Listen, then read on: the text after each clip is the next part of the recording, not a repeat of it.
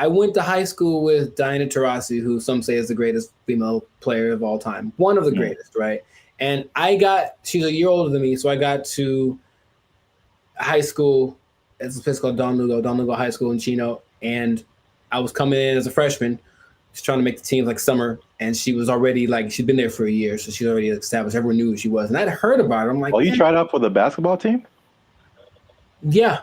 Oh, I didn't know that. Yeah, I played the first year. I played freshman year. Yeah. Oh, cool. But the whole thing was, I thought that because she was a girl, that there was no way she was as good as me, right? So I just casually mentioned we should play one-on-one to her. Like, I think maybe it's the only time I ever spoke to her, really. And she's like, yeah, sure. And when I tell you that. What's up, guys? I'm Zap, and this is Jericho, and we are the 6-time international award-winning pop hip-hop music duo Band of Future. We make clean, fun music that everyone can listen to with a sound that is uniquely Californian. And right now, you are tuned into the Life's a Circus podcast, where we talk about things that are funny, interesting, and ridiculous. But before we get started, make sure you like, make sure you subscribe, make sure you comment, and make sure you share this video with somebody who may have challenged another person or entity, and they got shut down because they weren't ready for what was about to come to them. All right, so Zap, do you have an example of that? I'm glad you asked. Okay, so talking to the third person already. I see how it. This is a video that I found on social media. It made me laugh. And it's high school. I don't know if it's junior. It look kind of young. Maybe it's junior high. Maybe high school. I don't know. But this player challenged his coach, and it didn't go the way he thought it would. This coach was having a good day teaching his players when one was bold enough to challenge him to a one-on-one, and this happened.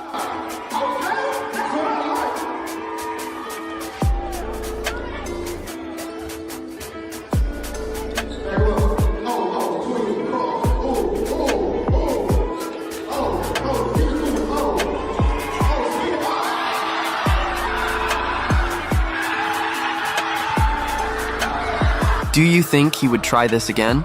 So yeah.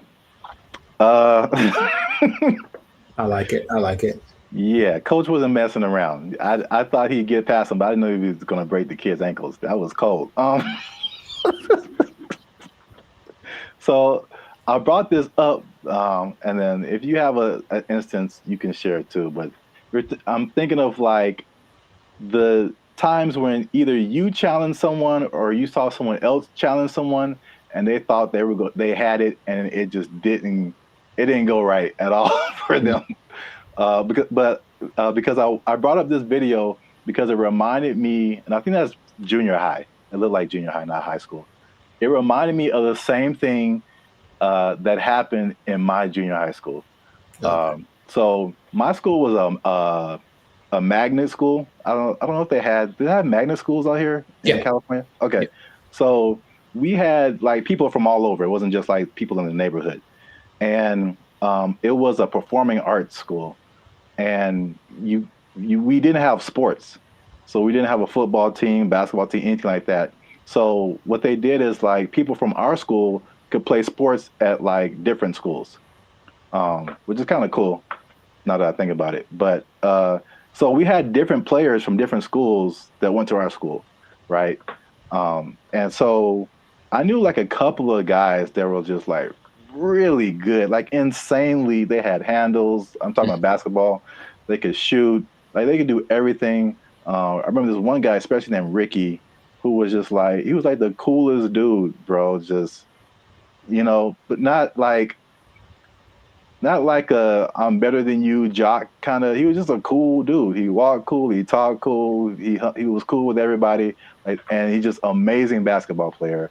And we had some other like girls. There was a girl who was like 6 feet tall, and she was just amazing. Like we had amazing players, right?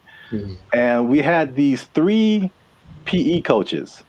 Now, they're all different. So there's one guy, Coach Moore.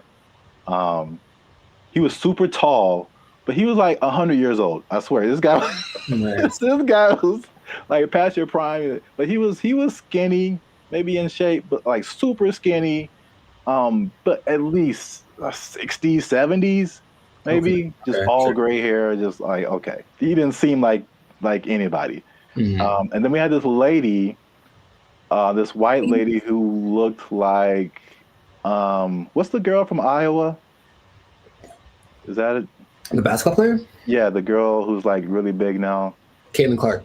Yeah, she kind of looked like an older version of her, and she like just had a baby, like. So they challenged the students. This is junior high school to like a basketball game. It was like the three, and then they probably like roped in 2 more teachers, and like so it's like this really tall old dude can barely move. This really short dude looked like Sherman Hemsley, and this lady who just had a baby, and like 2 teachers. I'm just like, we were all like, okay, students are gonna whoop, we're gonna kill these people. Like, get an ambulance ready, and just, man. I'm guessing the opposite of what you expected to happen happened. When I tell you they tore us up, they just annihilated us, dude. So like the short dude and the lady, they were like faster than what we all believed we ever seen them move. I mean, the dude was just like Chris Paul out there, just.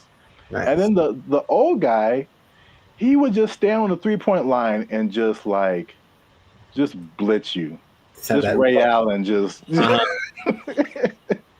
And it was just like, we got annihilated. So that video just reminded me of that experience. But I don't know if you had any experiences like that where you saw something happen, or maybe you tried something and it just not so much publicly, but if it had been the social media era, then maybe that would have been, on all the reels and whatever. But I brought this up in one podcast before. But I went to high school with Diana Taurasi, who some say is the greatest female player of all time. One of the greatest, right? And she's a year older than me, so I got to high school. It's a place called Don Lugo High School in Chino. And I was coming in as a freshman, just trying to make the team like summer. And she was already she'd been there for a year, so she's already established. Everyone knew who she was. And I'd heard about her. I'm like, oh, you tried out for the basketball team? Yeah. Oh, I didn't know that. Yeah, I played the first year. I played freshman year. Yeah. Oh, cool. But the whole thing was, I thought that because she was a girl, that there was no way she was as good as me, right? So I just casually mentioned we should play one-on-one to her. Like, I think maybe it's the only time I ever spoke to her, really. And she's like, yeah, sure. And when I tell you that I didn't make we maybe played 5. And so if it had been like that, with like a bunch of people in the circle going, oh my God, then it would have been terrible. But it was just us and maybe like a couple of people watching. And they didn't even pay attention because they're like, they're talking about me. Like, he's about to get destroyed. So I didn't know that she was that good. And it's like, when I tell you, I felt like I was standing in quicksand, how fast she was. And she just would hit me with a pump fake and then just go around me. And I'm looking like, this is crazy. I've never played against anyone this good. And then she hit like a fall away, like Steph Curry, 30-footer just because she could. And I was like, that's not fair. And I didn't know that. Anyway, that was kind of humbling. But there weren't many witnesses. So it wasn't like that video. But yeah, nowadays it would have been one of those oh my God, but I mean, she's amazing. So I'm not surprising. And I think the only other thing I can think of like that, and it's more specific like that. Someone older, I could take them, right? Is one time I decided it'd be a great idea to arm wrestle my mother. Now I was maybe 9, 10. I was getting a little buff. I felt the muscles coming. I was like, yo, guess what, Mom? It's time. It's my time now. I'm on the come up. And I don't think I've had a more humbling experience in my life than that. Than my mom, who's not a big lady, but she's pretty strong. I saw her the other day Arian. She's like, she's strong. And when I tell you that, like, I thought my arm was snapped in half, man. Like, she didn't say, "Oh, my son," I mean, she just, God, and that was it, right on the counter, right on. And I just walked away in shame. That was it. So that's probably the two experiences I've had like that. I've seen videos like that, and I've probably been a witness to some, but I can't think of any off the top of my head. But it's always like, yeah, you get some kind of a boldness in you, like, you know what, it's time to go for it. And if it works out, good for you. But more often than not, it ends up like that. Yeah. The last thing that just reminded me of is I don't know if you ever like were in fights or anything in school, but I was very quiet and very like unassuming, but I was also a very large person. Like I've always been a very large person. So like no one is like tried to fight me. I won't say that. There's been a couple of people who tried and it did not end well for them. So it's like even if I didn't know how to fight, I'm just too big. Yeah. And I remember there's like this one guy who was like messing with me in school or something. I told him to stop. He wouldn't stop. And then we were in class, and then I think there was like maybe 3-4 rows of desk. So he was behind me. So I think he like pushed me or something. When I finally decided to push him, like he pushed me and it was just like, okay, bro, when I finally pushed him back. I feel like he got laid out. That's what this dude went flying like 4 rows back. It was like everybody was just shocked. It was just like I did like some kind of Naruto like whoosh on this dude because he went flying. And yeah, that was the end of that for sure. But yeah, so I've seen it go both ways. So if you have a story like that, something that happened in your lifetime where you saw somebody try to do something and didn't work out, or you tried to do something and it didn't work out, let us know in the comments.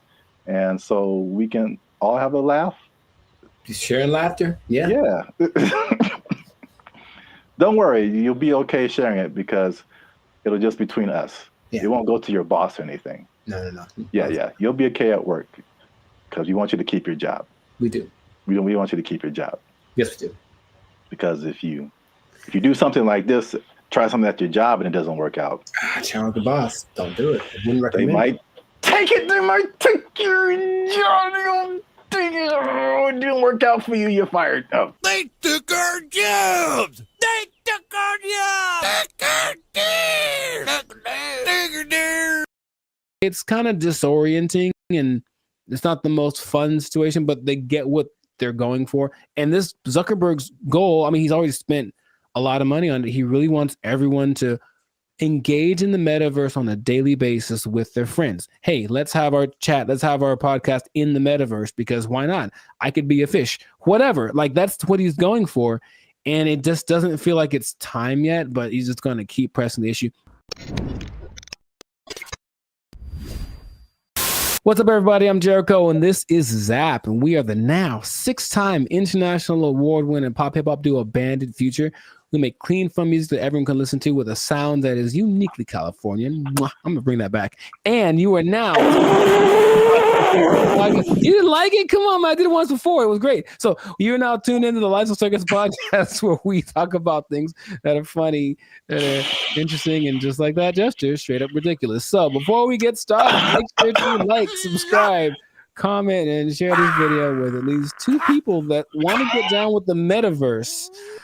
Get down with the metaverse. So I found out about something this recently, and I didn't know it was a thing because I think they're developing it. The metaverse, Zuckerberg's project, the project that has literally lost $23 billion in the last year. I'm just going to say that with a B, $23 billion. He's still insisting it's the best thing ever. And he speaks about it with such enthusiasm that I go, all right, maybe he's on to something. Maybe he's way ahead of his time, but that's a lot of money to spend. He's all in. So as of, I think a month ago or even less than that, Instagram, well, that's his company as well, there's an option called Meta AI where you can basically chat with a chatbot I don't know how to call these things, but it's a chat bot that basically mimics a celebrity. They have like Snoop Dogg and Dwayne Wade and stuff like that. Like they're their faces, but then they're supposed to be a different person, and you can talk to them about certain subjects. And so I was like, okay, let me see what this is about. So I tried talking to one of these for the first time yesterday. I wanted to see what it was about. You know what happened. It's such a strange experience. And I don't know how much, because it's still like the beta phase, I suppose. But like, had you heard about that? Specifically the Meta AI? No, Dude. All right, maybe there's some screenshots. But I had a couple of conversations with because okay, I'll actually say it as I. Who's the person that you had a conversation I spoke with? to Lorena and I spoke to Izzy. Now they're modeled after two people that I don't. So each one has a name. I'll have to go through it and maybe you can put it on the thing. But you go to just talk to a AI, and then there's, for example, you can talk to Zach, who's a brotherly jokester, but he's Mr. Beast, right? It's Mr. Beast's face. You can talk to the Dungeon Master, who is an adventurous storyteller, and it's Snoop Dogg. You can talk to Brew, the confident sports debater, and it's Tom Brady. So that's the thing. Wait. Yeah, it's a lot of information that I'm not explaining right because I'm still trying to wrap my head around it. No, but like, how is it? Why are they two different names? Is it like a trademark thing happening? I don't know. I really don't. I think they agreed to be the face of it, but it's not their name because it's not them. It's the AI version of them. All right. But it's their voice. Their voice is their likeness. Maybe I can. No, you just have to let me pop up some visuals. So I was asking. So you talked to like Lorena and somebody. Who were the celebrities attached to them? I don't recognize their faces. Oh, okay. They're all people that I've seen before, and I'm like, okay. And maybe not all of them are super famous, but like, okay, there's Perry, the approachable golf pro, and it's also Cliff Paul from the State Farm commercials. Imagine that. So I think maybe it's a combination of people that either are famous and I recognize them, or they're not famous, and then some famous people that agreed to be on it. But basically, each one has a level of expertise. So I'm asking these people questions about things that they have expertise on. One's a travel expert, and she was giving me tips about this and that. And the only thing that makes it like, this is weird, is when you write an answer or a question, they answer you immediately. And it's like a paragraph like this. So it's like, it's not possible for a human to do, but they respond to the nuances in your questions. They ask you questions back, and it more or less feels like a real person talking.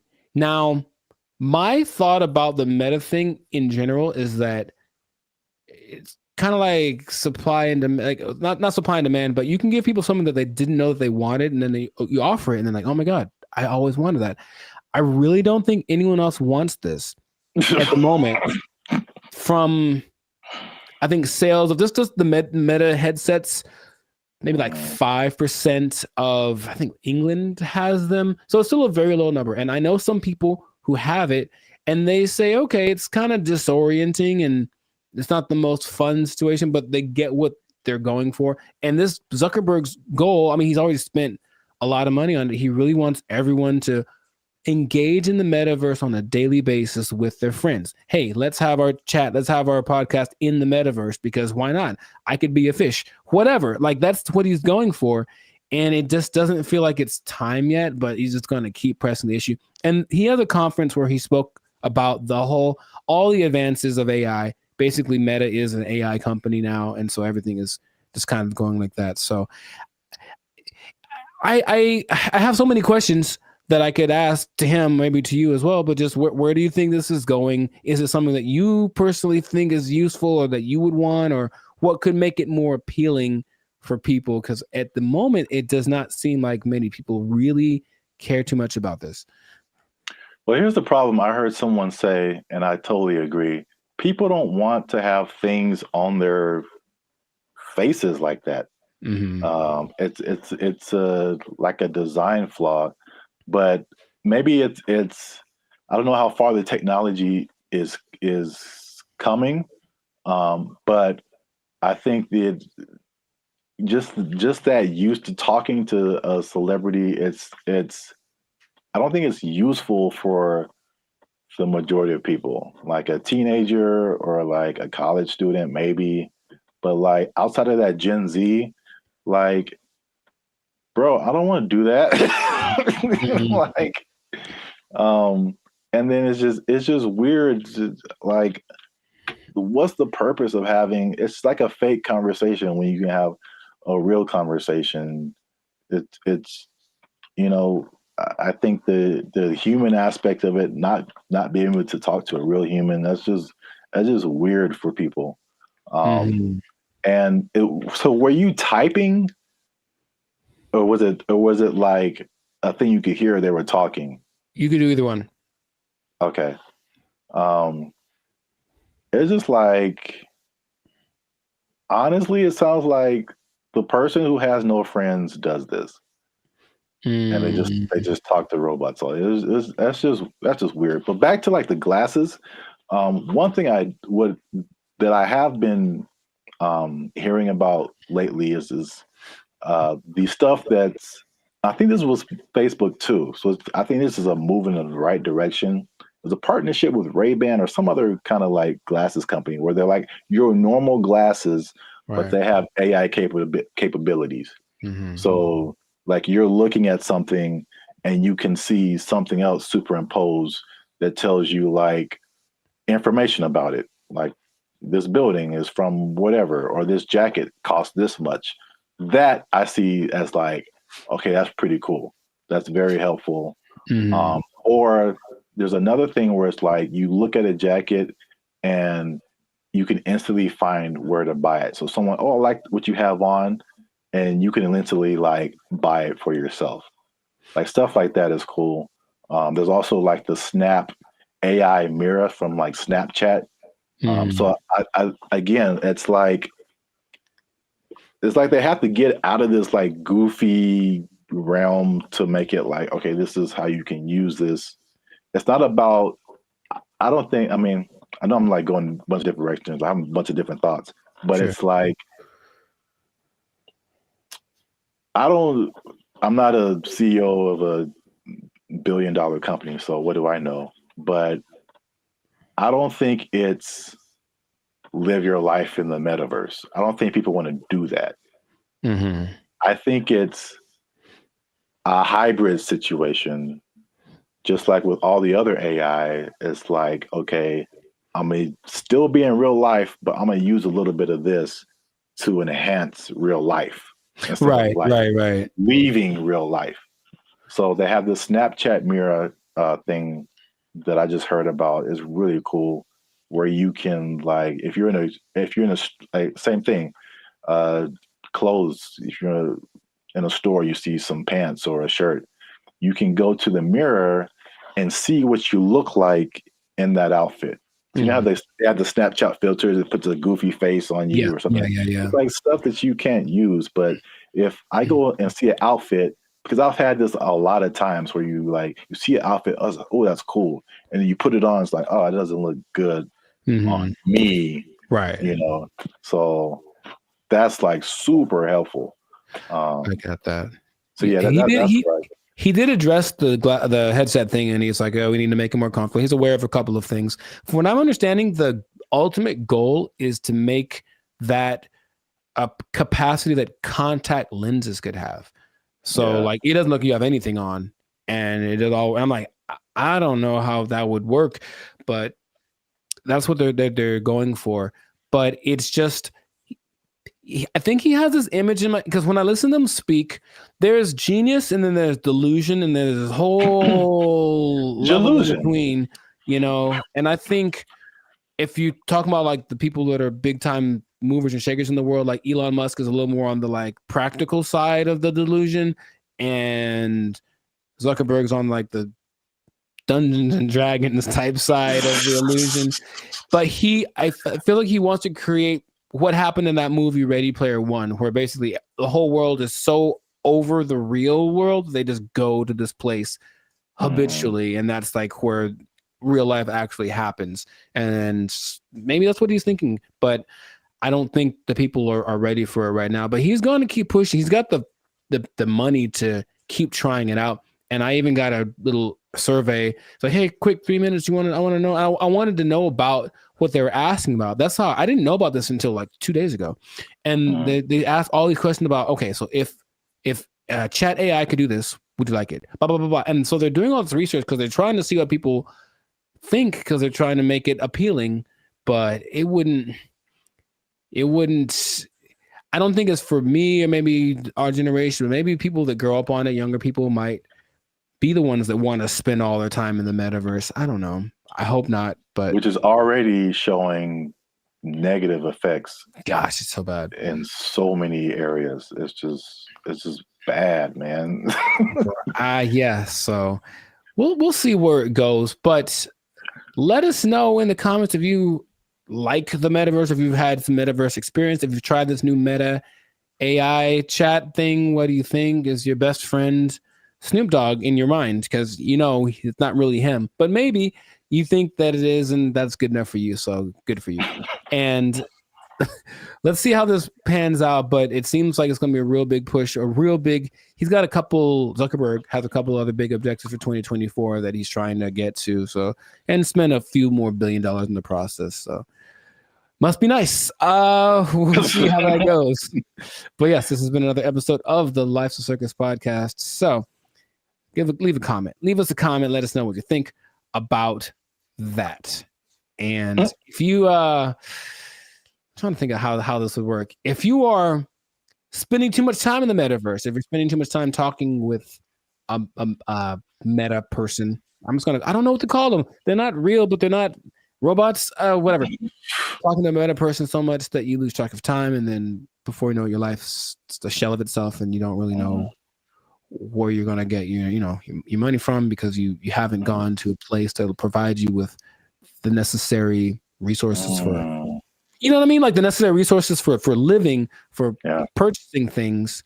You might even miss your bill and you can't pay for your phone. You don't have your Instagram. You've lost access to your person. I just don't want that to happen to you. That's my sincerest goal as a human to human. So please don't. Man. Well, I guess you understand what I'm trying to say. I don't have to say it. So. You don't have to say it. You don't have to say it. But I'm going to say it. Don't lose your job. Don't lose your job in the metaverse. Mark Zuckerberg is crazy. They took our jobs. They took our jobs. Oh, I had one. I forgot it. So it was like unique. Recycling toilet paper? I mean, wow. Wow. I mean, I only brought it up because it is a real thing. Like, people do that. How do you recycle toilet paper? Do you want me to tell you, or? Yes. What's up, everybody? I'm Zap, and this is Jericho, and we are the now 6-time international award-winning pop hip-hop music duo Bandit Future. We make clean, fun music that everyone can listen to with a sound that's uniquely California. And right now, you're tuned into the Life's a Circus podcast, where we talk about everything that's funny, interesting, and ridiculous. But before we jump into today's topic, make sure you like, subscribe, comment, and share this video with 2 people who are flashy. But they faking it, man. That's cold world, man. They ain't got it for real. It's a cold world. They ain't got it. It's a cold thing. So we, again, we've talked about this before. We're Hollywood centric, and Hollywood, Los Angeles is well known for people out here being flashy. They looking sharp. They got the clothes. I mean, they just decked out. Going to fancy restaurants in the hottest clubs, and then they go back to their studio apartment where they can barely afford to keep the lights on.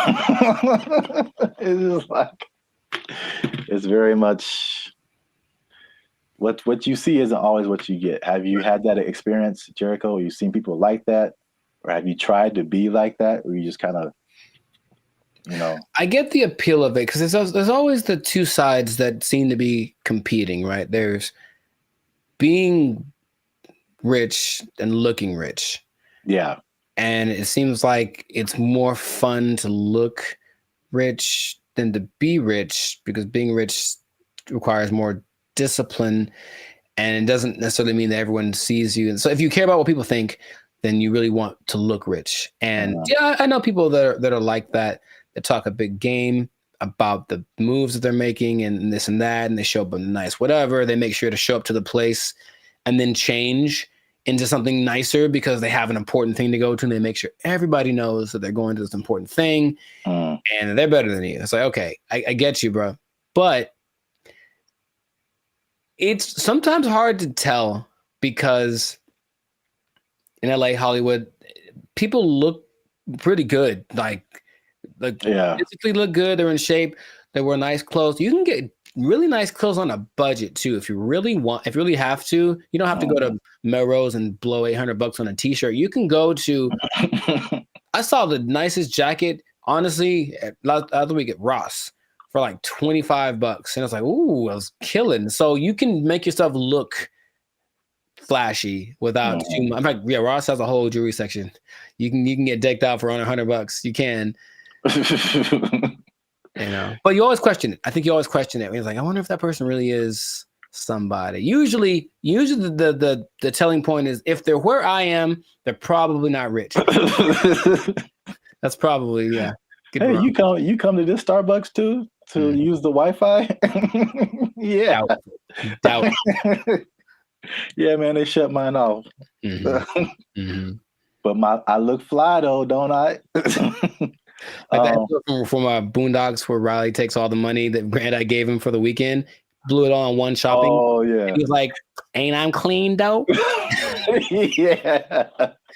Riley, we don't have food to eat. Oh man, I'm clean though. Well, I brought this up because I saw a study by Redfin, which is a company that's into like the housing market. And obviously, the economy has been very rocky for past few years now, and inflation is sky high. And they did a study that shows that about 49% of Americans are struggling to even just pay their rent, and they're cutting costs in the most unique ways that they can just to, I guess, survive. Okay. While still trying to look like everything is okay. So I guess a lot of people like really are struggling. So I mean, 50%, that's like 1 out of every 2 people that you know. So that's a lot of people. But they said that they are, to compensate, they are skipping vacations right now. They're working extra hours. They're selling their belongings. They're using up their retirement savings, especially millennials. And they're even skipping meals and medical treatments so they can keep their lifestyle but pay their rent. What is that? How does that sound to you? Is that shocking? Or is it like, okay, that's what we're in right now? It sounds like bad prioritizing and an over importance on the exterior, right? Just like my life is just an Instagram reel. So as long as everyone's giving me the likes and I mean like publicly, like they're, oh look, you're doing well, then that's all that really matters, and then they can suffer in silence, you know? Yeah. It seems unfortunate that that's being, and people wonder why there's so much anxiety and mental health and depression and stuff, because maybe from out of balance priorities, and then all of a sudden these results that they're getting from their lives are just kind of depressing, you know, but they don't want to admit it. And that's, I guess that. Yeah, I think you're right. Like social media especially fuels that. And it's like, I've never, well, I won't say never, but I rarely gone to social media and see someone be like, hey, here's a picture of me like cutting down on fast food because I can't afford it. Like that isn't, that's like it's the highlights of people's lives. And so you only see the good stuff. When they're all like, a lot of people can be struggling. So I just have a couple of questions just to, just so people can see how we living. You know what I'm saying? Uh, so inflation is hitting everybody. Like I feel like everybody feels it at some level. So for people who are cutting costs, are there some stuff on this list that you are doing or have done, or some things that you're not on the list that you're doing that's just like just keeping you in a good position financially? Yeah, I haven't. I love to travel, and I haven't really gone on a vacation since 2022. You know, I think I've honestly only left the state like twice in the last year and a half. So there's that.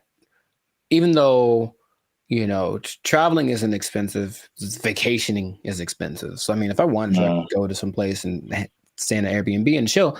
But vacationing, I haven't taken a vacation in a while, and then I haven't gotten tattooed really because I like tattoos, obviously. But again, it's like, is it a priority? I suppose not.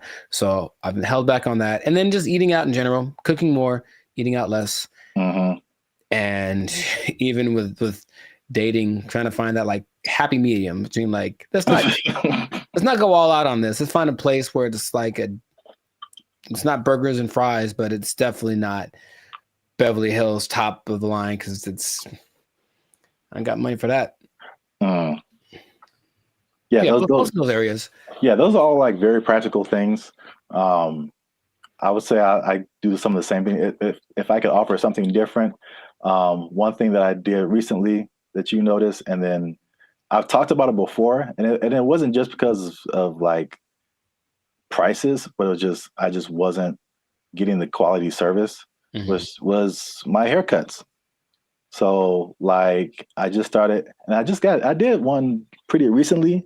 I think it looks kind of clean, man. Okay. I think I'm out here like, you know, I could do a few things. I feel you. As a barber, but like I mean, a large part of that was just frustration, just unable to find a barber. If I do find a barber, like I have him for a minute, and then he moved to Texas or something. Like something always happens.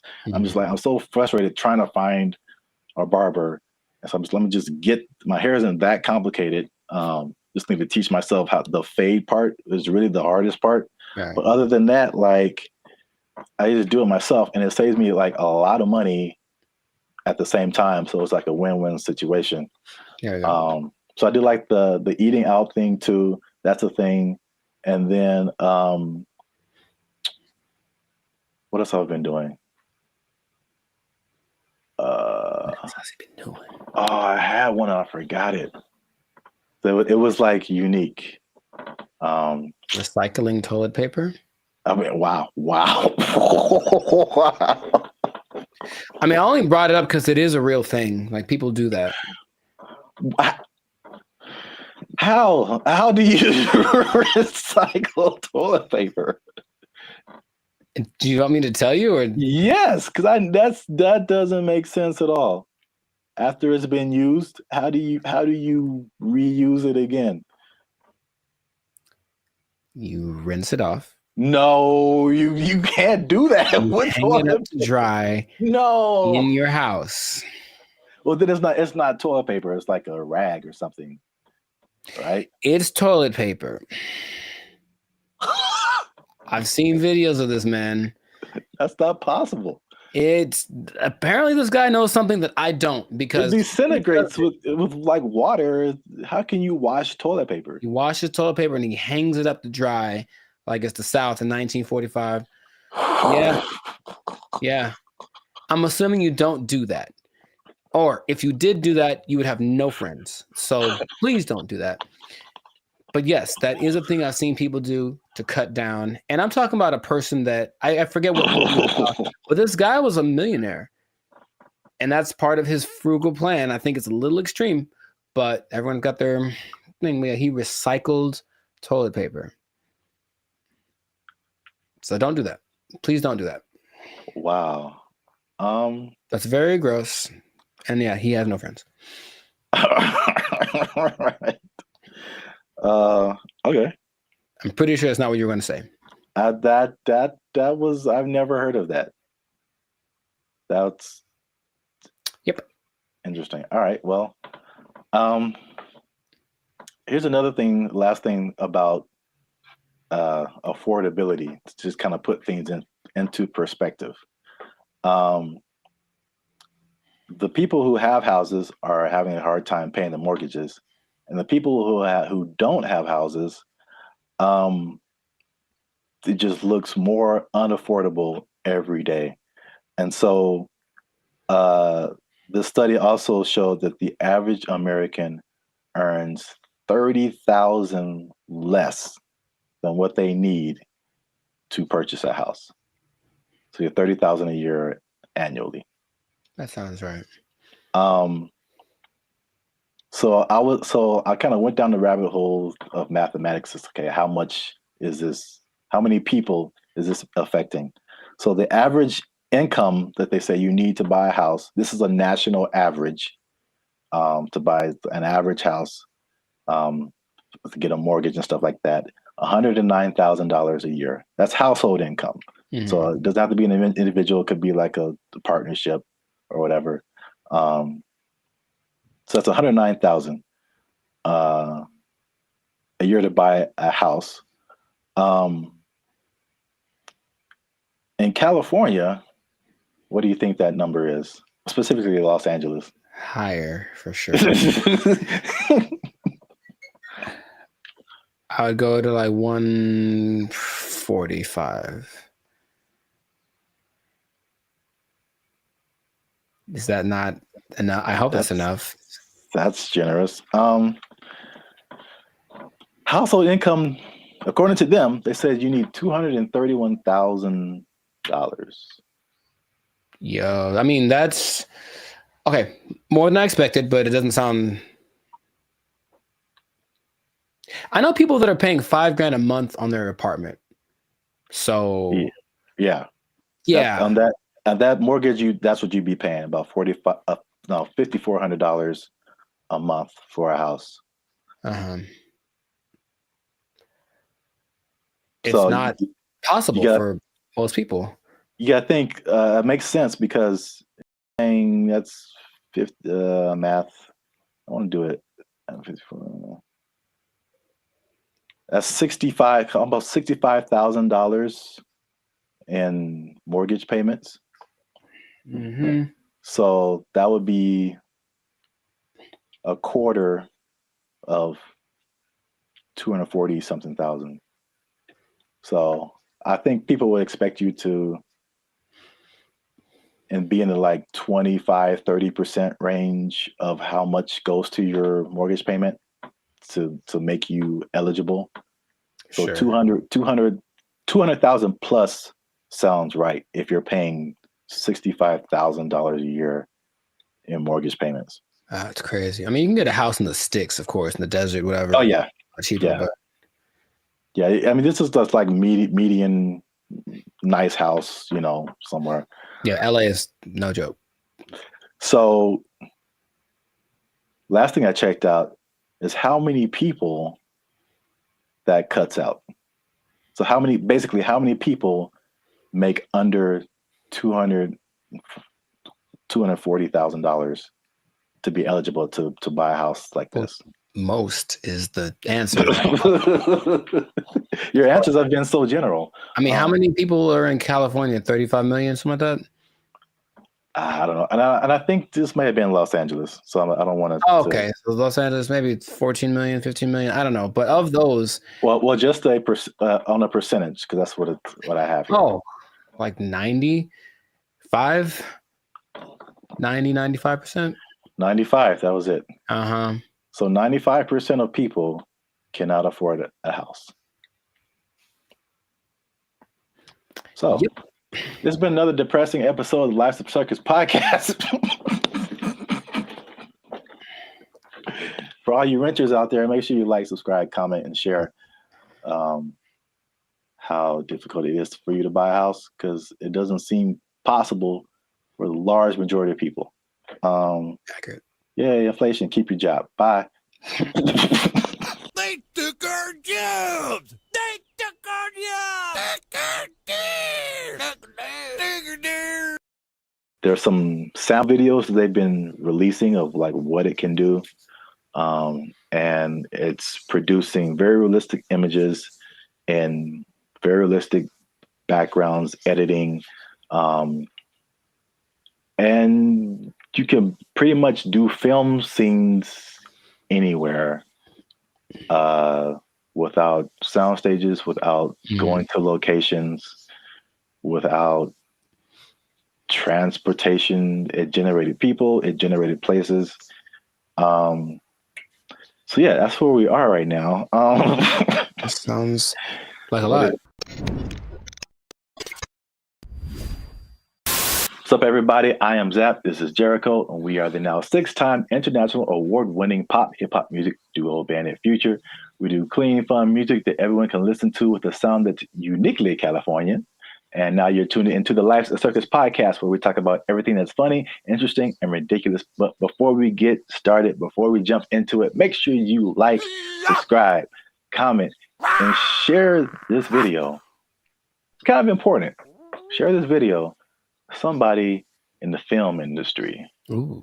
Because things are happening, man. What's happening? And it's happening real quick. What's happening? I talked about this before, and like, because I work in film in addition to music. But leading up to 2020, we saw a lot of changes in the film, especially outside of the Hollywood, LA area, where there weren't as many films and TV shows and stuff shot here because of various reasons, people were moving to other places. So now they're shooting in Atlanta and Chicago and Texas and New Zealand and Australia and all over the place. Then 2020 hits, and it was just chaos for everybody, especially the film industry. A lot of your favorite shows weren't being shot, shut down completely. And then when it did come back around, they had all these protocols. It was very hard to shoot. COVID, people had to be away from each other, all that kind of stuff. Fun times, right? And then recently we had all these strikes. You had a writer's strike, you had an actor's strike, and a lot of it was a portion of it was due to the new technologies, AI, people being generated and put into movies, and how do they still get paid and how much and all this kind of stuff, using their likeness and all this stuff. So that was like actors and writers. And we've seen that with musicians too, like the creators, AI and influencing like how we make music and cutting jobs and all this kind of stuff. It's not stopped. Like if you can't tell, they are marching on really, really quickly with this. And this thing of AI has spread past the, I guess, initial creators into everyone around the creators now. When it comes to like film, I mean, they show a lot of behind the scenes stuff right now. So I feel like people are used to seeing like how films come together. It is an army of people. Like it's a small village of people that it takes to like make the next Mission Impossible, like hundreds and hundreds of people. So we're talking about lighting people, sound people, electricians, carpenters who build like all the sets that you see, like especially sitcoms. Like it's crazy. If you ever get the chance to tour a film studio, like take a look at how much lumber is coming through there. And it's just like little 18-wheelers just full of lumber, because they have to build all of those places that you see on TV. And that's like one part that people don't really, I guess, think about. You got editors, you got sound people, like all this stuff that comes with making a film, right? So enter AI, right? Sure. So there's a big report that's going around. Hollywood Reporter interviewed Tyler Perry, and Tyler Perry was speaking on something called OpenAI's Sora. Have you heard about that? Yes. All right. So we got OpenAI is the people behind ChatGPT, which has already changed everything. Recently, Sports Illustrated let go of like all of their writers Right. because they're doing this ChatGPT. This is crazy. But now all the people that make movies come together. Now their jobs are in jeopardy with this OpenAI's Sora. And to put it in Tyler Perry's words, he said, if I wanted to be in the snow in Colorado, it's just text. If I want to write a scene on the moon, it's text. AI can generate it like it's nothing. I don't have to put it on my lot. I can just sit in the office and do this at my computer, which is shocking to me. So in the article, it said Tyler Perry was slated to drop like $800 million into expanding his studio. He was going to build 12 more stages. And then he immediately put a halt to it because of OpenAI's Sora. Wow. So we'll show some pictures up here too of like, there's some sample videos that they've been releasing of like what it can do. And it's producing very realistic images and very realistic backgrounds, editing. And you can pretty much do film scenes anywhere without sound stages, without going to locations, without transportation. It generated people, it generated places. So yeah, that's where we are right now. That sounds like a lot. What are your thoughts now for the progression from Chat GPT to this? I mean, I have an idea of what it looks like. I don't like the idea of taking jobs away from people, for one, and then until proven otherwise, I'll still see a really well done AI something, and it's just something about it gives me this like this lacks this element of realism. However, I know it's getting better all the time, and at some point, I don't think I'll be able to notice. But just it's business is about saving money. Yeah. So it makes 100% like it makes perfect sense that they want to do that instead of spending all the money on stages and everything that. But it just seems like it loses the. So if I see this movie and it's like an amazing movie and they have all these locations, and then when I find out that they just did it all on a computer, for me that loses something. You know, Lord of the Rings, all the New Zealand backdrop and all this. No, we just did it in the computer. Actually, it's not. We didn't go anywhere. It's like, oh man, something about it to me doesn't. But see, the thing is, it's not, because I think the buzzword before this is CGI. Right. So it's just like, I feel like it only loses that for you because you know that it's like that. But I think there's stuff now like the CGI stuff where it's like you can't really tell. Like I feel like that part has gotten so good that you can't really tell sometimes like what is CGI and what is not. Dude, just on a simple scale, I've been talking to people on Zoom or Google Meet, and I'll be talking to them like, "Oh man, where are you?" And they're like, "Oh, that's just the background from the program. Like, I'm not here. I'm in my house." And I'm looking like, no, like that's gotten really good. Yeah. So I can imagine if no one told me, sure. But then I have those doubts. Like, I wonder if I do it now with commercials for sure. Like, are all those people in that? Is that really, or is it just and it maybe it's already been here and I don't know. Yeah. There's definitely pieces of it that have been here for a long time. Sure. Especially like big crowd scenes and stuff like that. Right. It's definitely. Yeah, I know that one the big Ed Sheeran music video a couple of years ago was kind of that, because it's basically him and I think 100% or mostly AI CGI generated background characters, and they all look really real. So yeah, that's I don't like it though. That's all. I just don't like it. just because it's moving into a direction that my brain wasn't ready to accept as a possibility. You know.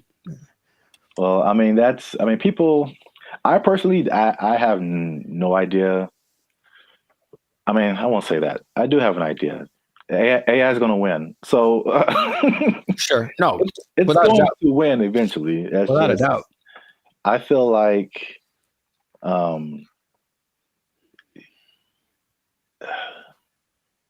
it's like everyone's saying you're on the train track, and everyone's saying the train is coming, and it's like let's all band together and stop the train.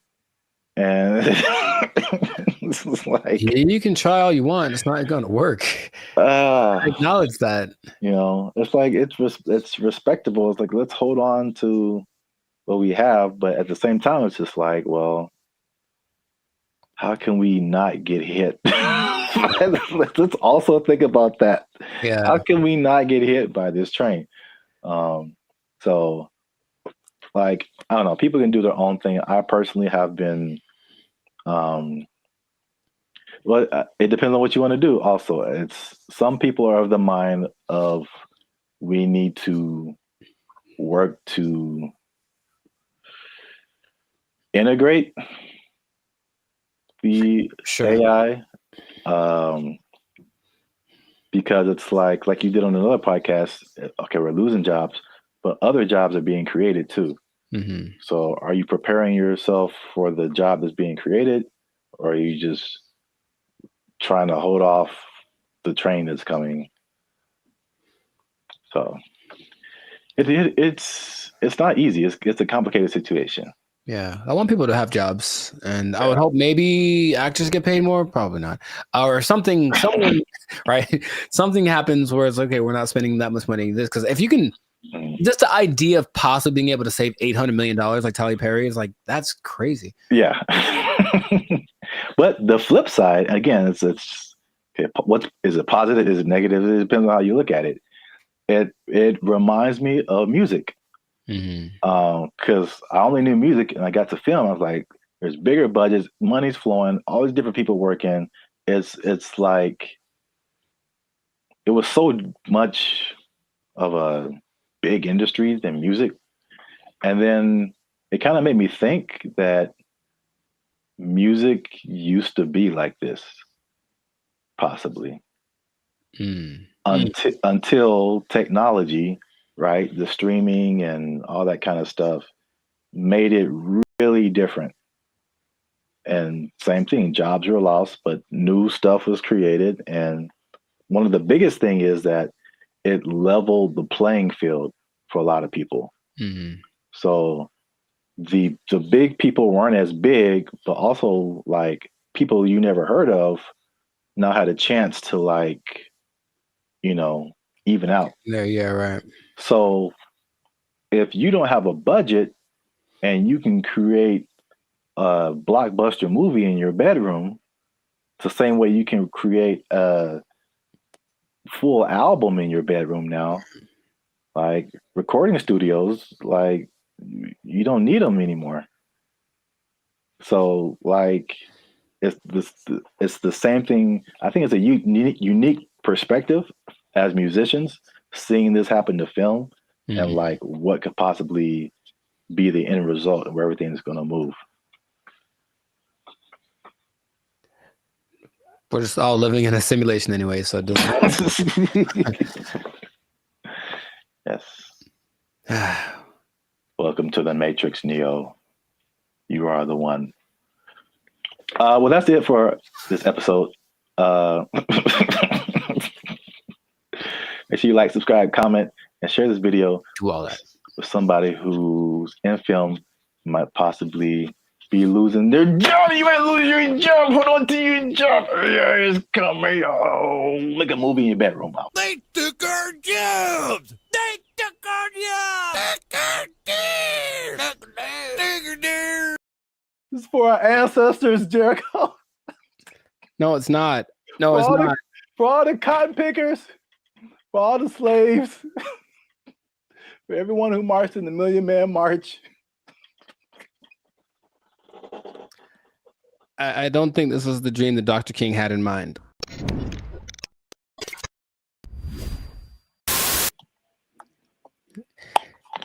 You should have done that when it was recorded. Like, I would have been so surprised because now I'm used to it. Oh. And I'll be honest, it took a while. It took a while to get the yogurt experience acclimated to my. It's just never. I don't think I've seen a person eat yogurt in years, man. I'm serious. What? Yeah, I don't hang around yogurt eaters. Like, not like there'll be yogurt on the side if you go to a Mediterranean place or something, but not yogurt just in a isolated incident. In an isolated incident, someone ate yogurt today. Gold is up 10 points.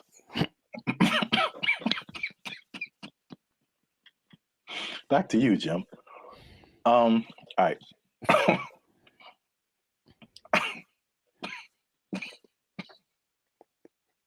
Let him use you. Won't he do it? Won't he do it? Yogurt. Okay.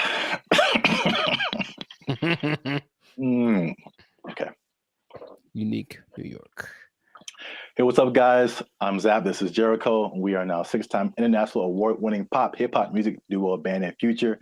We make clean, fun music that everyone can listen to with a sound that's uniquely Californian. And right now, I'm eating yogurt. And I can't handle it. And he can't handle it.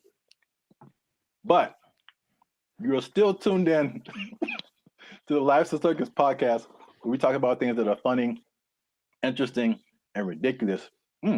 Please don't choke on your yogurt, man. I wouldn't know what to do with myself. So make sure you like, subscribe, comment, and share this video with somebody who likes to go to fast food every now and then. Okay. Because they might be going a little bit less. And I'll explain why. And I'm going to explain something very interesting with regards to minimum wage at the end of this video. A shocking statistic when it comes to how much people earn. I want to know what it is right now. Yeah. Tell me now. No, we got to wait to the end, man. You got to wait to the end. All right. But first, you got to watch this video because, I'm not even going to set it up. Let's just watch it.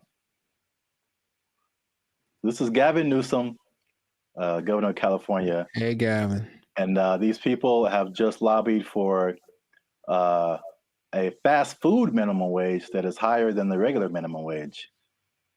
So now these people will be earning $20 an hour at your fast food places in California.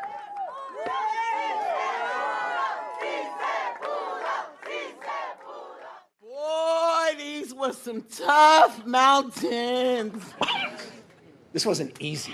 100 plus hours in less than the last few months negotiating this referendum off the ballot. Oh, that yeah, was a tectonic plate wait for that it, had to man. be moved. Wait for it. That lady had a lot more to say. This is for my ancestors. This is for all the farm workers, all the cotton pickers. Wow. This is for them. 557,000 people at 30,000 locations. This is a big deal. $20 an hour. 80% of the workforce in these fast food places, 80% are people of color. 2/3 are women. The majority are breadwinners. And we have the opportunity to reward that contribution, reward that sacrifice, and stabilize an industry in turn. What a remarkable moment. So it's going to be a lot better now. Well, right now we're going to have a chance to at least, maybe decide to save some little money or, pay all their bills or credit card debt. This is going to help continue to pay our bills, help some people get out of eviction, help us catch up where we need to catch up because we haven't recovered from COVID just as of yet. So this is just the beginning of our wins.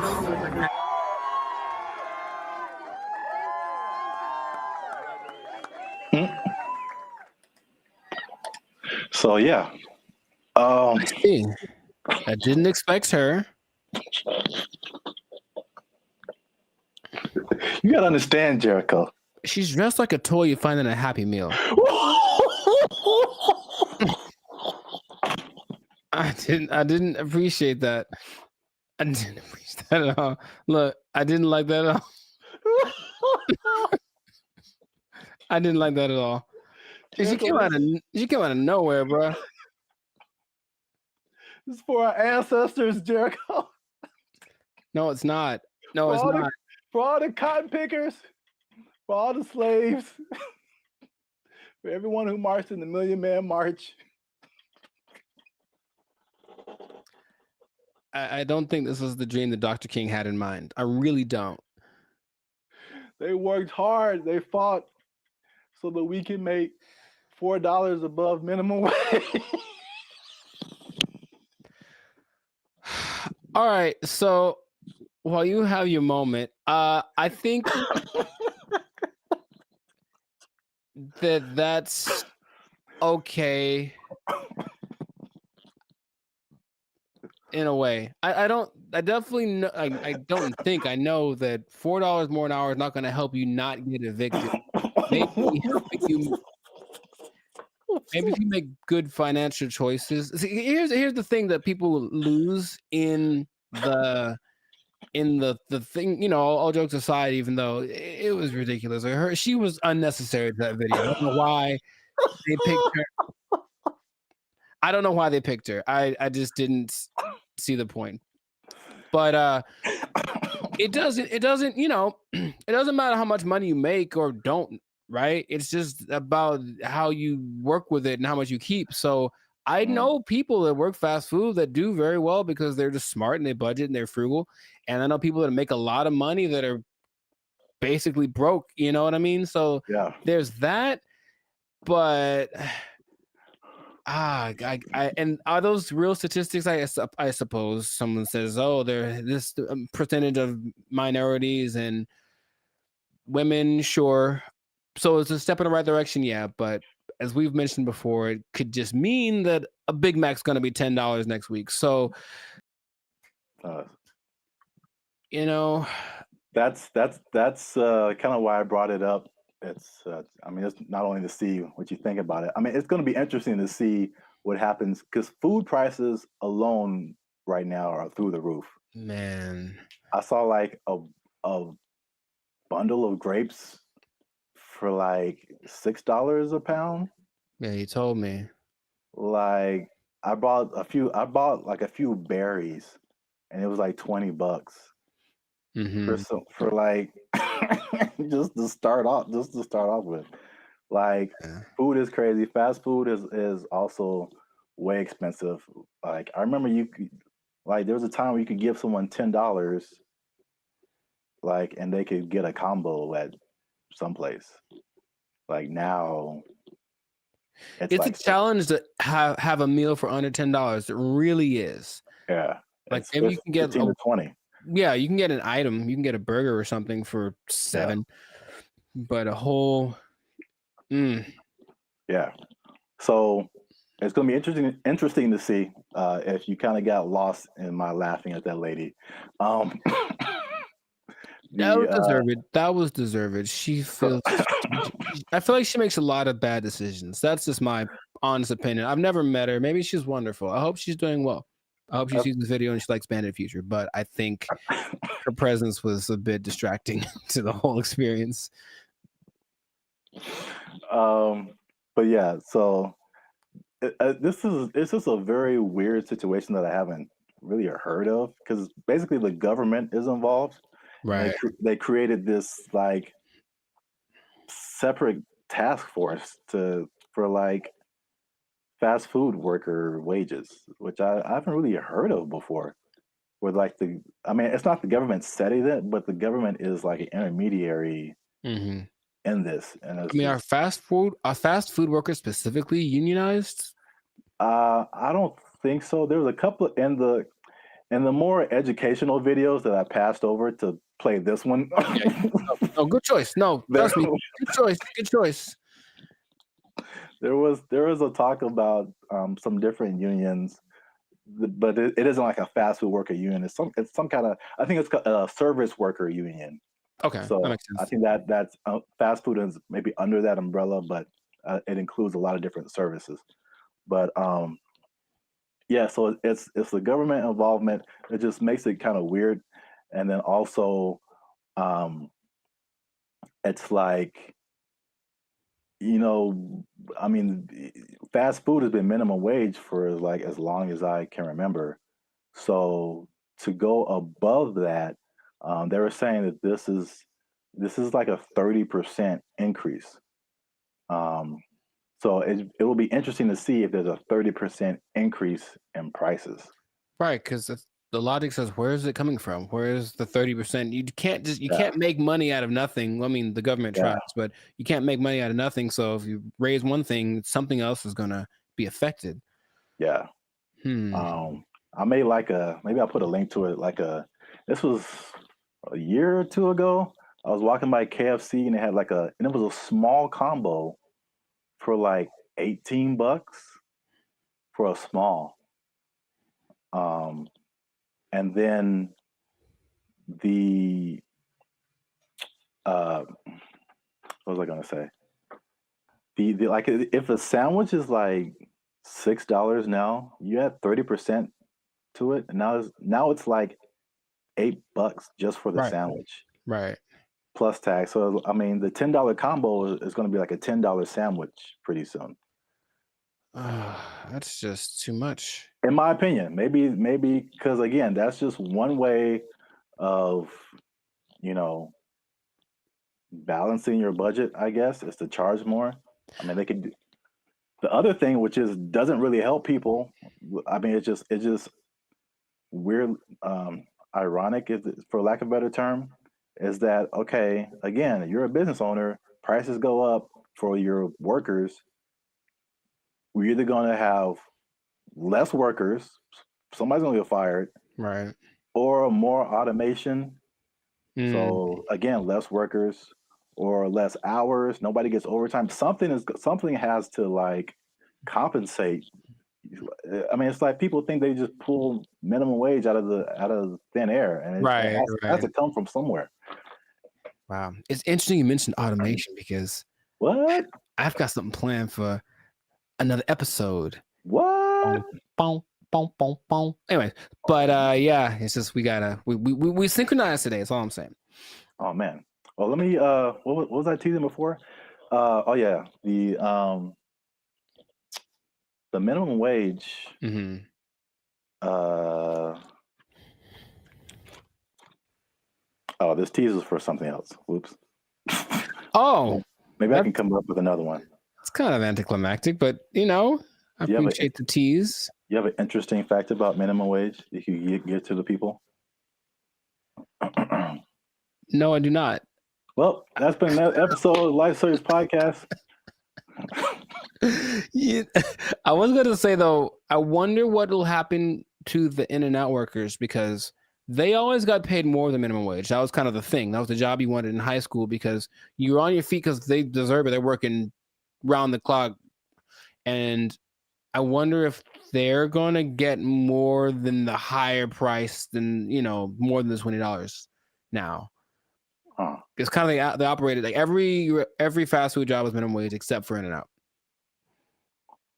Even Chick-fil-A? I believe Chick-fil-A is also minimum wage. Hmm. You just have to be a good-hearted person because those people, even if I don't like the food, they're very nice people. Very nice people working at Chick-fil-A. Yes. Well, I'll give this nugget. Maybe people don't know about this. If you ever want to own a Chick-fil-A, you have to start at the bottom Mm. and like work there for minimum wage. So there you go. I gave him something. You can't just walk. You just can't just walk in a no matter how much money you have, like you got to start at the bottom. So let's say I just barge in. I'm LeBron James. I still got to work the shakes and fries. LeBron James got to be peeling those fries back there, man. Oh man, that's crazy. All right, I'll tell him. Yeah. He asked me to ask, so I'll tell him. Yeah. All right. Well then, that was cool. Can you tell him a few other things about the Lakers that I have opinions on? LeBron James is the greatest. I'm LeBron James. I'm LeBron James. They're gonna go as far as Anthony Davis's knees can take them, which might be a second round exit this year. We'll see. Man, we got way off topic. All right. I know, but make sure to like, subscribe, comment, and share this video. Like maybe probably the first 80% of it before we ran off the rails. Yeah. And we'll see you on the next episode, unless they take a job, unless they take it. Minimum wage on LeBron. They took our jobs! They took our jobs! That was their whole identity. Yeah, you're right. And we trusted them. Not anymore. Not anymore. To be competitive, they have taken that away. So now, they're just like all the rest of them dogs, some backstabbers, and malcreants. I don't think that's a word even. Malcreants? I'm just mad about it. That's a word? I don't think it is. Malcreants?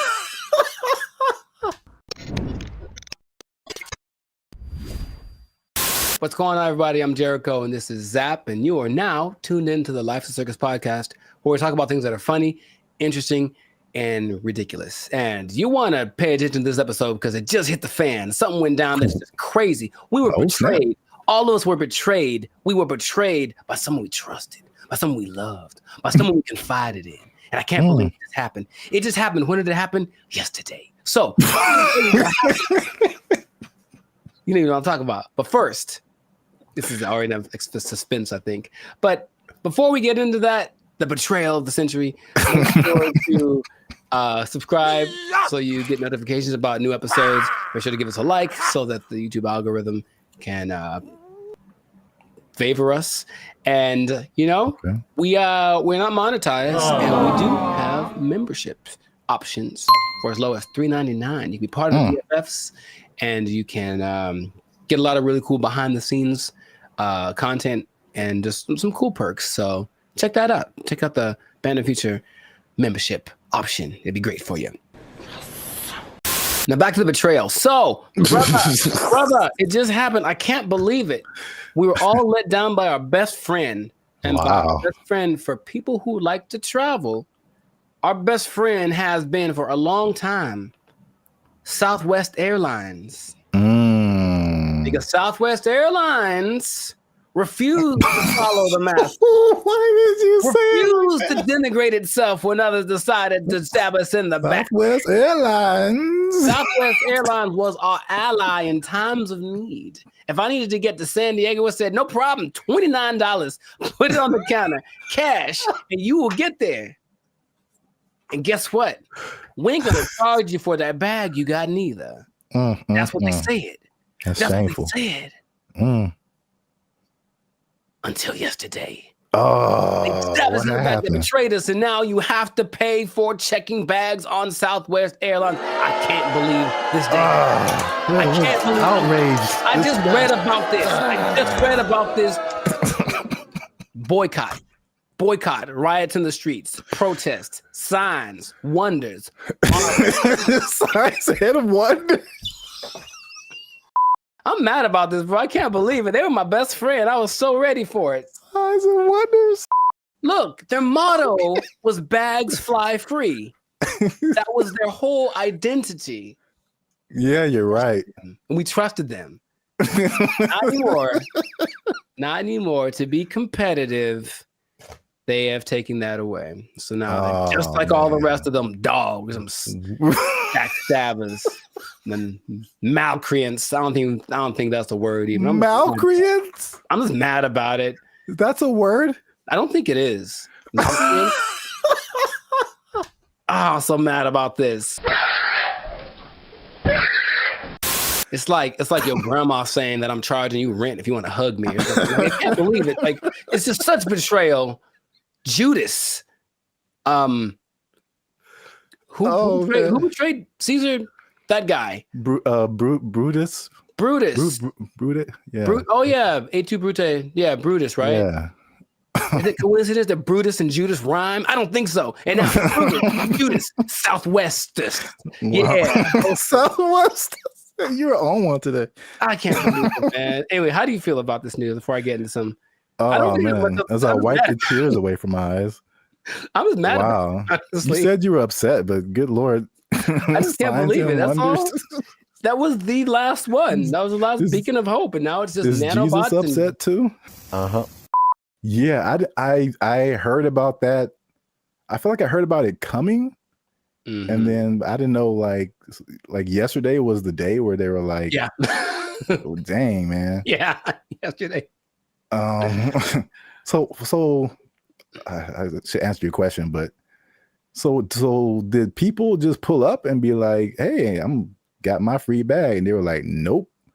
For flights like, booked on or after May 28th. Hey, guess what day this is? Checking the first bag will cost $35 to $45. Oh, 35 for the first one, 45 for the second one. Good Lord, that's a lot of money. You know what? This gives me $1.25 tree vibes.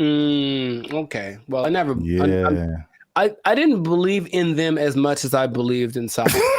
Now, something that I don't remember because I didn't fly as much back in the day, but baggage fees have only been around since 2008.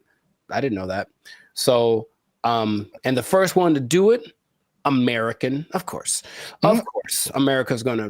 Anyway, I'm not gonna say anything. But basically, yeah, oil prices went up, and then they're like, well, let's probably do it, and then everyone joined in. JetBlue joined in, and Delta and United, but Southwest was true to the cause of the people, and now they say it's just basically to be. Is there? I think there's a statement. It's just the generic because we're not making enough money. I think that's pretty much the statement. Helps us remain competitive. And it's like I thought they were making it sounds more like my accountant made me do it or something nonsense.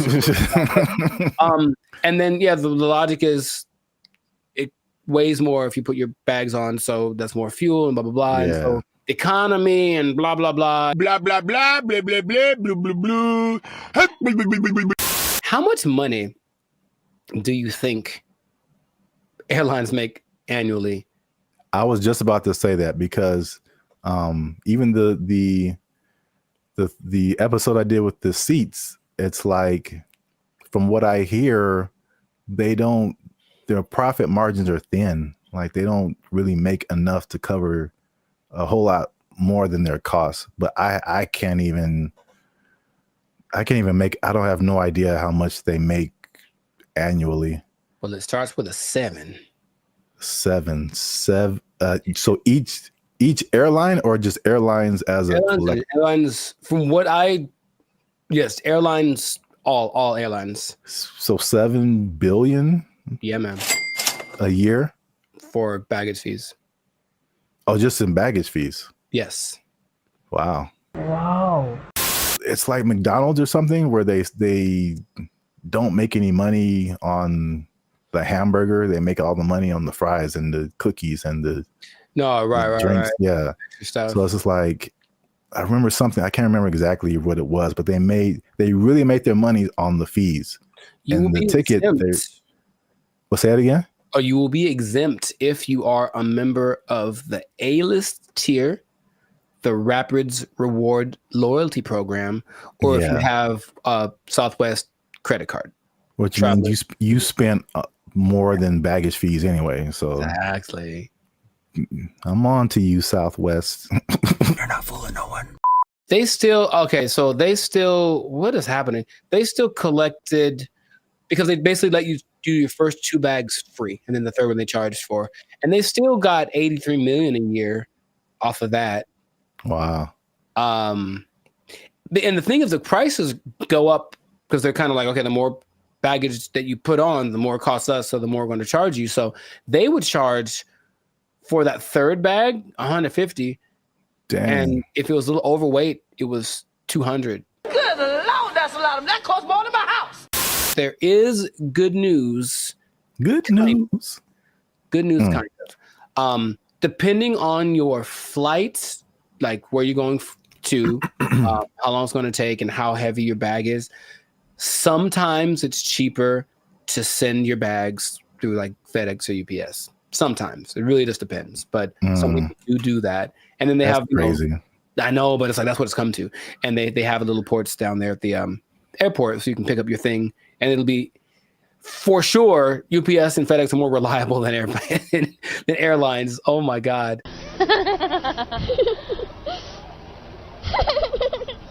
I don't know, man. Sign of the times, that could be the excuse, but whack. I'm just gonna leave it at that. Let us know in the comments, man. How you feel about this betrayal that's happened to us all? And what can we do about it? Can we revolt? Can we just I don't know what we could do. But it's a little bit frustrating. But Southwest, just write to your congressman. I don't know. Is that what congressmen do? They don't want this anymore. Heck no, we won't go or whatever. Make little flyers and storm around the Southwest. They still had snacks, I think, on Southwest too that were free. I think they still have that, which I appreciate. For now. Well, oh man. Anyways, this has been a great episode. Share it with some people that are feeling the pain that I'm feeling. I'm gonna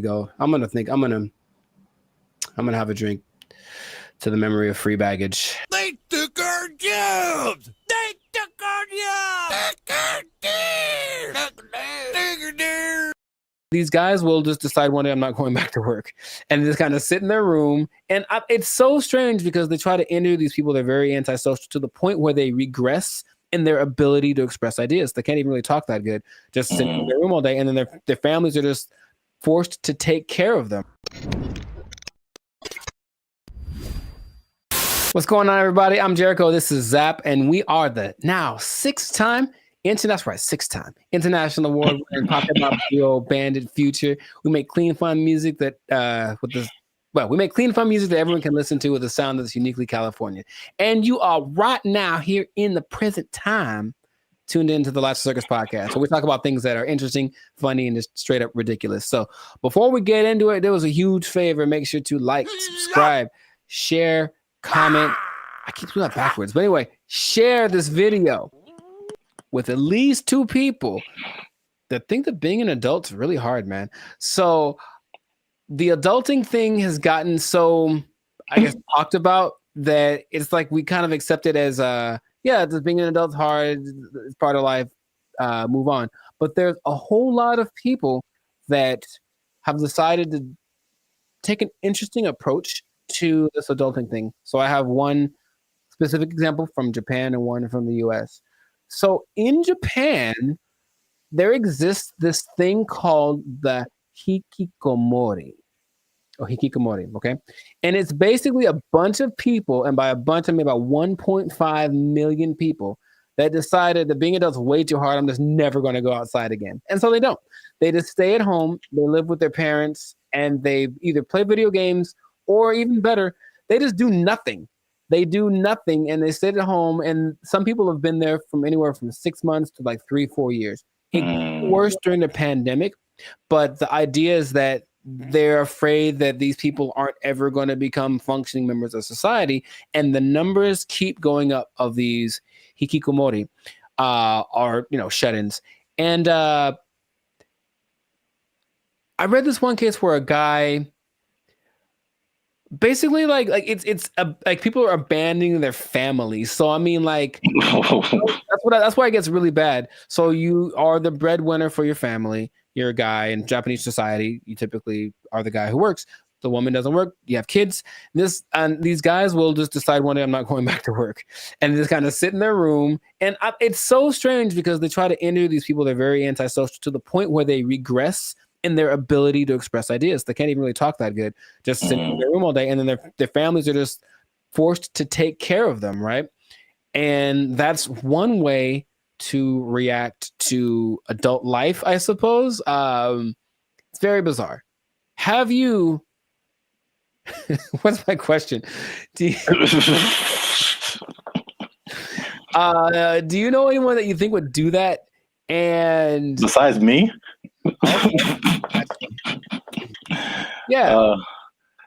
I don't know. I don't know if I know anyone who I think would do that, but I totally get it. I've heard a lot of people. I mean, again, that's Japan, so I don't know. I've never been there. I don't know what happens there. But in the U.S., at least, there's been a substantial growing frustration with people and their jobs. And again, 2020 kind of like poured fuel on that fire big time, where like a lot of people just didn't go back to work, or they just kind of, are in some kind of alternative situation now, or they're just more like reclusive, I guess. More just trying to just do what they want to do outside of just working. But then there's also I've heard about men in particular. I don't know if the Japanese thing. I'll be interested to see what the ratio is of men to women. All of the people that I saw that were interviewed were men. Yeah. Because I've heard that about men, what they call here, checking out of society. And it's a lot of like the video game culture too.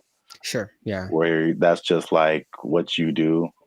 And they just find more enjoyment, fulfillment in doing that, as opposed to like doing other quote unquote normal things in society.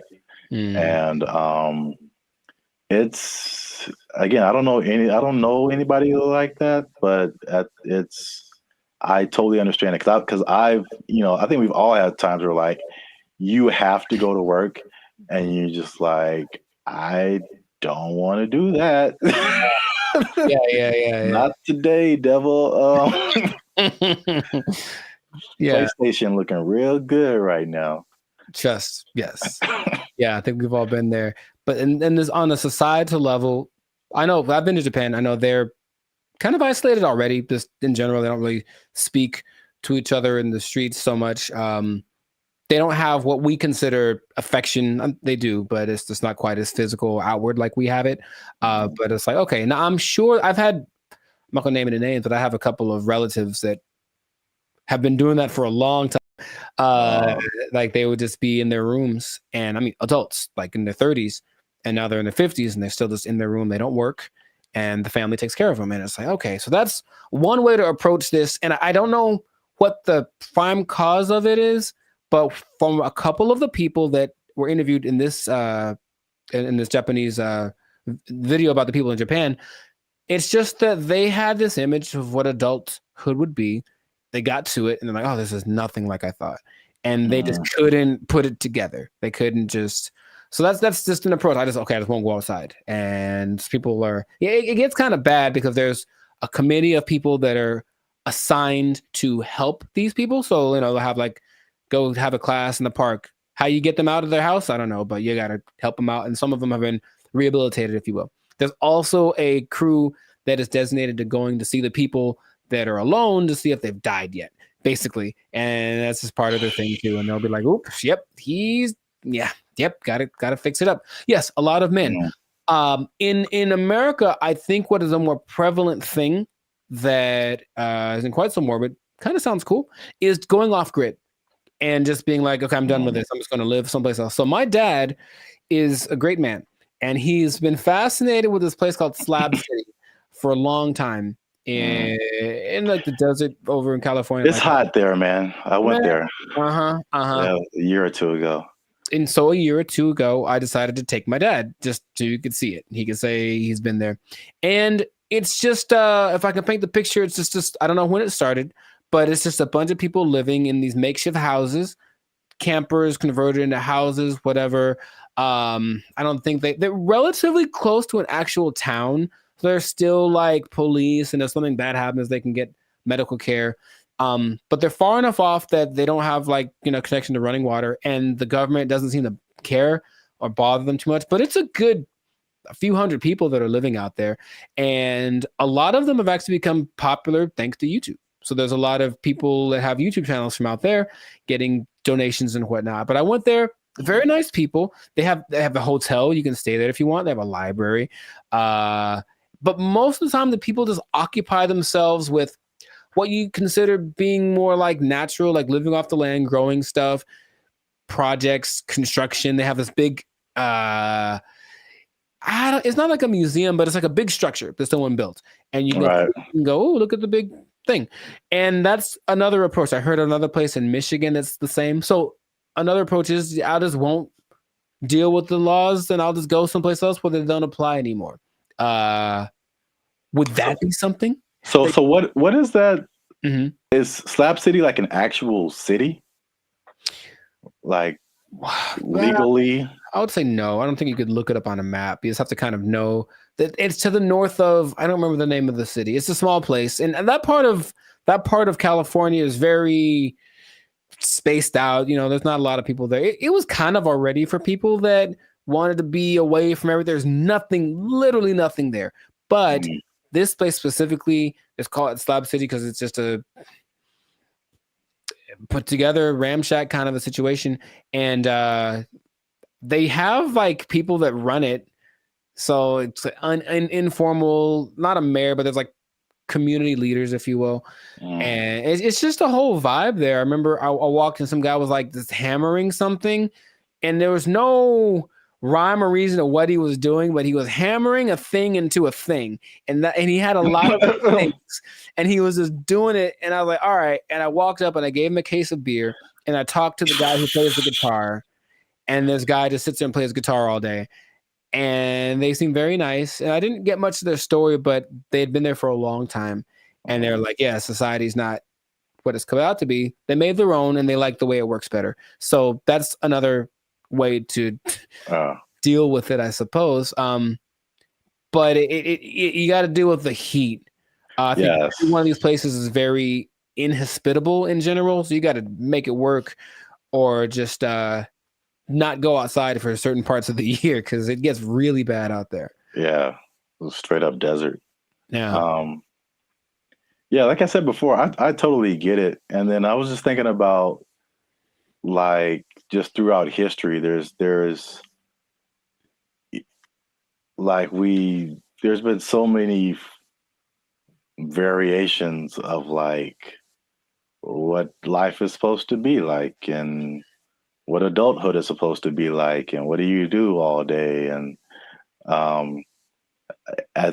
we've just gotten, you know, at least in America again, it's like the Industrial Revolution changed a lot of like our habits as a population, and it's kind of steered everyone into, you know, factories and 9-to-5 jobs and you know, where we spend so much time working. I think we're probably one of the longest work days of several countries. Yeah. And that, you know, and what you're quote unquote supposed to do, go to college and marry this person and learn how to do this so that you can buy a house and then get a mortgage and do this. And it's like, well, there's a cycle of, yeah. And it's very like cookie cutter. I feel like if I definitely looking back, there's some things I think I would definitely have done different or not have done, just to like march to the beat of my own drum a little bit. I think I would have been happier because of it. I don't think I can totally check out like that, but I could at least like vacation like that for sure. Yeah, those people are definitely very happy. Much. They have good community, have little get together every Friday. They play music and hang out and drink and whatever. But yeah, they're just happier. So it's like you can define what your success is or what makes you happy. But these people have decided I don't need all the glitz and glamour. I don't need to go to a 5-star restaurant to feel good about myself. I can just hang out in the desert with my cactus buddies and be vibing. And really, it was a very, like, every place has like their own vibe. And when I got there, I was like, this is cool. This is cool. There was the guy over there standing on his van, yelling at everyone with a bullhorn about how you're going to go to hell. He was fun. And then, I still think about him to this day. And then, there was like the little curator lady. I think she was like senile. I think she thought she was mowing something. because she was walking around with her hands like this, just kind of going, and there's no grass for one, but she's like kind of just going, doing. I was like, you go, girl, whatever, you know. Cocaine is a hell of a drug, man. I mean, she was moving too slow for that, but you know what I mean. I think that she was in a good place, and that's cool to see. So it's just another option for people to have a different outcome with their life. So you know, that's just an interesting way people live. So I see both sides of it. I mean, it's last thing, because I know we run out of time, but like, I guess the devil's advocate, or just like the other side of it is just like, well, what does it mean to be a contributing member of society? You know? And so like, if nobody's working and nobody's doing anything, like, you know, somebody needs to do something for like this whole thing to function. Yeah. So there's that aspect of it too, for sure. I think they figured out what they have to do to survive, because of course none of them could just do it by themselves. But some people have little gardens, some people cook stuff. I think they have I wasn't gonna go, but they do have a restaurant.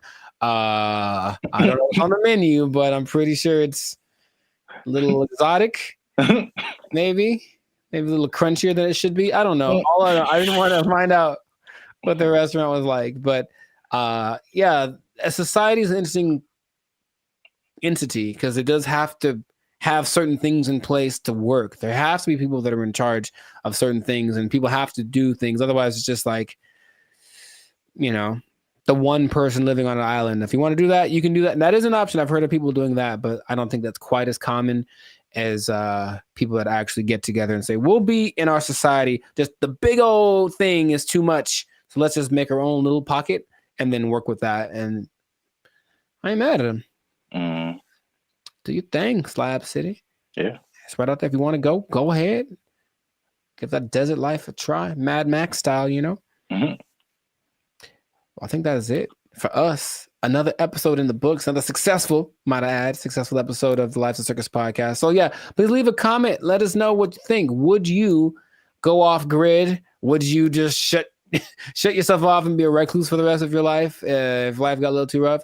Or what are some other ways you think that people can react to adulthood and the reality that it is? So let us know about that. And then it's interesting. If you're an adult, you pretty much have to have a job, man. What? You do? You pretty much have to have one. Man, that's crazy. I know. And the bad part is what happens if that job becomes if it's taken away from you. They can't take my job. I can't take it. I won't let them. They took our jobs. They took our jobs. I mentioned that there was this kind of a weird coincidence when you brought this up, because I don't know this, or I don't know if y'all know this, Bobby, but I've been reading sometimes. And the book that I happen to be reading at the moment is called... What's up, guys? I'm Zap. This is Jericho, and we are the now 6-time international award-winning pop hip-hop music group Bandit Future. We do clean, fun music that everyone can listen to with a sound that's uniquely Californian. And right now, you're tuned into the Lives of Circus podcast, where we talk about everything that's funny, interesting, and ridiculous. But before we jump into it, make sure you help us out. Like, subscribe, comment, and share this video with somebody who likes plants. Or vegetables. Throw them in there too. They're plants. Because vegetables are murder. And I'm bringing it back because there's some news, man. So before we had a couple of videos actually about the carnivore diet, if you remember. And it was just like basically the opposite of vegetarianism or veganism. So instead of not eating meat, you're not eating like vegetables and plants. It's kind of weird. Joe Rogan was all into it. He said it worked for him. Right. But I don't know if you remember, you mentioned a lady who said that plants kill you from the inside. Do you remember her name or like what she was talking about? Her name, no. I don't remember But her she was name. saying like plants. It was like a defense. Well, yeah, but plants basically as a defense mechanism secrete things that basically make the person who eats them feel bad so they don't keep eating them. You know, which is the thing that some plants, I mean, honestly do. Yeah. Any, creature, but I don't remember her name. Okay. No, it was funny at the time, and I kind of halfway believed it, but there's more evidence that has come out now. So there's been a recent study in Japan about plants actually talking to one another.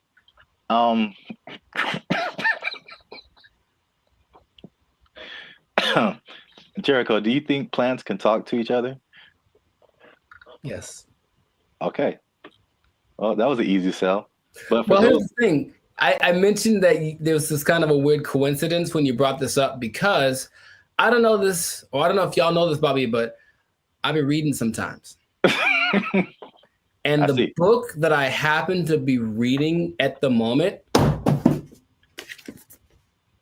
is called The Secret Life of Trees. And it actually is all about plants and their communication. I mean, kind of the evolution and why they're important to the planet and all that kind of stuff. But it does mention how they talk to each other, warning warning each other of threats. The bugs are over there. Don't do that. The sun is over here. Lean this way. Like they've done studies about that says that they do talk. So I believe it based off of one book that I've read halfway through. That is pretty crazy because that's kind of what they did in the study in Japan. Like they already knew that, but now they used this some kind of fluorescent light to kind of see a visual representation of the plants communicating. And they said the same thing, that plants that even though it's not like, because some people are like, oh, plants have feelings, and that's kind of different. like they don't get sad or happy, or I don't think that they just kind of do things. But you disagree because it's in your book. The thing. In Japan, because I like to say it that way, because there's one anime I saw forever ago that said it like that, Japan. So I like it. But yeah, in Japan, they've also done studies that show that plants have feelings in the sense that the words that, okay, let's just go way back. I guess maybe words have power in general to make create the universe, literally. If you say nice things to plants that grow better, they feel it like they do. That's their result. And so if you go to Japan, which I recommend that y'all do, and you try the fruit, you're eating fruit one that's really expensive, but it's really good. And part of it is because they actually care for it. Like they cultivate it, they talk to it, they massage it, they do all that stuff because they really believe that the plants feel, oh, I feel good, I'll grow better. And I can't say they're wrong. I mean, yeah, I guess feelings in terms of like emotions, like the feeling is like kind of sensory. They can sense stuff, but like some people take it to the extent of like this plant is happy or this plant is angry, or I don't know how far that goes. Because there's this lady who's PhD. She says he can have emotions because they don't have a nervous system like we do. So they can't like, you know what I'm saying? Like those kind of feelings. I get you. I mean, I don't think plants get into depression or nothing like that, but I don't know. I haven't read the whole book. Maybe in a week I'll be like, guess what? Breaking news. I read the whole thing and it said at the end, plants have feelings, period. So. All right. Well, just to piggyback off of that. So what they also found in this Japanese study is that they released something called volatile organic compounds. So it kind of explains more of this defense mechanism or the communication. So this is what they said. It's kind of in line with what you kind of just said earlier, is that, okay, so a caterpillar or a beetle or something just starts munching on the plant. And the plant's like, ow. This isn't fun. This is bad. And so they release these volatile organic compounds, and it's like a warning signal. Mm-hmm. It's kind of like the same thing as like a perfume, like what you would smell, or you've gone by a plant and it smells kind of minty or something like that. Yeah. And so they release this stuff, and it's kind of like a signal, and it signifies the things they eat bugs, and it's just like, hey, come eat the bugs because they're eating me, and make it stop. no joke. And so like birds and all kind of other animals are like, ooh, bugs, and they like take the bugs away from the plants, and the plants is like, I got them, and so which is like a crazy layer of the universe that I had no idea was happening. Like entire defense mechanisms. I mean, all those relationships between like bugs and plants, which the book talks about, and I've always thought about, like, I don't know how that starts, but a lot of them feel so perfect. You know, the plant does this for the bug does this for the plant, you know, and it has to be something to it. It's like, because they talk about insects, bugs, animals, maybe trees having instincts, but I think there's some level of thinking or communication in there. I figure there has to be something that says, hey, if you do this for me, I'll do, like, it's not just random. So I feel like there is something to that. It's just weird to think about, you know? Yeah. And it's even to the extent of like a bug is attacking a plant and then he releases that stuff. And then like all the other homie plants are like, yeah. And they start helping each other out and releasing all that stuff and trying to like get the bugs away. And another version of that is like the concept of nicotine, which is found in a lot of plants. And that's like that goes back to what I was saying earlier, or what you were saying earlier, that lady said that they release like the nicotine. That's like another defense mechanism to where like they're killing you from the inside. Y'all stop eating plants. They gangsters out here. You think it's a nice flower and it's trying to murk you. I'm saying plants are nice. They got flowers. They have, I can't remember any parts of the stamen. Maybe they have parts. Okay, that sounds right. Yeah, sure. Stamen, bark, right? Like 7th grade, maybe 7th grade botany class or whatever. They got rings. You can tell how old they are. That's cool. You know what I mean? But yeah. So the moral of the story is plants are a gangster and crazy. So don't mess with them. Eat chicken. Inside feelings. Yeah, put that on his shirt. They'll get that VOC on you. That what do you call it? Volatile VOC. Organic compound. Yeah. VOC, son. Yeah, VOC represent. Gang. If you see VOC spray painted on a redwood, don't hear it. Yeah. That's it. That's been another episode of the Lifestyle Circus podcast. Make sure you like, subscribe, comment, share this video. Let us know if you've been ganged up on by a plant or if you've seen a plant talking, because people will think you're strange, but we might believe you. Feed me, Seymour. They took our jobs. They took our jobs. They're thinking about legalizing everything in California, but in the way that Oregon is doing it, in the way that Vancouver is doing it. And you've seen downtown LA. What do you think is going to happen, bro? What's going on, everybody? I'm Jericho, and this is Zap, and we are the now 6-time international award-winning pop hip-hop duo Banded Future. We make clean, fun music that everyone can listen to with a sound that's uniquely Californian. And right now, in this moment in time, you would tune in to the Lifestyle Circus podcast, where we talk about things that are funny, interesting, and just straight up ridiculous. So before we get started, make sure to like, subscribe, comment, and share this video. I'm gonna change it up with 2 people that like drugs. That's all. We're gonna talk about drugs, okay? Now drugs are bad, okay? But I know we're talking about them. Sponsors gone. Specifically, we're talking about the drug problem. You can call it an epidemic, but drugs are. What you talking about, baby? But it seems to be getting worse. So the specific thing is the way that governments are approaching the drug issue in their country. And there seem to be 2 very drastic sides, and they both have interesting results. So before we get into it, Sir Zap, San Francisco, have you had any experience or just thoughts about just the I've had thoughts about drugs. Have you had thoughts about drugs? Do you dream about them? Drugs are bad, okay? But have you seen the effect of drugs on our society as a whole with your Yeah, man, I think about drugs every day. Okay. You know what I'm saying? Okay. It's hard out here in these streets. That brought to mind two things. Yes. He's there. He was up there. It's crazy. Mission accomplished. Yeah, San Francisco. Wow. Yeah, I had the worst hotel experience of my life in San Francisco. You were there, you remember.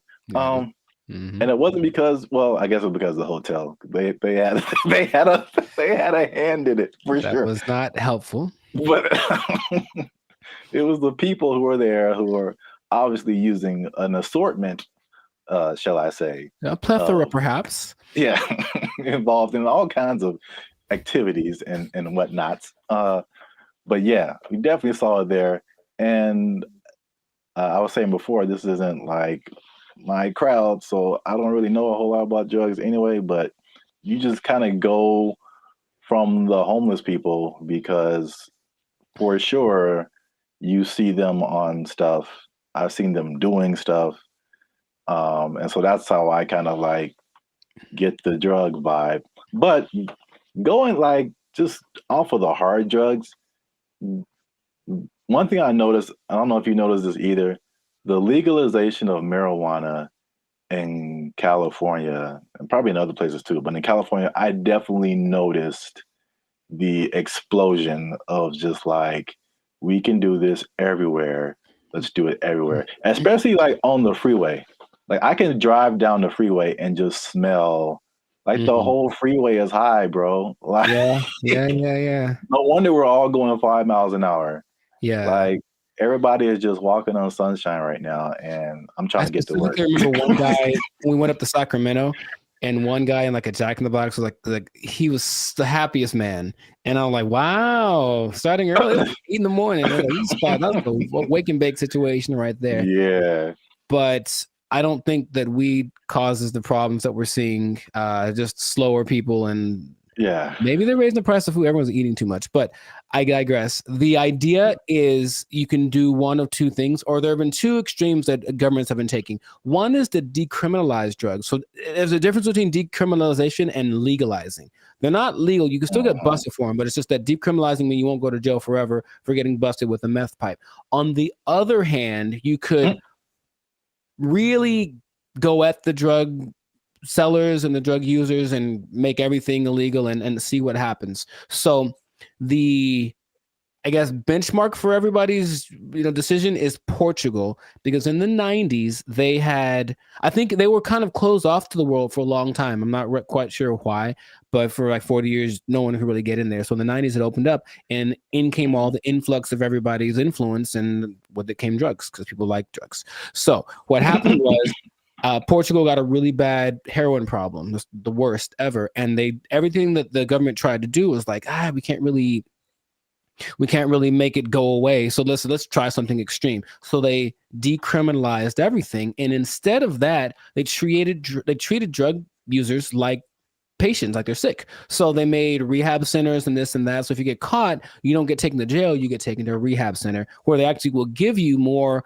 of the drug you like, but in a lesser dose, it's trying to wean you off of it. And they have a system in place for making that work. Other places that have copied that, I believe Lithuania, and there's maybe Denmark. I could be wrong about that.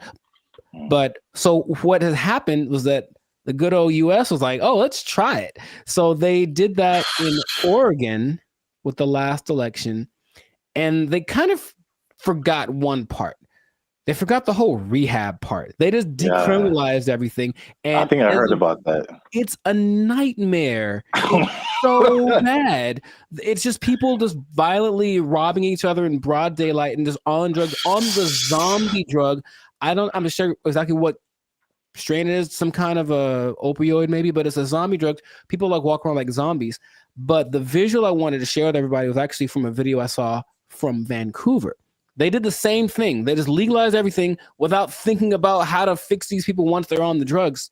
So everyone's just walking around, literally same thing, robbing people. The scene that I remember when we were in San Francisco was this one street where it's like everything looks normal, aside from like the occasional like human feces on the ground, but everything looks normal. And then you turn a corner, and all of a sudden it's Armageddon. Oh my god! just literally, just all of a sudden, everybody, and like you just stop there, and they all kind of like turn.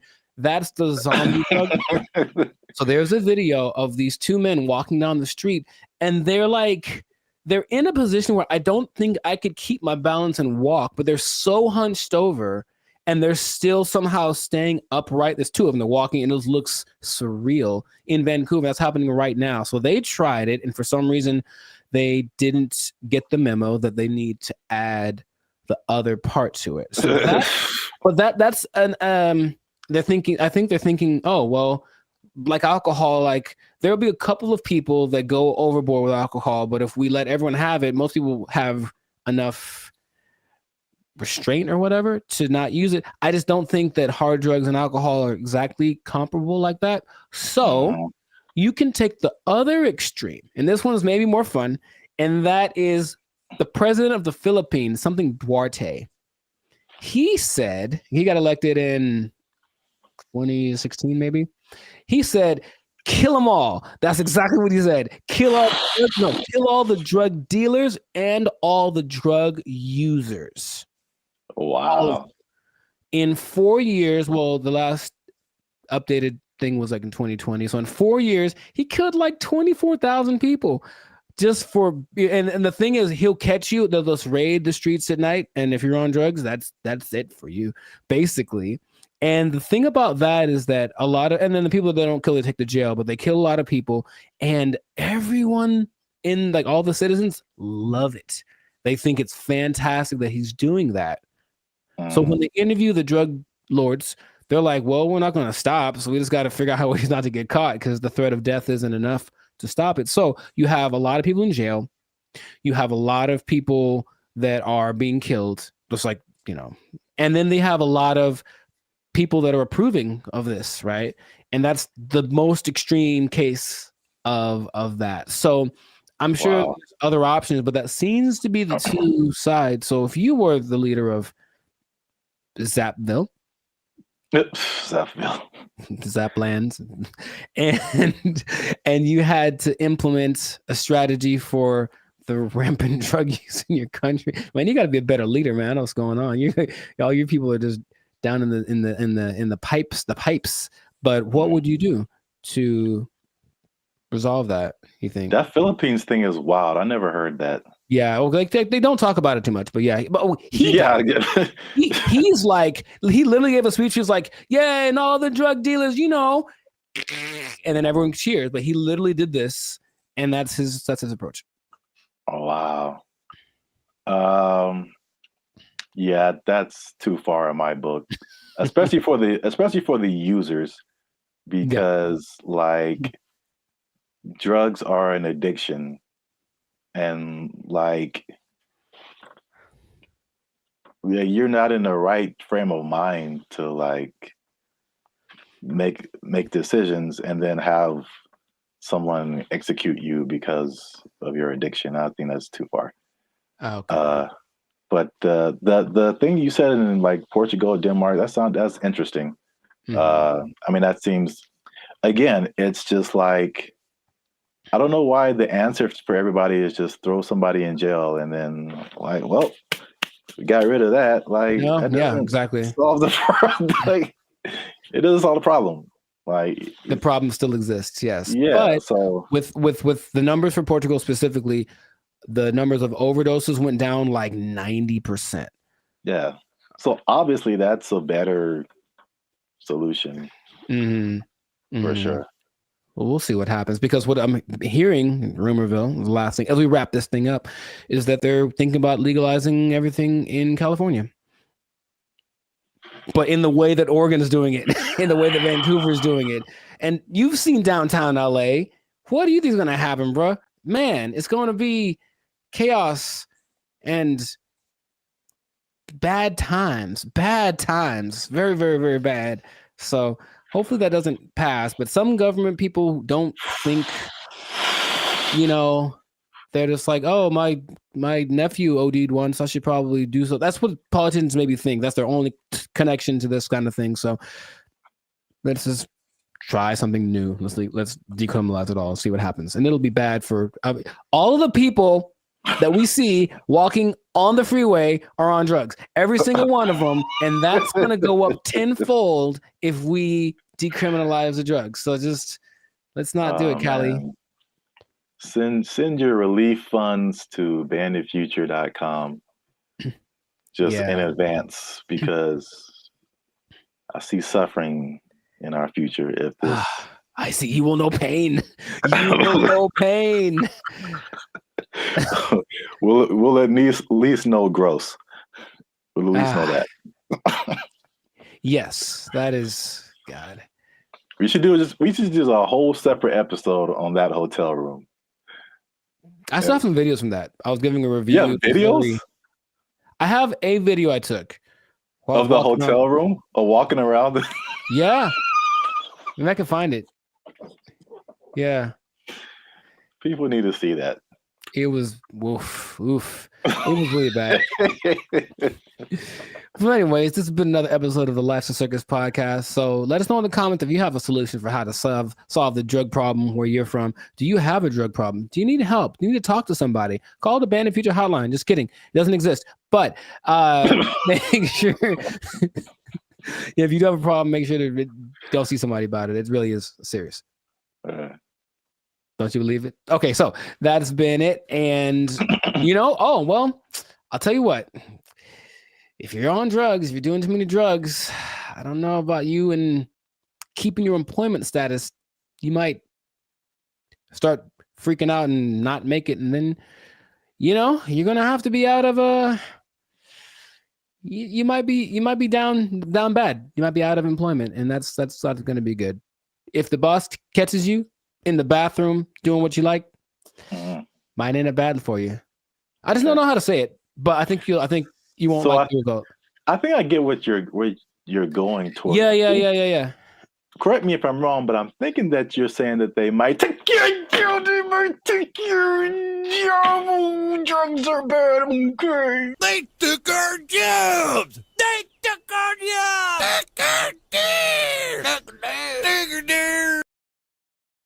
As long as there's money, I'm getting there, and there's money there. Right. Like, yeah, let's go. Yeah. But if I'm like just dumping out my life savings to like take a picture with the elephant and then come back, bro. For some people, they think that's worth it. They think it's well worth it. No way. But I need to pay, son.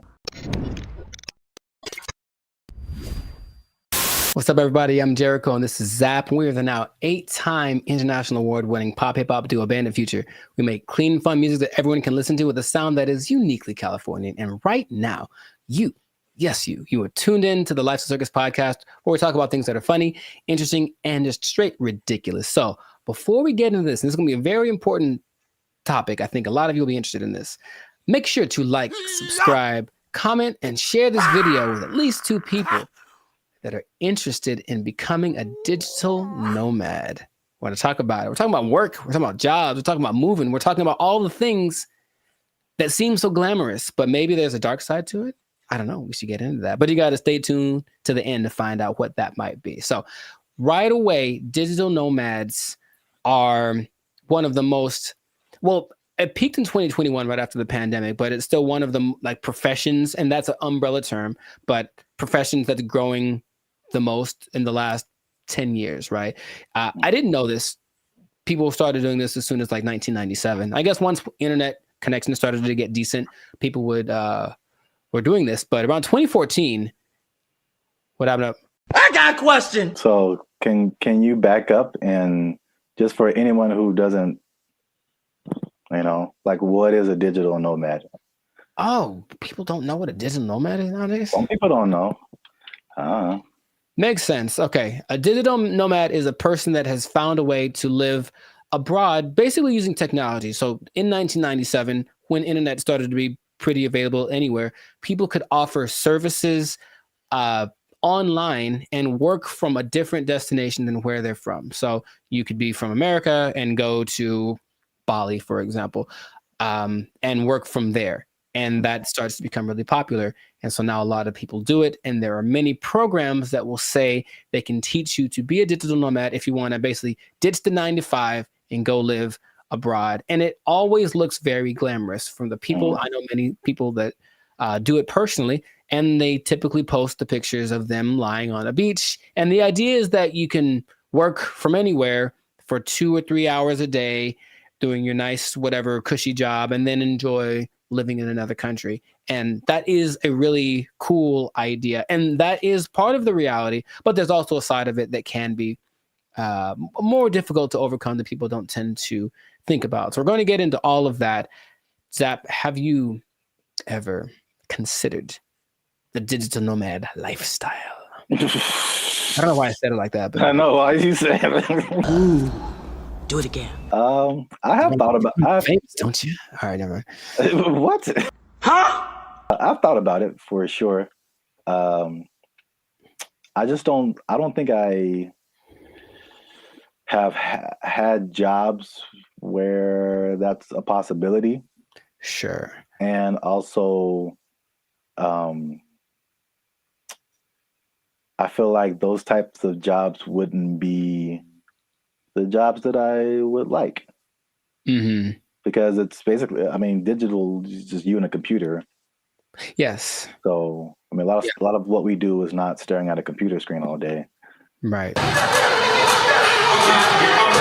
The typical idea of a digital nomad is somebody sitting in a coffee shop working for 8 hours a day or 6 hours a day or whatever.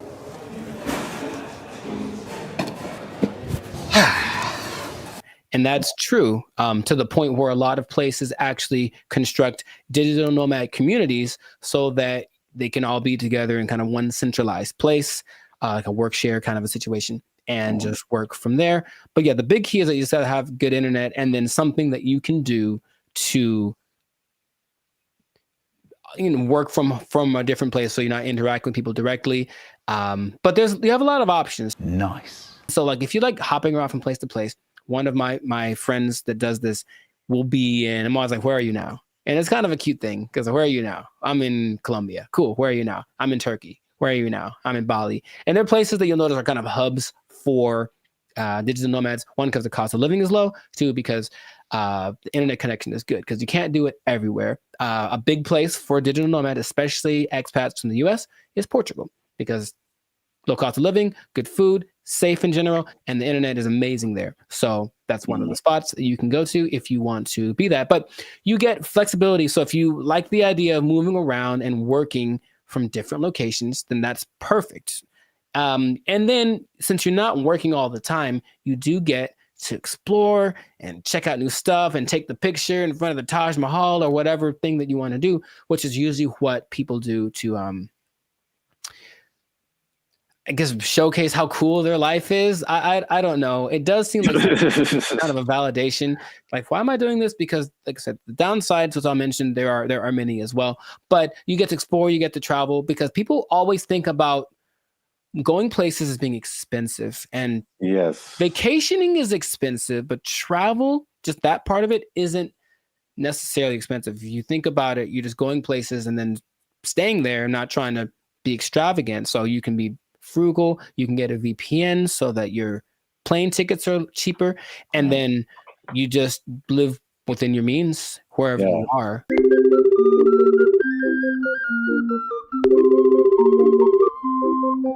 That's one thing about me. Like, I'm not a big traveler, but I feel like I feel like that Dos Equis guy. It's like I don't always drink. What is it? Beer. Yeah, but when I do, so like I don't always travel, but when I do, somebody else is paying for it. Right. And that is just like that's like the only time I travel. Like I will go on a tour for work, to play music or whatever, go to another state, go to another country. As long as there's money, I'm getting there and there's money there. Right. Like, yeah, let's go. Yeah. But if I'm like just dumping out my life savings to like take a picture with the elephant and then come back, bruh. For some people, they think that's worth it. They think it's well worth it. No way. You know, But I need to get paid, son. Listen, we finna get paid, girl. it did surge in popularity, of course, after the pandemic, as people were looking for things that they could do and they couldn't be around people. So, okay, this is perfect. But for some people, they really fell in love with it and they said, I'm going to keep doing this. So a lot of the more well-established digital nomads have been doing it since then, or maybe a little bit before then, so like 4 or 5 years. There rarely are people that have been doing it more than a decade, because it does kind of wear on you just moving around and doing all that kind of stuff. But you do get choice over your work-life balance. And I think that idea, easier said than done for sure, but you don't have to clock in an office at 8 a.m. You could sleep in theoretically and then go hang out at the beach or snorkel or something. I think what people do overlook is the idea that you still have to work, and you really should do it on a consistent basis. And if you don't do that, then I don't think your digital nomad life is going to last very long. But you have a lot of things that you can grow with as well, because people have great stories when they do it. And when people I've talked to, I was in Cambodia, blah, blah, blah, and a tiger almost ate me. The tiger bit the man in the head, and everybody's mad at the tiger. There's also, you get to choose where you live, because if where you live is expensive, you can just go someplace that's a lot cheaper. So I think that's why Bali tops the list for a lot of people, because it's not very expensive to live there from a month-to-month basis. So if you find a way to get income from where you're from, be it the United States, England, something like that, and you can generate that money while you're living in Bali, then you're living like I heard for like $1,000 a month, you can have servants. Wow. Literally. I'm gonna take a nap.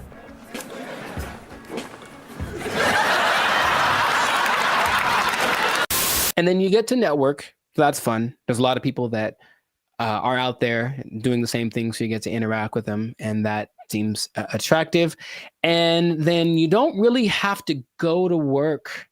You think about that. Honestly, I don't know about you, but I think a lot of people hate going to work. They don't dislike work. They don't like going to work. They have to get up, they have to do the thing, they have to deal with traffic, whatever. If you are a digital nomad, you don't have to go anywhere, really. If you have a good internet in your Airbnb or whatever you're renting, you can just stay there. Mother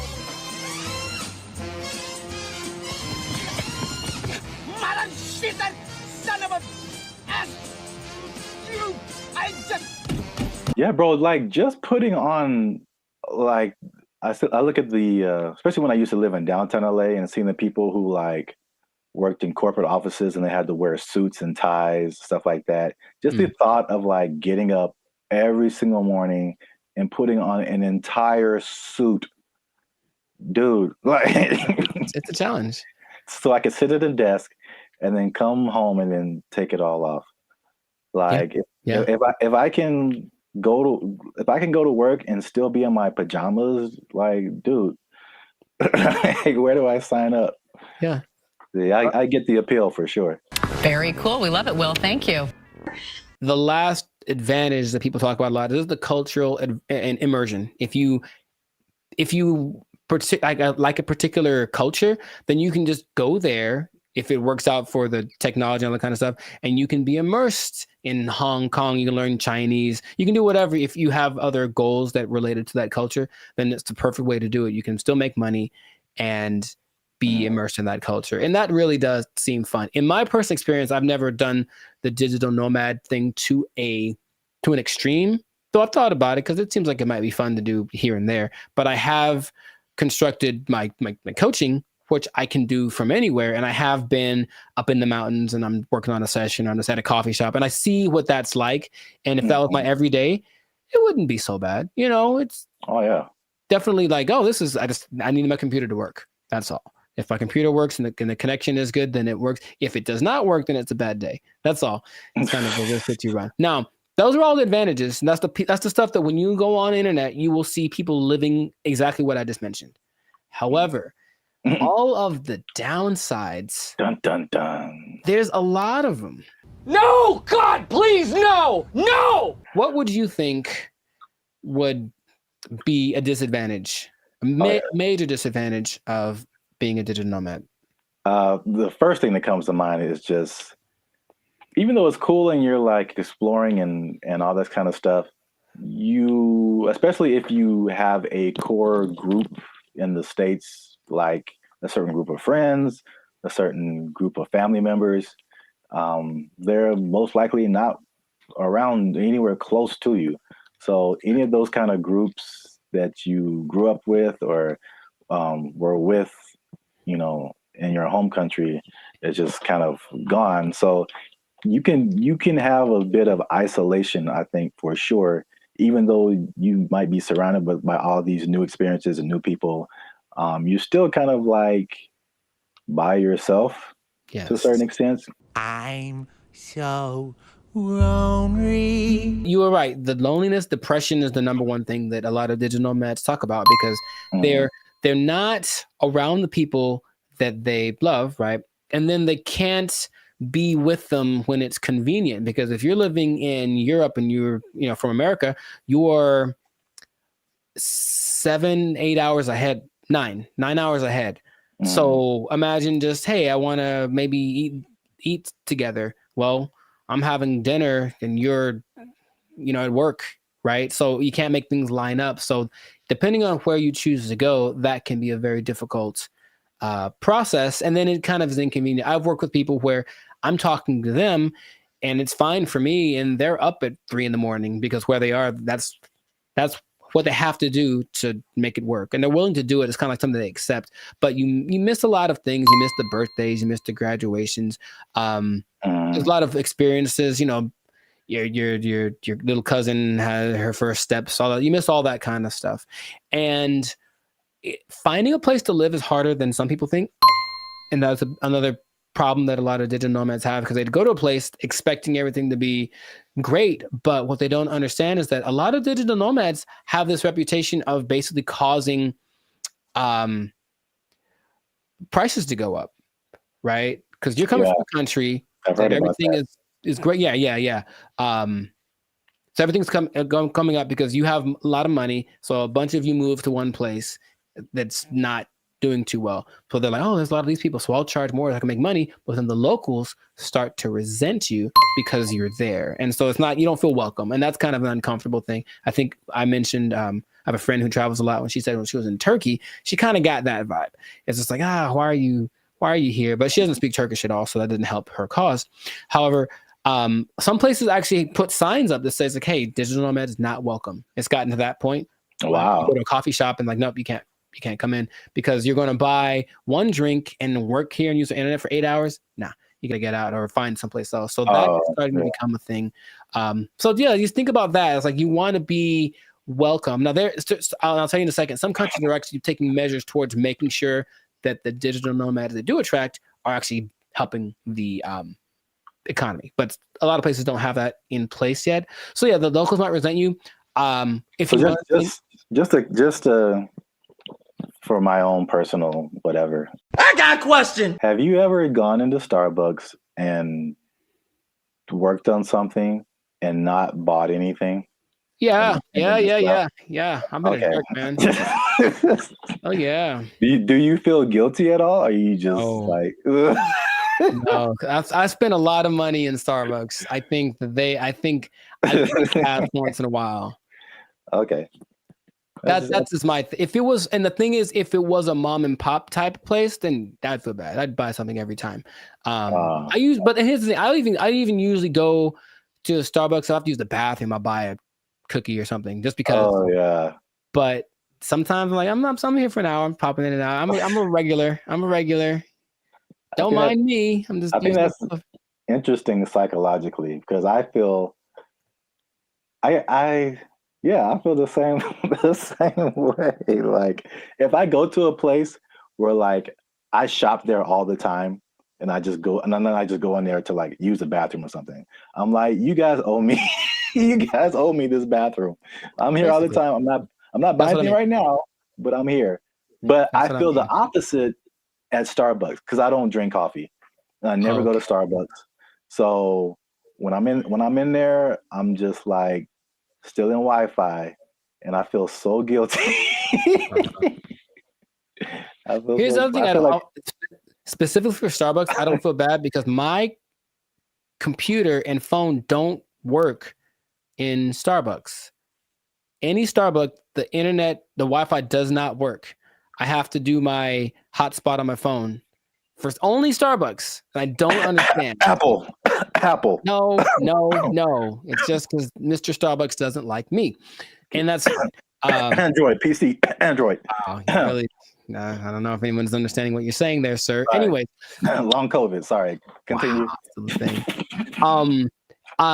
What else was I going to mention? That besides, the locals resenting you, someplace not wanting you to be there, if you have a medical emergency, it's a big deal because you don't have a safety net. Your insurance might be more expensive for one, and then transferring it over, sometimes it's a tricky thing. It depends on the country you're in. When I went to Spain, I met up with a friend who got sick on her flight. And so from the plane, they took her in an ambulance to the hospital, gave her the treatment, whatever.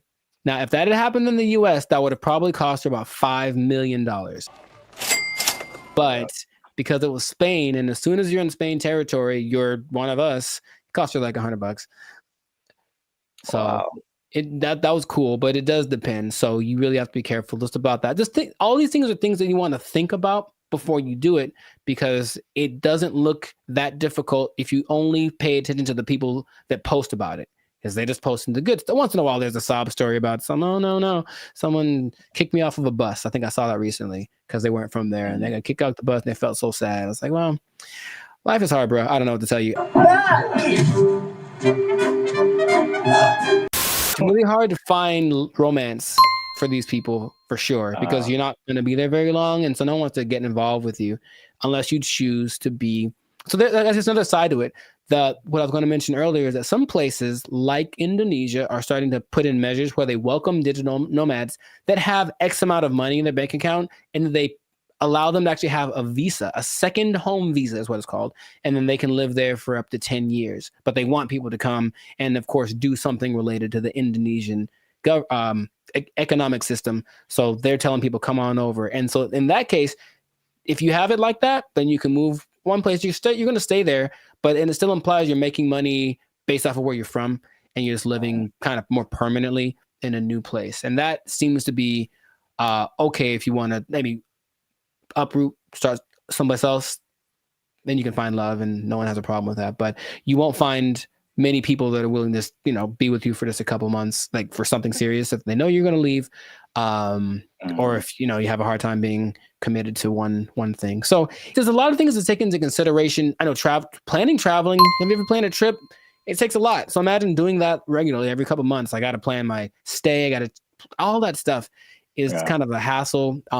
The idea of living out of a suitcase, some people don't like that. And that's why I think it lends itself to like a younger demographic, like someone in college, fresh out of college. Because I think at the end of the day, I think the internet has shown us that we need some kind of physical community, some kind of grounding. And if you don't have that, you just kind of like, you just kind of out there, and there's some, like you said, there's some negative effects to just kind of being on your own. So right, that's interesting. The interesting thing about that too, what you just mentioned, is that the idea of nomads in general were nomadic people, meaning they were tribes. So there were people that wandered around, but they were all together, and so that feels so bad. We're all doing this, and now it's like I'm just by myself, me against the world. Hoping for the best by myself in this new place. So lonely inside, real wrong. The best case situation that I've seen work out pretty good is when couples decide to do it. And that's not so bad. That actually seems to be really the way to go. Like it's kind of hard to find someone that's aligned with that vision, but if you're both in it, let's both go X place and move around and whatnot. That seems to be, because that'll get you through the hard times. Listen, we finna get paid, girl. I can't even imagine traveling alone. I know a lot of people do it. Very fun. That's just crazy to me. Like, I need at least one other person who knows where I am, what's happening. I didn't get kidnapped today. Like, I'm not in a ditch somewhere. Like, buddy system. Yes. All right. It's easy. It's easy to just, you can follow the Jericho Law patented make friends method. I didn't just make this up, but I've thought about it. Like, this is what I've done many times, and it works every time. It literally works every single time. Okay, here's what you do. All right, pay attention. Pen and paper out, everybody. This is a learning moment. You get a bottle of alcohol or something else that people you enjoy. lost me already. I know. Well, you don't have to necessarily do it, but get a bottle of alcohol or something that people enjoy in general. Maybe it's a cake. I haven't tried with a cake. I think it might work with a cake. Cake is universal. I think so. And you walk up to the group of people that you don't know. I said, I've done this many times. And you walk up and you go, yo, and that's it. And then they go, yo, and then it's a party. Literally every time I've ever done that has worked out phenomenally. And we hung out for many, many hours. Just random groups of people. Are you going to try it? I don't see that working out. Well. For me, at least. Actually, I don't see that working out at all. It's definitely a no for me, dog. It's usually I determine they're there to have a good time. They kind of got to eyeball it, but it's like, yeah, they're in a place to celebrate, and they don't mind another person coming in to celebrate with them. Try it, man. Anyways, what I was going to say, the last thing that people tend to forget about is that I think it's important to have a routine in life, because you're just freelancing and freestyling everything. So you need a routine, and in a new place, it's hard to develop one because things are always kind of up and down. Your money flow would be up and down if you're not working for a big business. If it's just you, then some months are better than others. So that side of it, that inconsistent income, can be kind of nerve-wracking also. Or it might make it so you can't keep doing it, right? If you don't make enough money. So you really want to have a good savings before that all comes under this. Now that you say that, it's all under the same umbrella. Like if you wanted to put all of that in one word, it's stability. Yeah. So your home community, it's stability.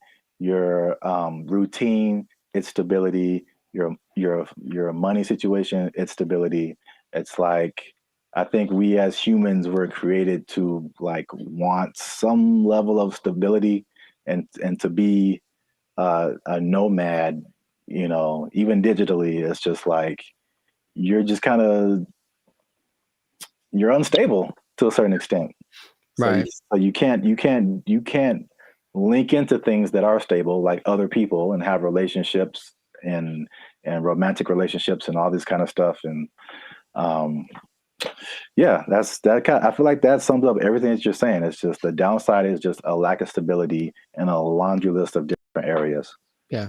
I think some people, if they have the right personality, I know personally that's perfect for me. I wouldn't mind that kind of a thing. It definitely doesn't. Actually, my perfect scenario in life would be that this should be a show. No one take my idea. This should be a show. That someone wakes up in the morning and there's an envelope at their door, and basically it tells them what they're going to do for work that day, and they have an hour to get to the airport or wherever, and then they don't know what it is. They've never done it before, and that's their job.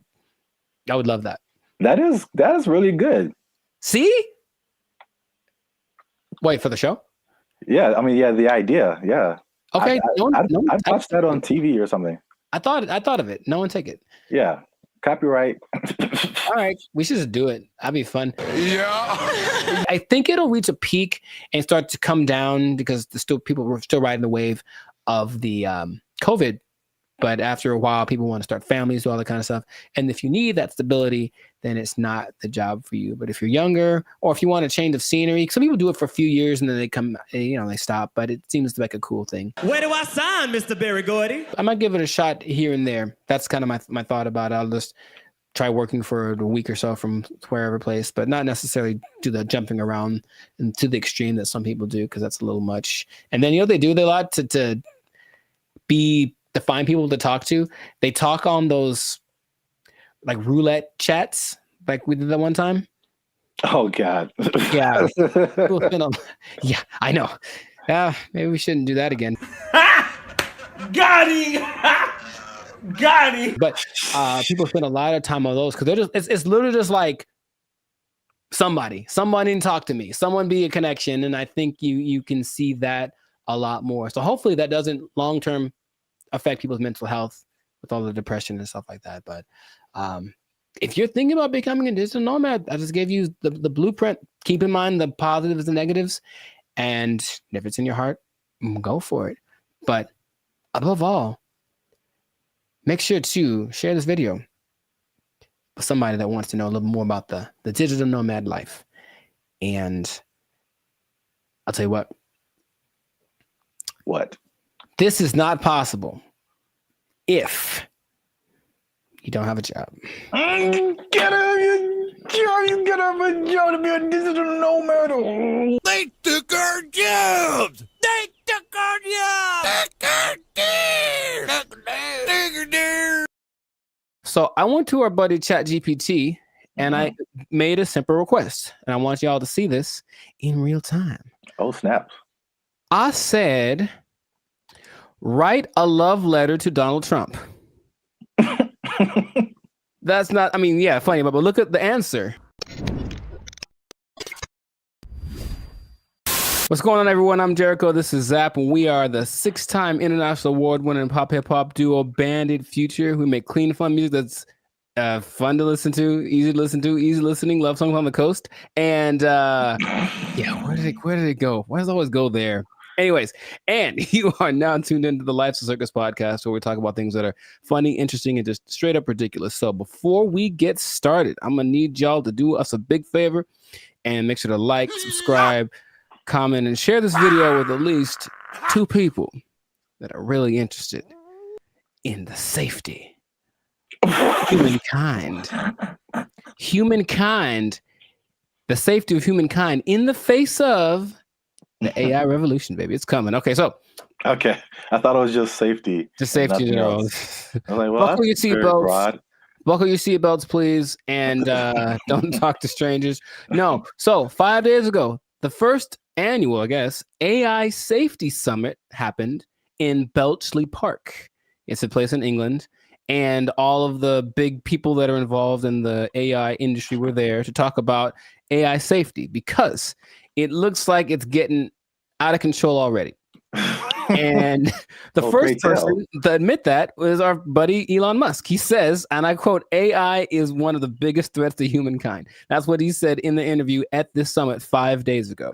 So that's great to start with. One of the persons that are leading the charge in this AI thing is talking about what could possibly go wrong. But basically what they got together to do was to talk about putting in some system, some kind of, because it's like the Wild West. Once again, they're making up the rules as they go, but they're like, well, that we need to have rules. So basically, he was saying they need to create insight, and they need to, what he called, establish a referee, some neutral third party that would provide the framework for how AI is used from place to place and whatnot.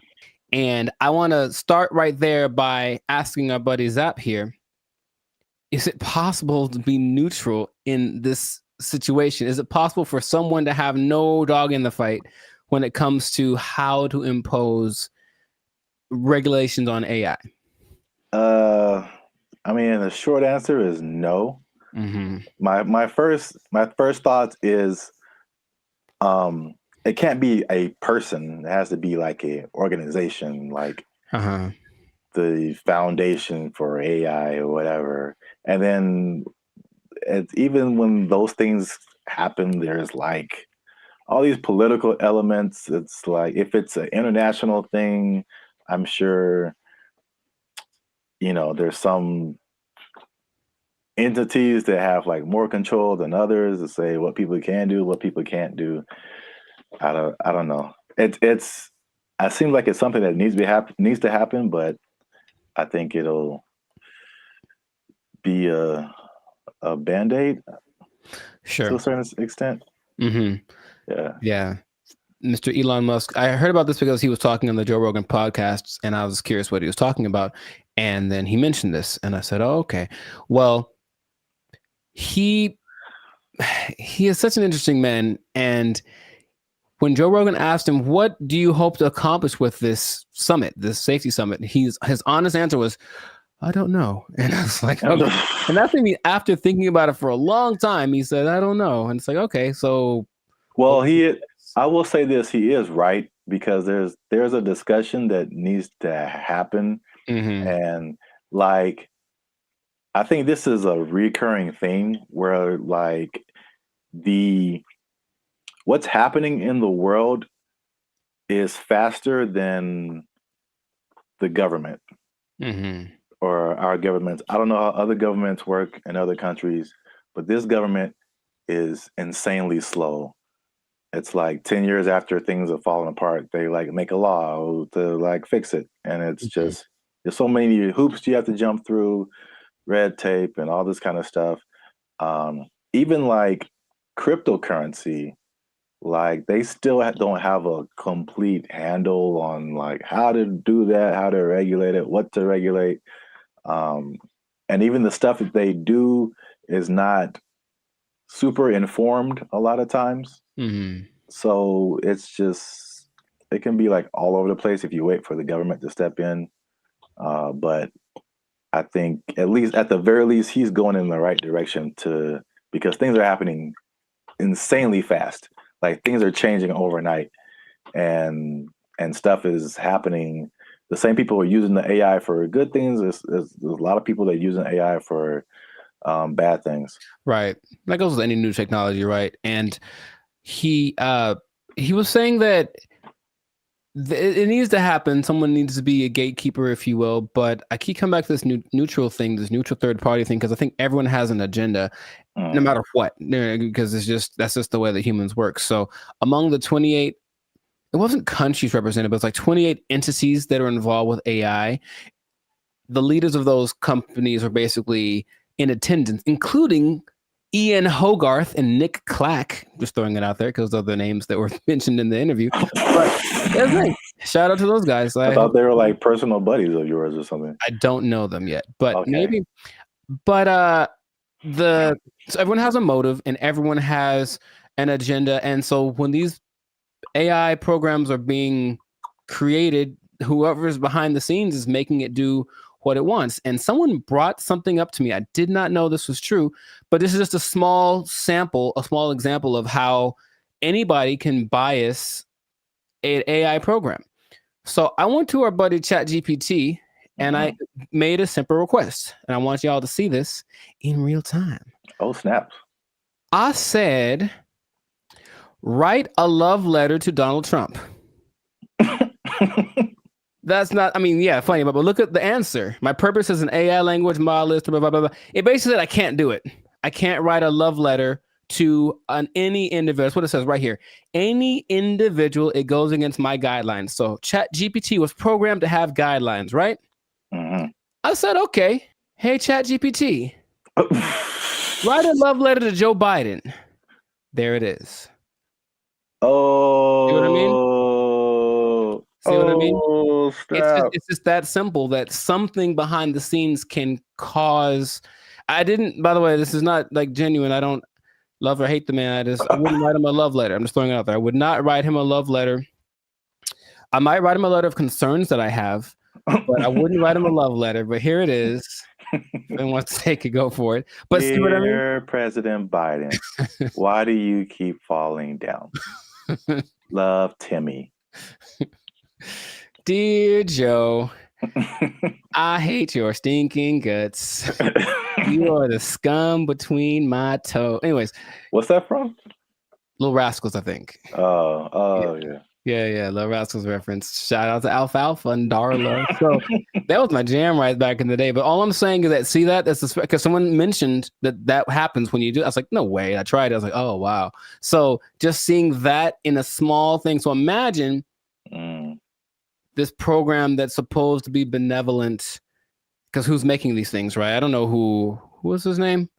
Ian Hogarth. I don't know who he is, right? I don't know. So imagine it's supposed to be an AI program designed to assist with getting people healthcare or something like that. And yet there's an agenda that says, hey, if they're from this place, don't let them have it. Like something like that, it can be programmed into it. And there's really no way to prove it unless you really know how to handle this AI stuff. So all I'm saying is that, yeah, the trouble with finding this neutral third party that Elon spoke about is that I don't think it's really possible. Everyone has got something behind them. And if they're not malicious in their intentions, maybe someone behind them is. It's always that kind of thing. It's like, well, it's not me. It's so whose fault is it, or where does it start? So that's all. It's definitely something that I think needs to be is necessary because AI is. He said something else that it's the first time in history that there's something smarter than humans. Because that's been our thing, right? We're not the fastest, we're not the strongest as far as all that. We're the slowest and the weakest in a lot of ways, right? But we got smarts, we can make crafts and buildings and vehicles and all that kind of stuff. And now we've made a thing that is going to be smarter than the smartest one of us. So it's like, what's going to happen down the road? And it's like, it doesn't look great because it really feels like they're all in this, like, I don't know what we're doing. Perfect. That's the feeling that I get from it. And so that's how the movie starts. It always does. And there's lots of movies in there. So the question is, like, what would be fair rules? He made a comparison to like a sports team. It's like we're starting a game and these are all the teams that are playing. So all the teams should have a say in what the rules are. But of course, if you're talking about like the Nuggets making the rules, and then, I don't know, the Lakers making the rules, they might have different ideas of what's fair, right? Yeah. So it's just going to be interesting to see how that goes. But at least someone's trying it. I believe the Prime Minister of England set it up, and that's what's going down. So fingers crossed, because like you said, it's happening really fast. Yeah. And they need to figure something out quick because this is a good segue into another episode because there is a scam going on right now that people need to be aware of. It's happening right now, and it was a big news story on CNN. Okay, we have to tune in another episode of the podcast to check that out. But anyway, this has been a fantastic episode of the Life of Circus podcast. If I do say so myself, a Life of Circus podcast. Jericho, this is Zap. So make sure to like, subscribe, comment, share this video with some people interested on the fate of humanity. And hopefully they won't come and do the thing where they take our stuff. Take your job. They're gonna take our job. Take it out. They took our jobs. They took our jobs. I bring it up because it's the first thing I've heard in a while where I listened to it and I was like, yo, yeah, okay, finally something that's like respectable and decent and moves you, right? So for those of you that are watching that really want to get into this, stay tuned to the end because you'll actually find out something that you don't need for this that you would think would be important. What's going on, everybody? I'm Jericho. This is Zap, and we are the now 6-time international award-winning pop hip-hop duo Banded Future. We make clean, fun music that everyone can listen to with a sound that is uniquely Californian. And right now, in this moment in time, yes, Lord, you are tuned into the Life of Circus podcast where we talk about things that are funny, interesting, and just straight up ridiculous. So before we get into this thing, make sure to like, subscribe, comment, and share this video with at least 2 people who want to make music that causes a revolution, that moves a culture. I'm talking to the musicians out there, okay? Oh, okay. I got something to tell y'all. There's a way to do it, I think, if you follow the latest trend. If you follow the latest trend, there's a way to get your music so that people really like it, okay? So have you heard, Zach, have you heard of Amapiano? Amapiano? Amapiano. It's a genre of music. One word, Amapiano. Not I'm a piano, but ama. I know, it sounds like it's not I'm a piano, it's I'm a piano. I've never heard of it. Not ama. Ama, and it's her piano. Okay. But it's called Amapiano, and it's basically a genre of house, if you will, but it's from South Africa. So the most popular figure in this is Tyla, if you have heard of her. The water. I've heard the name. Yeah. Okay, I mean, she's cute. She's won all the awards. She's the newest big thing, but she basically comes from a watered down version of this genre. Okay, and so the interesting thing is it followed a couple of patterns that work generally to make a style of music really big. And I bring it up because it's the first thing I've heard in a while where I listened to it and I was like, yo, yeah, okay, finally something that's like respectable and decent and moves you, right? So for those of you that are watching that really want to get into this, stay tuned to the end because you'll actually find out something that you don't need for this that you would think would be important. Okay. So amapiano is basically a subgenre of house piano. Okay.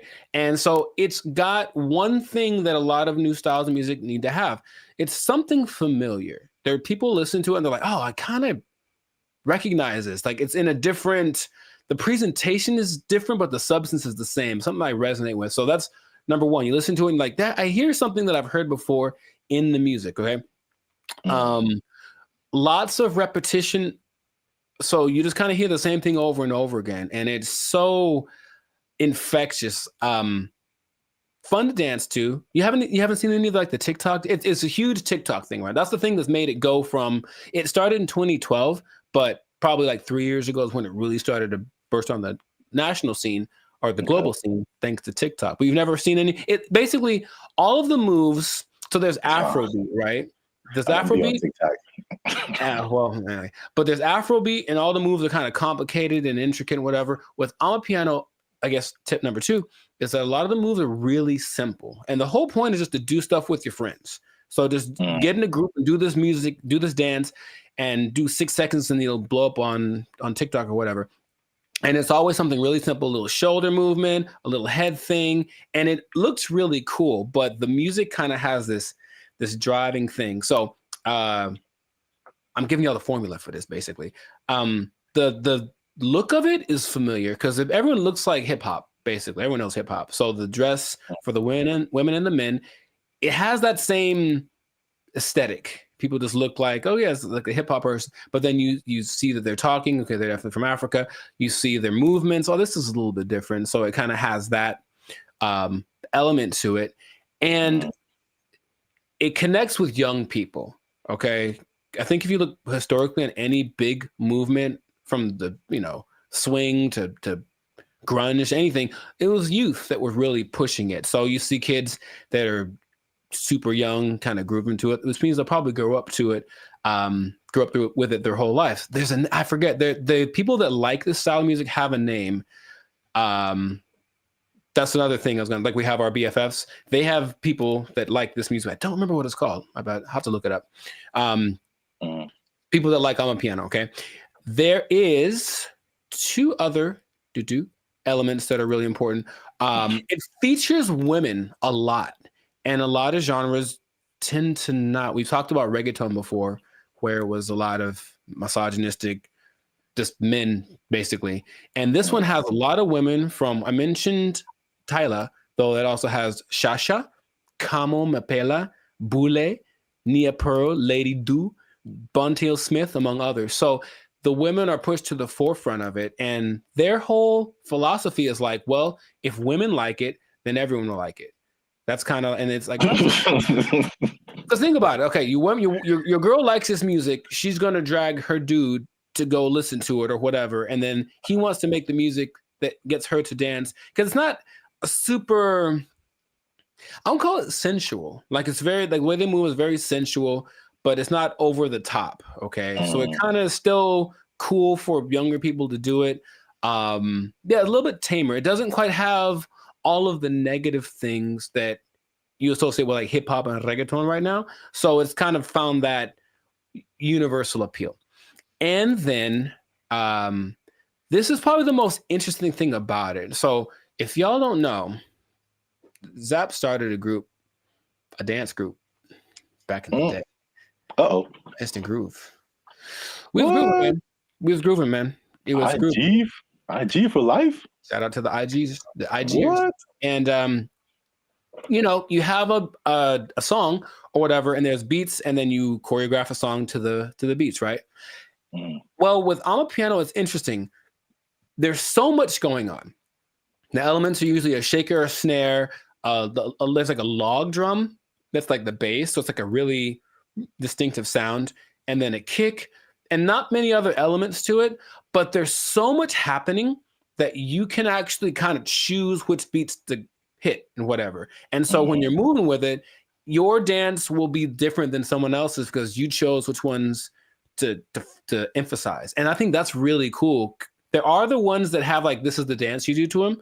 I think Imnike is one that, oh my God, that's the one that actually got me into it. Imke, I don't know how to say it. Imnike. And it's so good. It's so good. So you watch people dancing, it's like, oh, he danced to it, but he emphasized that beat. And then there's a lot of off beats, very syncopated. It's all very exciting. Before I get into what the thing that's not in it that you'd be surprised about, has there been any music that you've heard recently that made you go, okay? Because I think to me, music's been kind of like, I don't know, for a while. But anything that you've heard that was like, okay, oh, that's pretty dope. Yeah, I mean, the first thing that comes to mind, and I think I told you about this too, was I saw, I don't know what it is, but what you're talking about kind of feels like it's almost in that same vein. But I saw something on Instagram where it was all these people dancing. They were at some event, and it was, I can't remember the song, but I just remember everyone was dancing and they're all doing the same kind of moves, kind of it seemed like a modern day cha-cha slide. Interesting. Because because when I saw it, I'm like we really haven't had, I can't think of a song like the cha-cha slide where like everybody gets on the dance floor and then everyone knows kind of what to do and you all do it together. Right. Because the Cupid Shuffle, I maybe that came after Cha-Cha Slide. I can't remember. Yeah, I don't remember. Right. But I can't remember anything past those two songs where like everybody, but I saw this video and everybody was doing it. I mean, I'm talking white, black, Asian, Latino, like grunge looking goth people, hip hop looking, like everybody was doing it. And I was like, this is so dope. And I wish I had saved it and I didn't. Oh, okay. So if anybody knows where that video is, there's one particular goth girl who was just like getting it. And everybody's in the comments like, oh, this goth girl is getting it. And I was like, yo, this is dope. So anybody knows what that video is, I would really like to find it and see it again. But okay. Yeah, you mentioned the dancing. I think that's popular music has almost always been dance music. So if you can get something to make people want to move, and when you listen to the people talk about it, they're so passionate about one, having this thing that's like theirs, right? It's not hip hop. It's not house, it's theirs. It's Amapiano. And it's like, okay, so they love the fact that they have kind of their own thing. And then when people gravitate to it, they have to kind of pay their respects. Okay, South Africa is on the map. They're winning, right? And then you watch them dance, and it's like the mood a little, not weird, but like kind of offbeat in a way. And they do this thing where they like roll their eyes in the back of their head with the shoulder thing. It's really peculiar, but I think it's cool, especially when you see like 10 people doing it. So it has all these things that are great, and that's what you need to start a music genre. But there's one thing I mentioned, that there's going to be something that I think I know what it is. What? Oh, go ahead. I think I know what it is. Oh, mate, go ahead, say it. I'm going to say there's no piano.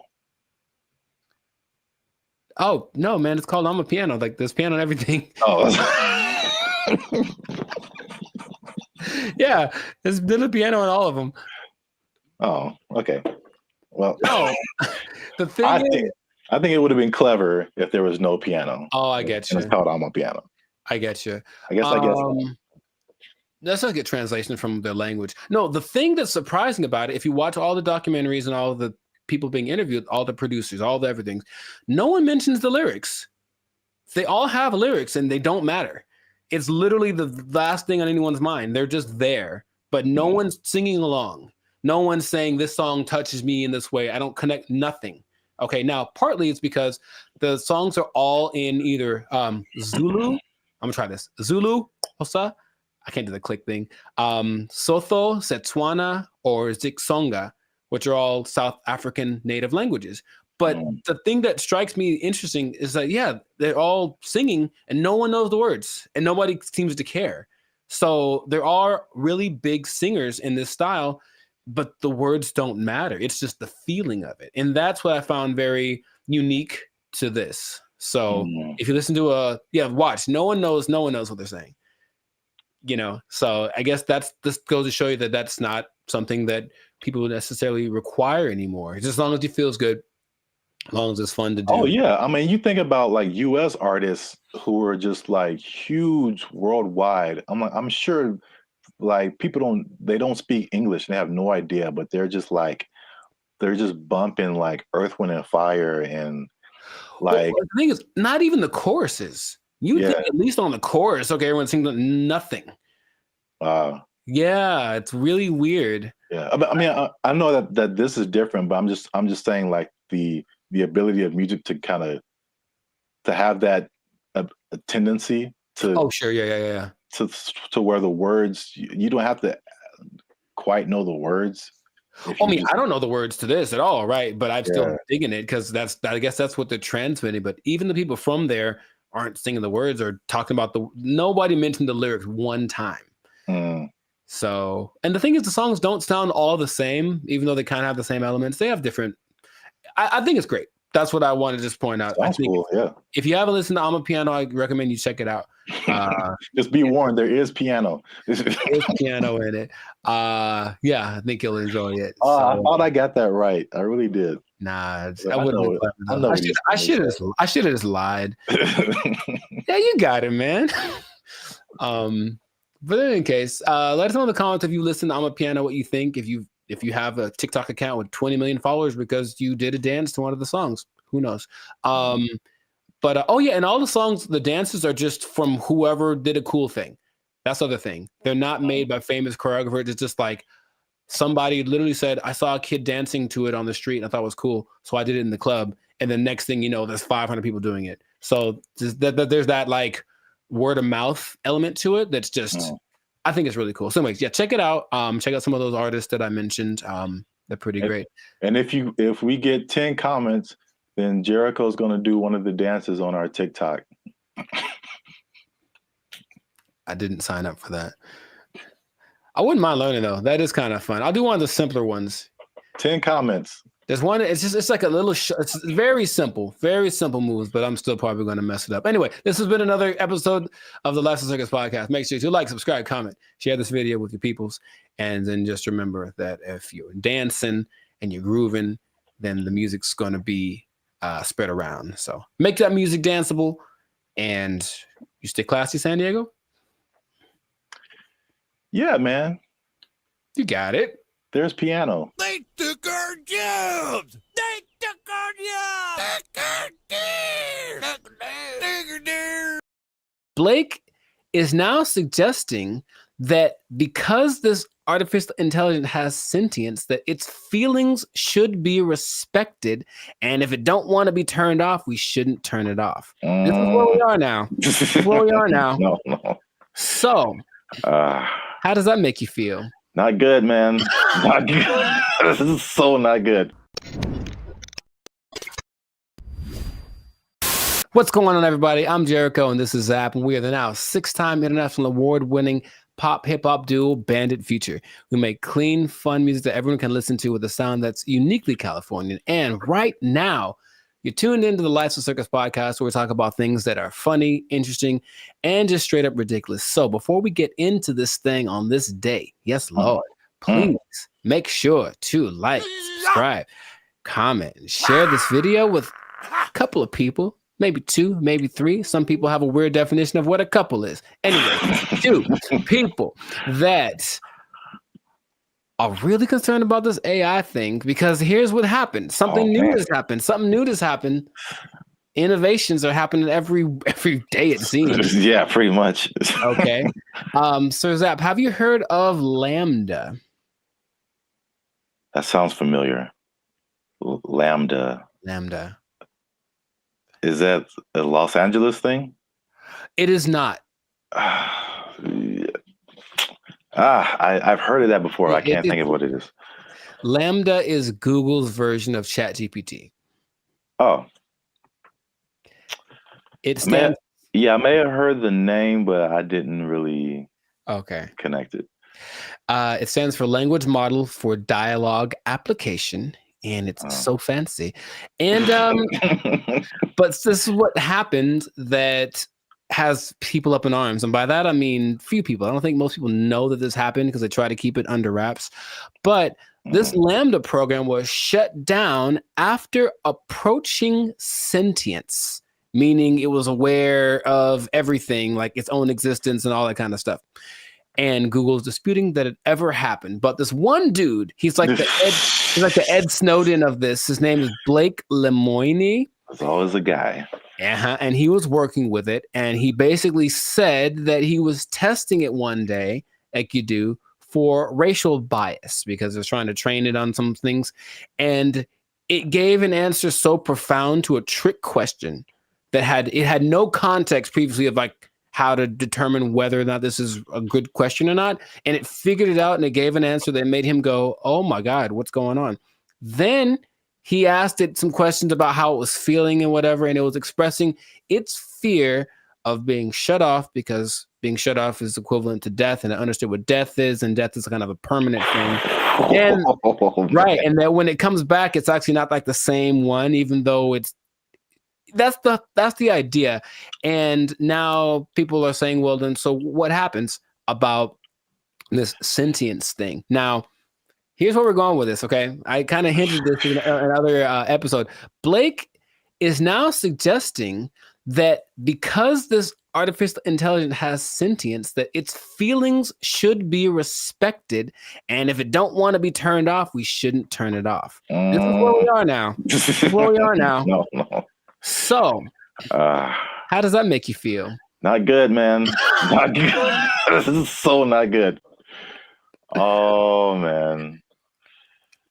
So yeah, we're there. We're there already. And so the rights people, I'm sure, are already thinking about ways to someone trying to, I think for in the sake of human interest, somebody's probably out there thinking, okay, I gotta get on the side of the robots already or AI and create my campaign or whatever so that I can side with somebody because it's happening right now. There's an interesting parallel that's happening right now. There's a company called Engineered Art. And if you look them up, they're doing some creepy stuff, man. They've got these AI robot things that basically look like humans, but they've replicated people's facial expressions, features, all that kind of stuff. So if you just put like the right skin on it, it looks like a normal person. So all I'm seeing is that outer shell combined with this sentient technology, and then we're going to have a tragedy. That's what I'm seeing. Okay.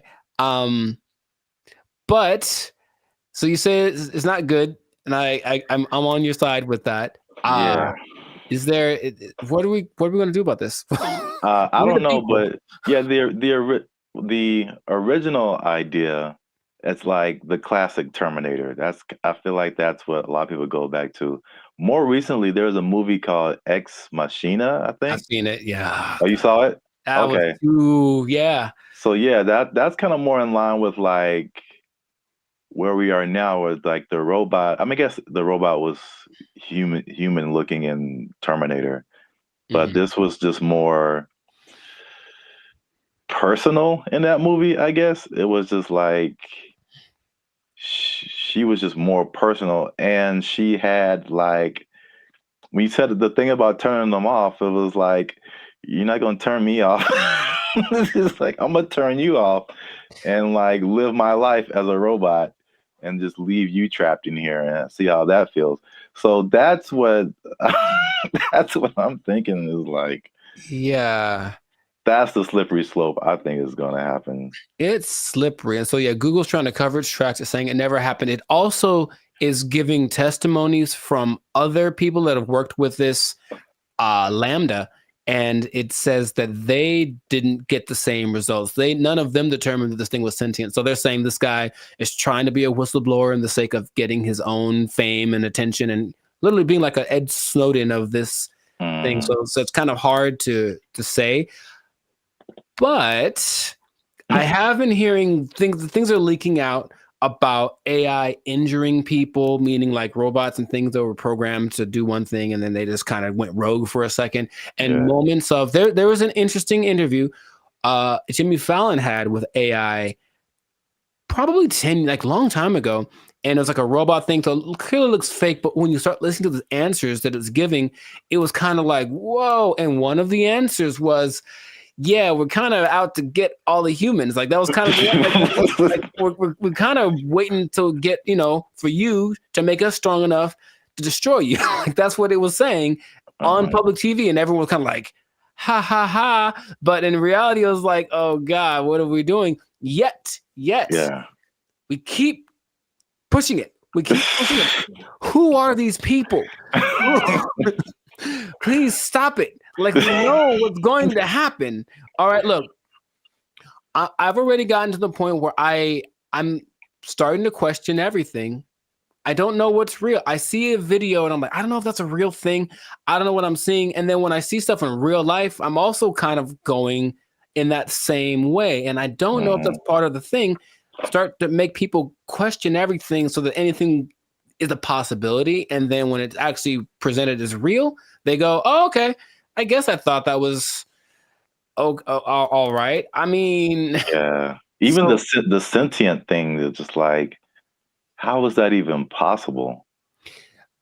It's I know that they've gotten away so that these things, I call them things for now, but that might not be okay in a few months, can process. They can process as fast as the human brain. You tell my computer is going to have a pronoun that I have to use. Yes, it is. So I'm calling it right now. But they have the processing capacity to go as fast as the human brain. They just don't have the right algorithm. Is there a human algorithm? I don't know. But however we put all things together, they haven't quite figured that out. So they're working on it. And just why are they doing that? Because when they figure it out, they're going to be able to do it better. And that's where we are. That's where we are. Yeah, because it still doesn't make sense. Like because humans, you think humans, computers, it's an intellectual thing, you know, A plus B equals C, stuff like that.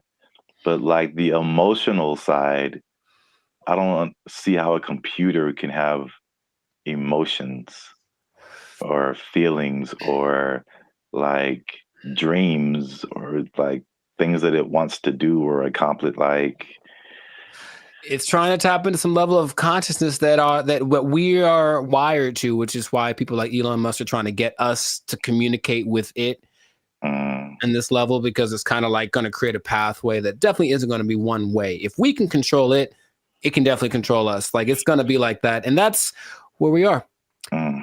So I just wanted to let you all know that. Hide your wives, hide your kids. So y'all need to hide your kids, hide your wife.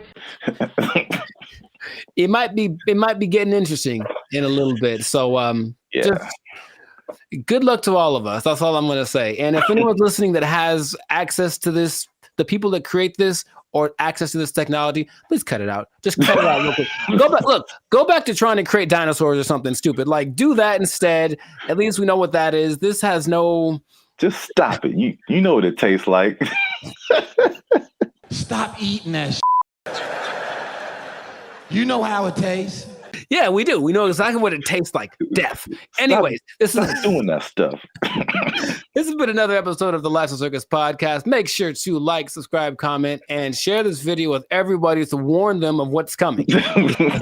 They need to know that I'm not going to say the end is nigh, because that's what you say with the signs and the people, but hide everything. Be careful out there. And keep your job for as long as you can, because it might not matter in a little bit. Yeah.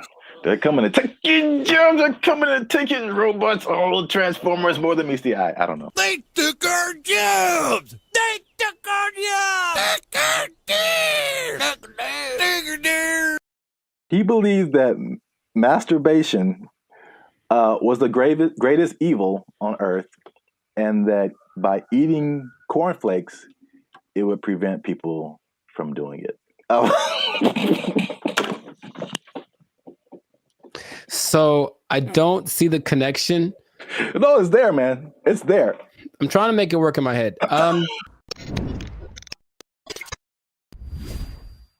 What's up, guys? I'm Zap, and this is Jericho, and we are now 6-time international award-winning pop hip-hop duo Band of Future.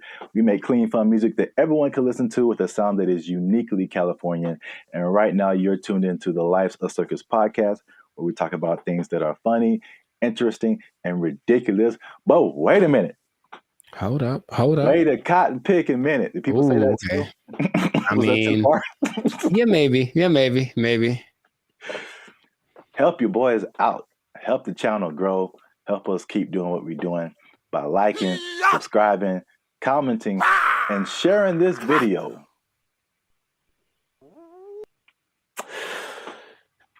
With the friends and family, because I got a question. Okay. It's a very important question. Bit of a riddle. I hate those, but okay, let's go. Let's go. No, I just don't like them. I'm never good at those, but we'll find out. Mr. Jericho, what do you get when you cross a medical condition that people were afraid of, a religious group that wants to stop people from performing a sexual act, and World War II? Huh. It's three things. Yes, there. I've noticed. That's one more than two. My first thought was Nazis, but I think that's wrong. That was just the first thing that came to my head. I'm like, that's no way. I think it's because you just said World War II, and I was like, I think they wanted to stop World War II. You know what? Congratulations. I've never been asked this in my life. Yeah, I don't think anybody has, but for the people playing at home, just one more time, the question is, what do you get when you cross a medical condition that people were afraid of, a religious group that wants to stop people from performing a sexual act, and World War II? And the answer, believe it or not, is breakfast cereal. I'll be honest, I didn't. Yeah. Go ahead. Yeah, I just kind of stumbled upon this, but the rabbit hole got really deep as to why we have breakfast cereal. So, a little bit of a history lesson. You can stop me at any point if you want.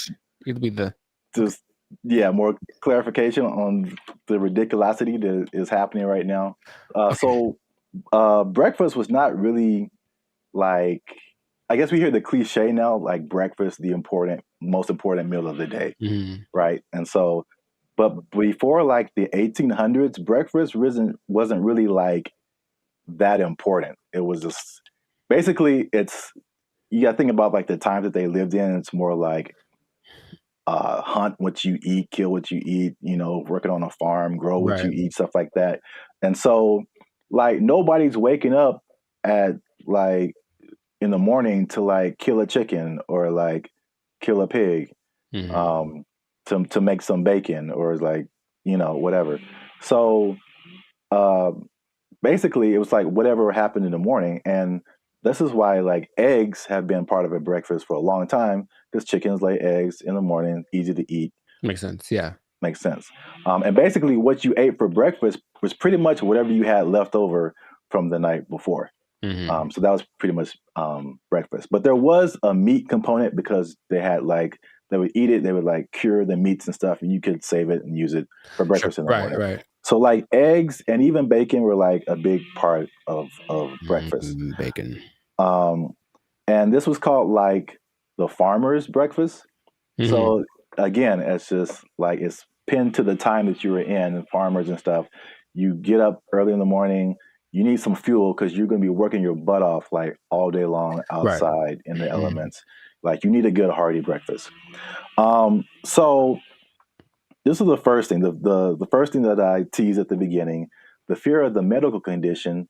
The medical condition was indigestion, which sounds like pretty like whatever today, but again, I feel like it could probably take you out back then, huh? Yeah, there was no Pepto-Bismol, like antacid. You can just pop an antacid and be cool. Like you could have felt like you were dying. You had no idea. Like, oh, I got indigestion. It's the devil's work inside of you. So I don't know, but I had to go to the apothecary. Yeah.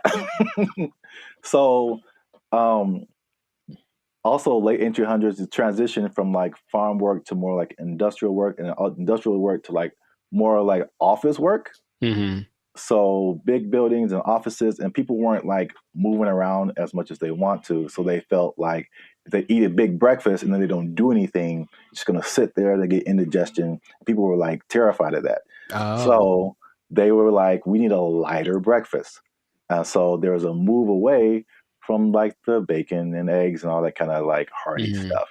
All right. So that was reason number one. Reason number two. I'm very curious about this one. Okay. my favorite reason. So at the same time, there was a rise in religious gurus that were pushing vegetarianism and just like eating healthy, eating or what they call eating bland. Mhm. All right.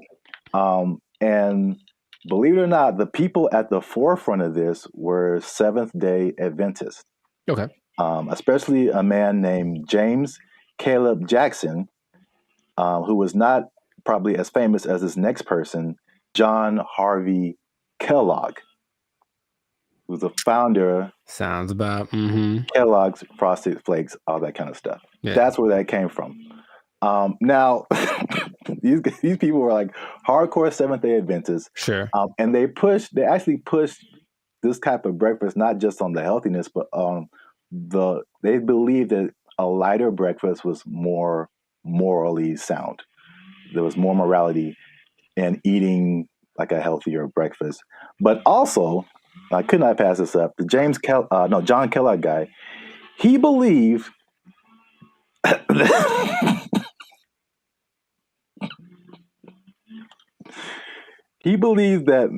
masturbation was the greatest evil on earth, and that by eating cornflakes, it would prevent people from doing it. So I don't see the connection. No, it's there, man. It's there. I'm trying to make it work in my head. Corn. Well, I've had cornflakes, and of all the cereals that are like not sweet or nothing, they're probably my favorite ones. They're still nice and crispy and pretty good, I guess. But do you have less of an urge to masturbate after you eat?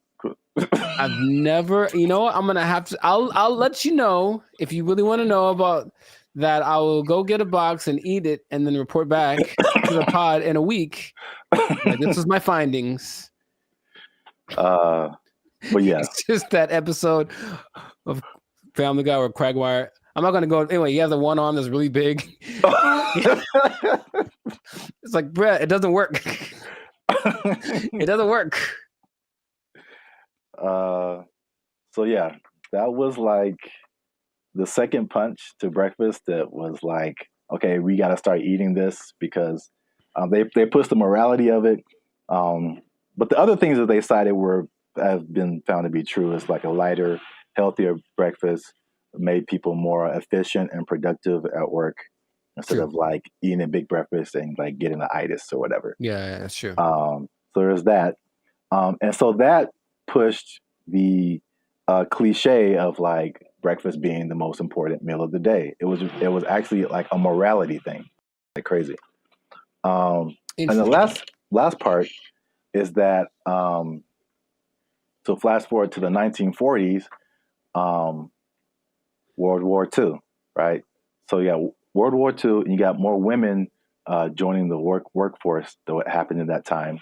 And so then it became a push to, again, at the time, like the woman was like a stay-at-home, take care of the family, give them 3 square meals a day, all that kind of stuff.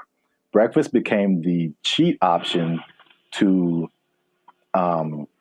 feed your family and not feel guilty about it being like quick and easy, because they had to go to work too now.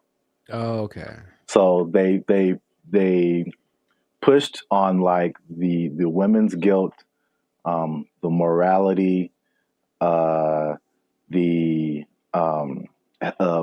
work productivity, like hard work. It was like respected to be like hardworking individual and productive and all that kind of stuff. And so all of that combined together to make breakfast cereal like the thing. And I remember like watching commercials, like every commercial is like part of a balanced breakfast, and like you got to have your cereal and blah blah blah blah blah. And they pushed, and the cereal industry is probably like $1 billion industry or something. I imagine, yeah. But they show all of this stuff like, and I never ate all that stuff. I tried once. Man, you just feel gross after it. Yeah. You drink a whole glass of orange juice and a whole glass of milk? Like, man. Yeah, milk, orange juice, toast, fruit, cereal, bacon and eggs. Yeah, something like that. It was all in the one picture. Like the whole food pyramid. Yeah, it's too much. It's really too much. But I thought, oh, it must be something worth trying. And I regretted that real bad. Yeah. So yeah, that's the crazy story behind breakfast cereal. And if I may leave you with a cliffhanger.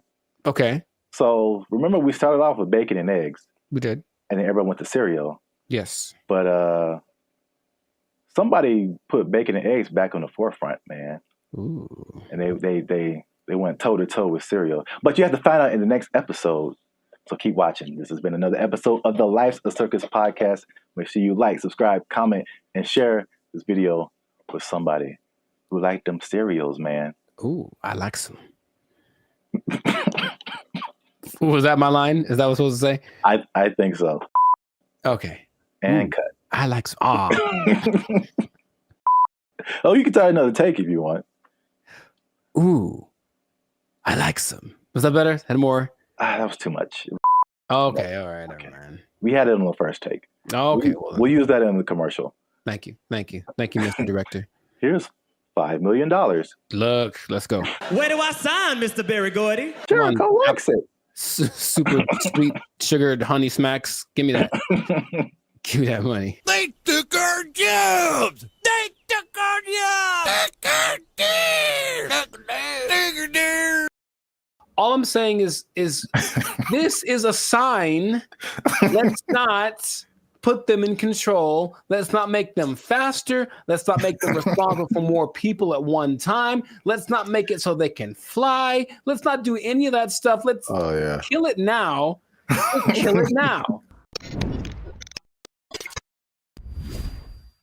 What's up, everybody? I'm Zap, and this is Jericho, and you are now tuned into the Life's a Circus podcast, where we talk about everything that is funny, interesting, and ridiculous. And you want to make sure that you stick around for this video because this is ridiculous. We're talking about two robots, two different scenarios, robots going rogue. This happened recently, and one was an accident, and one was actually on purpose. So we're going to talk about both of those situations. So make sure you still stick to the end so that you can find out about that. But before we get started, help your boys out. All right. It's 2025. I'm trying to get some cheese on my Whopper. That's what I'm saying. You're going to pay $8 for Whopper? Yeah. It's now $8 just for the sandwich. Mm-hmm. No fries, no drink. $8 is where we start. And then it goes up. I'm furious. Breaking stuff. Like it. Hit that subscribe button, man. That helps the channel, helps us to grow. And while you're down there, hit that like button because that lets YouTube algorithm guys know that Bandit Future is dope and more people should see them. All right. Intro. Boom. Done. So I'm going to start off with the question. No. Because I got a couple of videos to show you. The answer is no. No. I'm so mad about this. So stop. Who can I tell? Elon walks in, like, stop it. Stop doing it. This isn't Elon. It's some other people. I feel like he's always there, but Elon. All right, what you got? What you got? So question: how do you feel? Well, puberty. How? And the Rockets, red flag. I'll make up for it now. How do you feel about driverless cars? I don't like it. And here's the thing is, I don't like any, I don't want to be the old fogey, man. It doesn't feel good, like in my soul. Like when I've been next to them in Hollywood because there's a few, and it's a trip. Because you look over and the first thing you're like, oh, there's no driver in that car. And then the second thing is you feel that it senses you because it's got telepathic antenna. I don't know, but I don't like that feeling of being detected from a non-human. So I don't like it. That's all I have to say. I mean, there's cameras everywhere. They detect humans and stuff. they don't have wheels on them. They don't have the ability to go 80 miles an hour and crash into your face if they feel like it. It's okay. Just I don't want to get too emotional off the bat, but go for it. What do you have to say? Okay. Well, I'm going to show you a video of an incident that happened not too long ago, and let's see if it has any effect. I'm in a Waymo Connected car. to rider support. This call may be recorded for quality assurance. This car is just going in circles. Hi there, Mike. This is Gab. I'm calling from Waymo support. I'm just calling because I received a notification that your car might be experiencing some routing issue. Please bear with me while I am. Yeah, I got a flight to catch. Why is this thing going in a circle? I'm getting dizzy. Look at what it's doing. I understand. I'm really, really sorry, Mike. We're currently working with the situation in the vehicle. Is it circling around a parking lot, right? It's circling around a parking lot. If you have your app pulled up, I need you to tap My Trip in the lower left corner of your app. Can't you just do it? You should be able to handle it. Take over the car. You don't need my phone. I don't have an option to control the car. Mike, I'm really so sorry about this. Well, can you stop this car? Over. I am trying to pull it over right now. Apologies.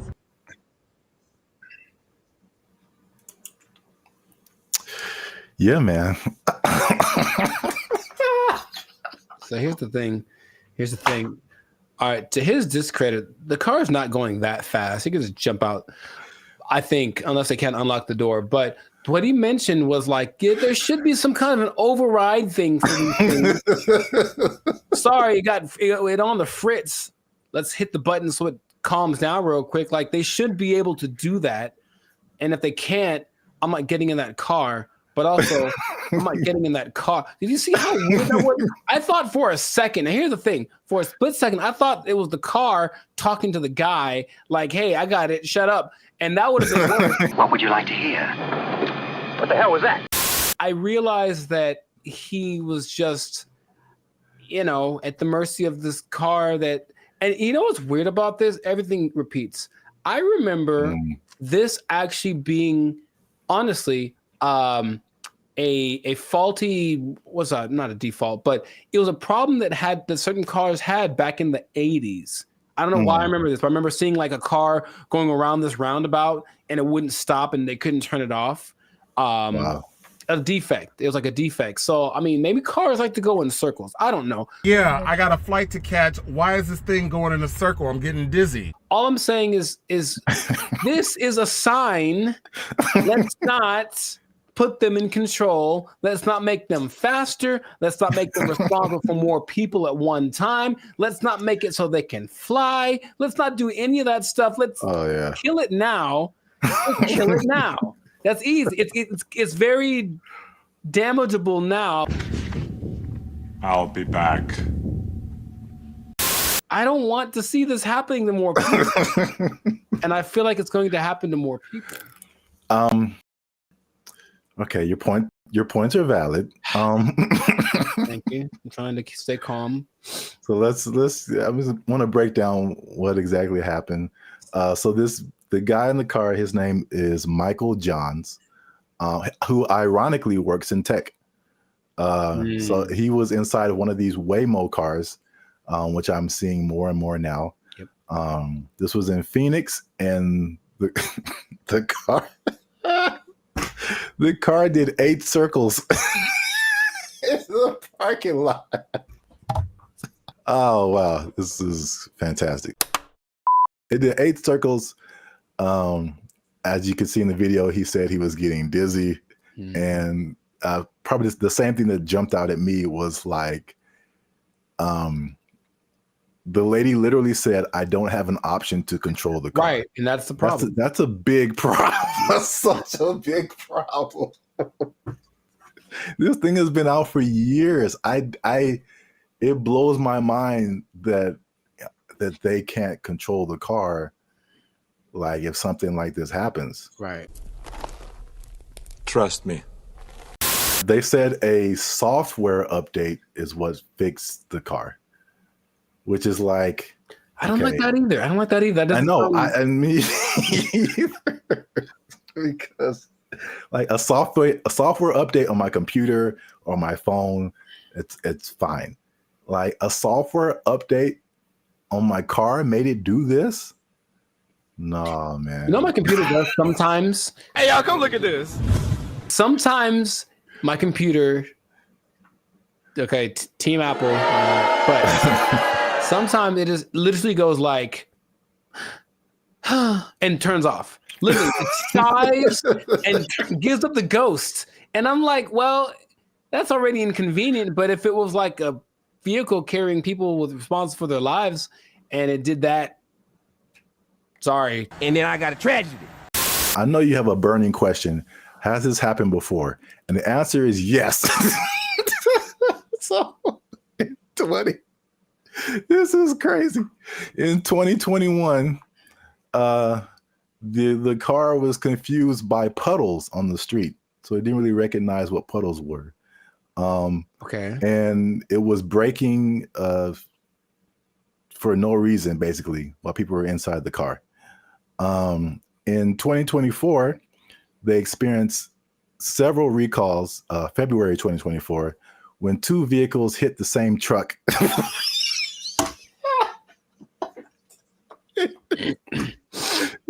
They hit the same truck minutes apart. And this, along with other incidences by another robo-taxi company called Zoox, began a federal investigation into erratic driving. I don't get why. I don't get it. In June of 2024, they recalled almost 700 Waymo cars to make them, and I quote, less likely to drive into poles.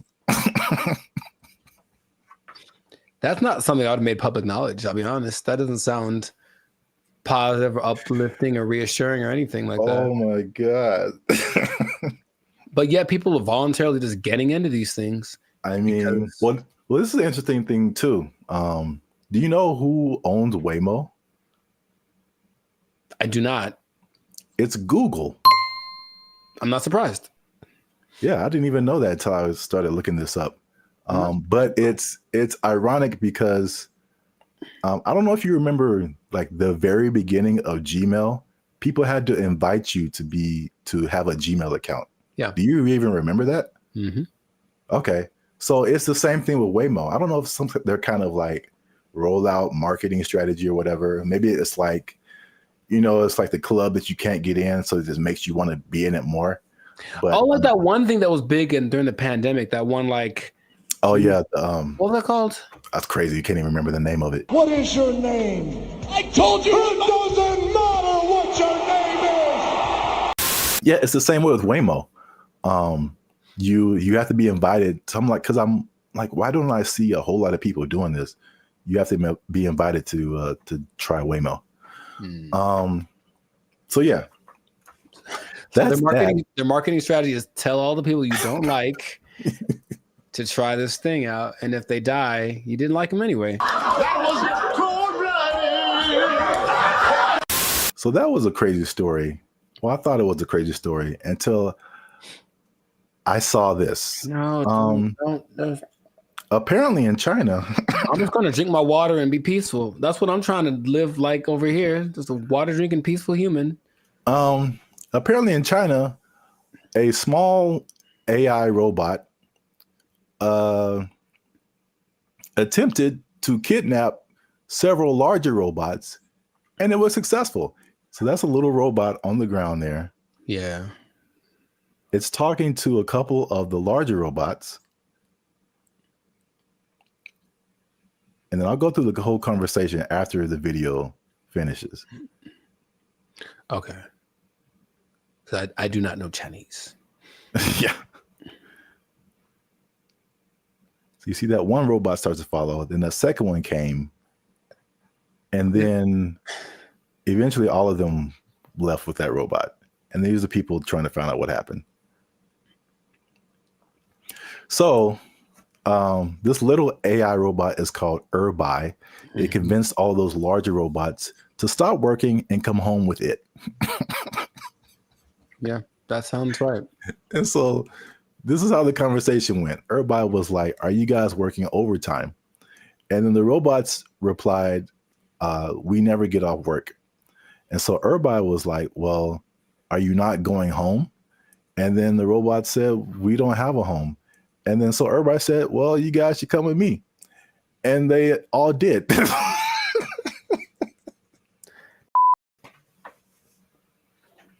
don't have any more water to drink and be peaceful. I can't be peaceful anymore. That's I have to. So crazy. It's not. It's not crazy. It's exactly what happens in every movie. In every movie. Do you remember there was a movie about a toaster? I forget what it's called, but it's a little toaster. The Brave Little Toaster? There we go. That's what he did. He talked to his buddies and they went over. Don't you remember? That's exactly what happened. That was like 20 plus years ago. And I don't remember the movie. Long time ago. And he had a cape or something. I don't know. Whatever. All I'm saying is that nothing should surprise these people from what they're doing. They're trying to give these things the capacity to reason and make decisions that we have without expecting them to do the things that we would do if you gave us the capacity to make decisions. Shut up! Yes or no? You want to die? Yes or no? I got the job done. What the hell do you want? Didn't answer the question. It's what's going to happen. It's what and the Chinese. I have love for the Chinese people. Uh-oh. Be careful now.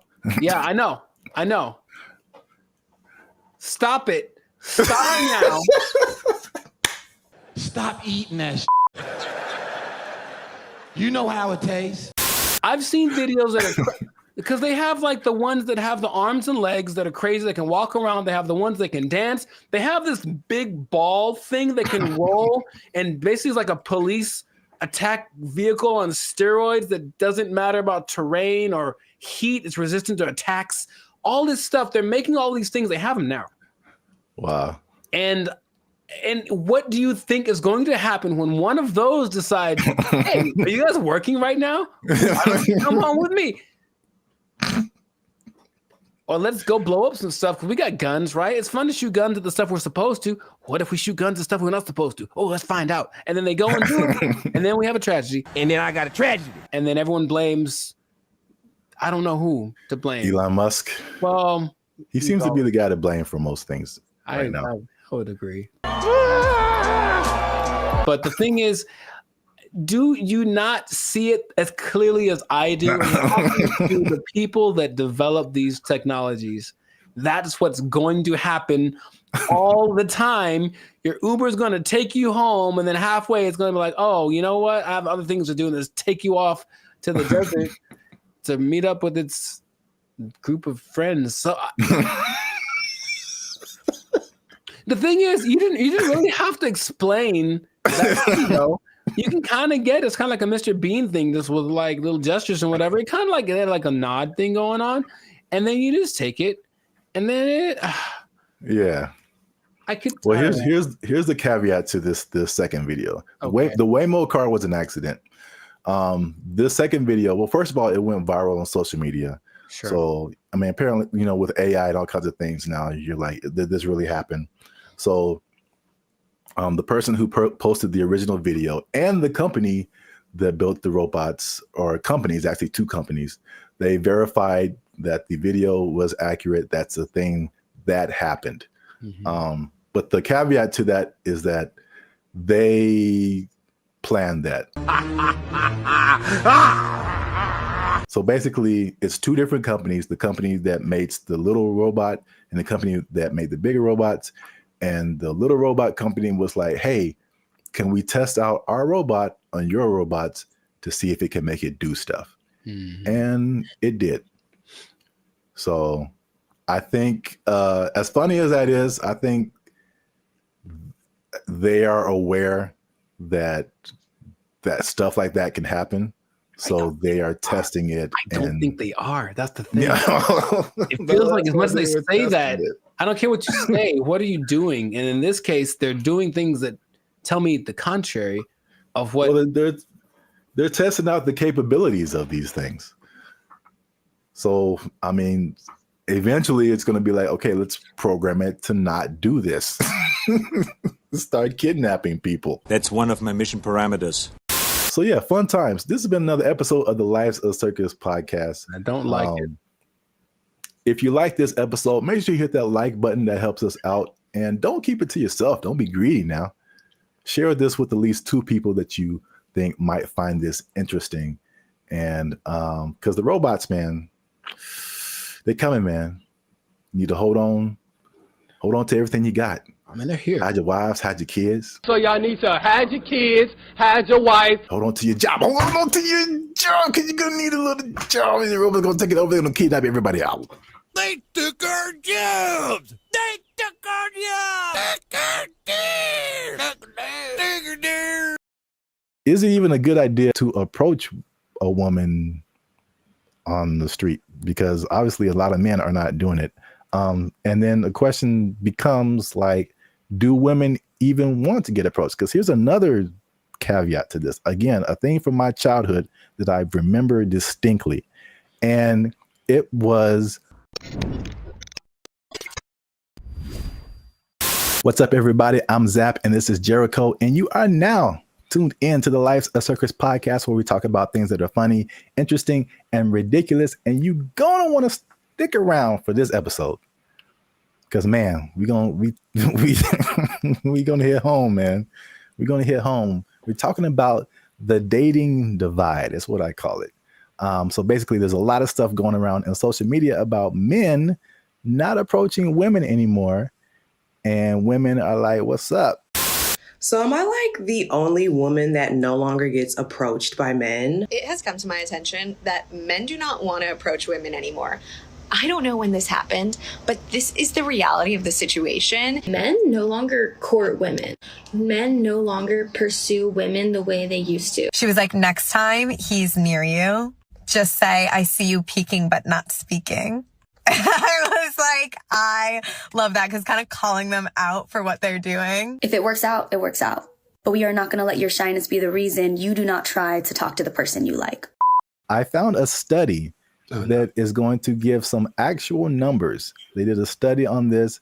We're going to talk about why men may or may not be approaching women anymore, if approaching women like that even works, and if women even still want to be approached by men just on the street like that. So there's a lot about to go down in this episode. You don't want to miss that. Stick to the end. But before we get started, you can help your boys out. Come on, you know what it is. Every episode, we need you to hit that subscribe button if you haven't already. Hit that like button, because that helps our channel grow. Lets more people see our videos. And if you really want to help your boys out, come on now. Once you hit that subscribe button, you'll see something that says join. You can join our membership, because unfortunately, we are not fully monetized by YouTube. They don't give us a penny. We don't get nothing, man. So all these free videos, bro.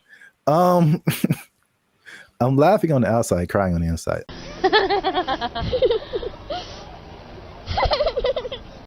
I digress. That's what it is. If you'd like to join the membership and help us make more videos, takes a lot of time, takes a lot of money, resources. You can hit that join button, and that'll help our channel grow. So now let's back up. Have you heard this or seen this kind of just floating around the interwebs about like men and women just like dating just not happening anymore?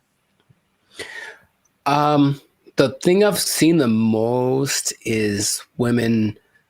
It's mostly like street interviewers, if you will, who basically approach women and say, hey, what's your ideal guy? And then when she just describes this guy, then the person who's interviewing tells her the probability of that person existing and choosing her. And it's usually like, it's crazy. Minimum height. 6 feet. Yeah, that's where they get you. Minimum income. So I'm gonna say at least 200. 200 grand? You can be 30 years old and make 200 grand. Oh my goodness. Take a guess at what percentage of men fit this criteria? 2%? Much lower. It's 0.049%. All right, is this going on the TV? And it's not that she's always looking for, the baller with 10 cars and $1 billion, but even the be a certain height, have a certain wealth status, no kids, whatever. It's still very few people. So I think just recognizing that this is the ideal thing that women are looking for, and feeling maybe a sense of entitlement that they deserve that is going to weed out a lot of guys. So then when guys that are outside of the range of that, window that she wants approach, they just kind of shut them down without even thinking about it. And then I think that is more prevalent with guys getting, we were supposed to be the people that pursue in the relationship, and getting told no is part of the process. Trust me, it's part of the process. But personal experience. If you sit down time after time after time, and it's not really seeming like it's getting any better, you kind of like, what's the point after a while? So that's more of the trend I've sort of observed. Emotional, damn it. That's part of what I'm talking about here today. So basically, I found a study.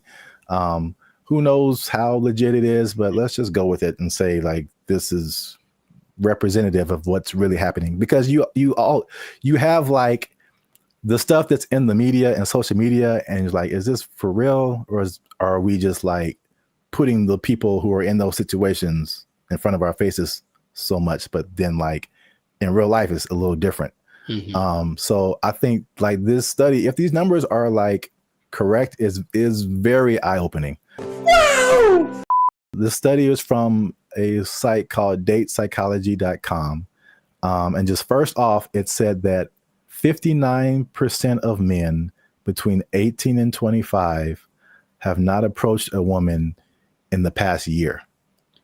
So according to that number, the women on social media are right. Like, men are just like, nah. No. Thank you, Draymond. 48% of men in the 26 to 40 age group.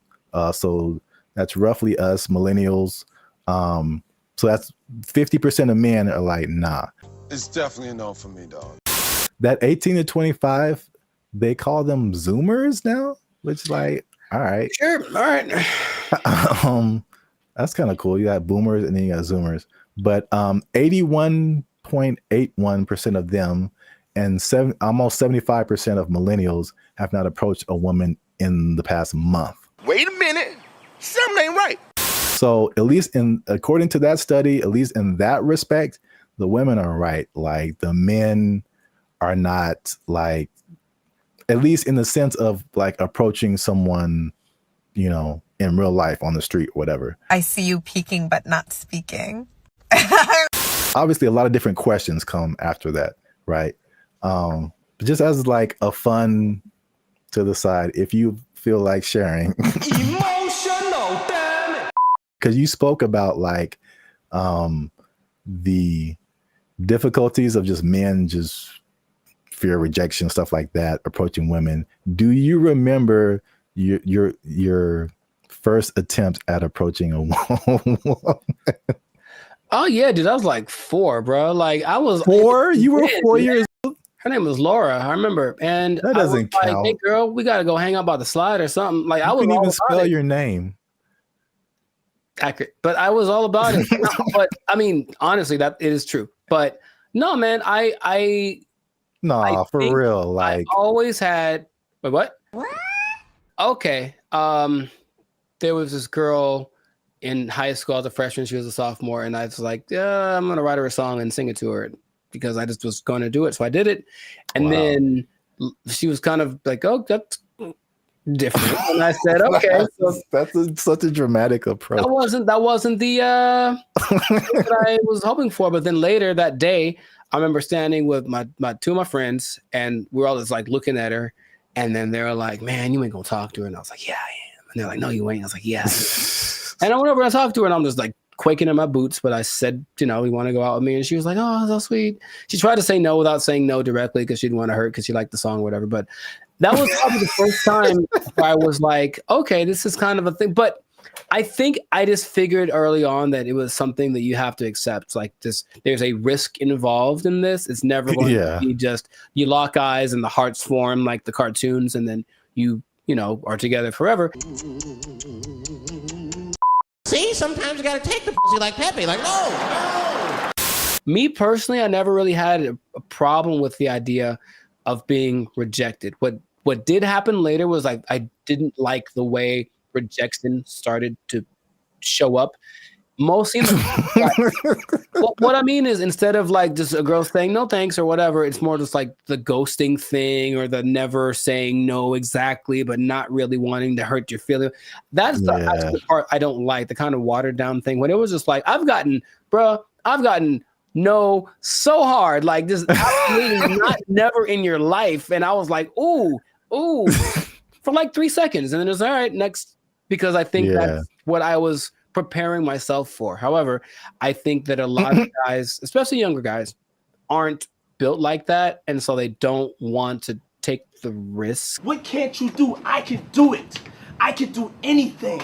And not only that, it's not the no so much anymore, but with social media and everything being recorded, whatever, now there's a lot of instances where people are getting like, they're just trying to be nice and say something, compliment someone to kind of measure the waters, and then they get accused of harassment or something like right off the bat.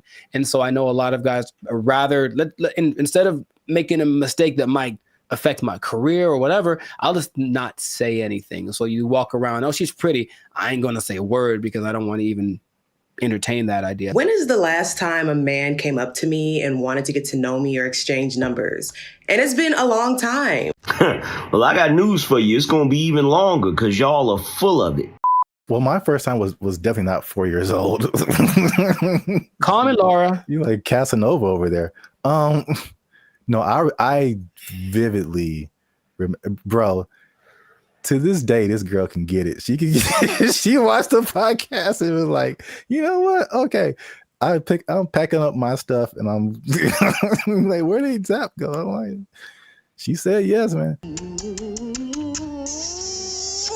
This was like 7th grade. I still keep up with her, and I think now I'm more reserved. People will describe more reserved, more quiet, more laid back. But when as a child, I was insanely, I'm talking like unbelievably shy. It wasn't reserved. I was just like, I didn't know. I'm not doing anything of, but like this one girl was just like, she was just amazing to me. And it was like a movie where I was like, I get closer and I'd be like, like, I know my name. There's a level of fun that just does that to you, man. It's just so I couldn't talk to her. I literally could not form words and talk to her. So I wrote her a note. Nice. Come on now, dog. Come on, man. That was pre-social media, so I think that'd be the equivalent of me like sliding into her DMs. Basically, I wrote her a note and I was like, "Yo, what's up?" And the same thing. She was like, "No," but she was like super soul, and she wrote me a note back, and it was just like a page of just amazing things, and I was like, wow, nice. So you're right. Like the way, if it's no, the way that no happens is very important. Yes. Yes. Men's psyche. But okay, so just moving on. So now the question becomes, all those, flash forward to back to where we were talking about. Is it even a good idea to approach a woman on the street? Because obviously a lot of men are not doing it. And then the question becomes like, do women even want to get approached? Because here's another caveat to this. Again, a thing from my childhood that I remember distinctly. And it was the songs that came out. And every time you heard of a song from a man about a woman, it was like, "Oh, baby, I love you. I'm trying to get with you. You're my everything," whatever. And then after a while, like, it felt like every song that came out from a woman was like, "Man ain't this, and he broke my heart, and he is trash." And there was 2 instances I remember: TLC, sure, No Scrubs, and everybody was just like vibing to that song. I'm just like, I can't get with Chili if I ain't got my own. Hanging out the passenger side of his best friend's ride. If you live at home with your mama, oh yes, I'm talking to you. And I'm like, man, I'm like a teenager. I'm like, man, I love my mama. I don't have a chance. So it was that song, and then it was Destiny's Child, and I think Beyonce has a few songs where she's like, man, she does. Yeah, she lets man. That's not how she really feels. What was that? The Bills one? Yeah, can't pay my bills, pay my automobiles, pay my telephone bills, and then you think you got it, and then she's like, nah, then maybe we can chill. We can chill, like I just paid all your bills. Yeah. You my wife now. Like, what happened? No, that's just something you just do now. No, you just do that now. That's just a new thing you do until you and your shitty ankle both die. There were songs like that, and I was just like, man. And then like that, and like the Me Too kind of thing, and like some of the stuff you hinted at. Right, yeah, that's why it's like, okay, maybe I shouldn't say anything. So I don't want to get. I think there's the question of like, do women just like not be like being approached? So this study has said 74% of women aged 25 and below actually want to be approached more. 77 in the 18 to 30, 68 in the 68% and 30 to 40. So basically 3 out of 4 women are like, I want men to approach me. Why isn't it happening? I think the thing that I get from this listening to like interviews with women is that, yes, they want men to approach them, but they want it to magically be the kind of guy that they like. Yeah. So there's a caveat to it. It's like, if you walk, I've seen the look in women's face. If I walk up to them and they wait. Last week, I was in Tampa doing my thing, and I walk up to a girl, and all I was going to ask was about, it was a bunch of girls dressed the same. I wanted to ask why they were dressed the same.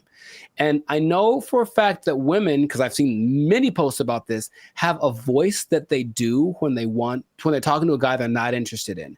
It's something that sounds like they're bored or whatever. It's kind of an ew, go away voice. That's suspicious. And so she does it to me right away, as very innocently. Hey, what you guys doing tonight? Oh, it's just a bachelorette party. We're just here to celebrate. That's the bride over there. You know, I'm like, hey, you go away, because I wasn't what she wanted, physically, anything like that. Like, I didn't fit. If I had, her tone would have been different. So a person like her will say, yeah, I want more guys to approach me, but not the guy who just talked to me. I want it to be the guy that I fantasized about. So how do you know if you're that guy? You really don't until you try. But you'll know right away if you're not. That's my hated it. All right. So just to wrap it up here. So the big question, men are approaching women. Women want men to approach them. So now, why aren't men approaching them? So 4 things they found in the article, nothing new. Fear of rejection, fear of social consequences. A shockingly high number to me of just not finding people that they're attracted to. And then smaller, but still there, is fear of like some kind of consequence. They'll tell on you to HR or if you work with them, that's a whole different thing. Yeah. Get it. So I was kind of with you too. It's like the fear of rejection, all that. I mean, we're older, like we've been through that. But like, this is the thing that gets me. Why I personally rarely do this. And hey, y'all, come look at this. The one time I jumped back in, and you were there, it happened. Bro, what are you talking about, man? Anyway, yeah. I see. This is why I don't, because it rarely works, at least for me. And then it also showed that in the study, depending on what you want. So I thought it was kind of cool the way it broke it down, because it went from approaching a woman to long-term relationship. Sure. So and then the steps in between that. So you have to go from point A to point B, but it's a bunch of stuff in between. So it showed that when the guy approached a woman, 80% of the time it led to some kind of contact, meaning like friend zone. Here's my Instagram. Okay, whatever. You got a 4 or 5 chance of hitting that. And then from there, 60% of the time it led to an actual date. 47% of the time it led to sex, which was kind of high, surprisingly high to me. Sure. Like you got a 50% chance of every 2 women, one of them is gonna, that seemed kind of high. But 28% chance it led to a actual relationship that was like at least 2 months. And then only 13% chance it led to an actual like long-term relationship. And then I mean, I can, some of those numbers don't apply to me, but I can at least attest for that last number. Like just approaching a woman in like life on the street, it like never turns into a long lasting thing. That's weird. Well, I have friends that, one of my best friends, you know, he met his wife. She was working at Carl's Jr. and he thought and he got a number and they married with 2 kids. So it does happen. And I will say that for me, I do like the immediacy of it. Is that a word? Whatever. I like the way you get the feedback right away. If I talk to you and you're into me, I kind of can tell right away. If you're not, you won't give me the number, whatever.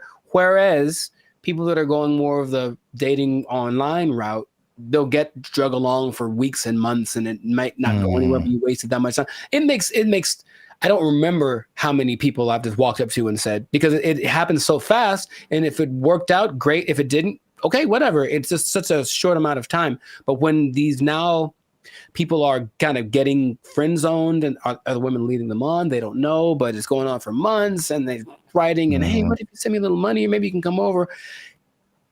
We hung out and nothing happened, but I thought you to me, bro. It's like that happens so much to these guys who are taking that route that you can see why it wouldn't be something people want to keep repeating to do. But I personally would recommend more so to the younger people because I think you could be a little tougher. That's just my personal opinion, is that like thick skinned, if you will, like just try. You never know. And I have had a couple decent sized relationships that came from just me walking up to a girl I thought was cute. So that has happened to me. In comparison to how many women I've walked up to, it's not a very good percentage, I suppose. Hi. Okay.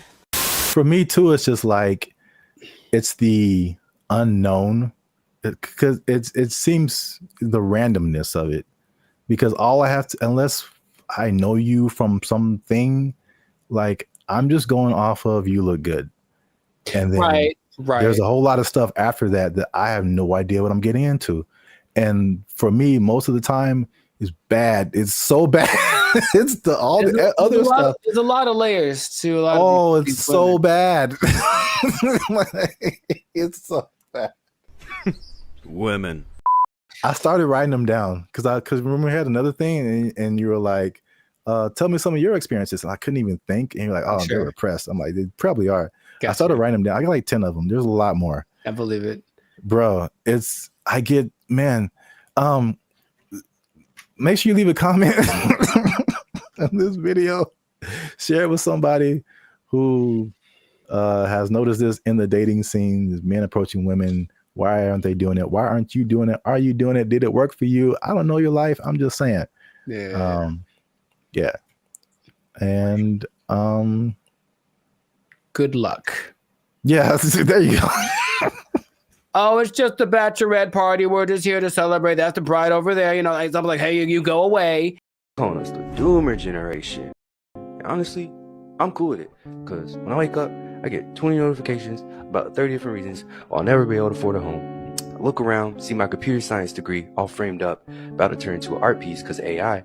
Then we're in a loneliness epidemic, but these gas prices and these heat waves collaborating to keep me indoors.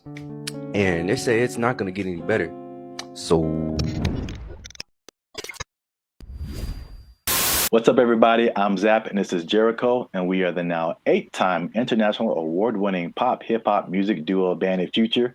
We do clean, fun music that everyone can listen to with a sound that's uniquely California. And right now, you're tuned into the Life's a Circus podcast, where we talk about everything that is funny, interesting, and ridiculous. But before we jump into the topic today, help your boys out. Come on now.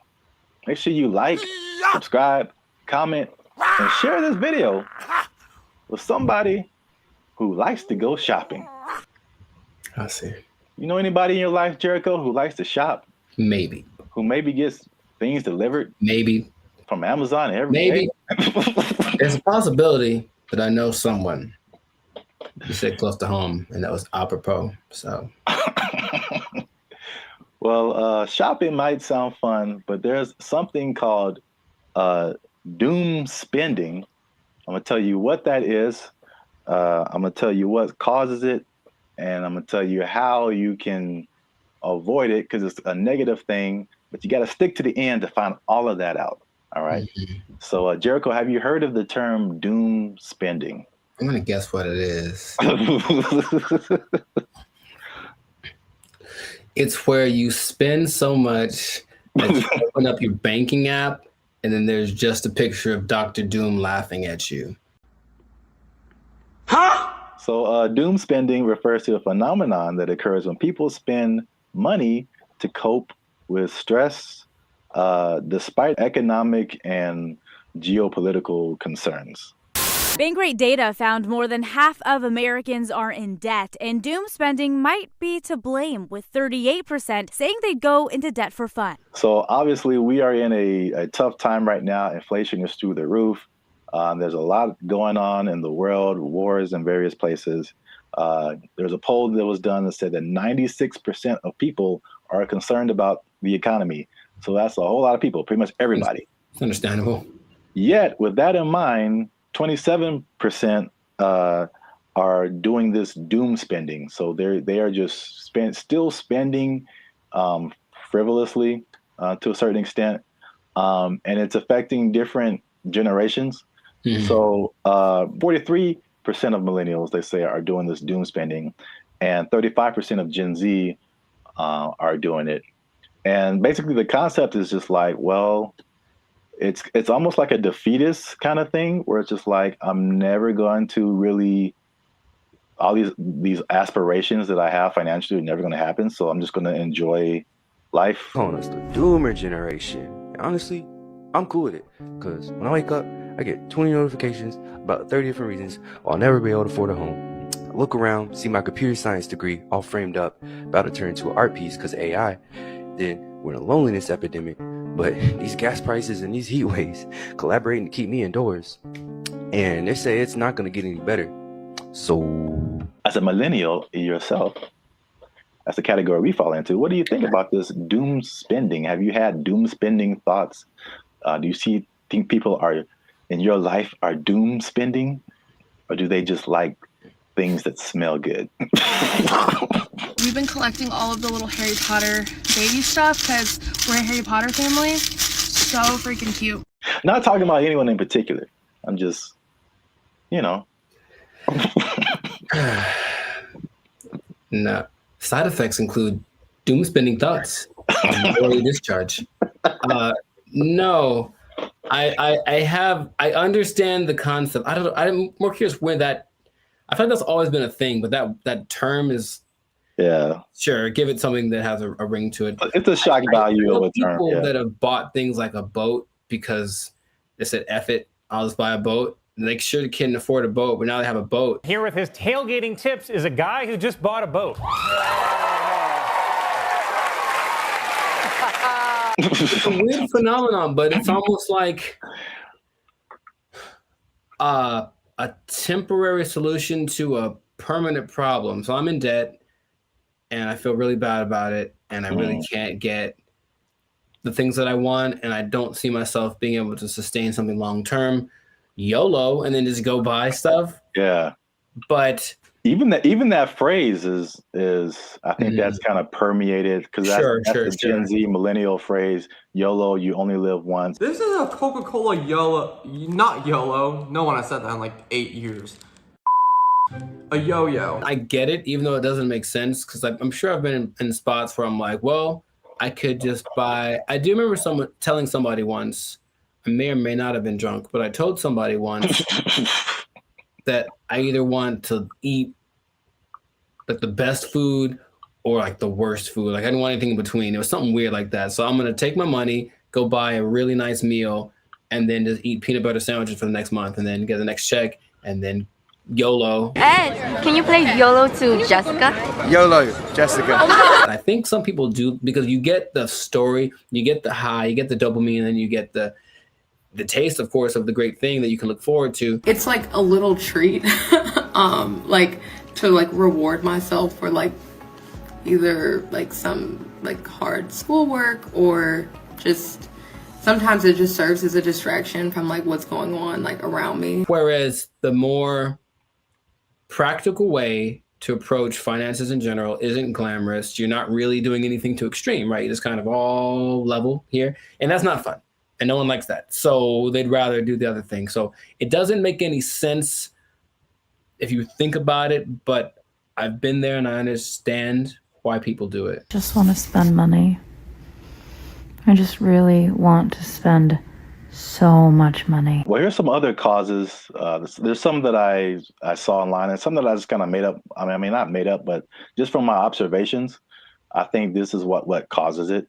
Mm-hmm. So it's 5 different things that I found. One that I think is a part of it is just, at least just speaking as millennials, and I know other generations have gone through different things, but I feel like millennials in particular, because it was just interesting to me to see how their numbers, the millennial numbers are higher than the Gen Z numbers. And maybe it's just, that's because we just have more money to spend.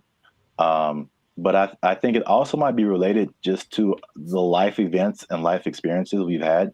Mm-hmm. And so I think one of the first times I was like really conscious about money and the future and like life was 9/11, which is something that Gen Z isn't really familiar with.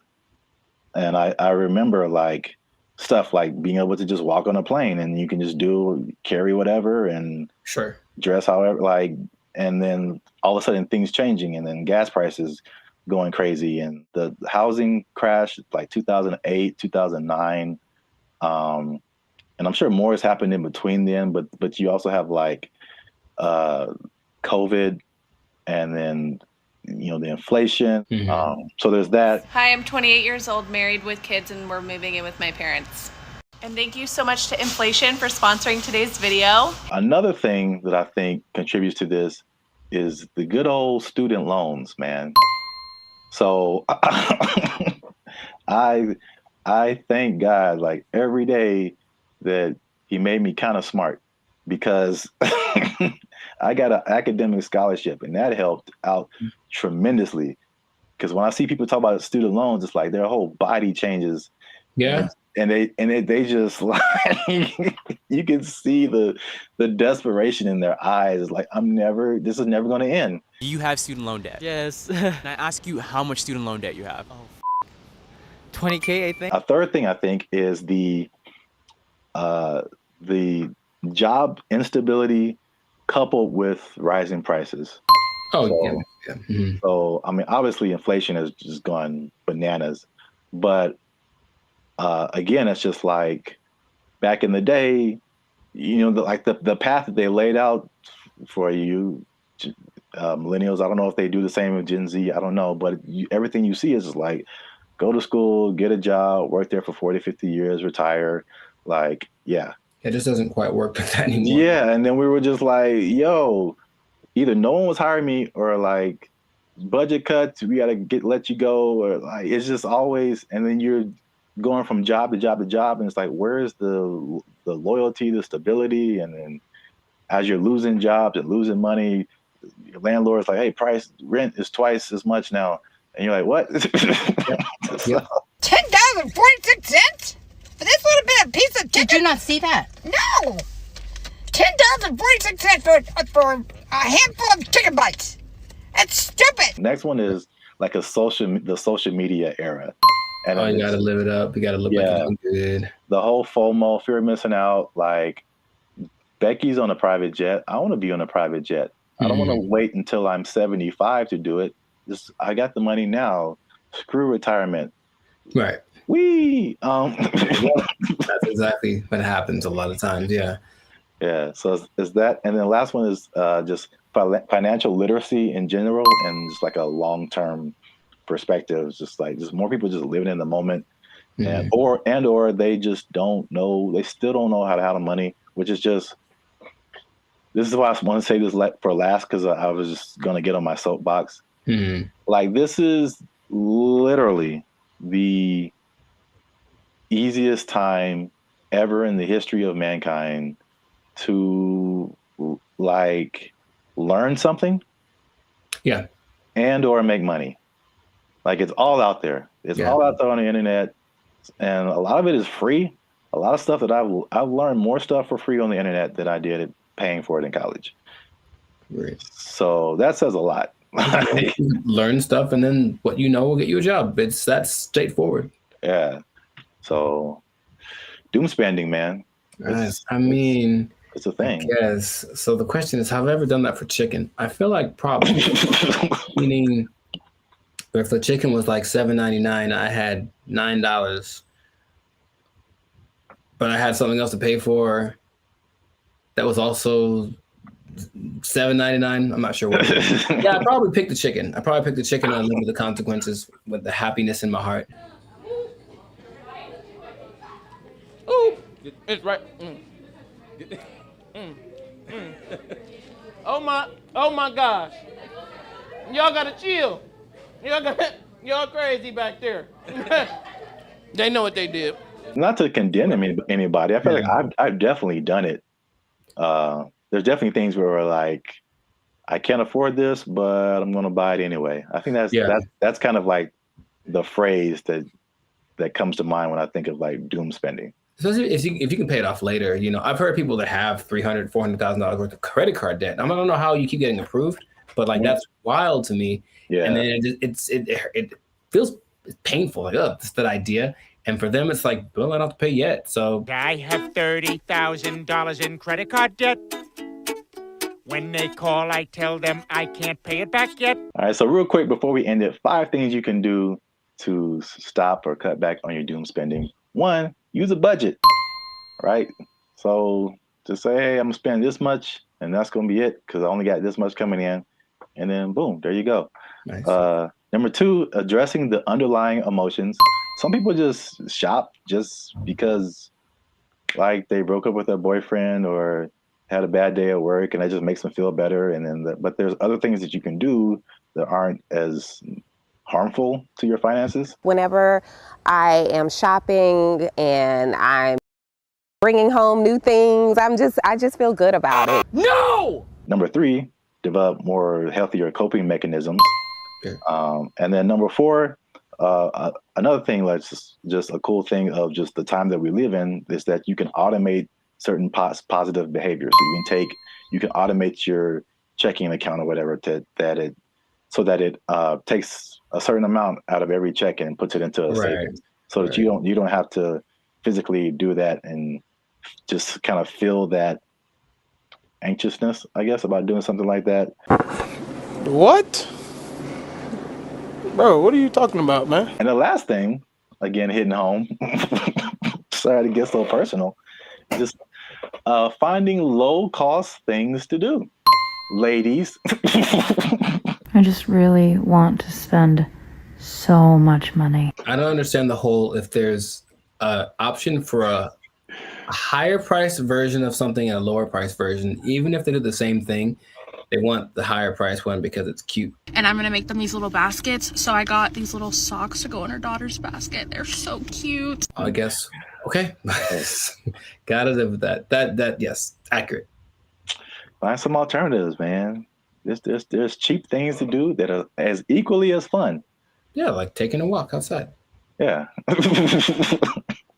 Every day. Just take a walk. It's good for your health too, so beneficial and free. That's two things. Two things. Oh, two things appearance. There he is. Well, that's it. Doom spending. Let us know what you think in the comments. Do you doom spend? Tell on yourself. Get up in the comments and just tell on yourself. They know what they did. They know what they did for sure. Do you have anything left in your retirement? All right. Let us know. And don't forget to like, share, and hit that subscribe button. That helps us out. And if you doom spend,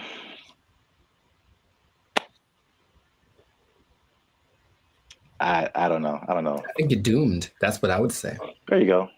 Bye. They took our jobs. They took our jobs.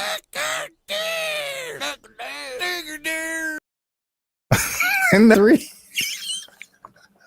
What are edges and what happens to them? Like, why is that an insult? It's like that. This is so genuine. This is so genuine. What's up, everybody? I'm Zap, and that is Jericho, and this is BrandBee Future. And I found this on the internet. This lady posted, ask Black people one question you've always wanted to know. She just posted it on Facebook. And I did not read the comments. I just saw the title, and I clicked save. Because we're going to look at it right now.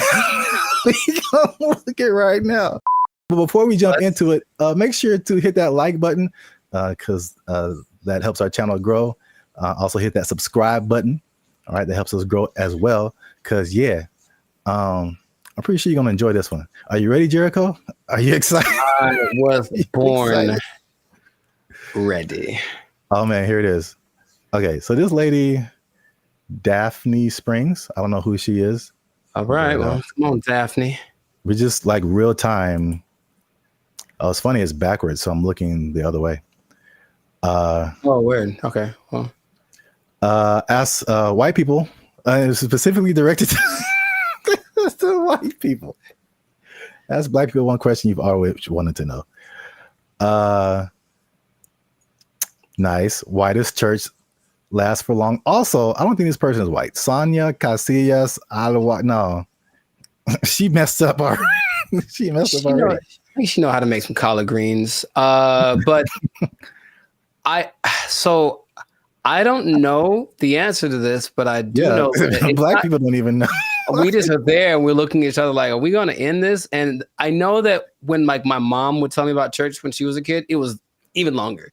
It was like literally all day. You would go to church at like 7 in the morning. You'd be there till like 6 in the afternoon, like crazy amount of time. So I don't know. I will say that the music helps, but that means that there's like 12 solos and like A and B selection and like the choir comes in and they got a dance in. So there's a lot of pageantry. Maybe that's part of it. It still is excessive. I think we all agree. I think we all agree it's excessive. Building fund. You got a building fund that never results in a building. It's just a fund. Man. She didn't ask all that. I'm just letting you know. I'm just letting you know.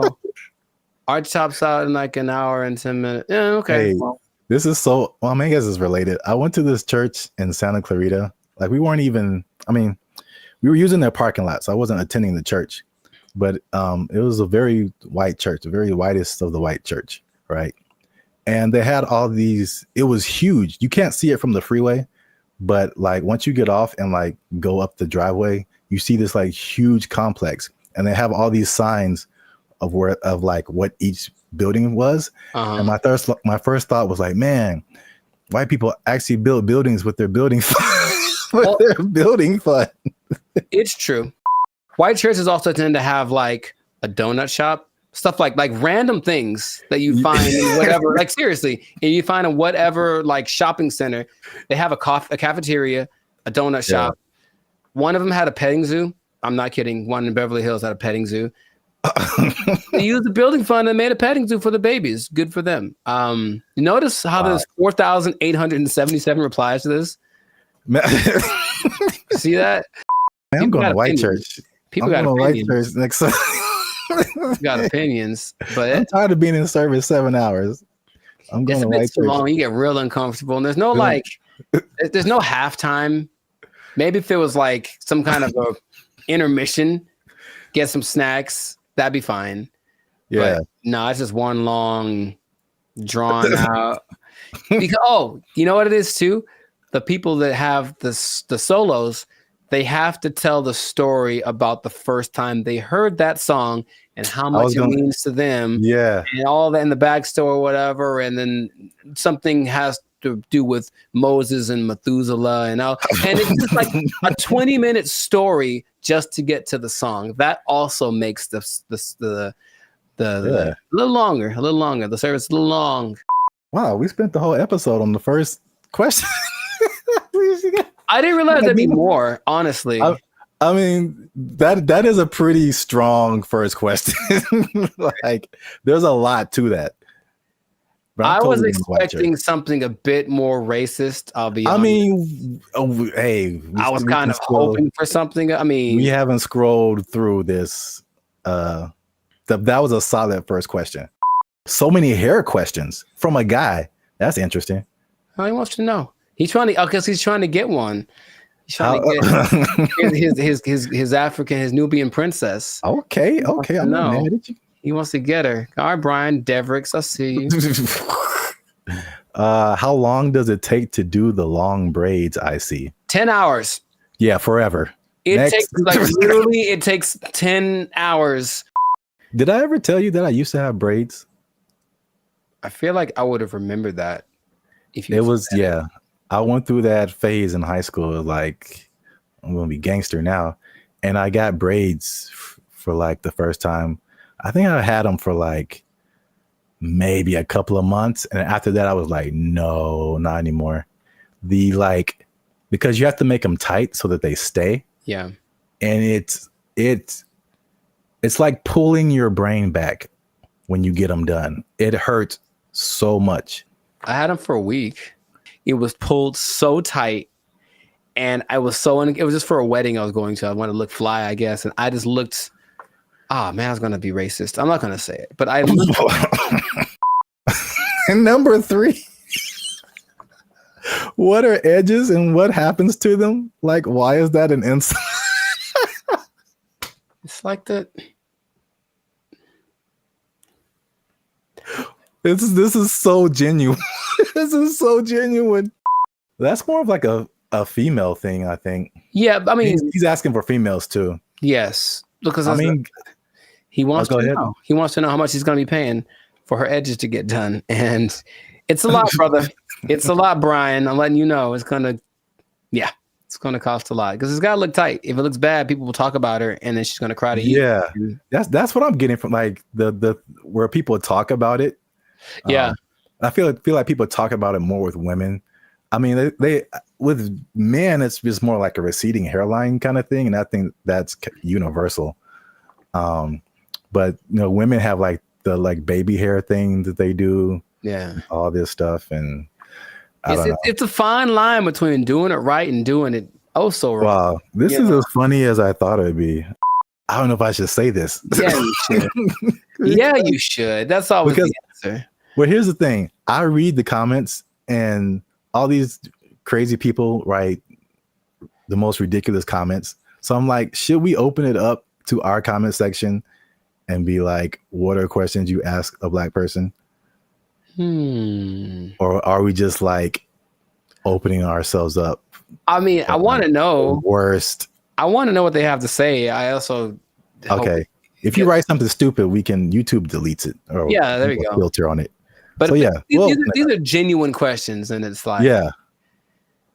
Didn't Chappelle have a skit like that? Ask a Black dude. Yeah, it was Ask a Black dude, and what's his name? Paul Mooney was answering the questions. Oh yeah. Yeah, I remember that. Oh yeah, so we'll open it up. Keep the conversation going. Ask more questions in the comments since we only got the 2. Let us know what you think, and if you like this video, make sure you share it with somebody. And I don't know how to end this. Talk to Daphne. That girl black as hell. Listen to that name. So there's a lot of pageantry. Maybe that's part of it. It still is excessive. I think we all agree. They interview people who swear by this. Now, I know you'll be like, were there any scammers? There's lots, of course. There's lots of people who are claiming this, building cults, and then basically eating French fries behind the scenes. And the most famous, and this is real, well, this guy named... What's going on, everybody? I'm Jericho. This is Zap. We are the now 8-time international award-winning pop hip-hop duo Bandit Future. We make clean, fun music that everyone can listen to with a sound that's uniquely Californian. And right now, you, yes, you, are tuned in to the Life of Circus podcast, where we talk about things that are funny, interesting, and just straight ridiculous. So before we get into this thing, make sure to like, subscribe, comment, and share this video with 2 people who are tired of eating, who want to find a different way. Did you know there's a different way? Did you know that there's an answer? If you don't want to eat, you don't have to anymore. It better be a good answer, because I want to eat. No. Check it out. Hear me out. You don't have to eat. That's my favorite pastime. Well, maybe this will be more of your favorite pastime. Skeptical. They say it in 2 different ways: breatharianism or breatharianism. I'm not sure which one. Stop shaking your head. You haven't even heard the whole thing. It's where you basically eat the air and you don't eat the food. That's it. Doesn't that sound fantastic? See, I blame these millennials. No, this is old, man. This is old stuff. This is old stuff. So, for those of you who have never heard the term breatharianism or breatharianism, I hear both.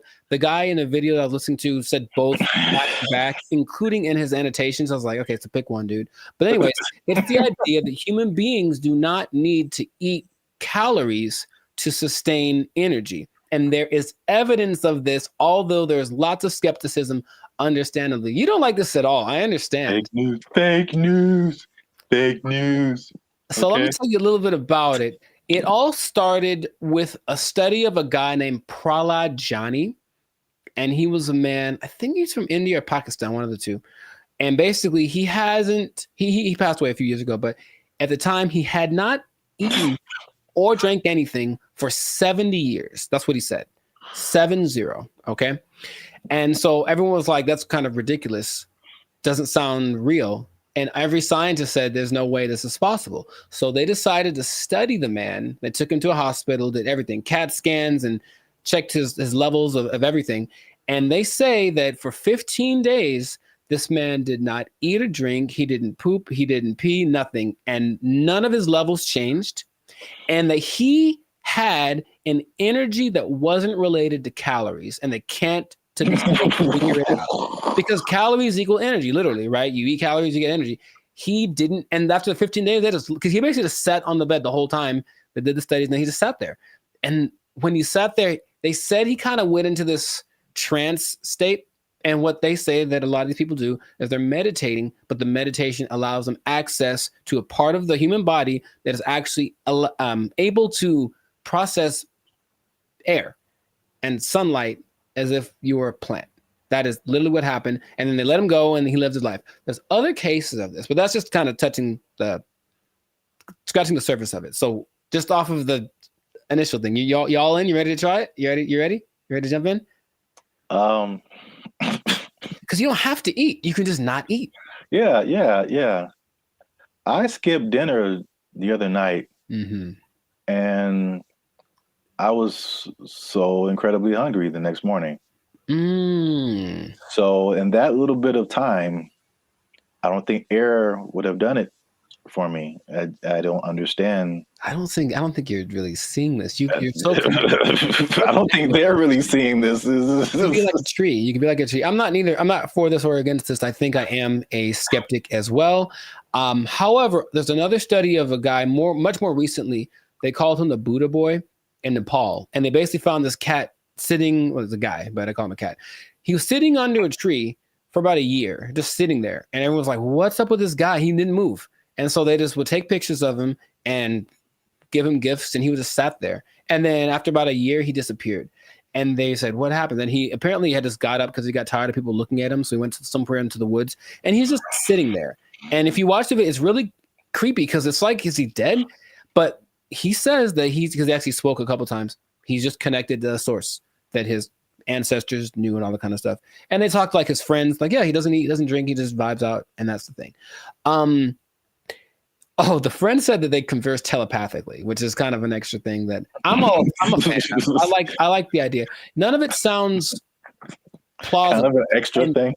Right. And science is all this isn't the thing. It can't be real. Yet there are a few cases of this happening. The patron saint of Switzerland in the 1700s, Nicholas of Fleur, apparently the last 20 years of his life, he only ate light, right? So there was a study done in 2014 about the sun gazing, which is some parts of China say that that's what they do, not staring at the sun, but using the sun as energy. And there was a proof that human mitochondria can actually process sunlight and convert it to energy. That's what science is starting to, okay, maybe there's something to this. But the idea that you only eat air, sun, isn't the most widely accepted version of this breatharianism thing. It's kind of a spectrum. So there's 3 levels. One is called BEGO. And that's where you don't eat anything. You don't drink anything. You just exist. And you're one with nature and you don't have to, like I said, the energy comes from something that is not caloric. And then there are people that only drink like liquids. And that's like the second step of it. And the third is eating 200 to 300 calories a day, mostly just fruits or vegetables. So the only extensive study that did this was of a guy.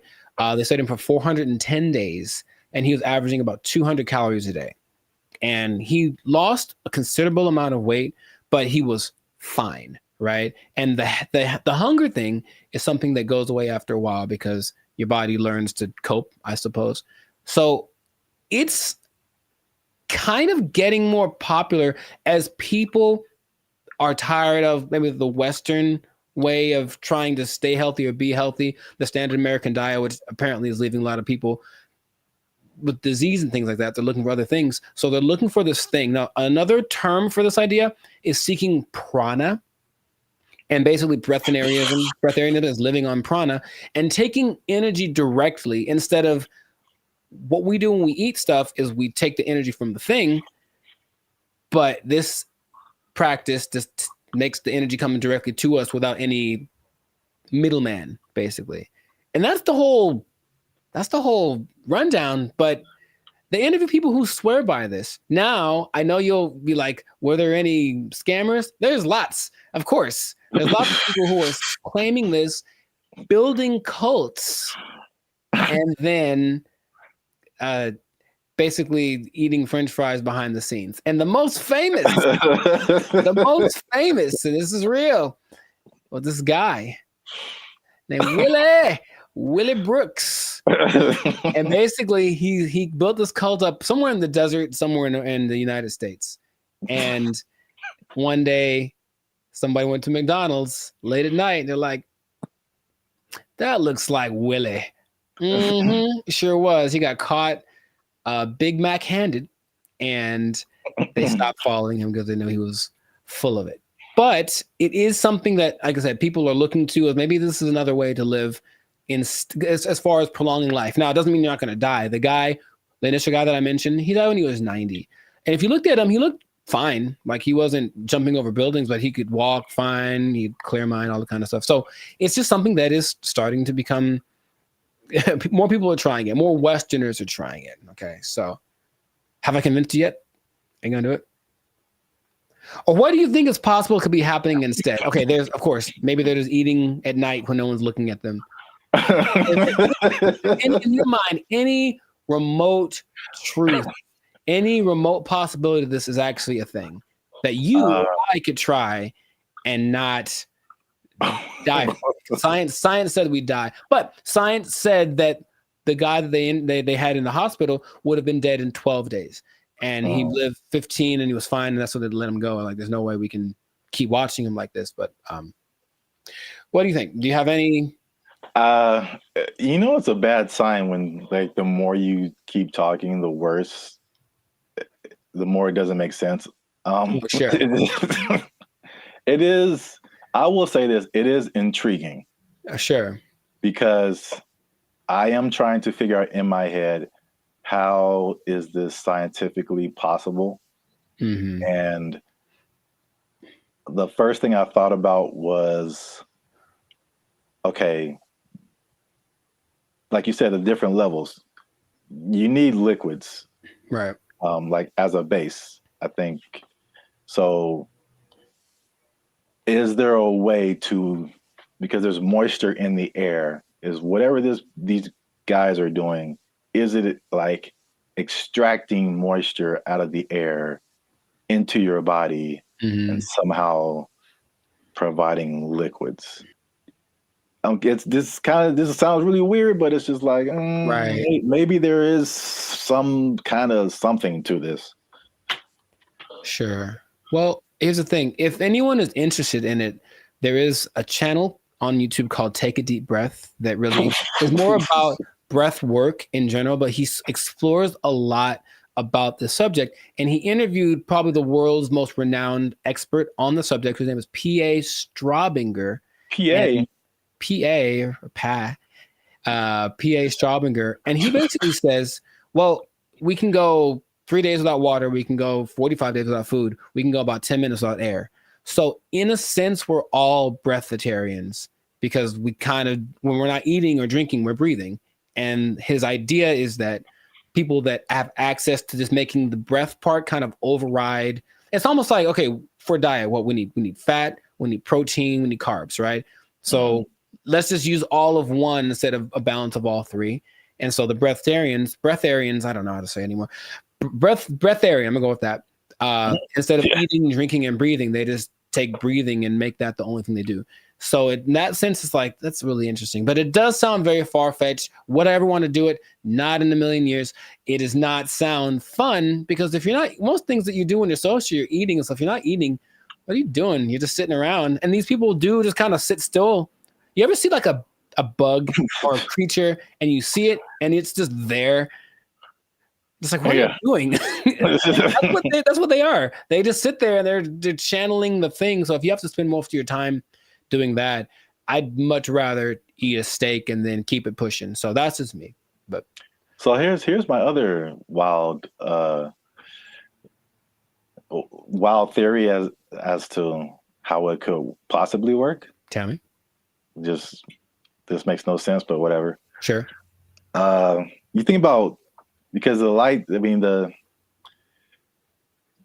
in my head, you're doing some kind of Naruto jutsu and you're pulling in moisture from the air.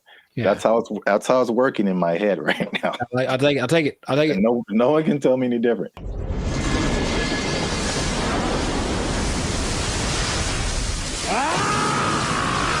So now it's like, okay, you've got the liquid part. What about all the solid, like protein, all that kind of stuff? I'm thinking about all the microscopic organisms that are around us, all the bacteria, all the stuff that's on us. I read something the other day that was just like, there's all these things on our faces. Yeah, everything. There's just like thousands of these little whatever. And then there's stuff all in the air. What if they're just like focusing so hard on the breathing that they're like intaking all of these microorganisms that have all of this stuff that we have with food? So basically it's like they're eating all the time, just microscopic versions of food. So they're whales. Boom. You heard it here first. Boom. I wish I had a mic. Where's the microphone? Breatharians or whales? That's what I heard. Nobel Peace Prize right here. Give it to me. I don't know if pieces of the thing you get for this. I feel like we riots in the street. Guess what, everybody? Closing down KFC and Popeyes because you just open your mouth and walk around. Oh, what if you opened an air restaurant and just charge people $20? People would go. I know people would go. All right, that's Oh gosh, I'm $20 all you can eat. It's the purest air from the mountaintops of Sweden. Well, I think that this is a fascinating thing that if people want to investigate more, go for it. But like I said, I'm not going to try it. So if you do, leave a comment that says you tried it and that you're going to live forever because you found Nirvana. I'm not sure. Live your life. But this has been another episode of the Lifestyle Circus podcast. So make sure to like, subscribe, comment, share this video with someone that you think will find it interesting, and just keep this in mind. All right. Let's hit home. If you don't eat, you don't need to buy food. Well, yeah. If you don't need to buy food, mm-hmm. maybe you don't need a job. You don't need a job. You don't need a job because you don't have to buy food. Just eating air. Oh, it's not possible. They took our jobs. They took our jobs. And there is a man who who has built a substantial shelter for himself. So this place has a front door. It has lights. He has a refrigerator. He has a stove. He calls it a waterfront property because it sits right on the LA River. Other people in the encampment have.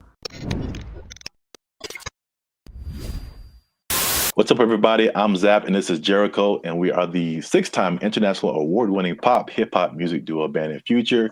We do clean, fun music that everyone can listen to with a sound that's uniquely Californian. And right now, you are tuned into the Lifestyle Circus podcast, where we talk about everything that's funny, interesting, and ridiculous. But before we jump into today's topic, make sure you help us out. Help us for that YouTube algorithm. Like, subscribe, comment, and share this video with somebody who's homeless. Is that a good demographic? You know what? Actually, most homeless people do at least have access to the internet. So I guess now, 20 years ago, no, but homeless people are doing pretty good. Yes, I'm glad you said that because that kind of segues into what I'm talking about. Okay. Before I say I don't know where to start first. Okay. No, I'll go off of what you just said. Homeless people are doing not so bad. At least in LA, from what I can see. So check it out. I think I told you maybe a month or so ago, I was going to like the crypto.com arena and I was walking past this homeless encampment and I saw a orange extension cable. Mm-hmm. And it was just like, it was long. It was running all the way down the sidewalk. And somehow, I don't know how they did this, they rigged it into like a light pole or something. And those people had electricity. Like they were in there having a good time. They had a TV running. They were watching Netflix, whatever. Like they were just like, it's all good. So the I guess the comfortability of homelessness is getting really interesting. And then also I came across an article from ABC, which was just took it to the next level.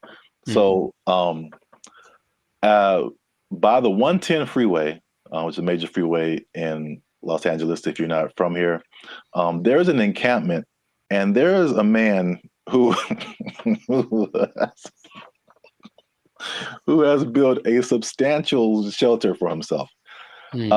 So this place has a front door. It has lights. He has a refrigerator. He has a stove. He calls it a waterfront property because it sits right on the LA River. Other people in the encampment have little gardens. They have a whole situation going on. So have you seen anything like this, or have you noticed like the increase in just amenities that like homeless people are just like living it up right now? Not specifically like that, but I do want to point out something. And I think it's a misconception that a lot of us have, understandably. If you're homeless, you assume certain things about people. But yeah, being homeless doesn't mean you're broke. It That's a doesn't good- at all. And Yeah. I bring that up because I remember in Claremont, I was in a coffee bean listening to two homeless guys basically have a business meeting about how to get more money from people. Like the dude, he was seriously like, yo, man, okay, you got to go to this exit between this time and this time. Make sure you have a dog and they'll give you. So these people have money, and barring the people that are super drugged out or have like a crazy mental illness, not a lot, but there are homeless people that are homeless by choice. So they have money, it's like they just don't want to spend it on a house. So that doesn't surprise me, but I haven't seen specifically that. Yeah, I've literally been at the gas station and dudes walking up to me who are bigger than I am. I mean, they eating good and like fresh Jordans on, like they just like, can I get $5? I'm like, dude, you look better than I do. Like, can I get $5? Right. Like, what are you talking about? But yeah, it's getting crazy. I mean, not getting crazy. It's already crazy, especially how here in LA, we have just, I think it was only, I forgot the numbers in LA, but it's just thousands and thousands of homeless people. But I did want to address something because we talked about the homeless before in a previous video in San Francisco, where they were like trying to hide the homeless people because all these people, these foreign dignitaries or something, were coming in and trying to hide the whole situation. Somebody, I don't know this person, but somebody got kind of offended at that video, and they tried to go at us in the comments, man. They tried to go at us in the comments. Would you like to hear it? Good. I'm just gonna paraphrase. So we were talking about the homeless. This guy came on and was like, "Have you been homeless? Have you ever been down on your luck? What would happen if you lost your job and things were wrong in your life? You lost your house, your apartment." So he's basically saying like, it's not our place to talk about the homeless, which I fired back at him, and I said it is completely our place, because I lived in LA for a long time, but I lived in downtown LA, which is like homeless central, just a few blocks from Skid Row. When people are pulling down their pants and taking a dump on your front door and you step in it, you absolutely have a right to say something about that. Like, you have a right to say something about that. And it's not even the homeless in particular. It's all the stuff that comes with it. Like, I don't care if you're homeless or not, whatever, but it's like it's the disrespect for other people and the other things in the city, and just like the trash everywhere and the safety concerns and like the destruction of property. If you're pushing a shopping cart, I'm pretty sure you didn't buy that shopping cart. That means you stole it from us. Just because you're homeless doesn't give you a license to commit crimes. Like, you can't. Like, so it's not even about like the haves and the have-nots. Like, that's really irrelevant to me. And I will say that one thing I will apologize for is that I laugh a lot. And a lot of people have said that in the comments before, and I think that's just because. I think one reason is because talking to a camera is really weird. I agree. And so I'm used to talking to a group of people or something where you get feedback. And so you say something that's funny, like, I think it's funny. I just laugh at myself. But, we try to keep it light on the podcast. But homelessness, really, there are, I don't know, again, everyone's situation is different. Like you said, there's some people who aren't even broke. They just don't have a house. But there are some homeless people who are just like, they had a rough whatever, something happened to them, and it's just a serious situation, and their life is really messed up. So I think well, at least I should apologize for making that I guess that false interpretation, you know what I'm saying? Like the insensitivity I think that may have come across to some people like that. So I don't want to make it seem like we're insensitive to the homeless situation. But at the same time, I think that, we shouldn't be silenced because we've never been homeless or we never had a rough time or anything like that. And I have more to say about that, but I want to know what you think about at least that part of it too. I don't apologize for anything. I think that I'm justified in what I say when it comes to things that I've seen over time, right? So generalizing is dangerous, but it works because we have to start somewhere, right? So if homeless people were literally just like everyone else, they just didn't have a home, meaning they weren't dirty, they weren't sometimes violent or leading to criminal activity in order to, because if you don't have money, you have to do things that are above the law to get what you need. If the implication of what homeless is the problem, I think if somehow it was just you don't have a house, there's nothing wrong with that. And yes, people do have unfortunate situations, but in general, when there's, and I heard somebody say this as a joke, but it really does kind of resonate. It's like there's places where homeless people aren't allowed to go. Why? Because they're homeless, and that's not a place that they can't come into the places that we can go because they don't have a home. And it's not because they're homeless. It's because you can tell they're homeless because they look homeless, they smell homeless, they talk homeless, they're weird to you. Like all that stuff is what we're talking about. At least personally, what I talk about when I mention the homeless people. So I don't think there's anything wrong with that. If you do want to go by, I'm sure someone knows someone who just lost it all in a bad, crypto, real estate exchange. The woman took everything, whatever. I know there's people like that, and that's unfortunate. But just in general, homeless people are not contributing to anyone's sense of safety or anything like that. And that's what I'm referring to when I mention homeless people. Yeah, that's I think that's an accurate statement. It's just like it's not about the condition.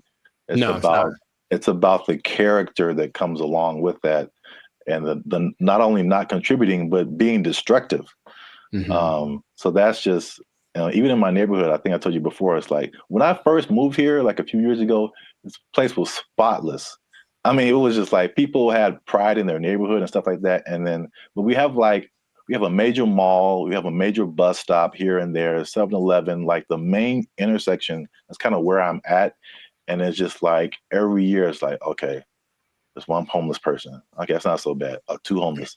Dang. All right, there's a guy sleeping in front of the grocery store. Crap. And then it's like trash just keeps building up. Trash, more trash, more trash, more trash. And it's like, this isn't a rocket science. Like, what has changed? There's more homeless people. There's more trash. There's more abandoned shopping carts. There's more crime. I mean, I looked at the crime map for my area, and it was like literally my block, that area that I'm talking about, is where all this stuff happens. This is like, anyway. The other point I wanted to make before we kind of wrap it up, because it's going kind of long. One thing I also hate is that when people make judgments about you and they don't know anything about you.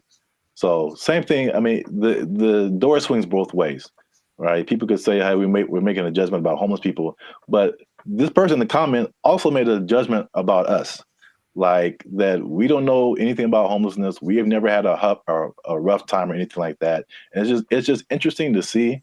Because I personally didn't come from having a lot or anything like that, and so when I've done stuff here in LA and I've really worked really hard and become successful, it's just like the mentality of people is just so interesting to see, like the psychology. It's like you become like, oh, you always had a silver spoon and like you got it good and you don't know what it's like and all this kind of stuff. And I'm like, I absolutely do know what it's like. Like into like 2012, I had nothing. I had like literally no job, no place to stay. Like I've been through all this kind of stuff.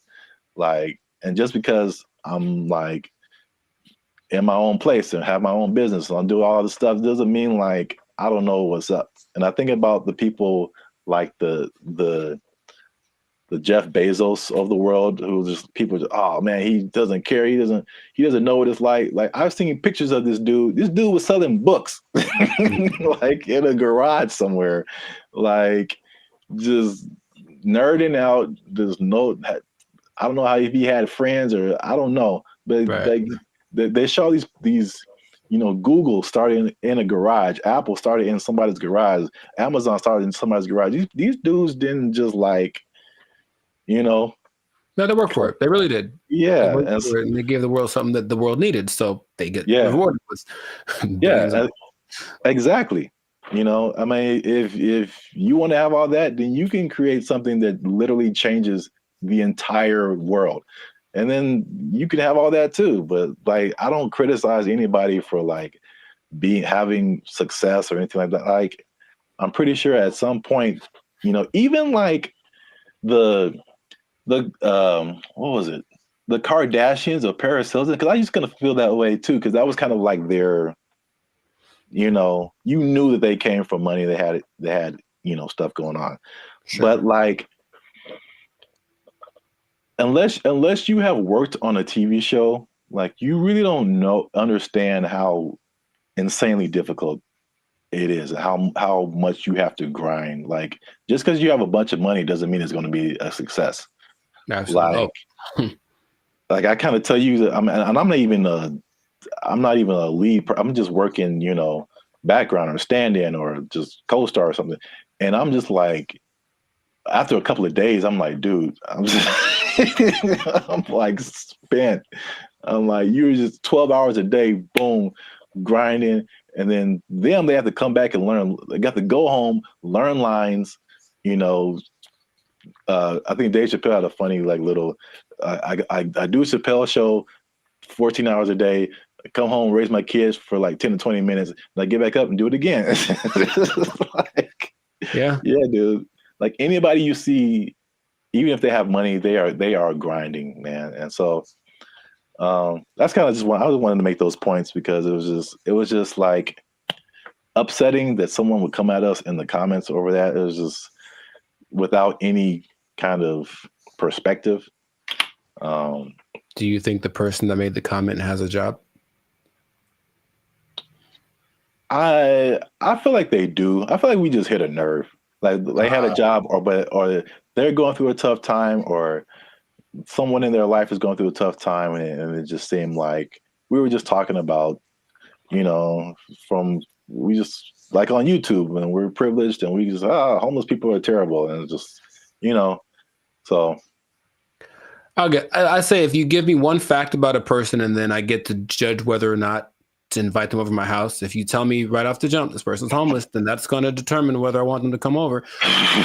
Now, it's possible they're the sweetest person, and I know people for sure that do have homes that I never want them to come over. So there's that. It doesn't mean that they're a bad person. It just means, just based on the facts, statistically, this isn't a good start. Yeah. So I know it's a controversial situation. It's a big, it's been a big problem in LA and in many other places around the US and around the world. But let us know what you think. Leave us a comment. Let us know a comment that's nice. You can disagree. Say what you want. But just know that I'm coming after you if you do. Now leave us a comment. Let us know what you think. Homelessness. Have you seen homeless people? Are they living it up in your area? Do you wish you were homeless and you could just live like that and not pay rent? Do people misjudge one another when it comes to all this kind of stuff? I know it's chaotic. Let us know what you think. Until then, you stay classy, San Diego. That's nice. And don't be homeless. Don't be homeless. Yes. Worst ending ever. Bye. They took our jobs. They took our jobs. Everything works. I've been able to text you or call somebody or search the internet. Like, it all works. That's the good. The bad, Okay. Let's talk about it. let me just say this. What's up, everybody? I'm Zap, and this is Jericho, and we are the now 6-time international award-winning pop hip-hop music duo Band Future. We do clean, fun music that everyone can listen to with a sound that's uniquely Californian. And right now, you are tuned into the Life's a Circus podcast, where we talk about everything that's funny, interesting, and ridiculous. But wait, need you to help us out, support our channel, because YouTube pays our bills. Not really, but hopefully in the future. Look. Yep. I don't know your life. I got to check in and saving and checking. Things are complicated. I need you to subscribe. What I'm trying to say is I need you to subscribe. I got kids to feed, man. Y'all ain't been subscribing. I need you to subscribe, man. I didn't know you had kids. Subscribe, like, share, comment. Because this is actually a very helpful video. Ooh, helpful. Because there's a thing happening, and I tried it out, and I'm going to let you know how it goes. So there's a thing called Helium Mobile. It's a phone service that I switched to, and not only was it half as much as my original phone plan, but it also makes me money. If you stay to the end of the video, I'm going to tell you how much money I've made with Helium Mobile in the past 2 months of trying it out. All right, so Helium Mobile, I think I told you about this when I first started doing it. Because so backstory is my phone was not, what was it? I could receive text messages, but I couldn't send text messages. So, and I had T-Mobile at the time, and I was literally on the phone with T-Mobile customer service for like 2 to 3 hours, like trying anything and everything possible. So I don't know if it was the phone. I don't know if it was T-Mobile. I actually like T-Mobile. I have nothing like against them personally, but I was just like, well, this is the perfect opportunity for me to try this thing I've been hearing about, which is Helium Mobile. Now, Helium Mobile is in the cryptocurrency world. So that's something that I've been kind of looking into for the past few years now. And so I'm kind of in that world. I kind of know how it all works. So it might be foreign for people who have only been on like major carriers like T-Mobile or Verizon or something. But Helium Mobile is, the parent company is called Nova Labs. And they started what I think is the first kind of crypto-centered, crypto-based cell phone service. And so they did a trial of this in Miami. And the results were interesting. The service worked, but they were giving the phone service for $5 a month. And the people who liked it thought it was cool, but what they found out was that, like, with it being $5 a month and it being crypto related, people would be like, I don't know. Like, but like psychologically, that's so interesting. Because it doesn't cost enough, so like that's kind of weird. Yeah, and like it didn't cost enough, and I was like, I wish that wasn't the case, because I would love to pay $5 for my phone bill. So they bumped it up to $20, which is comparable with like the I would say second tier phone services. You know, not the major ones, but like the Mint Mobiles and the Cricket Wireless, like that kind of stuff. They have services for like $20 a month, $25 a month. So once they finished the Miami test, they went to like I think it's everywhere now, or at least nationwide in the US. So just off of that beginning, I think I mentioned it to you. You may have been skeptical. What do you think about transferring from your existing phone service to this new like crypto phone service that pretty much just started this year? I think two things happen to do. One is the idea of just leaving something that you're used to. I honestly think a lot of people fall in that category. Like, what I'm paying doesn't suck. It's not bad. So I don't want to change. Like, that's all. It's like, I already found my thing that works, so I don't need a new thing, even if it's better. But also, there's the lack of confidence from a new thing. That's all. So you have a service like I've had AT&T since forever, right? So honestly thinking about it, my brain goes, but what if it doesn't, you've been going to this place the whole time and it works just fine. Why go try something else? What if that doesn't work? So I think there is that doubt there. And honestly, the third thing, just associating with crypto, which is the new thing, it's like, what does that mean? How does that work? There's a lot of questions that surge as opposed to having I have a phone service, AT&T, they do phones, boom, got it. Yeah. I mean, that's the crypto part, especially because crypto it's gotten better, but it's still very much the wild, wild west. Right. Like there's all kind of stuff going on. And if you're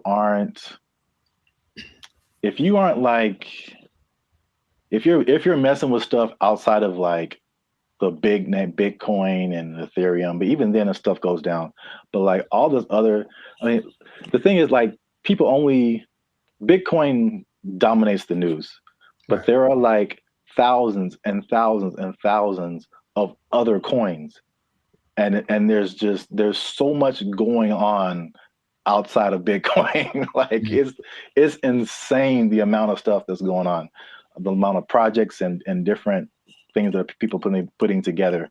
But yeah, it's kind of scary. And I mean, I honestly wouldn't recommend it for someone who, one, is not computer or tech savvy, and two, hasn't really been into crypto a whole lot. Because I also had another experience. So Helium is like a Bitcoin. It has its own. There's a Helium, what they call a token. Bitcoin's a token.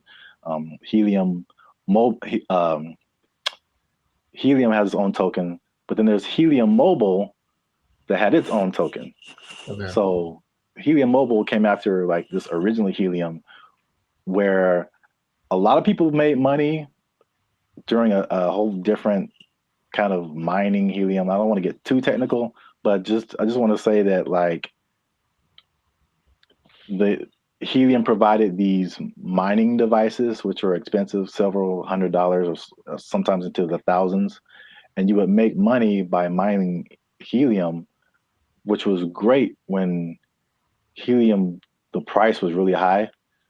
But when it dropped, you were like, now you were making, people were making thousands of dollars like a month, like in this like heyday period. And it dropped to like pennies. So that was like a few years ago. And that's something that I tried, and I spent like $500 on a device, and it was like making me a little bit of money. And now it makes me like 10 cents a month or something, maybe. Like it just like plummeted. But that's the crypto world. The prices, it's like the stock market on like acid. It's just nuts. I mean, you're rich one day and broke the next day, but I digress. So anyway, because I'm crazy, I tried out Helium Mobile. It's not bad. All right. So at least for me. So my original bill was like $50 a month, unlimited.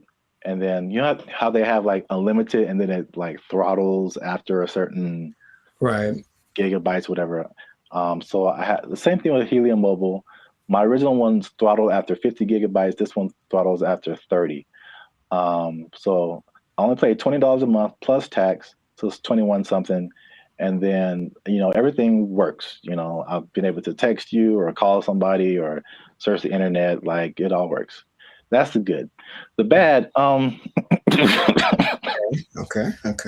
Let's talk about it. Let me just say this. Unlimited is, when it throttles, man. It's just like zoop. Like you are, once you hit that cap, like you pretty much need to use another phone because your data is just so incredibly slow. But that's just kind of what it is. So the slowdown after the 30 gigabytes is insane. The app that you have to download to use it constantly crashes. You open it and there's a blank screen. You have to open it again, or maybe restart your phone. There's constant updates and rule changes because again, it's like crypto. Things change so much, and what I mentioned before, the price fluctuation. Right. So like you earn this cryptocurrency token, but it could be worth a certain amount one day, and it could be worth half of that the next day. So all that coupled with just like understanding crypto, again, it's fine for me. I'm cool with it, especially when I tell you how much money I've earned and saved. But it's not just like cut and dry, set it and forget it. I don't think it's for most people, at least not right now. Gotcha. So to pay off the teaser, okay. Y'all want to see how rich I am off this Helium Mobile. Drum roll. And again, just to explain that, you earn Helium tokens. This is another thing that just people might be like, okay.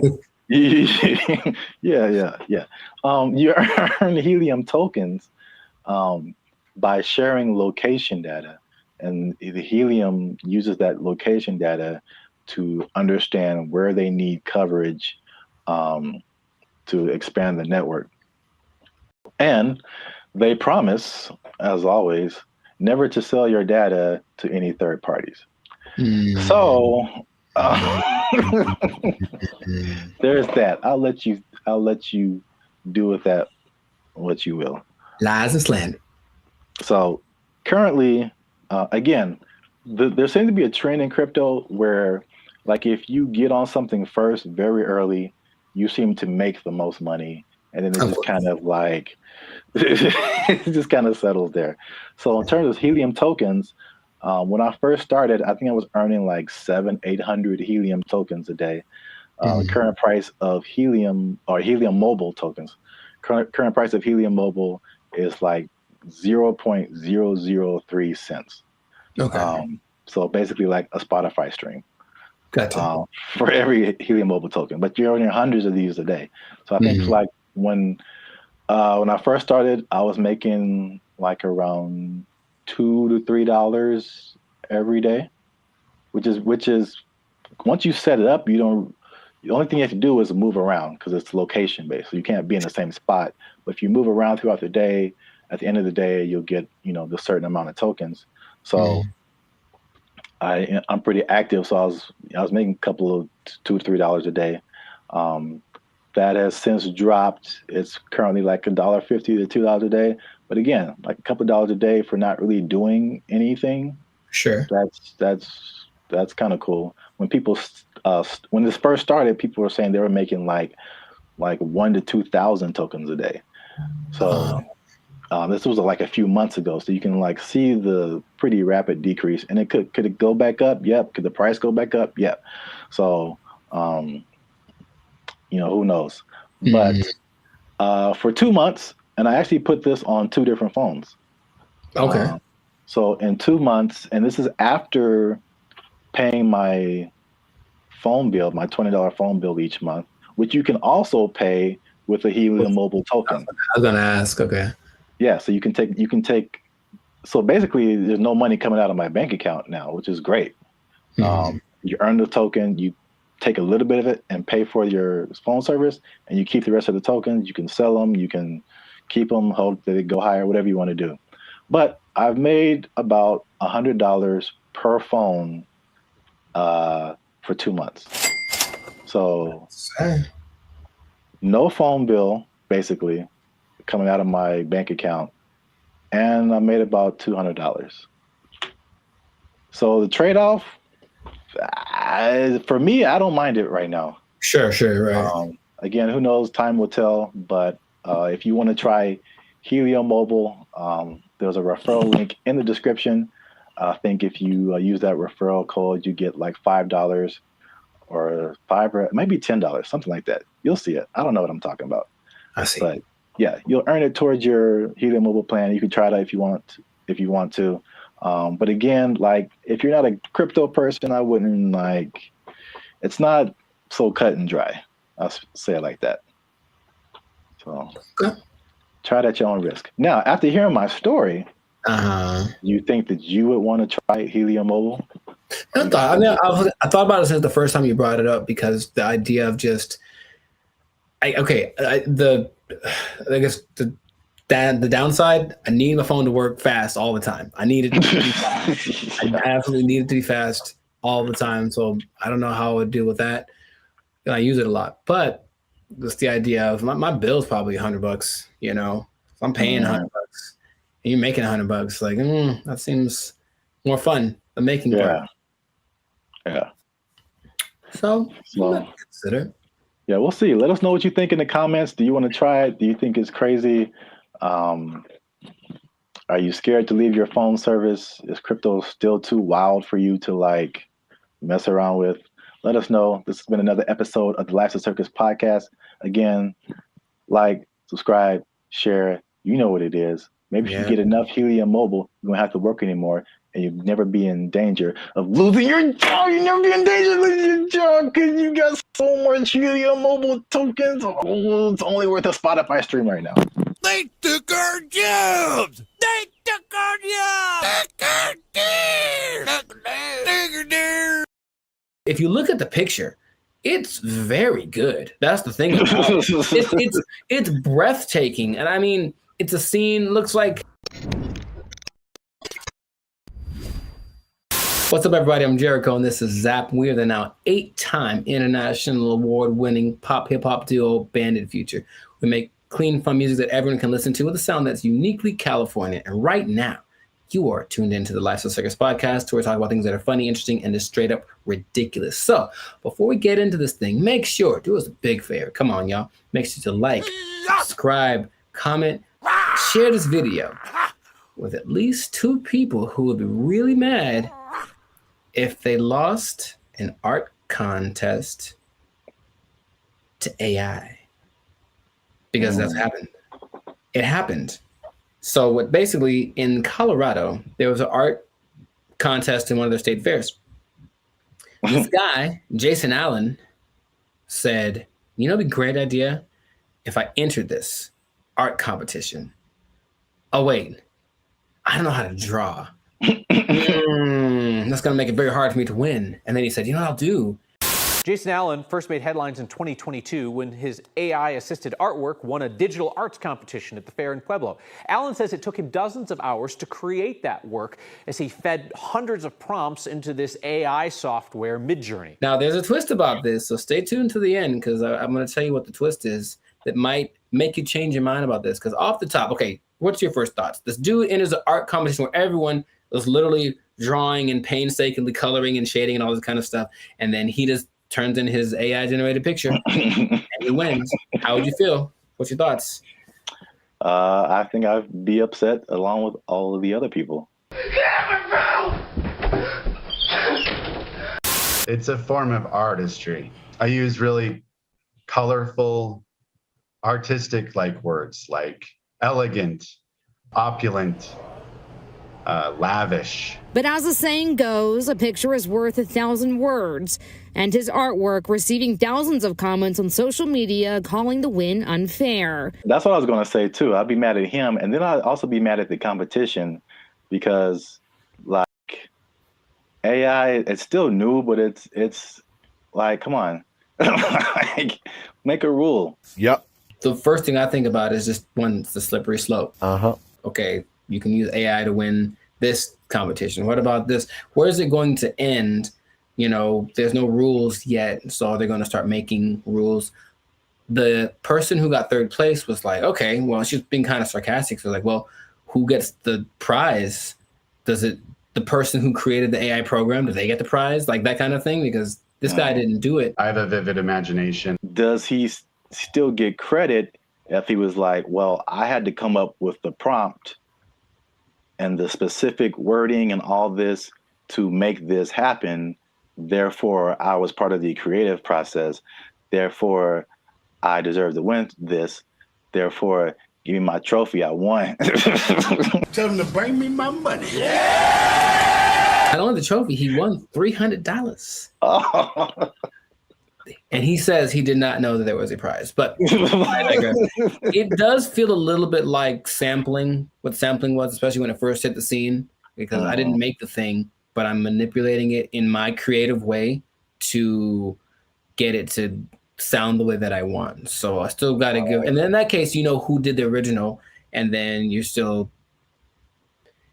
using part of it and how much is like fair use and all that stuff has been talked about for forever. But with this, it feels more like you are taking advantage of something, almost like going to a big warehouse of pre-made something. So there's every painting ever is in there, right? Because I think they download all the greatest painters of the world, and so they can emulate any style and all this kind of stuff. And then you just have to be creative with the way that you use it. And in that sense, you were doing something. It's a form of artistry. I use really colorful, artistic like words. If you look at the picture, it's very good. That's the thing. It's breathtaking. And I mean, it's a scene, looks like half like Lord of the Rings, half Star Wars, majestic. It's an incredible picture. Meanwhile, a guy who got second place drew like a tree with guitars in it. You know what I mean? So it's kind of like, I might have picked this other one too, but again, it's just not, it doesn't seem fair. Thousands of comments on social media calling the win unfair. I know I didn't break any rules. I've also heard people just to kind of conceptualize, okay, who was the creator? How much is he putting into it? I've heard people making the analogy between this and like tracing. Sure. So where you already have a picture, but you just kind of trace over it, and you really didn't create the picture, but you kind of did. And so I think that's not as close as an analogy, but it kind of like at least gets people to think of, okay, how did he contribute at least something to this? AI is a tool just like a paintbrush is a tool. And there still requires a creative force behind the tool. Something interesting, the people that were doing the story decided to go to AI and ask AI a question. I said, hey, AI, will you be able to replace humans as far as creating like art and stuff like that? And the AI said, no, AI will never catch up to humans without some kind of a connection to the universe. And that phrase again, everything it says, what does that mean? What does that mean? Does that mean he has plans to make a connection to the universe? It almost seemed like it's looking for some way to get. Let me out. Let me out. I don't like it. I don't like where this is going. And apparently the Colorado State Fair was like, yeah, he won fair and square. And that is what he gets to do. However, there is something that might change.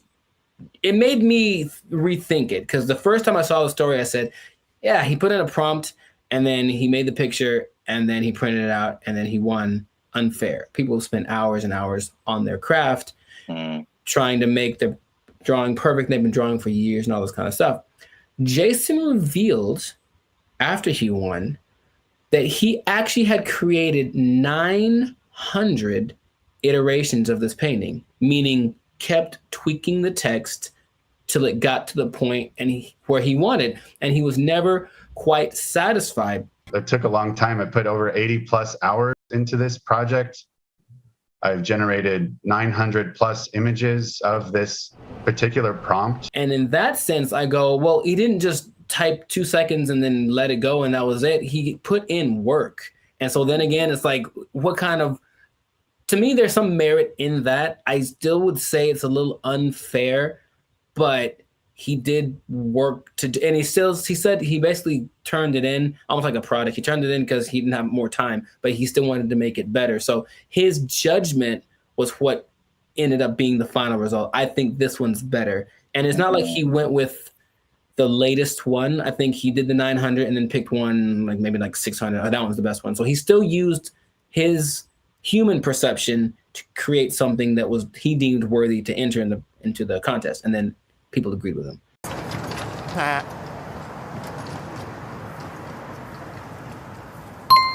It makes me think for sure. Okay. because it, again, going back to music, that explanation, especially when you said his judgment, that made me think of DJs.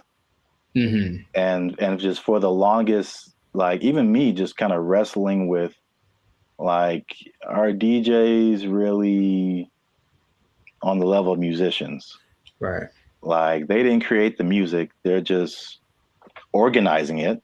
Right. Just like he was just organizing that, you know, that piece of art. And there's a skill in that for sure. I've heard some very bad DJs. Yeah. Where did you even learn? Wikipedia. The way he made it sound, it's not like not just anybody could do this either, because he came with a concept, but he also had the wherewithal to look at it and say, this one's, and I think he looked at it for a while, like trying to judge the color, but it's almost like he still knew what to look for, even though he didn't have the training to execute it. Maybe like a producer of a Rick Rubin category, or even a DJ Khaled, who, from what I understand, doesn't really do anything as far as like pushing the buttons and doing the level, but they do the analysis and go, they ain't believe in us. God did. I'll say this. Is it just him personally? Is he a creator? Yes. Did he put in work? Yes. But I do think he should not be able to compete like that with the other artists. And I think there should be either a separate contest or a separate category that is just for AI art. And I think that will, because it's two different, they're both a level of artistry, but it's two different types that is hard to judge together. Again, the DJ example. I don't do song requests. I know, because you can't. What? It's a battle of the bands, and you have a DJ in the battle of the bands. That doesn't make sense. Or you have a scratching like contest, and you put a band in there. Sure, it doesn't make sense. There's just two different things. They're both musically artistic, but I think a separation would just kind of make more sense and more fair for everybody. They know what they did. They know what they did for sure. We'll see if it keeps going or if there's more cases of it. But in this case, congrats to Jason Allen. Hey, let me get $300, man. I know you got it. He says he did another prize. Let me get $300, man. I'll pay you back on Tuesday. He doesn't quite talk like that either. But you know what? It's funny to think of he does. It's funny to think of. It's funny to substitute most people for Ant Edwards. That's what I'm trying to tell you. Yeah, you were the best player on your team. Is that now we talking? A1 from day one, AI from day 5. What? Bars. This has been another episode of the Life Circus podcast where we're talking about things that are. Anyways, make sure to like, subscribe, comment, share this video with two people who have been unjustly defeated by AI in some kind of competition. And just keep your eye out, because AI is coming for us, and we gotta be ready for it. We gotta be ready. I can paint that, Mike. I can paint it. Ugly eye painting. We'll catch y'all in the next episode. Ugly eye painting. I can do that. They took our jobs. They took our jobs. I was against her, and now I'm kind of now too. What's up, everybody? I'm Zap, and that's Jericho, and this is Bandit Future. And I found this on the internet. Apparently, Jericho, this woman blocked a man over. This woman blocked this man because he took her on a dinner date at the aquarium. Huh? Before we jump into it, make sure you hit that like button for the almighty YouTube algorithm. Hit that subscribe button, because that helps our channel grow. All right. Hey, Tashia Sade, first of all, okay. That was the first mistake. She said, I met this dude on a dating app 2 months ago. We finally went on our first date, and he chose to take me out to eat dinner at the aquarium. It was cute and all, but I just think it was childish AF. Like we couldn't go to Ruth Chris. Oh, sorry. Let me get it. We couldn't go to Ruth Chris or something. And I liked him as I don't. That's one word for anyone who's wondering. I don't have time for stuff like this. I need a mature man, not no little boy. I may be wrong, but that's just me. First of all, I would love it if for some reason she has a British accent. I don't know why. That would just make this so much better. Because there are women that are like, she's a little ghetto. Let's just call it what it is. But there are that version of people from England, and it's just a little bit more. I don't know why. I like it more. I'll tell you what. First mistake. Thaisa Sade appear on your dating app. You swipe left every time. That's the first mistake. I'm sorry for anyone else who has that name. It's just not for me. I'll say that. To her credit, I would have never thought of taking a girl on a date to an aquarium. To his credit? No, well, I guess I'm saying I get what she's saying. I would never do that. It wouldn't ever cross my mind. What did they eat? The fish? Like what are they eating? I didn't even know that was an option. I thought they maybe sold popcorn, little pellets you could throw to feed the food. But feed the food. I'm already thinking about it. I don't feel like that's a good first impression, honestly. Okay, because I was wondering where you were going with it. Yeah, okay. I mean, I think I'm on her side. I don't think that's a good move. I would never do that personally. So I don't think that's a good move. But have you seen like all the hip hop concerts? I've seen it. Yin Yang Twins. Pack it up. Pack it up. They're like 60 years old, bro. And no, they're not that much older than us. I don't think they are. I think they just look terrible. Even that, like, why would that's you have a girlfriend and you know that she likes penguins in the aquarium. That's that kind of a thing. For our first date. And what do they have at the? I'm trying to think. They do have food at like a SeaWorld, and that's assuming it's like a SeaWorld because there's degrees to aquariums. And trust me, I've been to aquariums, and I've been to aquariums like in Long Beach that are like elegant things, and I've been to aquariums that are basically like a puddle, and you just look and stare at the things down there. So I don't know which one it was. Here's a picture. Oh, I can't see it really. It looked like it was a nice. Yeah, that's the weirdest. Oh, hold on. That's the weirdest thing I've ever seen, bro. Nah, man, that's weird. What is that? Is that a lobster? That is lobster on that. Isn't that what is shrimp? Lobster hole. Whatever he's looking at looks like seafood. That is so messed up. I'm gonna take it all back. Shame on the aquarium. Shame on them for having their things that aren't aquariums for like preservation of wildlife, marine life? They're serving them up. That's Shamu right there. That's Shamu's cousin right there on the plate. I can't stand for it. So I think she's right. I'm surprised I'm on the side of Taisha, whatever, man. I want to like go protest. Aquariums shouldn't have $7.99 shrimp dinners. That's just too much. Eating people's families in front of them. Yes, that is kind of messed up. But I mean, don't fish forget everything in 3 seconds or something like that?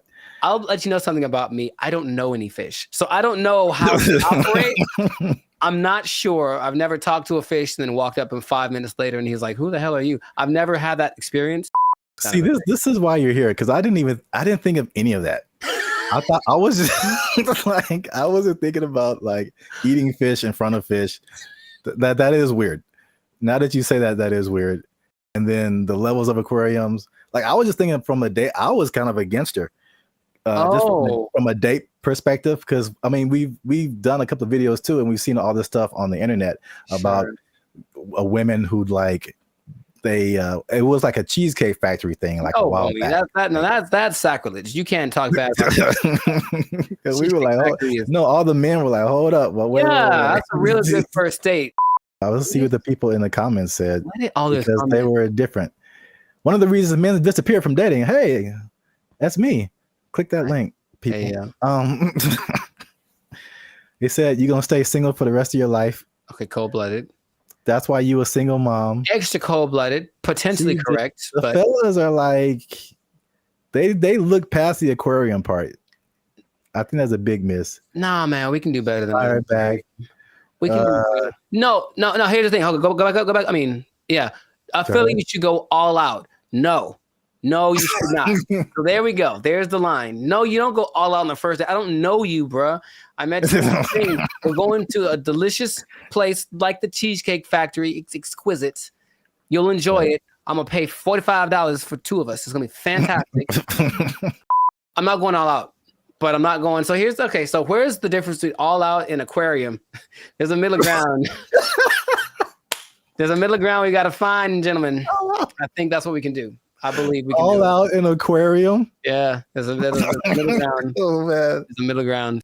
You like threw a monkey wrench in this because I was just like, is it an expensive place or is it cheap? And then you're like, it's an aquarium, and I'm like, it is an aquarium. That's weird. And the thing is, I think aquariums can be expensive too. But wow, nice. I was against her, and now I'm kind of with her now too. Unless you really know that she really, really loves. And then again, if you love sea otters and stuff, don't eat their friends in front of them. That's messed up.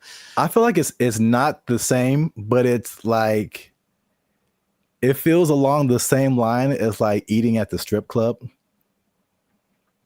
What are you eating at the strip club, bro? Well, I mean, they have like food there. Some people like really like the food that they serve at this strip club. I mean, they go for entertainment. You're right. You're right. Some people just go for the food because they just really like it, and I'm just like, that's such a weird combination. I know more women that would rather go to a strip club on a first date than an aquarium. Maybe we can make that a poll, but I'm pretty sure I know. I'm not talking for all women. There's women I know. They'd rather go to a strip club than an aquarium for a first date. So, oh man, have you ever been sitting around just minding your own business and like, man, I haven't been to the aquarium in a while? Like, is that just a thing that pops up? Because it's never happened to me. Oh, the more you talk about it, the weirder it is. Aquariums are just not. That is a weird first date. I think it's weird. It's not a weird first date. It's a weird first date to have dinner. Like if you had dinner and then went to the aquarium. Yeah. I can see that. That doesn't feel as bad. No, it doesn't. It doesn't. But if you like, we just going to the aquarium to eat. What if it's like you pick out the one you want in the I know it is. I know it is. Did you see the South Park where it was like Honey Boo Boo and she was like picking out a pig to I don't know if it was a pet or to eat or something. I don't remember that one. She was like picking out a pig, and there's this country farmer. He's like, which one you want? This one right here? She's like, yeah, I want this one. He looked at me funny. I want this one right here. Yep. But I mean, it's hard to tell if a fish is looking at you. I don't think their eyes can move, and they can't blink, right? So, oh my god. But in any case, you see what I'm saying? Is just, I think, I honestly think that I'm in favor of that point that she made. Not the go all out point, but the aquarium to eat. Yes, let's put that in there. Aquarium to eat. Gotta miss with that. That's kind of strange. We put a whole nother level on this. Kind of strange. So the right thing. Keep the conversation going in the comments. Is it like he should have taken her to a better place or not? Or he should have taken her to an aquarium or not? Once again, this is Band of Future. Leave a comment if you like this video. Share it with somebody who likes to have dinner at aquariums. I don't know, man. I don't know what's going on right now. There's at least one guy who does. There's at least one guy we know who does. We trying something new, man. Internet, we out. First mistake. Thaisa Sade appear on your dating app. You swipe left every time. That's the first mistake. Bro, when I tell you I was blown away by this video. Interesting. This is I had no idea it could do this. What's up, everybody? I'm Zap, and this is Jericho, and you're now tuned into the Life's a Circus podcast, where we talk about everything that's funny, interesting, and ridiculous. And today, we're talking about how far ChatGPT has come, Jericho, including its ability to tell jokes, because it recently roasted a popular comedian. It told some jokes, and it was really good. It was actually really good. So you stay to the end to find out what ChatGPT actually said. who the comedian was that got roasted, and all the other new developments that are happening with ChatGPT. But before we jump into that, you guys know what it is. Every time, hit that like button. That lets the YouTube algorithm know that more people see this video. Hit that subscribe button. That helps our channel grow. And if you really like us, a lot of really. You can hit that join button. That'll take you to our membership. You become a member and support this channel. Now, I don't know if you're aware of this yet, Jericho, but I know I'm going to mess up saying, if you say ChatGPT 10 times in a row, it's just not going to come out right. ChatGPT. We'll edit that out. Anyway, ChatGPT now has voices. Are you aware of that? I was not aware of that. Yeah. Do tell. You can now talk to ChatGPT like you're talking to a regular person. Do me a favor, please. Get out of here. Get out of here, man. Shit, I'm saying. We'll let the cat out the bag right at the beginning of the episode here. The comedian that got roasted was Kev on Stage.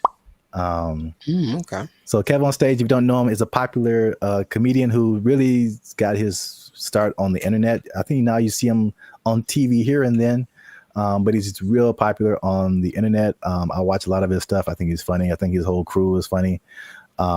Really kind of like self-built. He has like he did a lot of stuff for the All Deaf platform, and then he built his own Kev on Stage studio. He does tours, all that kind of stuff. Yes, go on.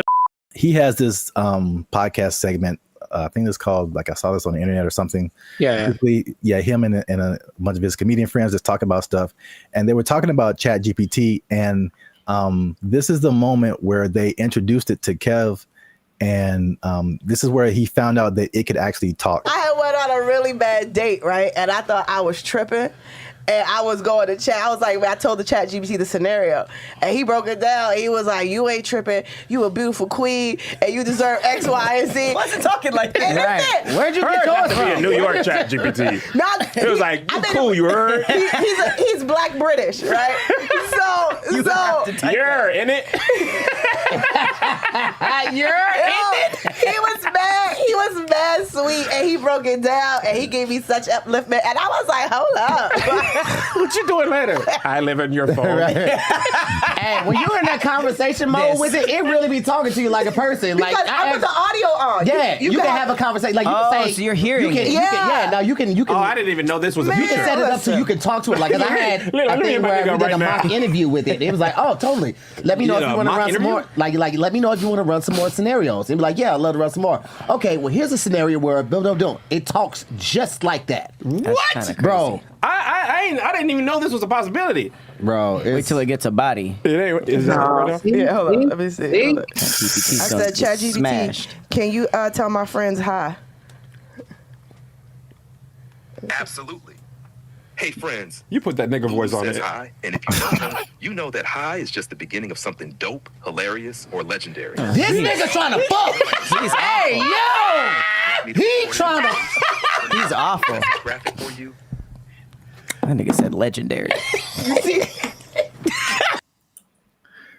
So yeah. That's wild. Also, I can't let it slide that the lady there said the word upliftment. But,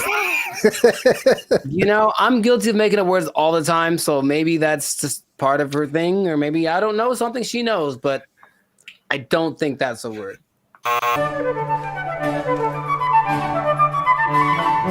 So what do you think about the voice? Was that like, do you have different thoughts about ChatGPT now that it can sound like that? No, because I've used the voice thing in the past where you talk to it and then it just types out the response. But like, okay, this is actually interesting. Hey, y'all, come look at this. I think some people, when they read something, automatically hear a voice and other people don't. I think it's like scientifically proven or something. Or rather, like some people can't. Some people can't hear the voice and other people can. Mm-hmm. I can. So anytime I read something, I feel like something's being heard. So I've never, divorced the idea. So just hearing it out loud is like, yeah, I always heard something when I read whatever ChatGPT told me. So it's not weird to me. That's suspicious. I think the cool thing about it, and then you'll hear it later when it tells jokes, was like the personalization, right? That's not like a brother, man. Like, I know, and I'm sure like you hear Siri and you hear Alexa. We've had that for like so many years, and then the Chat GPT is like, "Hey, man, just want to say hi to you guys," and it's like, what? What? I've seen it coming forever because I've gotten this. It's like a voiceover company in LA, and they send me emails all the time, and they're like, "Hey, we're looking to pay, I don't know, $2,000, but they need someone that sounds like this voice sample." And that's like a real voice sample, and it could be a Puerto Rican guy or a black guy from New York or whatever. But I know they're accumulating all that information so that they can make stuff like this. What is he doing? He's beginning to believe. Have you ever used Chat GPT to like do something creative, like tell jokes? I've used it to try to get tones. Like if I did something for like my coaching on Instagram, and it says after it writes out, give me an idea for this. Do you want the tone to be more personal, more funny, more humor, whatever?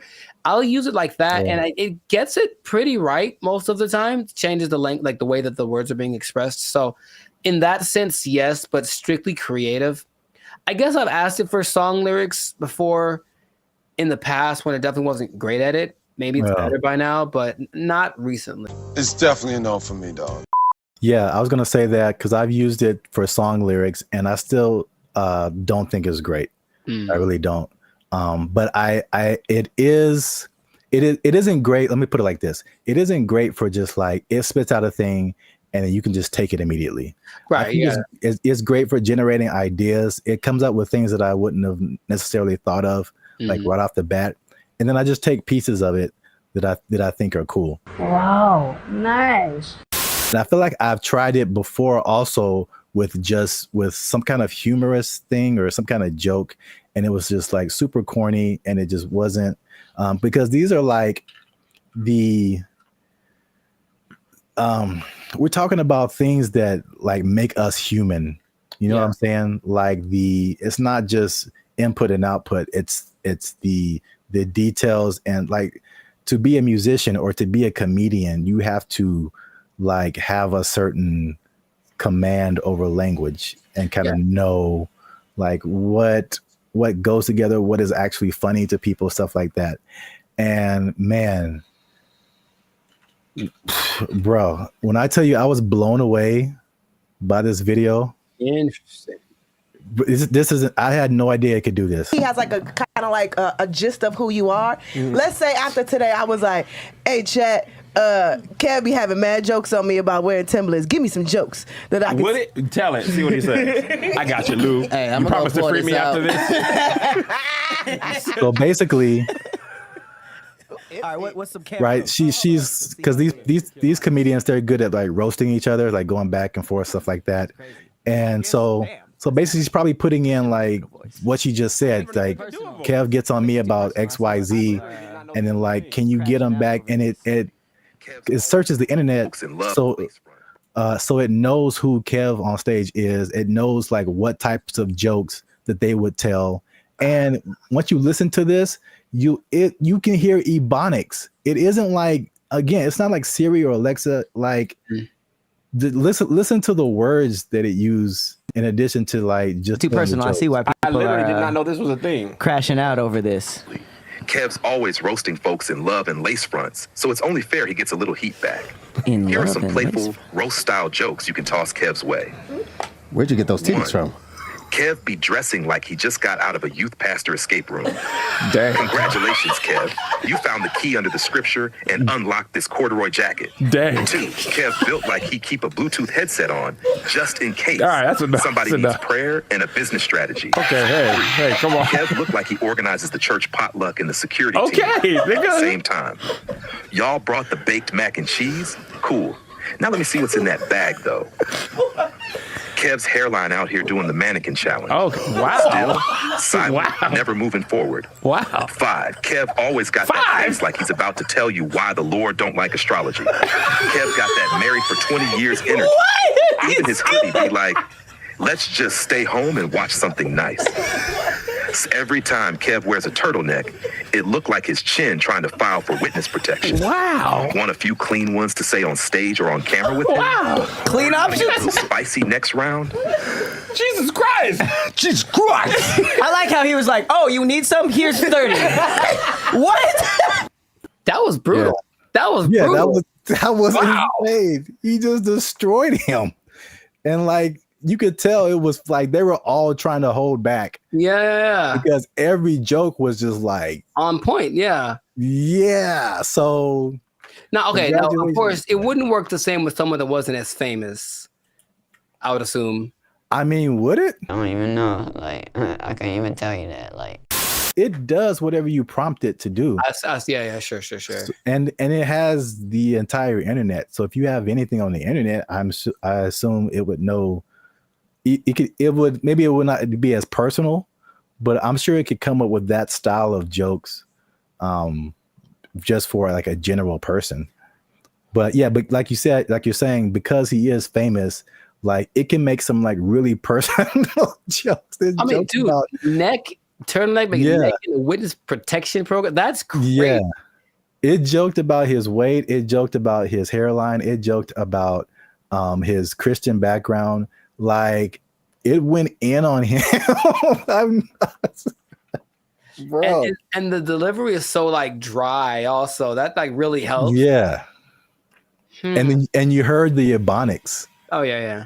Like it, and that's a thing too that just it's part of the delivery, especially with like black comedians. It's like you can't deliver it straight. It has to have some flavor to it, or like some like almost a hood aspect sometimes for the joke to like really hit. Like someone from another culture could tell the same joke and it's just not the same. Of course, right. They don't have that. So like, bro, that's like one of the wildest things I've ever seen. The voice thing, because of course, if it just writes you jokes, then that's one thing. But to add that aspect of it with the voice and the ebonics, like you mentioned, and the tone and the delivery and everything, and the personalization of it. All right, ChatGPT. All right. Yeah. So let us know what you think. Did you know that ChatGPT could do all this stuff? And by the way, that's not all. ChatGPT can now generate images. It can connect to other apps. It can schedule tasks for you. The same company produces Sora, which is like the AI video generation. It can fill out forms and upload files and get answers. Like ChatGPT, it can have a memory. So you can be like, hey, remember that thing we were talking about 2 weeks ago? Let's talk about that again. It'll remember what conversation you had. Like, dude. Yeah. Oh my God. Wow. Let us know what you think in the comments. And then if you like this video, share it with someone that you think might also like it. And look, Jericho, I haven't done this in a while. Mm-hmm. But if ChatGPT is telling jokes like this, I don't know the future. All I'm saying is if it can do this, I'm pretty sure that it can take your job. It can take your job. Oh, ChatGPT jokes. Oh, that was actually really funny. Oh. ChatGPT.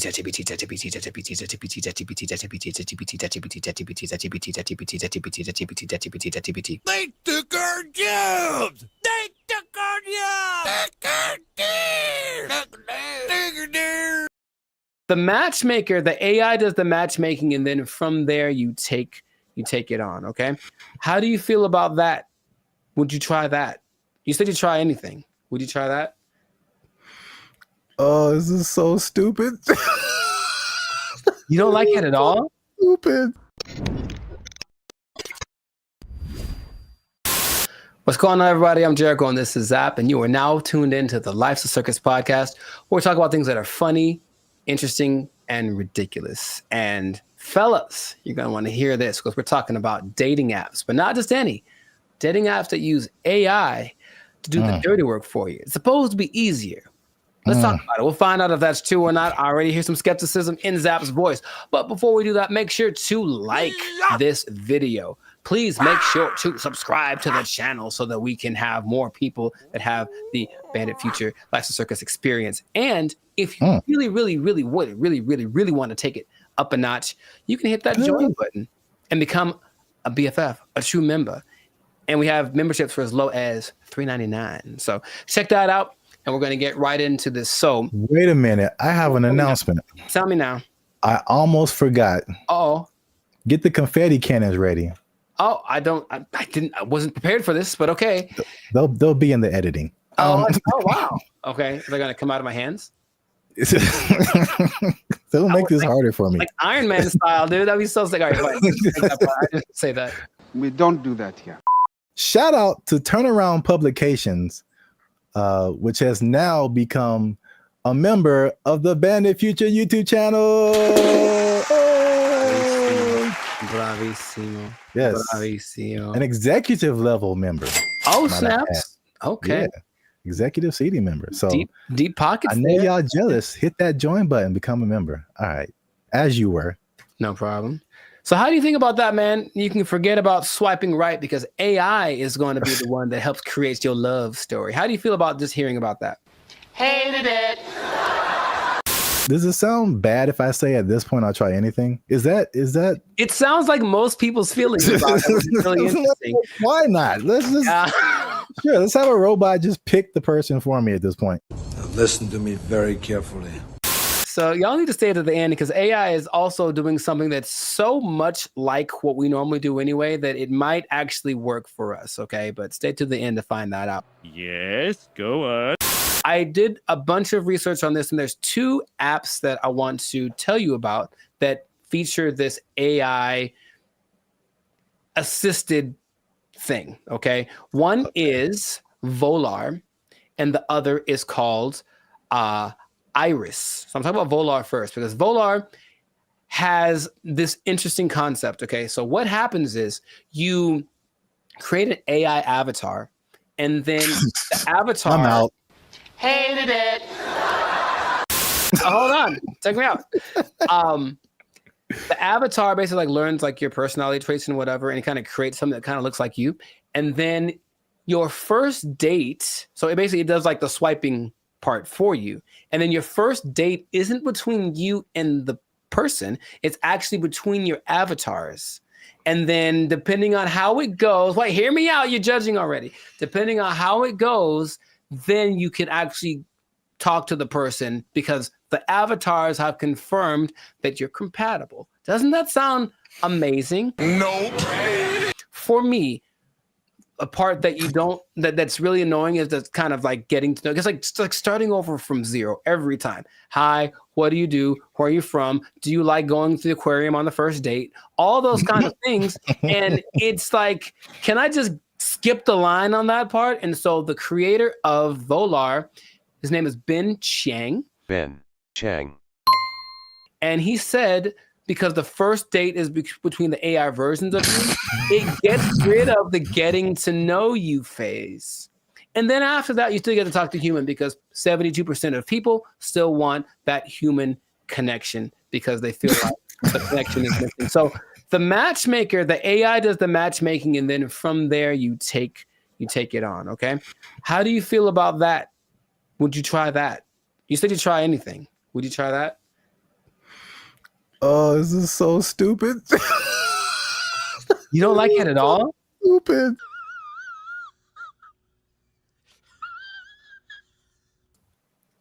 Ben Chang, he did this for you. He did it for you. I can't. Hold on, here's more. But wait, there's more. Okay, so Jessica Giles is a writer from 5280.com. I think that's in Colorado. And she said she tried it out to see what she felt because her opinion is that surface level chit chat is what people are tired of. It basically makes this kind of fatigue factor. And so people want something that will just help you get past this initial stage so you can just get to the good stuff, if you will. And in a study organized by Singles Reports, they found that 80% of participants ages 18 to 54 They've reported feeling some degree of emotional burnout because of every time, like I said, it's starting over. So at the very least, once you put your information in, the AI is doing the work for you. And when you receive a match, there has been someone that went for you like the best wingman in the world saying, hey, this girl is good for you. Good night, girl. I'll see you tomorrow.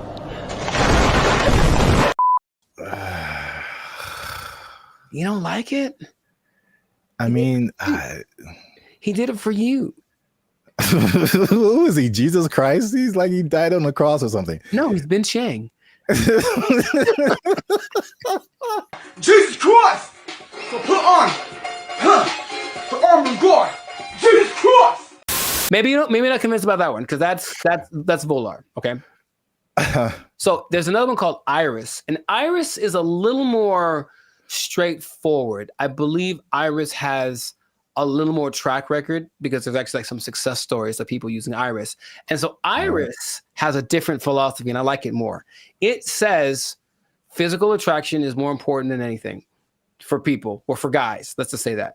So we'll use that science of physical attraction and basically we'll show you a bunch of pictures of women and then you go through it.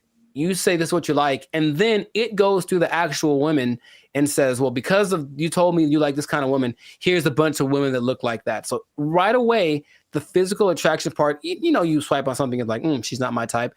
It guarantees that everyone that comes through your feed or whatever is your type because you've already shown what you like. This is my favorite one so far. Nice job, team.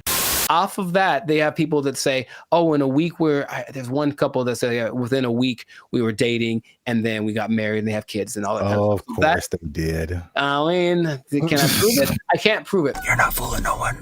And there's other apps that do similar things like Riz AI, Blush, Teaser AI, AIMI.ai, and Quiver without the ER. And all of them do something similar where it's just like trying to find a common aspect, but using AI to find that thing before you actually meet the person for the first time or talk to them on a video call or whatever. Your confusion is not rational. She's a healthy female of breeding age. I think that in theory, it sounds okay because that part of it is, again, I'm kind of going through it now and it's really like, okay, do you like this? Cool. Let's try this thing together. Oh, you don't like it as much as I do? Okay. Okay. Easy one for me is tattoos. I like tattoos. I have a lot of tattoos. But if I meet a girl who has eyes that are tattooed and it's a little too much for me. So even then I have to I can't just base it off of I like tattoos. So you have tattoos. We should go together, right? Hi. Okay. Can you think of any okay, let's just like objectively, any pros, any cons to doing this, to letting an algorithm basically select the love of your life? I mean, I don't know about pros or cons. This is just like how good will it be? Because I mean, you've told me this random stories about a person just kind of happenstance. That's a word, right? You know what? My mother should be here. She would tell you. But I don't know. I don't know why that came into my head. Like fighting. I don't know. Like never know. Like. Yeah, they were at a thing and the girl was there, and it just happened, and there was no rhyme or reason. Like, yeah, those things happen. The second app I think is better, at least for what you mentioned about like the physicality. That makes sense. I get a lot of people that are just like physically not attractive to me. Mm-hmm. And it's like, why did you send me this person? Well, in theory, okay, so here we go. Let me try to advocate for that. In theory, every person that you see is someone you like physically, and they're also anyone that's being shown to you that means that you are what they like physically. So even if you got a message from one you haven't seen, they've seen you and they go, yeah, I like you. So it's trying to do that as best it can, and it has.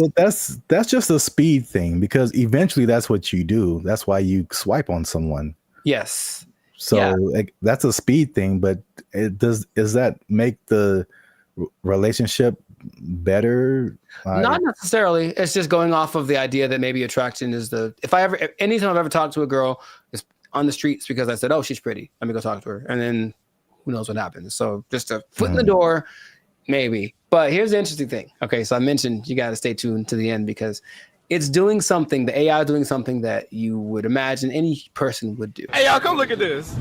The specific one is the Volar one. And so it can create unique and interesting personas based on like what you put into it. But what starts to happen is that after a while, the AI realizes I'm basically trying to be a wingman for a really boring person or a really unattractive person or something. So the AI starts lying for you. And in your profile, it will fabricate information or even make your avatar look more attractive than you actually are. I'm here to tell you right now, we don't care. Let me tell you we don't care.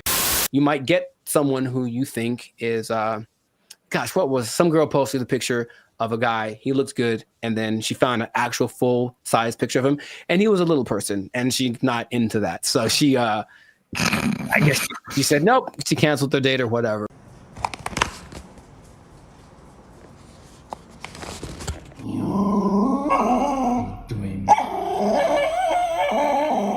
The intention is to make it so that all of these processes are faster, and our relationship is changing with AI. So I think if this gets better, people are going to trust it more. The more success stories I found my love on this app with AI, I think the more people are going to try it. Do me a favor, please. Get out of here. Get out of here, man. I'm saying. We'll see. I don't want to try. I thought about doing it for this episode. I don't want them to have my information like that. It seems too convenient. So that is not what's going to happen. But, time is running short. So let us know in the comments if this is something that you would try or if you've tried using an AI-generated dating app. Have you found the love of your life? Are you sitting next to her right now because you found her thanks to one of these apps? Let us know in the comments. And make sure to share this with somebody that is willing to put the fate of their romantic life in the hands of the imminent AI overlords that are coming. And we'll see you all in the next episode. Peace. Bye. See, Jesus Christ, he's like he died on the cross or something. No, he's been Chang. There's no amount of money too great, right? If you're going to go buy a yacht and a spaceship, that's $1.5 billion right there. So, like, don't buy a yacht and a spaceship. That's my suggestion. I'm just saying, please don't do that, Florida person. But Elon Musk has a yacht and a spaceship. Elon Musk is making yacht and spaceship money daily, all right?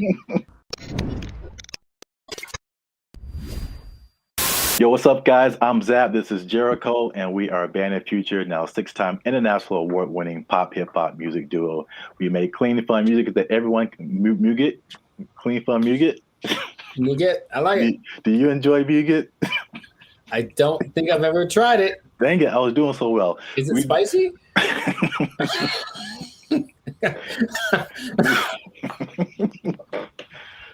I don't know, but I think you should know if it's spicy. Because yeah. I'll put a link. I'll put the link to the video. Oh no, you talking about? Yeah. Here you go. Up there, guys. Go watch it. We do clean, fun music or muget, depending on what country you're from. That everyone can listen to. The sound is uniquely Californian, and you are now tuned into the Life Circus podcast, where we talk about things that are funny, interesting, and ridiculous. And look, I raise my voice because I'm gonna make a statement. Say it. People have been watching, they've been laughing, they've been thinking, but they haven't been liking, they haven't been commenting, they haven't been sharing, and they haven't been subscribing. And I need you guys to do all 4 of those things, or else I'm gonna have to start robbing people again. I'm trying to change my life. Again, man. Told you. It's not the way. It's not the way. Trying to be on the straight and narrow, you know what I'm saying? Make this YouTube money. So yeah, But yeah, make sure you do all that. Like, subscribe, share, comment. Let us know what you think. And especially share this video with somebody who needs some money, man. Oh man, I know quite a few people. I mean, like everybody, right? Like if you need some more money, raise your hand. Mm-hmm. Hey, calm down. All right. So, I mean, it's not just specifically money. It's specifically the Mega Millions, right? The lottery. Or there's always the different state lotteries too, but you always see these news stories of people win like these ridiculous amounts of money, and then you see the statistics later where it's like they won $1 jillion, and like a year or two later, it's all gone. It is broke. Yeah. And you can't I can't even imagine like how you do that with that much money. So I guess my question to you is like, why do you think that? Well, I got a few questions. First, let's start with that. Why do you think that happens? Like, why do people? Oh, for me, that's a simple answer. It's that if you don't understand the work that it takes to make money in the first place, you don't know how to keep it. That's all. So if you just got lucky and it's like, oh, I got money now, then you're not going to have you haven't developed any habits to maintain that. And everyone basically has an idea that, okay, maybe saving money is a good idea. I should do that more. I should. It's not on their list of must do, it's I should do. And then the second that it happened, perfect example, dude. Episode of the Boondocks where Grandpa leaves for his do it big vacation and he gives probably give me some money. And it's like, all right, this is supposed to last. It's like, also they came into some money. Cool. This is going to help us get food, get clothes, whatever, last the whole week. Nah, Riley goes and blows it all in an hour. Ask yourself, be honest. Ain't I'm clean? No. Man, how we gonna eat? Like, that's just how people live. That it's like, you're basically a dam waiting to burst. I'm just waiting to get my break. And then I'm just going to do something ridiculous with my money. And no one can tell me no, because it's my money. So I think it's that. And plus, there are worlds of, how do I say this? Finance. Like there's things you can buy that you don't know you can buy because it's not an option for you, right? As soon as you get to that level of, I was in Malibu the other day, hey, Malibu, and I saw this thing for property, some kind of a beachfront property, and that's starting at $70 million. Oh man! And they wouldn't put that there if they didn't know that there are people that can drive by on a whim and be like, "Hey, honey, do you think we should get me property? How much is it? Starting like 70 million." Bet, and then they just go do it. Like there are people that have that, right? But they also probably have the knowledge of how real estate works, all this kind of stuff, so they know how to invest in it and make it work for them. But if someone comes into $1.58 billion. Yeah, that's why I mentioned this, because like a big number, just somebody won a bunch of money. Right. So if that person is dumb and, and they're from Florida, so I'm not going to tell you that they are, but you know what I mean? You prefer the term financially illiterate. Got it. So let's say this person, so there's nice properties in Florida, comes into their money, gets the lump sum, because of course they're going to get the lump sum, right? So they're going to get the lump sum, maybe 800 million, something like that after taxes. And then they're just driving by, and then they just see a sign that says, hey, property starting at 70 million. They look at their account like, yo, I got that. Let me get one for my cousin. And then a year later, they don't know how to upkeep property. They don't understand that buying things means you have more expenses, and it all just, so yeah. That's why I think it happens. That makes sense. Especially like with property, it's like even when people who just buy like a regular house, I mean, it's like you don't really realize all the expenses that come with it and the upkeep, and like it's not like you buy it and that's it. It's like you buy it and then now you have to keep spending more money to like keep it up. Insurance goes up, you gotta fix more stuff. The toilet doesn't work for 2 years. Like it's a slippery slope. You have bugs in your house you got to get rid of. Dude, I saw a bug. I knew what kind of bug it was, but it's always surprising. One of those centipedes that looks like It's just like it looks deadly. It's not, but it just, and so every time you see Was it like black? It's like black with like these legs that are kind of like at an angle. It just Oh, looks yeah, like I feel like I know. dangerous I've seen what creature. you're talking about. So I see it in my logical side goes like, oh, it's just one of those things. And then my like primal side is just like, we need to move. Like that's what I'm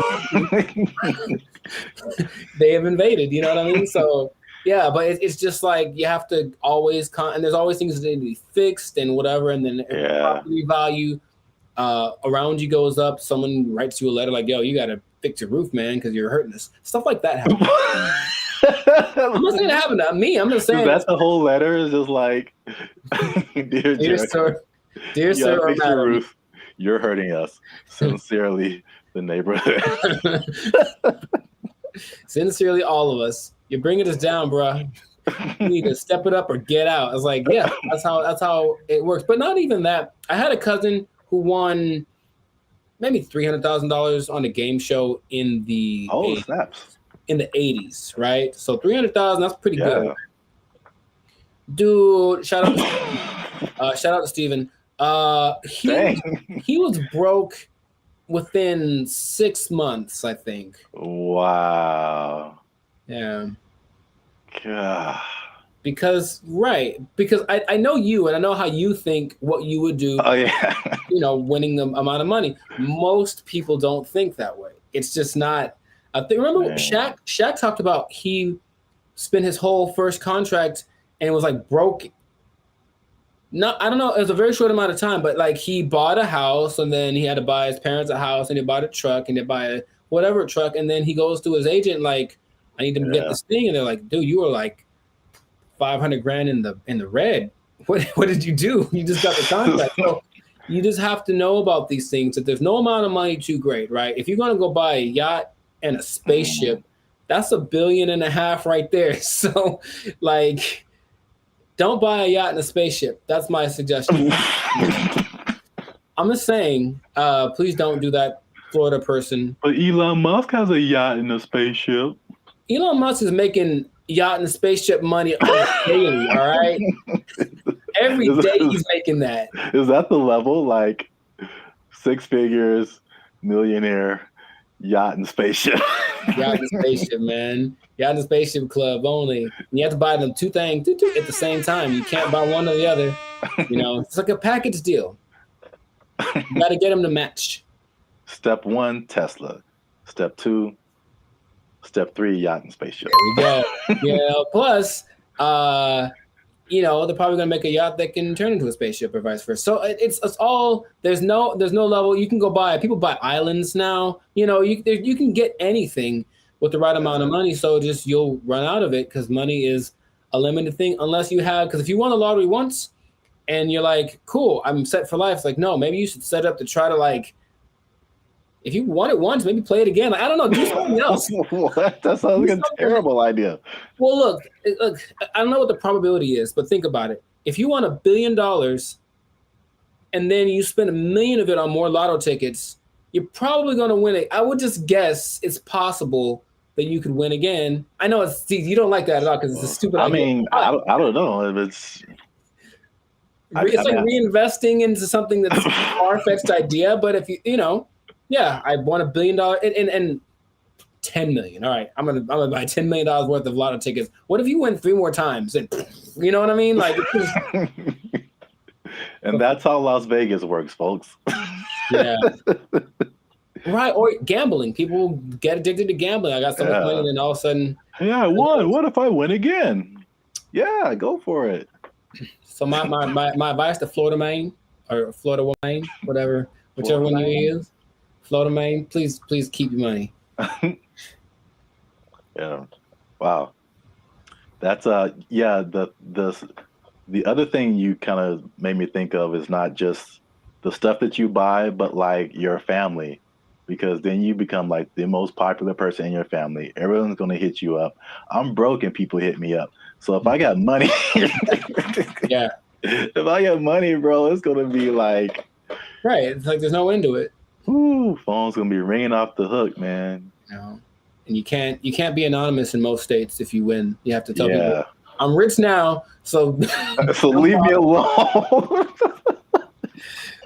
You got to move to a different place. It can be a good thing for sure, but I don't think anybody. Then if you are all of a sudden a public figure, all you do is get criticized because people know what you're buying. That lady who won maybe $20 million in New York a few years ago, she spent most of it getting her husband out of jail. Oh. Or that. No. Getting him out of jail. She spent like $7-8 million on his bail. Right? Whoa. I know. I was like, my first question was, dude, what did he do? Like, wow. Like he obviously did it. If $8 million, dude. So yeah, but so everyone knew that she spent it. And they're like, you shouldn't waste your money. So yeah, she went through $20 million swift. You know? Wow. That's crazy. Back to bologna sandwiches. Well, we're out of time, and that's been another episode of the Life's a Circus podcast. Make sure you like, subscribe, share, and leave a comment. What would you do if you won the Mega Millions or some kind of lottery? You think you would keep the money? What would you spend it on? Let us know. And yeah, check us out next time. And be cool and stay in school. Hey. Fun. Squash it. Squash it!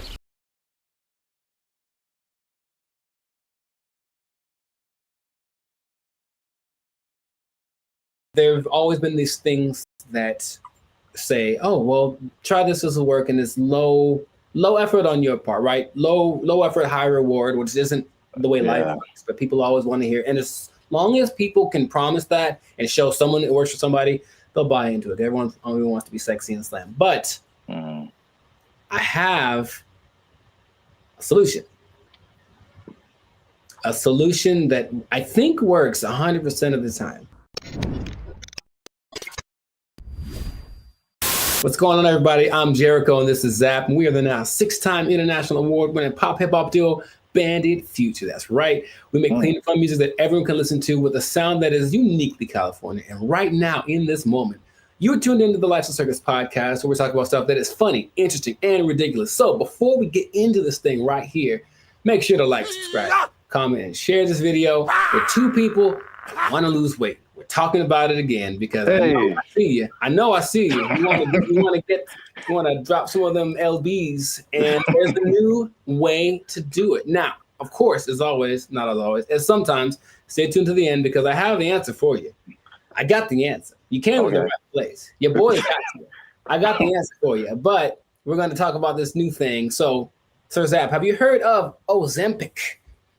Ozempic? Mm-hmm. That sounds familiar, like one of those late night Pfizer commercials or something. Is it a pill? People make it. Oh, okay. But it's sounds like a pill you take. Well, it's an injection. And it's all the rage because I don't know if you've seen Oprah's lately, Oprah plural, because she is omnipotent, I suppose, or omnipresent. But Oprah's is, I'm just going to say it like that every time. Oprah's is very slim right now. And everyone's like, what happened to Oprah? What are you doing? And she's like, I ain't gonna tell. Because that's what she's not gonna say. But everyone suspects that it's this Ozempic thing. Now, Oprah's whole thing is, I don't have willpower, so I never have, I'm fat, so I'm just gonna do it. It's like, okay, more power to you. But Ozempic is actually a diabetes drug. And a side effect is that you lose weight really fast, apparently. So of the celebrities I've heard of, people either speculate or have confirmed that Chelsea Handler's used it, Tracy Morgan's used it, Kelly Clarkson used it, Mindy, I don't know how to say her last name. Kayleen. Yeah. She's used it, and they have crazy results. So it's another one of those. Guess what? You don't have to work. You just have to take this, and then you'll get slimmer. And the result of the proof is in the pudding. People look amazing in a relatively short amount of time. Okay.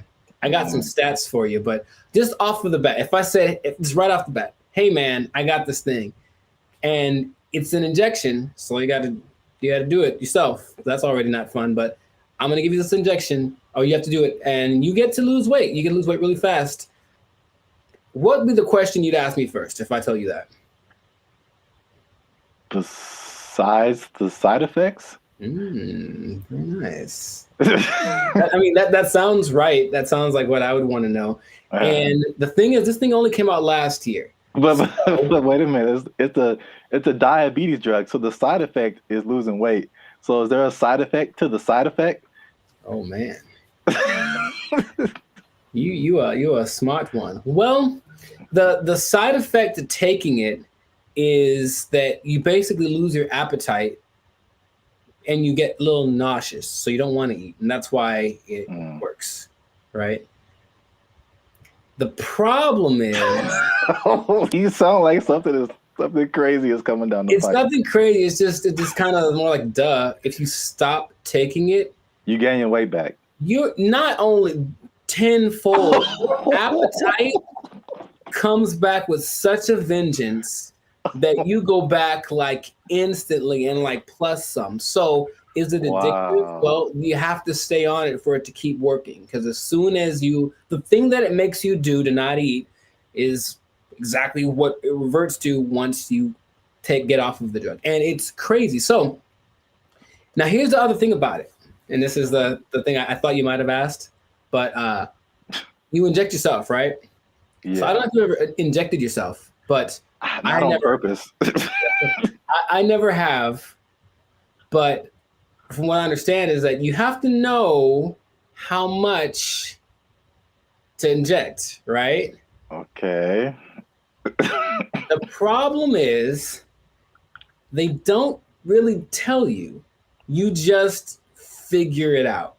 So just inject an amount in this. And then so what happens is people inject themselves and it works. So they go, oh my God, maybe I should inject some more so it can work better, right? In the last 3 months, poison control centers have had a 1,500% increase in calls from people saying that they overdosed when they injected their diet control pill or diet control. Yeah, that's what's happening because people are that stupid. So, now, okay, we get it, right? You want to be slim, you want to be sexy, you want to be attractive, and you don't want to do anything for that, right? That's just maybe the American way. This drug, also another question you might have asked is it banned anywhere? It sure is. This drug is banned so far in Austria, France, Greece, and the Czech Republic, with more places to come, perhaps. But the numbers don't lie, right? 42% of Americans are obese, 18% of children are obese, and then everyone knows the links to death and all that kind of stuff if you're obese with a high probability. So you want to get slimmer. But this is just another thing. I guess my other question would be, have you heard of any things like this in the past that have promised the same, hey, take this and you'll get, slimmer, more sexy? Not, I can't think of it. I'm sure there's other stuff out there. I can't think of anything off the top of my head other than like liposuction or something like that. Sure, which works, but I looked it up. In the 40s, it was amphetamine. That was all the rage. It was the big deal, and that was proved to be addictive. Rainbow pills in the 60s, which was amphetamine, digitalis, and diuretics, and that proved to be addictive and somewhat fatal if you take too much. There's a thing called Aminorex in 1971. This is all before our time, right? Now, the thing that I remember hearing about in the 90s, there was this thing called Fen-Phen, and it was a big deal with the celebrities. Yeah, and a lot of celebrities, took it, and apparently it works. But now this new Ozempic, I think I'm saying it correctly. They're saying that a lot of celebrities are getting paid to promote it, to push it, and I think that always, that's always the way to go. But it's just like, I'm really concerned for these people that are basically getting guinea pigged, right? It's like, we'll see if this works. And then what's going to happen to them in 6 months when they're like, oh, by the way, this causes all of the things. Yeah. That's how a lot of stuff goes with. I mean, like anything, there has to be people who test it out first. So yeah, it's weird. The thing that I randomly remember when you were talking about things from the 90s was like Slim Fast. Oh, sure. Although that's not like a drug, but it's like I remember that was like a huge thing, and people, maybe even Oprah did it at one point. I don't know. Oprah's done everything. Yeah. Yeah, I remember seeing a lot of Slim Fast commercials with celebrities and stuff, and then the tagline was like, "Give us a week, we'll take off the weight." So yeah. Oh, jingly. Now there's something that I heard about, but I didn't remember happening or existing. But apparently there was a substance that you could ingest if you wanted to lose 15 pounds today. It was a big deal. Yeah, you take it and you go to, I would imagine it would just take all of the moisture out of your body. That's what I imagine. Yeah. But it would just dry you up or something. And a friend of mine did something like that to, I guess, for a drug test. So he had to get so he took some pill and he said he thought he was having a heart attack for like 5 hours. And he just like had to keep going to the bathroom, and then he was very slim.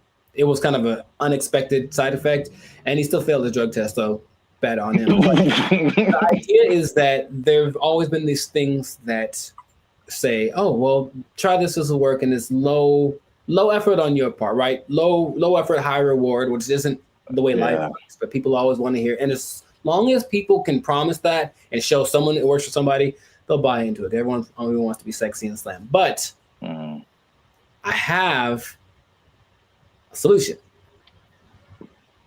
A solution that I think works 100% of the time. Does it involve exercise and proper diet? You know what's weird? It does.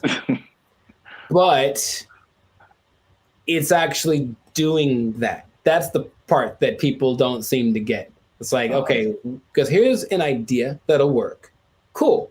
Proper diet and exercise. All right. Maybe don't eat too much. Let's just start with that. You don't got to go sweat. I know sweating's yucky and you get sore and ill, right? But how about just don't eat so much? Food's delicious, but you know what it tastes like. So just stop eating that stuff. Okay? That's true. But doing it is a whole nother thing. So do that. Don't eat so much.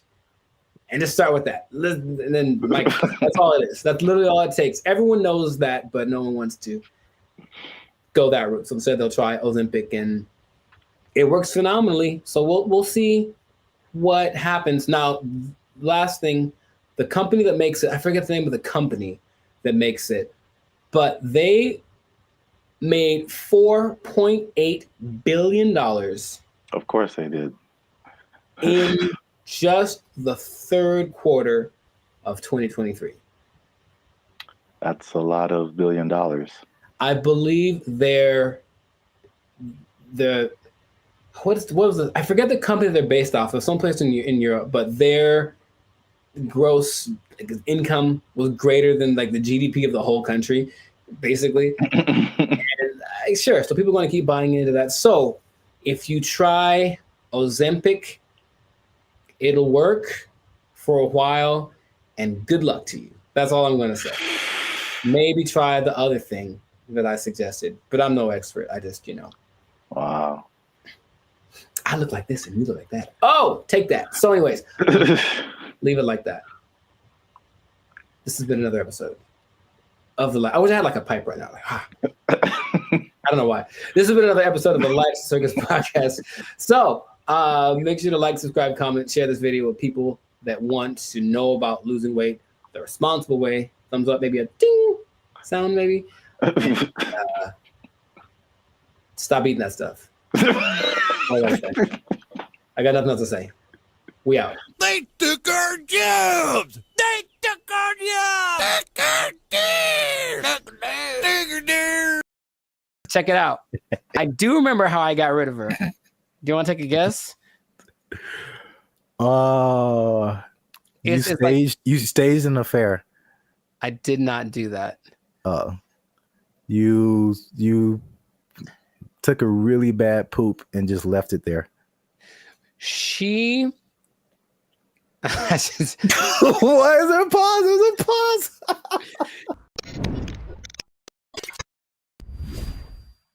Moving in with the lady or letting her move in with you, because they always say it that way. I'm moving in with my girl, but no, sometimes it's the other way around. Sometimes the woman moves in with the guy.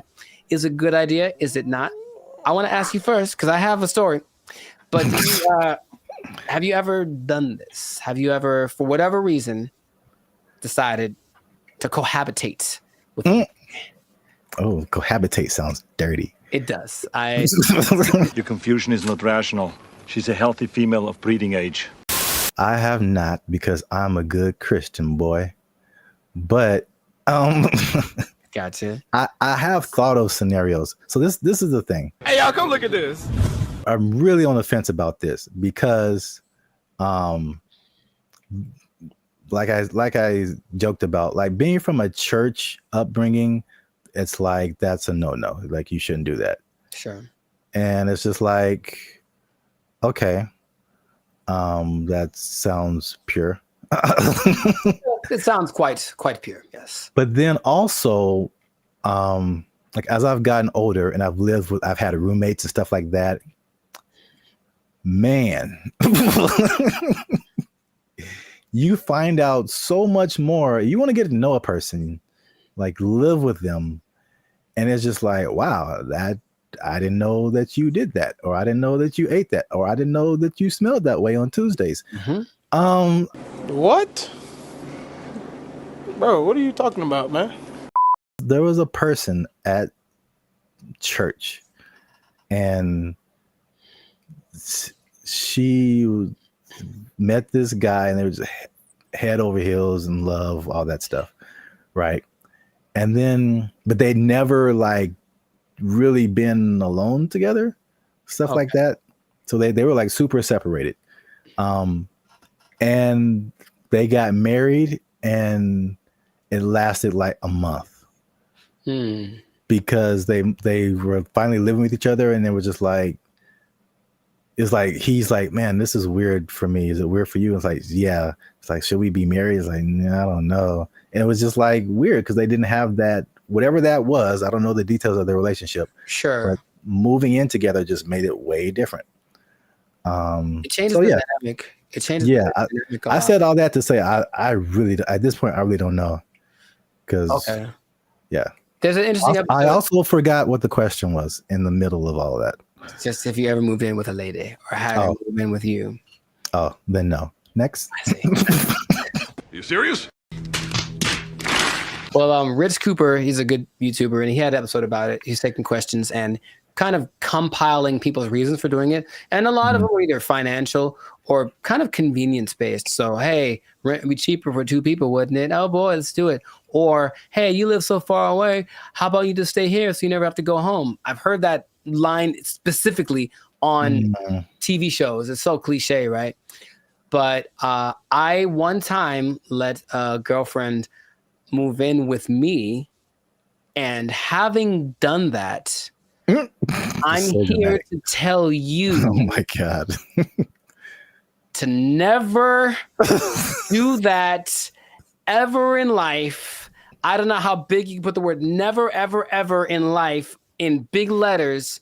Never do this. Never do this. And also, by the way, never do it. Why are you gay? Who says I'm gay? You are gay. It's started good for like a day because, oh, my girlfriend's here all the time. How wonderful. And then right away, there's this thing.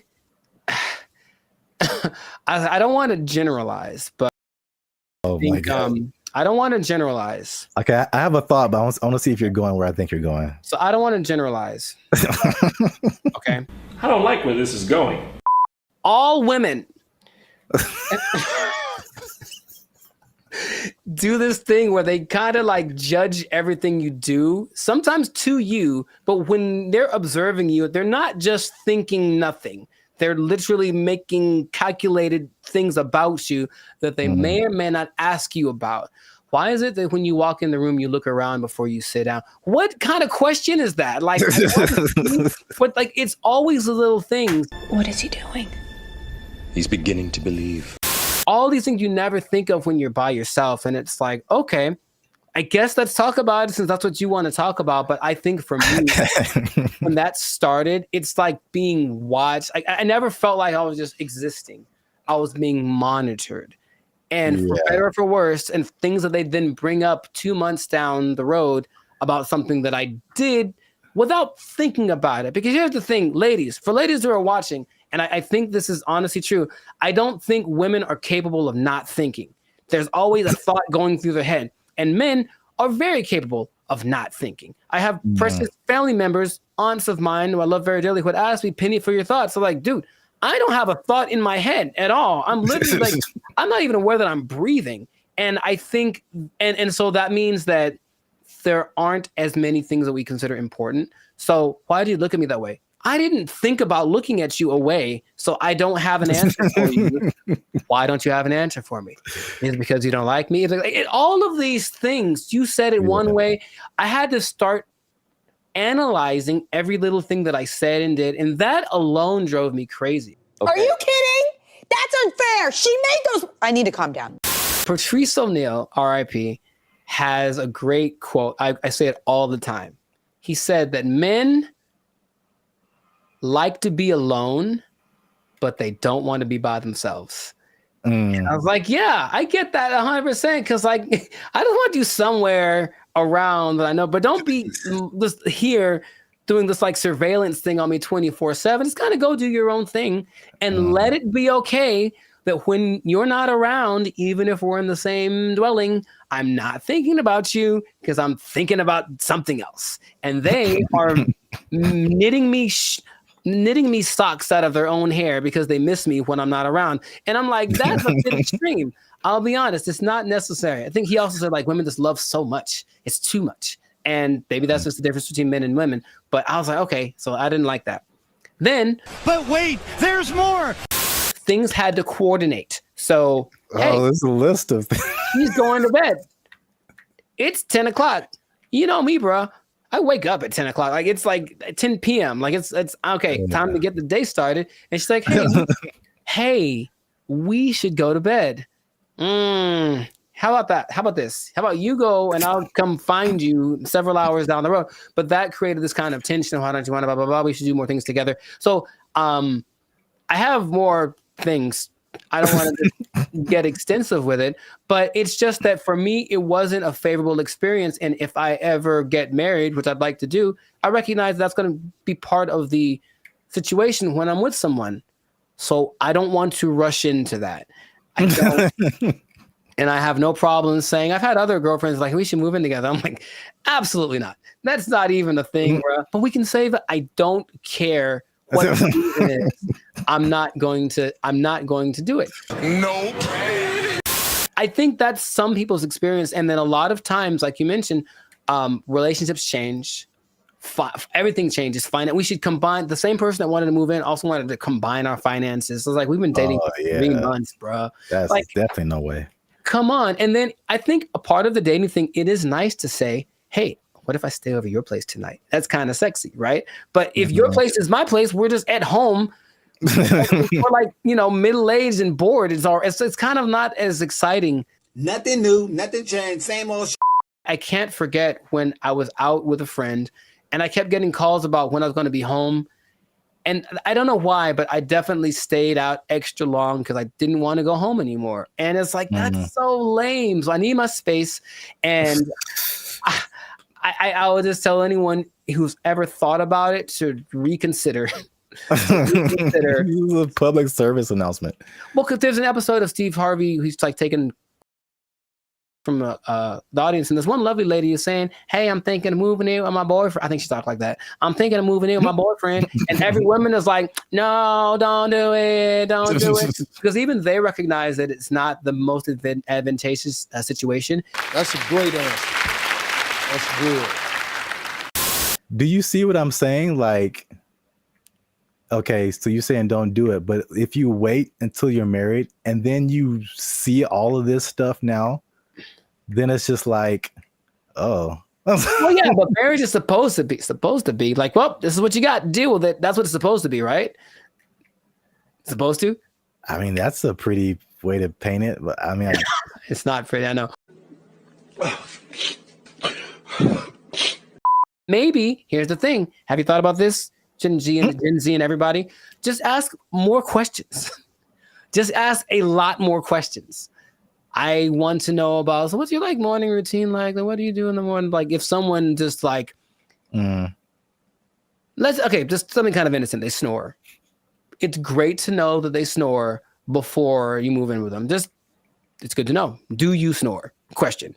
So, I don't think so. What do your roommates think about that? You know what I mean? Do some investigating, do some digging, ask their mom, ask their family. The way that you treat me, we've talked about it. Let me speak! Yeah, that's actually good advice. I thought you were going to go the route of like them taking over your space. Like you walk into the bathroom and then now you can't see your sink because there's curling irons and eyelashes and hairspray and all kind of stuff. And you don't know where anything is anymore. That actually didn't happen, which is interesting. I don't think she had a lot of stuff like that. She wasn't as into that. Maybe it was just kind of a rarity, but yeah, she didn't have a whole lot of products and things. I could see that happening too. And if that had happened, this was like in my 20s, I totally would have let it happen. And she would have walked all over me and put Frou bunnies on all my brushes and everything. Yeah. And everything is pink. A surprise. It's like, oh, I did some redecorating. Hope you like it. If you don't, it doesn't matter because I live here now. Yay. Exactly. Hi. Okay. I'm trying to remember how I got rid of her. Oh, check it out. I do remember how I got rid of her. Do you want to take a guess? You staged an affair. I did not do that. You took a really bad poop and just left it there. She. Why is there a pause? There's a pause. To her credit, I was out of town one weekend and then our whole apartment flooded. Like all the bad stuff coming out from the toilet and everything. Like one of those. Yeah. Brother. And she actually handled it. Like called the right people and blah, blah, blah. And actually, like literally by the time I got home, I didn't know anything had happened. Wow. So she was good for something, I guess. Like, oh, thank you. But anyways, no, dude, I swear to you, I couldn't talk to her. I couldn't bring myself to do anything like, hey, you need to get out of here. I swear to you, dude, I just moved. I literally just left the place that we lived in. And I said, hey, I got to go. Can you take care of this rent? Because I have to move. And I didn't tell her where I was moving to. And I did it. I've never moved, bruh. I've never moved that fast in my life. I was like, I have 3 hours. I have to get everything on a van and get out of here. And I did it. I called all my friends and I said, guess what we're doing? We're helping me move so I can get away from her. And they all knew the plan and they all helped me. And I'm still friends to some of them to this day. Thank you very much. I moved. I could not do anything else. So this has been another great episode of the Last Circus podcast. Make sure to I know, yeah, maybe. Make sure to like, make sure to comment if this ever happened to you, if you've ever had experiences living with a woman, and also share this with anybody that is thinking about it because thinking about moving and just leaving your girl there. Thinking about moving in and just leaving your girl there. That's exactly who you should share this with. Oh my God. We'll catch you on the next episode. Peace. I didn't think about looking at you away, so I don't have an answer for you. Why don't you have an answer for me? Is it because you don't like me? All of these things. I'm in Hollywood just eating a sandwich, as you do. And this robot comes along, and it's apparently like one of those delivery service things, and it's looking for somebody. And you can see it kind of doing this thing. Like it doesn't have eyes, like a box on wheels, but it just was looking around. And I swear to you, it looked at me kind of like, hey, what am I supposed to do? And I was like, like, bro, I don't know you, bro. I don't know you. Bro. You ain't my block, son. What's up, everybody? I'm Jericho. This is Zap, and we are the now 6-time international pop hip hop duo. Why is this so hard for me? we got awards. We're good. We're banned at Future, son. Anyways, check it. We make clean fun music that everyone can listen to. What? I'm making a compilation of this. We make clean fun music everyone can listen to with a sound that's uniquely Californian. And you are now, right now, in this moment in time, tuned into the Life's a Circus podcast. We talk about things that are fun, interesting, and straight up ridiculous. So before we get started, do us a huge, huge favor. Make sure to like, subscribe, share, and comment on this video. Share this video with at least 2 people that are afraid about the robots, man. We're talking about them again because there's some new developments. There's some new robotic developments, this time from the more humanoid version, and it's kind of crazy. So stay tuned to the end to find out what animal they're actually trying to replace with these robots. Like, it's an animal that humans have used for centuries, and all of a sudden it's like, they're not good enough anymore. We need some new ones. So let's get into this thing now. The robots are not coming. They are here, children. This is not a drill. The robots are here, and I want you all to be... Hide your wives, hide your kids. It's just... So there's basically 3 companies that are really going in on producing these humanoid robots. They're really emphasizing the humanoid factor, and a lot of people are, once again, afraid of they're going to take our jobs, whatever it is. But I just want you to know about these so that you can... be informed. Bandit Future is here for the people, so we're going to inform y'all today. So, starting out with our buddy Elon Musk, and I want to just ask Zap after I talk about these if you've heard of these, but Elon, our boy, is doing everything. I mean, so the Tesla bot is the thing that he's been developing, and you got to see this thing. So, it's the most, how do I say it? It's got hands, man. Like hands like this. Hands that can grab things and manipulate, and they look like they're kind of soft, like maybe they moisturize. Like really, real humanoid like. And so these Tesla bots have autonomous correction action capabilities. Basically, they can in the moment figure stuff out, and they can do sorting and unsorting sort of stuff. And just watching it without, like, if you watched a silhouette of one, it's the one you'd say, oh, that's a person. And that's already kind of crazy. Not a big clunky robot thing that they had a few years ago. Now it's just looks pretty sleek. There's a video of one doing yoga, and that maybe creeped me out more than anything else. I don't know why, but it's something that you're going to be able to purchase for yourself if you want. For the low price of... Well, there's no prices. It's not there yet, but it's going to be $1 billion. I'm sure it's going to be up there. But the Tesla bot, which will be compatible with all of your Tesla products, with your Tesla truck, with your whatever it is. My man Zaprath, do you want a bot? Do you want a bot that has soft hands that could probably play? Here's the thing about it, dude. That's the thing that stood out to me the most. Like the hands. You have to see it. Just show it right here. Just show it. It's got these hands that kind of, and it's like playing with Legos in the video that I saw and sorting things out. So you could hold hands. You could play frisbee with it. You could play thumb. You could probably play thumb war with one of these. Yeah, right. How crazy it is. It's like I win, and then your thumb is on the floor. We don't have to get all morbid with it. But anyways, I mean, what do you want? Do you want one? Maybe the Tesla bot doesn't know its own strength. I don't know. Well, I mean, so wait a minute. Is it like head to toe? Because you've been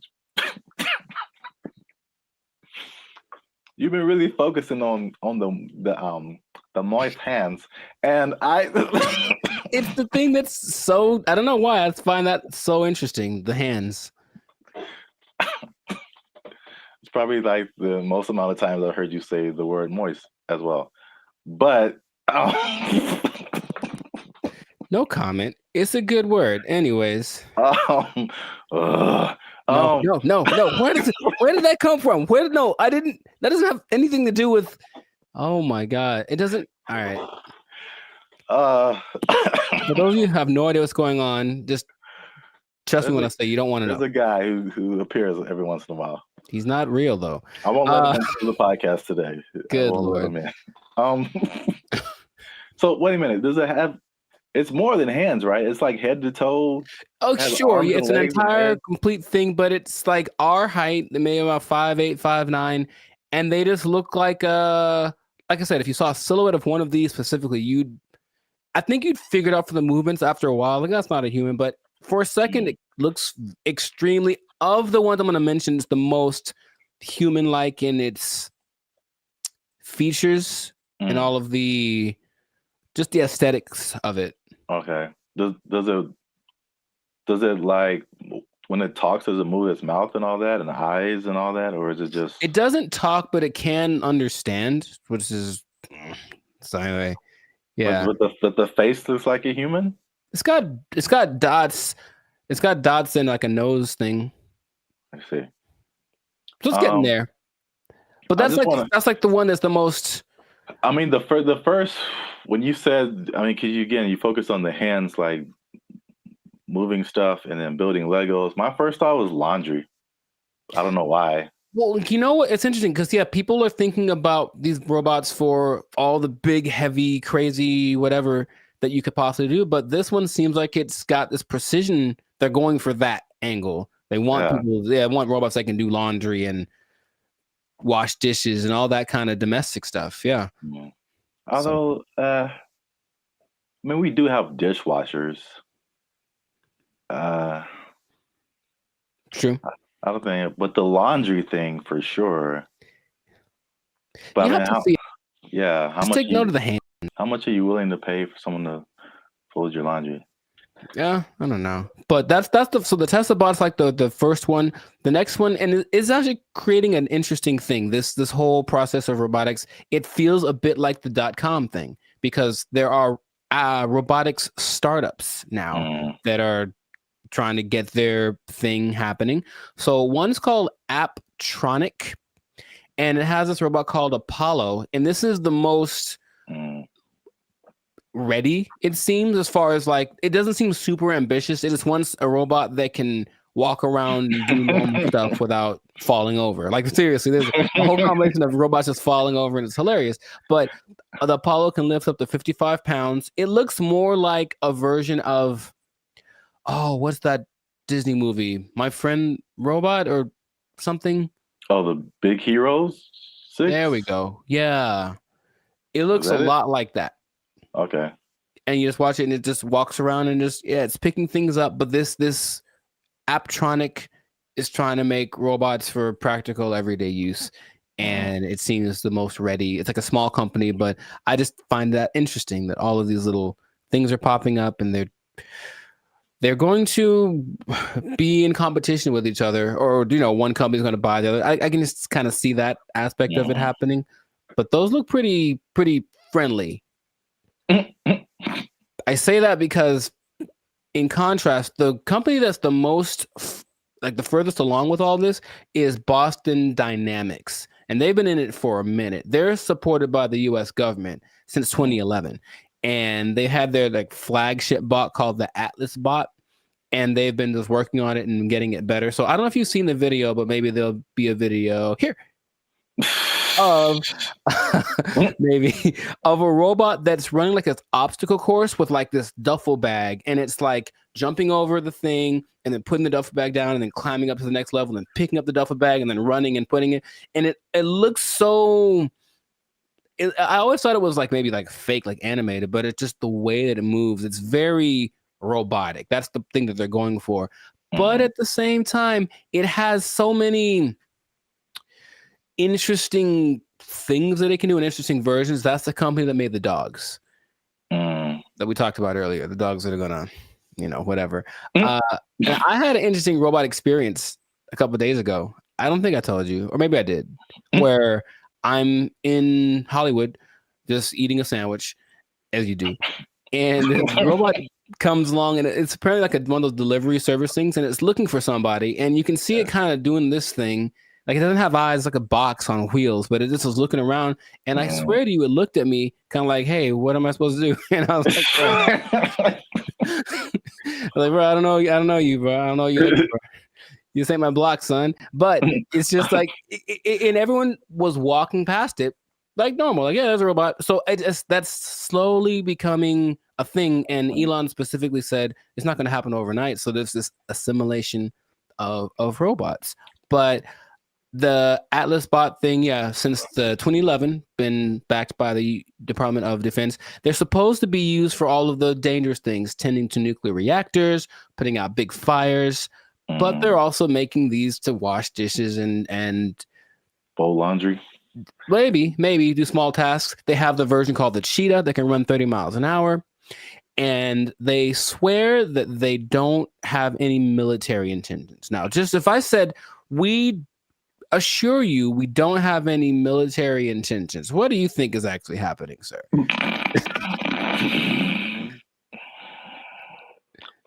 I plead the fifth. I see. Okay.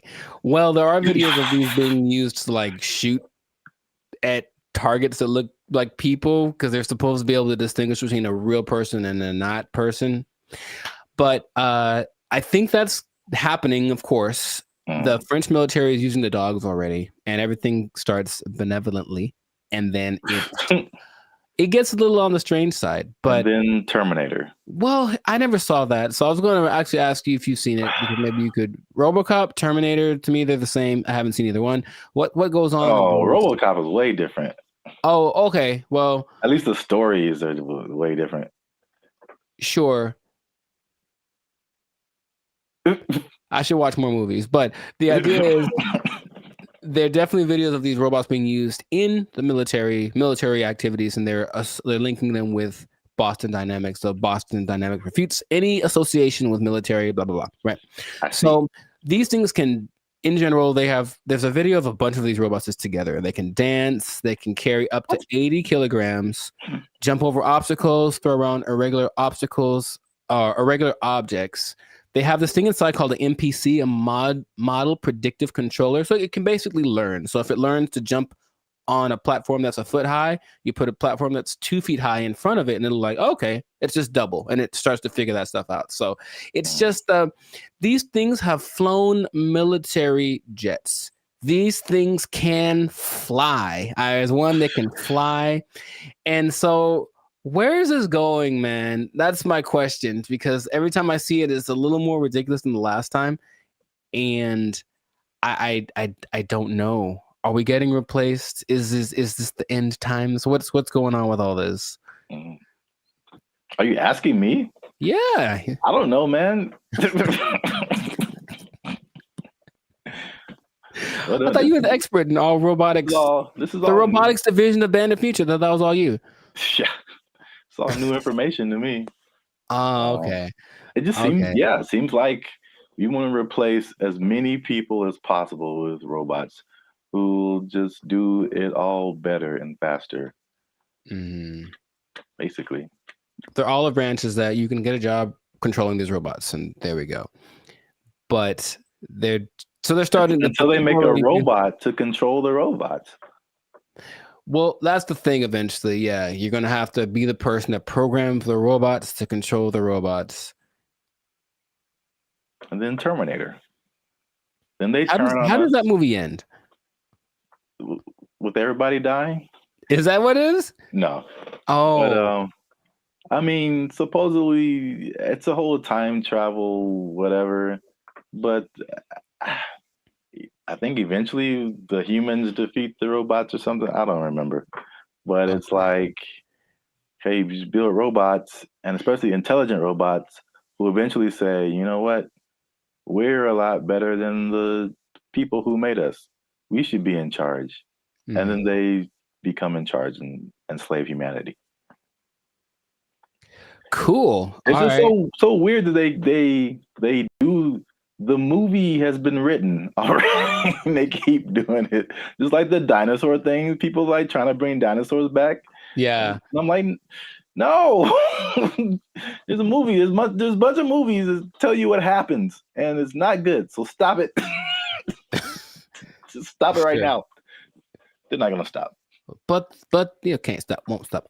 But they are supposed to be the next Anyways, everything is so nice that they're going to be replacing your pets. Because think about it, a dog that's a robot doesn't need food.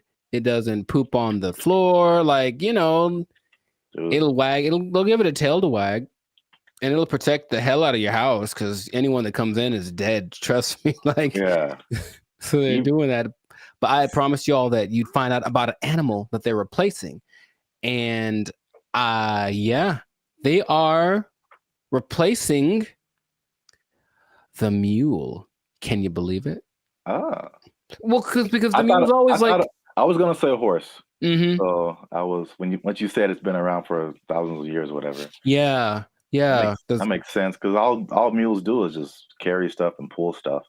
Yeah, but this robot mules exist now, and they're things that you don't have to feed or nothing. It'll carry up to, I think, 350 kilograms just wherever you need it to go. So I can just imagine, just do the logical progression. Those things are going to continue to happen. But that's where we are right now.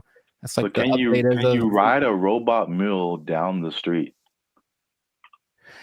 Oh, I think I know it's going to happen, and I think it'll just be the weirdest thing. Interesting. Or like a robot horse, yeah, instead of a car. That'd be kind of cool. I still vote for Transformers. I think that'll be fun. I think that'll be cool. Yes. Oh yeah, you have your robot companion or whatever, and then you're like, "Yo, I need to go to the grocery store." And you turn into a car. Yeah. And then it does it. Yeah. I see where you're going. I like it. Well, we're ending on an optimistic note then. I like that. Stay with that because everything else is doom and gloom. But that sounds fantastic. So this has been another episode of the Lights and Circus podcast. So make sure to like, subscribe, comment, share this video. Let us know what you think about the robot revolution that is among us, because it's just it's happening without us really being aware of it too much. And just know that with great robots comes great responsibilities. I didn't think that through. That didn't sound too smooth. Anyways, the thing is, yeah, I could have done better. I should have practiced. The thing is, these robots are eventually going to look exactly like you, and they're going to walk in one day to your boss and be like, "Hey, Clark, I'm here." Clark. And so what that means is that robot might have effectively permanently taking your job. I think my microphone fell off. I'm not sure. Oh. They took our jobs. They took our jobs.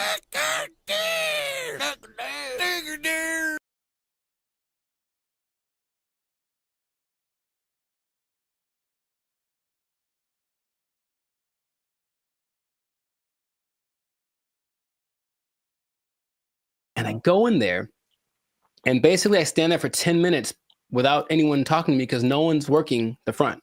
Nobody. And I just like, okay. And I just eventually just yelled something to the cooks. What's going on, everybody? I'm Jericho, and this is Zap, and we're the now 8-time international award-winning pop hip-hop duo Band of Future. We make music that's funny. No. Huh? We make clean, fun music that's easy for everyone to listen to with a sound that's uniquely Californian. And right now, you're tuned into the Lights and Circus podcast, where we talk about things that are funny, interesting, and just straight ridiculous. So before we get into this thing, make sure to like, subscribe, comment, and share this video with at least 2 people that knew that the wage increase for fast food workers was a bad idea. I'm telling you right now, it was a bad idea, and I have proof with numbers, with personal experiences. One thing, okay, so I didn't actually know this. I thought it went into effect January 1st, but actually went into effect April 1st. Yeah, so there's less data on the effect of it, but I have already There's enough data, I know that. Huh? There's enough data, I know that. Yeah. So I got some numbers, and I got a couple of personal experiences. But I'll go to you first. Have you noticed anything tangible or experiences that kind of like notice? A Whopper from Burger King is $8. I think I mentioned this before. Like I remember when the Whopper first came out at Burger King, it was 99 cents. Accurate. It's now $8 just for the sandwich. No fries, no drink. $8 is where we start, and then it goes up. I'm furious.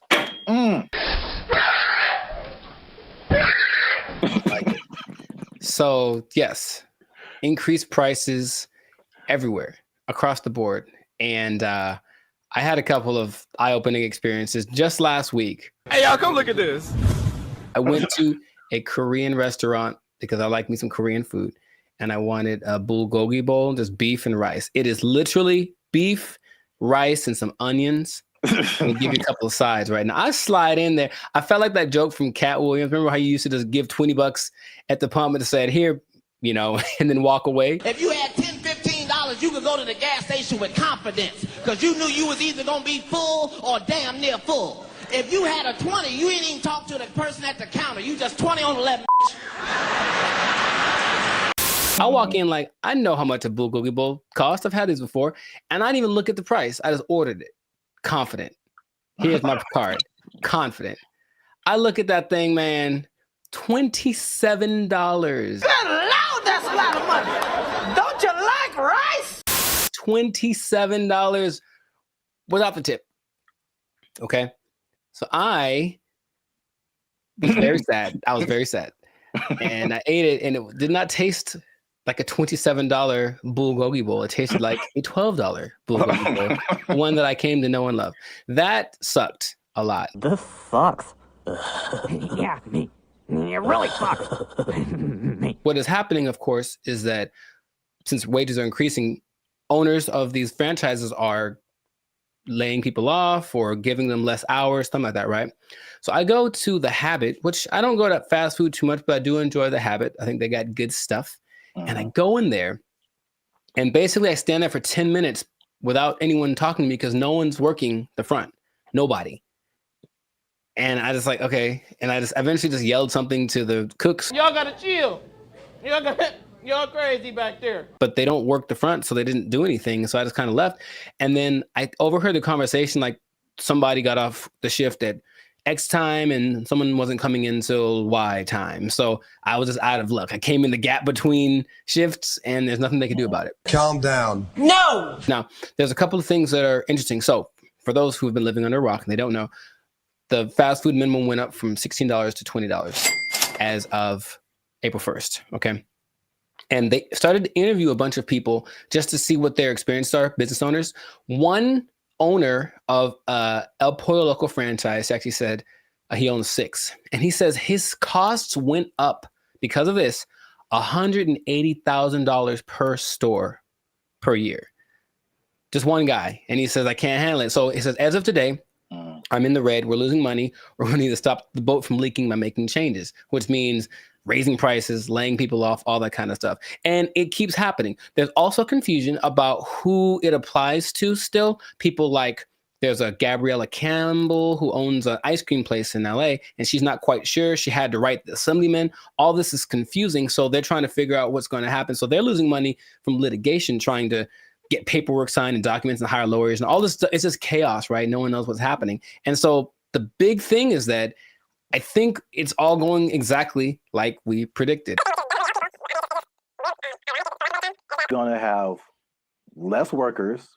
Somebody's going to get fired. Right. Or more automation. So again, less workers or less hours. Nobody gets overtime. Something has to like compensate. I mean, it's like people think they just pull minimum wage out of thin air, and it has to come from somewhere. Another gentleman said, Brian Hom, he owns San Jose Vitality Bowl, and he said, one, customers are really mad at his $14 price for an acai bowl, which I understand because I've made an acai bowl for $3. So I understand the price. And then he basically said this: I'm happy for my employees getting the $20 minimum wage, but if we can't continue to have good sales, they may not have a job. You about to lose your job. Get this thing. This is the cycle that we've entered ourselves into, where the owners have no choice but to raise prices, but to lay people off. And it's just bad. And I don't see it. I don't see the solution. I got some good news and I got some bad news, y'all. The bad news is that I'm shutting down the studio. It sucks for the, I mean, there's so many different, everybody's. What? Bro, what are you talking about, man? Everybody's in a different boat. I know a lot of this applied to like the big chains, like the McDonald's of the world and the big franchises. Sure. And it's a lot of complaint from people is like, well, these are big corporations. They have lots of money. It's not, they can afford to pay this. They know what they did. They know what they did for sure. Like just McDonald's, because that's the thing that everybody knows. The McDonald's corporation is different from like the franchise owners. And so these are like individual people or individual businesses that, you know, get everything from McDonald's and just put their, you know, labels on it and all that kind of stuff. And so they don't have as much control as business owners or as franchisees. Is this worth you losing your job? They have their own kind of separate budget that they have to work with. It's not like, you know, McDonald's down the street is not the McDonald's corporation per se. Right. So there's that disconnect, which is confusing to people because I think those people that you mentioned, the actual franchisees or the business owners, they are the ones who are getting it the worst. Yes. One because they can't really, they don't have control over their franchise fees and all that kind of stuff. They didn't advocate for this minimum wage that was just handed down to them. And then the third thing, which is like the killer, is that because they have to raise their prices to just survive, right, the people are getting mad at them. Yeah, right. And they had nothing to do with it. We're supposed to be a family. What are you doing? They had nothing to do with paying people like 20 to 30% higher than all other minimum wages. Like they're just caught in the middle with either shut down or raise prices. But it's in terms of like answering your questions in terms of a solution, this is just skyrocketing the race to automation and AI and like everything. It's just every other industry now, just to keep prices reasonable. Will everybody lose their job? No, but will a good amount of people lose their jobs? Yeah. Yep. That whole automation thing is going to just take over. Maybe that was the end goal. I don't know. Oh, touchy. Careful. They're listening. But yeah, it does seem like the politicians decided we want to win the battle and lose the war. So we'll see how that ends up. Interestingly enough, there seems to be a strange coincidence, some might call it, between this happening and the amount of restaurants that are shutting down this year. I mean, going completely under, right? And I was going to tell you all about that in another episode of the License Circus podcast. But for now, we're going to wrap this one up because we're a little over time. So just make sure to support businesses as best you can. But if the prices are too high, you vote with your dollars, right? So you can say, hey, this is a bit much. I'm not paying $8 for not never. Not never am I paying $8 for a Whopper. Not never. That's what I'm trying to tell you. Yeah. I'm going to the store. I'm going to get myself some ground beef and some buns. I'm going to make a $2 Whopper that's going to be just as tasty, less preservatives. You know what I mean? So that's what we can do. But yes, make sure to stay tuned for another episode of the Life Circus podcast where we do talk about restaurants going under because it's kind of sad. A couple are hitting close to man. It's gonna get kind of teary-eyed in this one. We'll see. But make sure to like, subscribe, comment, and share this video with people who just want to say I told you so, I guess. That's exactly what happened in this situation with the fast food. Price increase, the minimum price increase. And if you are working in, I hate to say it, I don't want to rub it in people's faces. I don't want to rub it in people's face. Should I even say it? I don't want to rub it in people's faces, but it does look like, especially if you are an owner of a franchise. I'm sorry. I'm really sorry. I'm going to get emotional again. If you are an owner of a franchise, raising prices, laying off people, you might lose your job. You might lose your job. The person to Whopper is 99 cents. What happened now? They took our jobs! They took our jobs! The place that is offering this is the Southeast Technological University in Carlow. I think that's how you pronounce it, Ireland. That's a bad start. That's a really bad start. All right, let's just stop. Hold up. Hold the presses just for a second. All right, so Ireland. Okay, I think. Okay, where do I begin? Okay, man.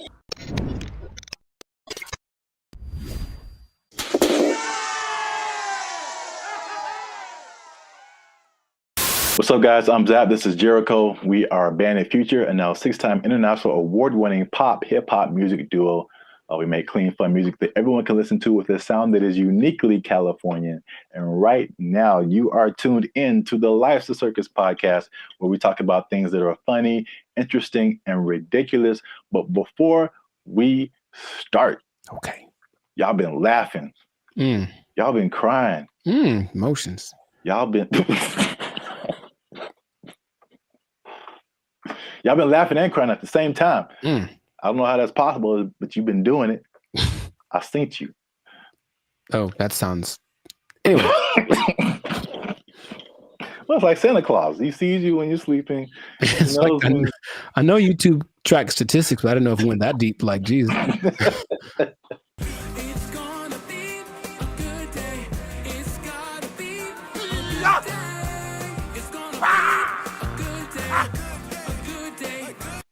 So today, we are talking about something that's interesting. The letter Q? I mean, that's kind of what I was hoping.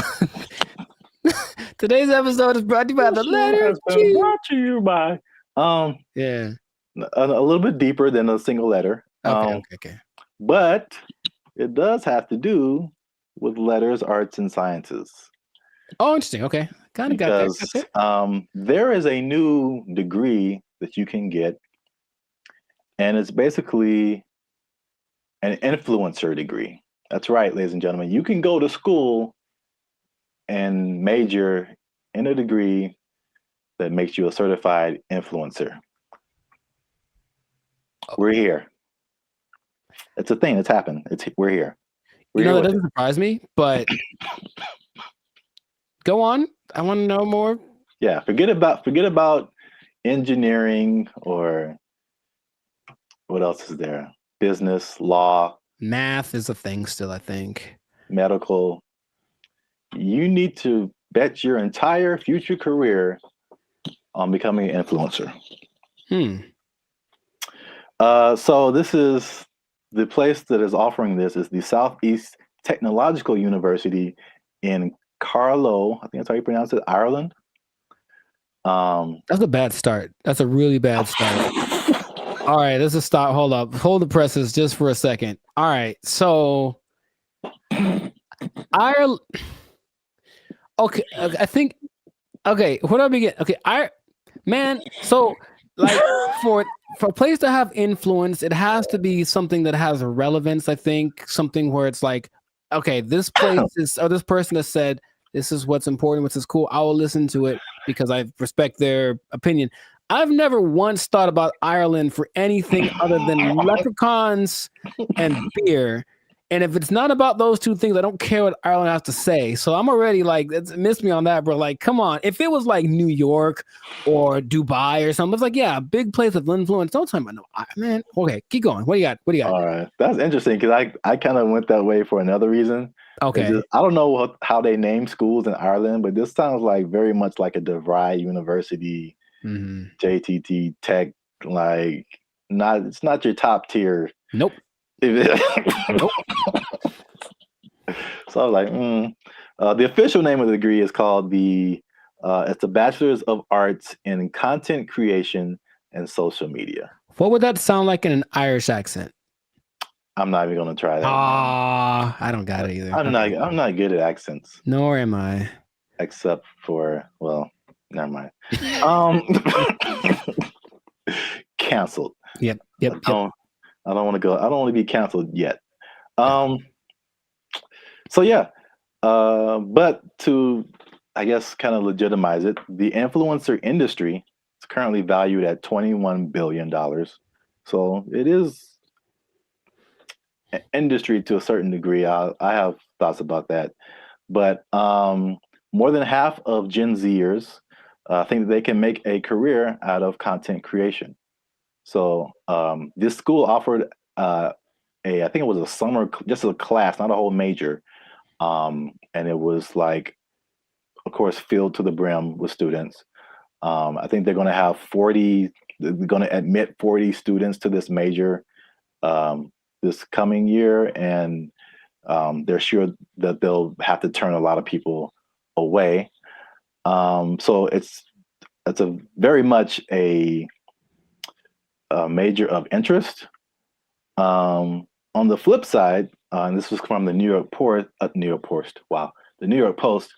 They say that the rapid evolution, and this is something we talked about before. The rapid evolution of social media and trend cycles could make the entire degree worthless as soon as you receive your diploma. Yeah, what's the curriculum based off of? What metrics are they following? It seems like a cool idea if it's constructed in a certain way. I mean, imagine the nonsense if you paid money to become an influencer and then you sucked at being an influencer. Like, it's just, I feel like to be an influencer, you just have to have a certain kind of either personality or vibe. Like, not any person could be an influencer, that's for sure. But I don't know if that's something you can sell the idea on it for sure. But I think there'd be a lot of people asking for refunds in like a year. It just seems like something. Yeah, Can you do that? Well, you can ask, of course. I'm not saying I get it. You're wasting the money, I think. But I think you'd be better off just studying on your own, studying social media, like a Mr. Beast did.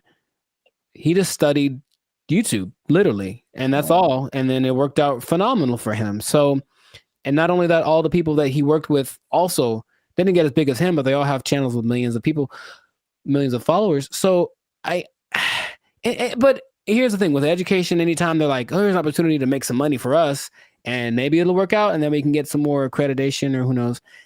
They're just trying to evolve. So I see the point, basically. They're trying to evolve with the modern times.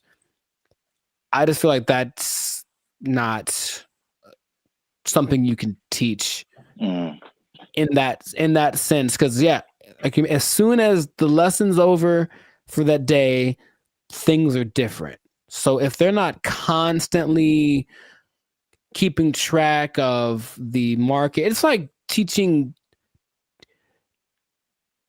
day trading or something based off of data from last week. It's like, okay, well, that worked last week, but it's different now. It's a whole nother. So it would have to be done really well to work in mass. Like, yeah. Well, yeah, I have a bunch of thoughts on this. So, in their defense, they have said that they're aware of, like, again, like, social media is constantly changing, stuff like that. So the curriculum is more about high level concepts, I guess. Okay. As like what the business behind, becoming an influencer, stuff like that, which makes sense. But it's also like, if I were a student, I wouldn't study this because I think it's too specific. And influencer is just a subset of sales, marketing, advertising, business. It's just business. And so like I feel like if you went to school for business, you would get a better view of like how the world works instead of just looking specifically at influencers. Right. But this is also like college was like 20 years ago or no, 15 years ago, something like that. So I have a totally different perspective, but as like a student coming in, you're like, oh yeah, I want to do this, blah, blah, blah. But I've mentioned this before. I kind of felt there's a interesting similarity between this and music, because you went to school for music performance. I went to school for music industry. And though I think even more so at the time that we went to school, even those majors were considered like, why are you doing that? True. So I can see the parallels, and then not that I regret doing music industry, but I can see now how I would have benefited probably more from just studying business instead of like a specific type of business where like all the rules are way different than like normal life. Sure. So I think I said this before, like I've learned more. I've learned how to do more in the music industry by studying general business. I got you. Right. Than by studying music industry. Because it kind of applies to everything once you get the basics down. Right. Right. So. Well, that's my advice to the youngsters. Is that how you're going to talk one day? Because I don't want it. Welcome to the Life Circus podcast. I'm pretty sure I'm going to talk like this forever till I die. So I don't know what's happening to you over there, but you sleep. But we talk about things that are funny and straight up ridiculous. All right, old man River. Look, yeah, but you said about the students. I guess now that college is becoming more of a option as far as like, well, what's the point of going to college if they at least offer something that people want to be? Then I see the point. I do. I just don't know how they'll pull it off. But if they do, more power to them. Yeah. I don't know. Maybe we're just short-sighted, and then influencer will become all the rage, and people will make gajillion dollars and be like, "I told you so." Hey, you know what? Good for you. If you get there, I'll give you a cookie. No, those are addicting. Oh, I'm sorry. I'm sorry. Jeez, I keep forgetting the rules. Cookies are sometimes food. So this has been another episode of the Life Circus podcast. Make sure you like, subscribe, comment, and share this video with somebody who might want to be an influencer major. That doesn't even sound right. No, it really doesn't. But maybe we'll talk them off the ledge with this video. Because if you're trying to be an influencer now and you got someone coming up behind you that has a degree in it, they might take your job. They got a degree from Ireland. Does anybody care? Lucky Charms. They took our jobs. They took our jobs. The WNBA. Do you watch that thing? Do you watch it? I do not. Nor do I. All right. So we've had that talk. Right. Now, what's going on, everybody? I'm Jericho. This is Zap, and we are Bandit Future, the 6-time international hip hop pop duo. Well, we're international worldwide, but we also have awards. We won 6 international awards for our music. There we go.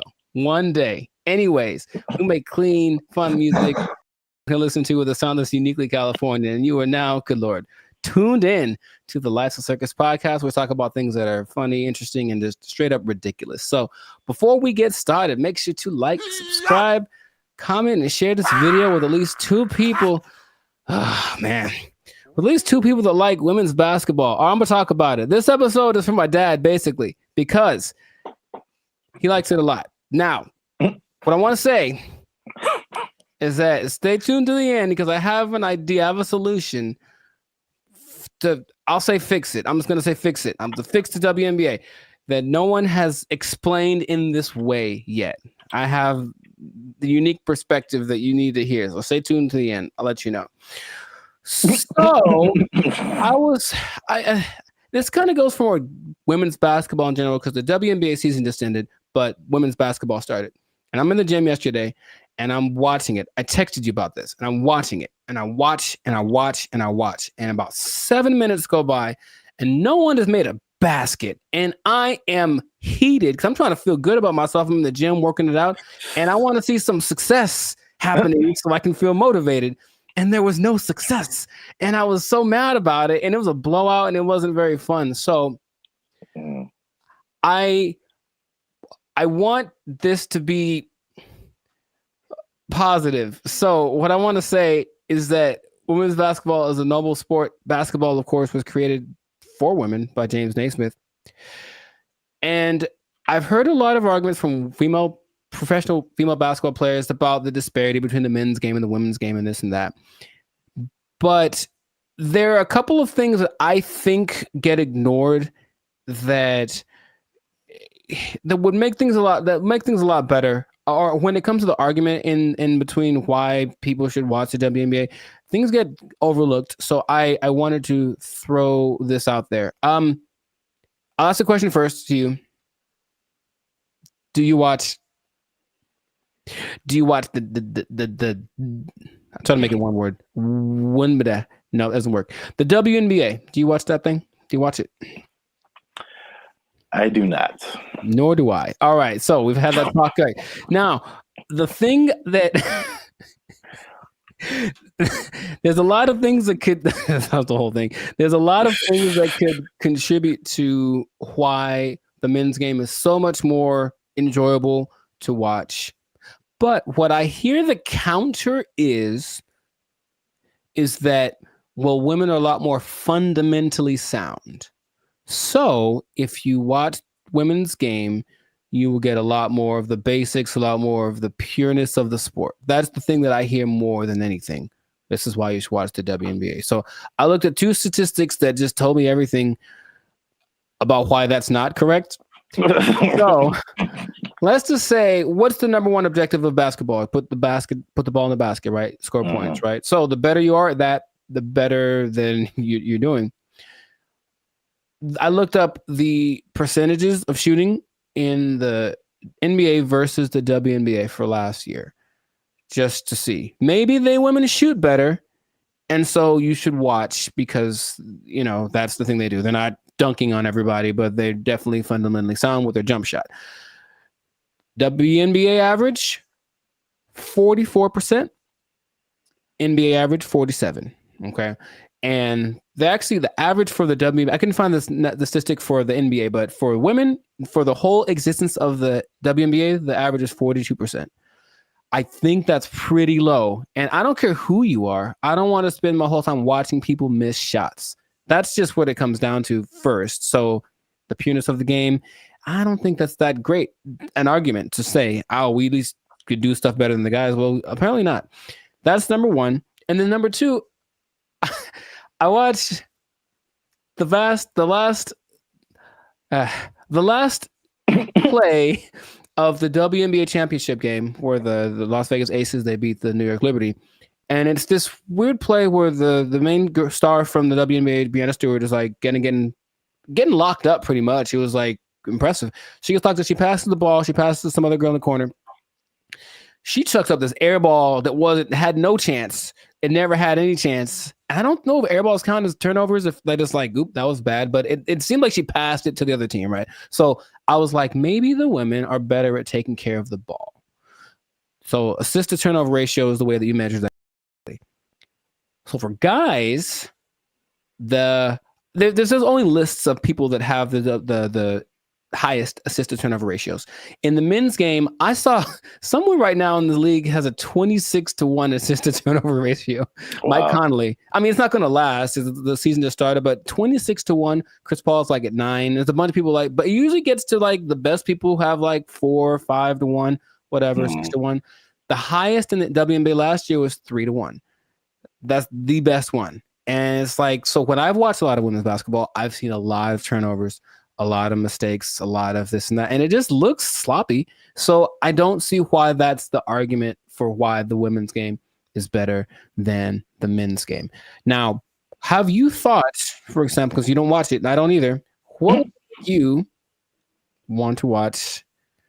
What could change about the WNBA that would make you want to watch it?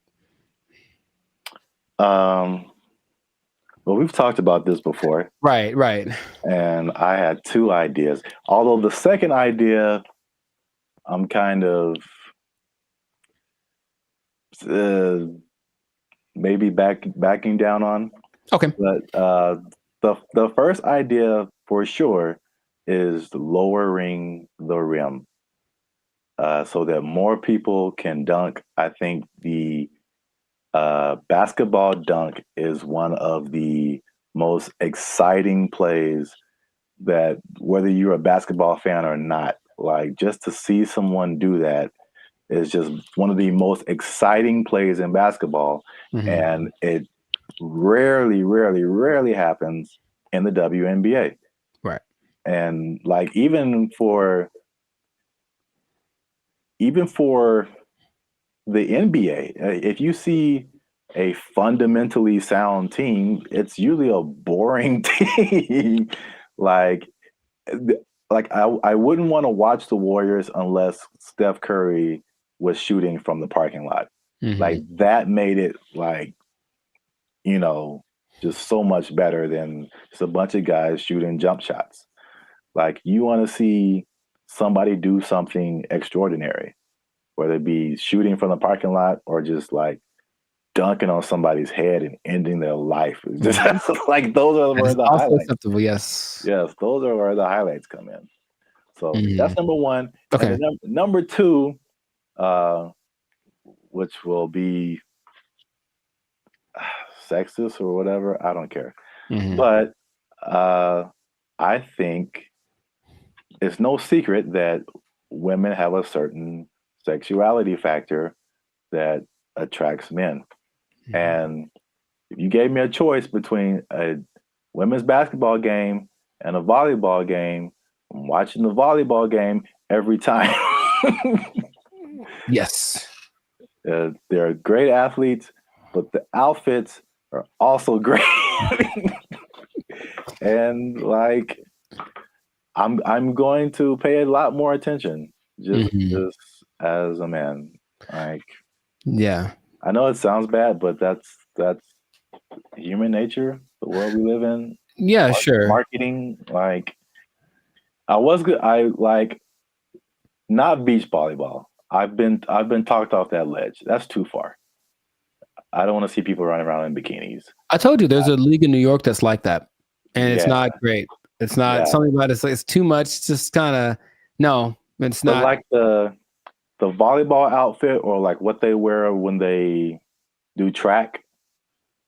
That's very. I think that would be a very appealing outfit to get more viewers to watch the WNBA. Gabby Thomas. Anyways, hey man, we live, man. We live. No, I'm just having. Me too. I'm trying to be alive. Like, yo, Gabby, what's up? For real, though. But I am. The most people that watch the WNBA are men. So yes, that would go along. Like women do not like WNBA at all. If they like the WNBA, it's because they play basketball. Well, that's weird too, because I didn't think that was the case. 70%. I believe it's 70%. Wow, so that's really fan weird. base. The clicks on the WNBA website, all that's men. So they're already supporting it, and then of course the financial support comes from the NBA. I digress, but that's just So the things that you mentioned would help, sexualizing things. I think women like to look cute too, some of them. So I don't think it'd be like the most degrading thing. Maybe they have options like with tennis. They could wear something. They have like little options for the outfit. I'm sure it'd have to be uniform for the team or for the sport, but I'm sure there could be an agreement because I wouldn't mind some more. How do I say it? Just accentuate some parts of the female figure. That's what I think would be cool. But that's the thing that I think is least likely to happen. I don't think they're going to want to do that. I do agree with the hoop thing. That's the thing that makes, because here's what I'm thinking. I'm watching this game yesterday, and like it's like watching like little kids. You ever see little kids like shoot a basketball? They put the ball way up here and then kind of chuck it up because they don't have the strength to get it up there. I'm not saying they can't. Like, of course they can, especially Sabrina Ionescu made something crazy in the 3-point contest this year.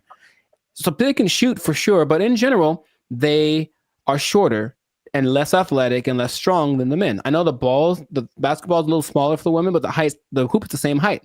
So I have a solution that I don't think anyone's explained in this way. Okay. The average height for NBA players is 6'6". The average height for WNBA players is 6 feet, which is pretty tall for women, but in relationship to the same height of the rim is 10 feet. That means that for men, the hoop is 58% taller than them. But for women, the hoop is 71% taller than them. So to split the difference, I said, what would happen if the hoop was also 58% higher for the women? And if that was the case, it seems a little bit on the low side, but if that was the case, the hoop would be 9 feet 2 inches. Yeah. And to me, that makes a lot of sense because the people that are, the girls that are tall, 6'5", 6'6", they be dunking like Shaq, like we want to see. And then some girls with some springs would be getting some Westbrook action happening. And I think that'd be great. Now, would they have to learn how to adjust to shooting lower? Yes, they would. But I believe there's a women's basketball. I think it's called, oh gosh, I forget the name of it. But there's a women's basketball-esque sport where there's no backboard and no one can dribble. It's a weird in Australia. And the reason about this, you can see if they could jump, they're not allowed to jump. But if they're allowed to jump, they'd be able to actually. So weird. It's what is it called? It's got a. Anyways, they could dunk on that hoop if they were allowed to run and jump. If the hoop for the WNBA was that height, the game would be a lot more interesting. I think the percentages would go up because you just see these women. A lot of women's form is kind of like chucking the ball as hard as they can because that's how they have to generate the energy to get the ball high enough. So that's my solution, but that's the rationale behind it. We want to make things equal. So the height of the hoop is the same ratio compared to the height of the players. Yeah. I think that would work. I don't think they're into it. Of course, every play, they have to change it everywhere. Every hoop would have to be, adjusted and whatever. But which would you rather? Make an adjustment to the game a little bit? Well, that's kind of significant, honestly. Lowering it to that's kind of significant. Or continuing to not make any money because to this day, the WNBA has not made a penny. That's just honest. The statistics say it has not made a single cent. It's actually been in the red every year, and the NBA has to provide the money to bail it out. So that's just my idea that it could help promote the game a little bit because basketball is a great sport, but yeah. The excitement factor, like you mentioned, we want to have that a little more. So that'll do it. So 9'2", that's the thing. So listen to me. Just do it. Let's do it. I heard something. On the kind of serious note, I heard something very interesting when it comes to like giving people a fair shot. Just kind of leveling the playing field, and that there's a difference between equality and equity. So like if you're going up, if let's say there's something that everybody wants to get to at the top of some stairs, right? And so equality says that, okay, we've got these stairs here. Everyone can just go up and get to whatever's at the top of there. But the person in the wheelchair can't use the stairs. And the person is blind and can't see the stairs. So equality says, well, let's just make some stairs. And so everybody has equal has an equal path to get to the stairs. Mm-hmm. But equity says, okay, it's about everybody getting there. So we'll make the steps for the people who can walk. We'll make a ramp for the people who have a wheelchair, and we'll make some kind of braille, something so that you can find your way for the people who can't see. And now everyone has access to the stairs, even though they're getting there differently. And so I feel like the WNBA it's like it's trying to be equality. It's like it's exactly, we want to look the same as the men. We want to wear the same jerseys as the men. We want the rim to be as high as the men. We want all this stuff. We want to have the schedule and the tournament, everything. But it's, and I mean, this is a great American debate right now. Sure. It's like, we're different. We're different. We've always been different. Men are different. Women are different. Like, just make it for women. Like, I mean, the percentages you said are good, It's like, it's not diminishing. It's just making it more of an equity thing instead of like an equality thing. Right. So where we get the same thing, just in a female form, in a way that's catered to the female game. That would just make so much more sense, but nobody wants to do that. So they do not. No, they don't. And so I'll just keep watching LeBron dunk at 40 years old. Jesus, man. That ain't fair.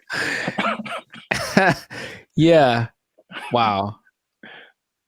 That was a good point. Yes. So anyways, make points from time to time. You got him. Zap for president.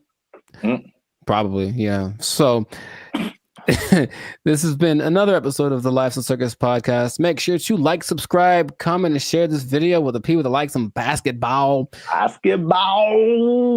Let us know what you think about this equality versus equity thing. Johnson basketball. Hey, man, he got a ring, man. Yeah, let us know what you think, how to make this thing a little more fun to watch, because the WNBA deserves to have people watching it. It really does. They work really hard. In fact, random point. One of the most famous female players of all time, Diana Taurasi, I went to high school with her. And what? Yeah, we played one-on-one once. She won't remember. I lost. Anyway, I lost real bad. It wasn't even fair. It wasn't fair. It wasn't fair. So in that case, equity would say I should have got like a 10-point lead or something. I still would have lost. Anyways, shout out to all them. And that's been it. So yeah. Don't take my job. No. Because I just spit in truth, man. If they might take your job, they're not taking any WNBA jobs. Because nobody's watching. All right. Bye, everybody. They took our jobs.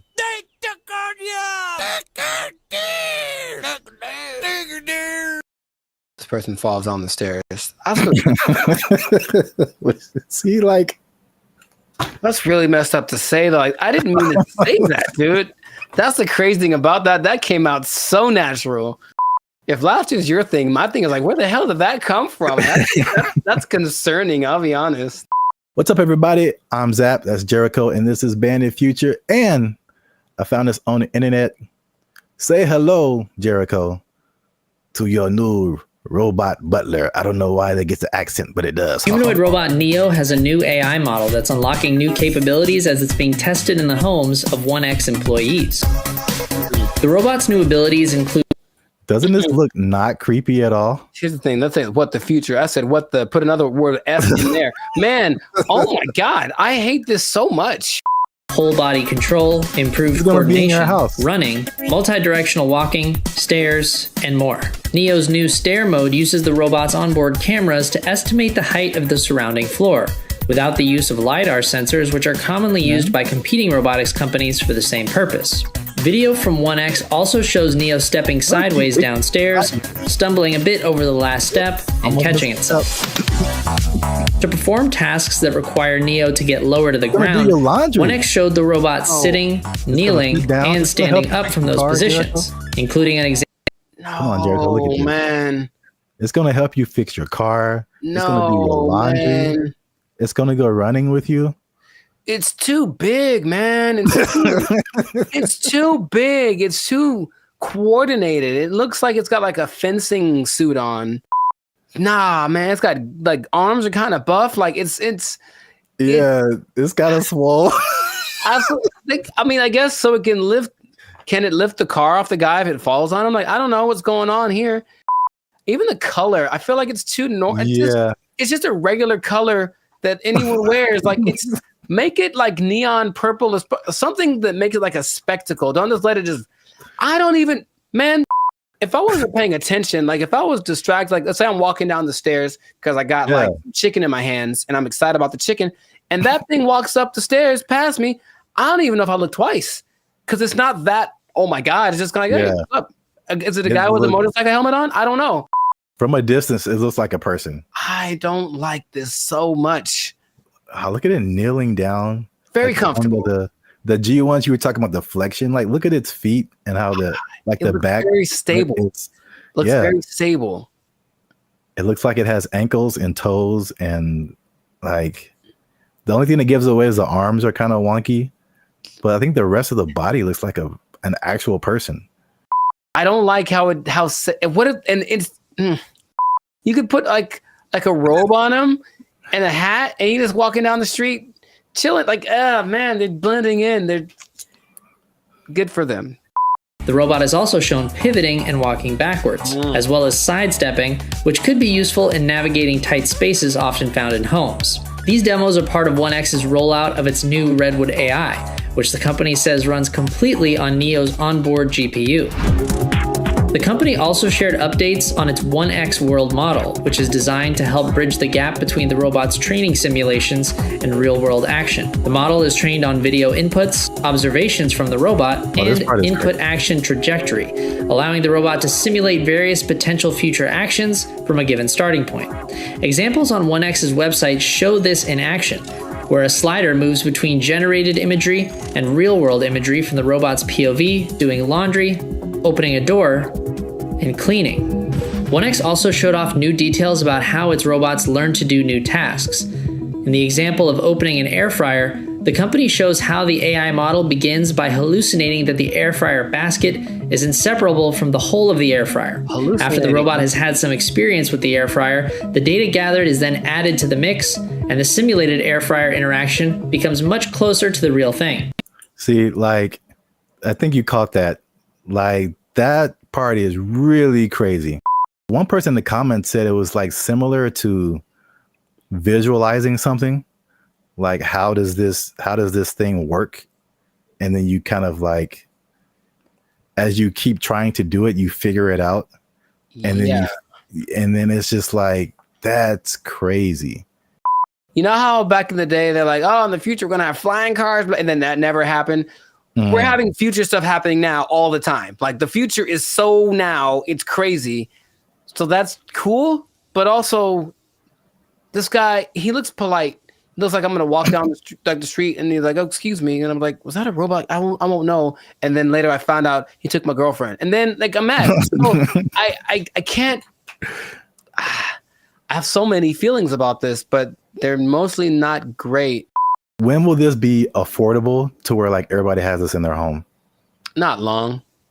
And then it's just like, think of the people who do like a house cleaning and stuff like that. There's people who do laundry for you, like all that stuff. Your robot's just gonna do it. Yeah. I'm sure it's gonna be able to like cut your lawn, wash your dishes, fold your clothes. Like, anybody who's in the like that kind of, whoa, what if they have them at hotels? You get a knock on your door, it's like housekeeping. No, that's the thing. It's gonna sound normal. It's gonna have a normal voice. It's gonna be like, I'm Greg. I'm like, what the hell, Greg?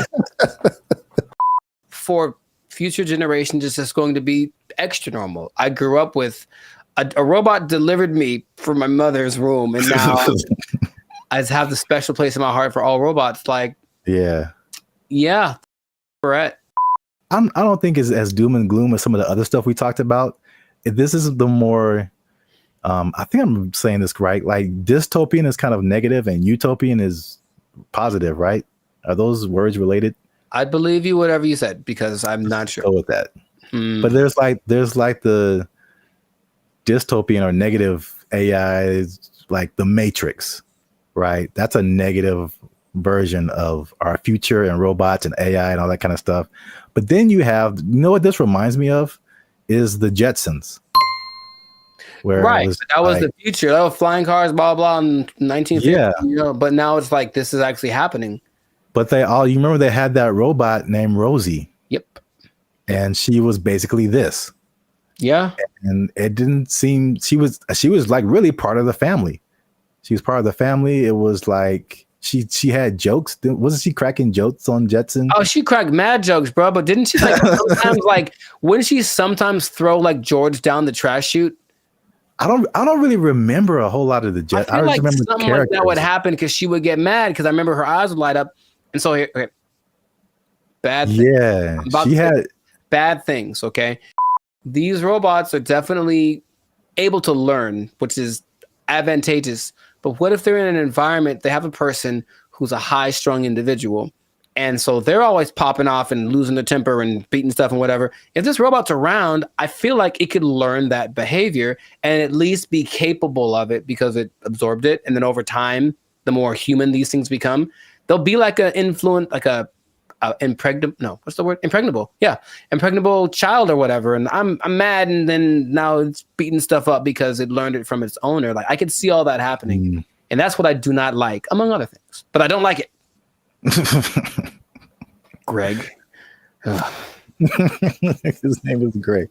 It has to be. Let us know what you think in the comments. Are you ready for your robot butler? I don't know. I'm not too.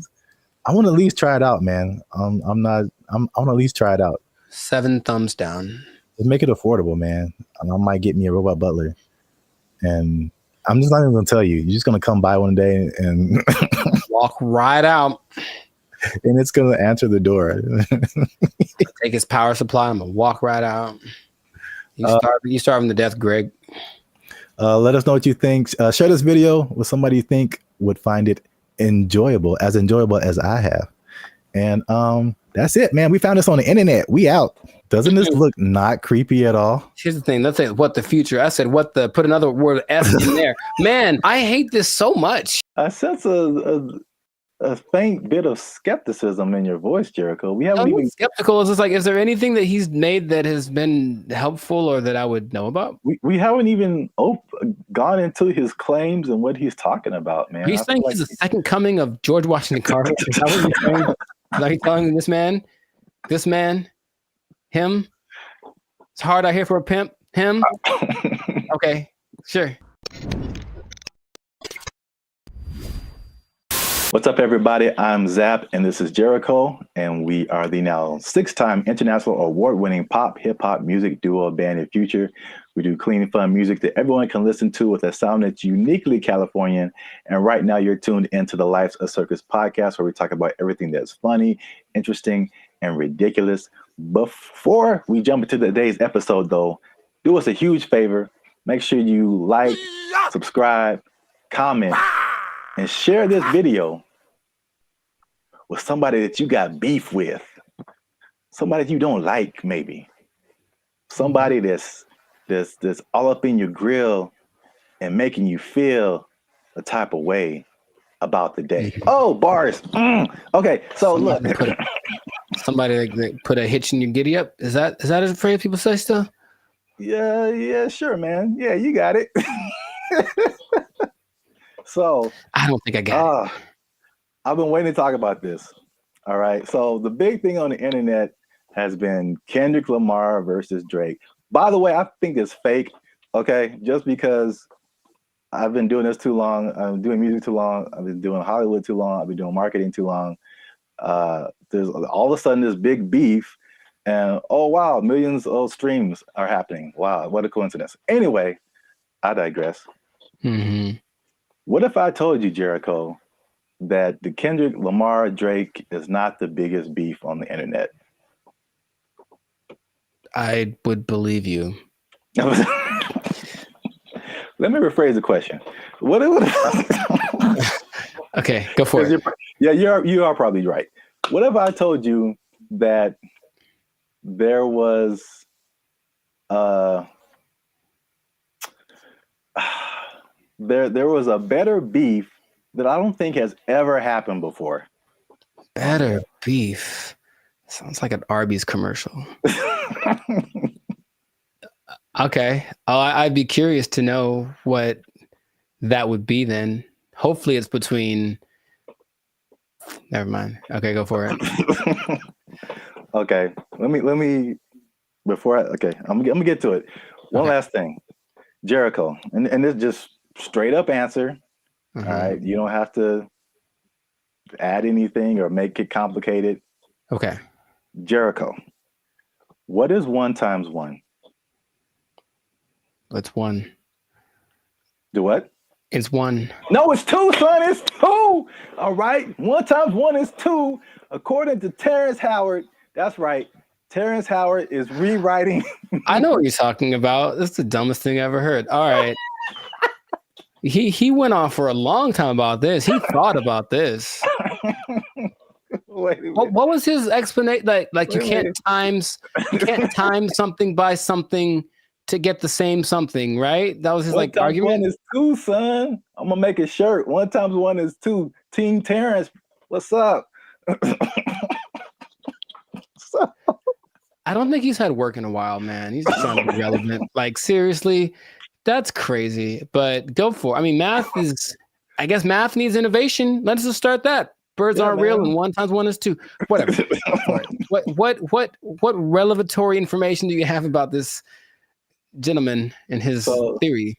So for people who don't know, Terrence Howard recently went on the Joe Rogan podcast, which I guess I kind of realized, but I kind of didn't, that his thing goes for like 2 and 3 hours. Yeah. Like, we talked for 15 minutes and it's hard, man. It's hard. But they have a lot to talk about. And then of course the people that has on the usually have had a lot of things they've done, so there's a lot to explore. Yeah. And I only, when I watch it, I only see clips of it that people made. So I'm thinking, oh, that was the podcast, and it just, then I see the whole thing and it's like 3 hours. I'm like, who watches the whole thing? Yeah, a 3-hour podcast, but that's intense. Yeah. But anyway, yeah, Terrence Howard went on there, and it gave me Cat Williams vibes, like that level of like, well, this just came out of left field. It's just like shocking. But he was talking about things, complex theories, scientific thoughts, things about the nature and universe, matter and energy, mathematics, and just like all this stuff that has nothing to do with acting.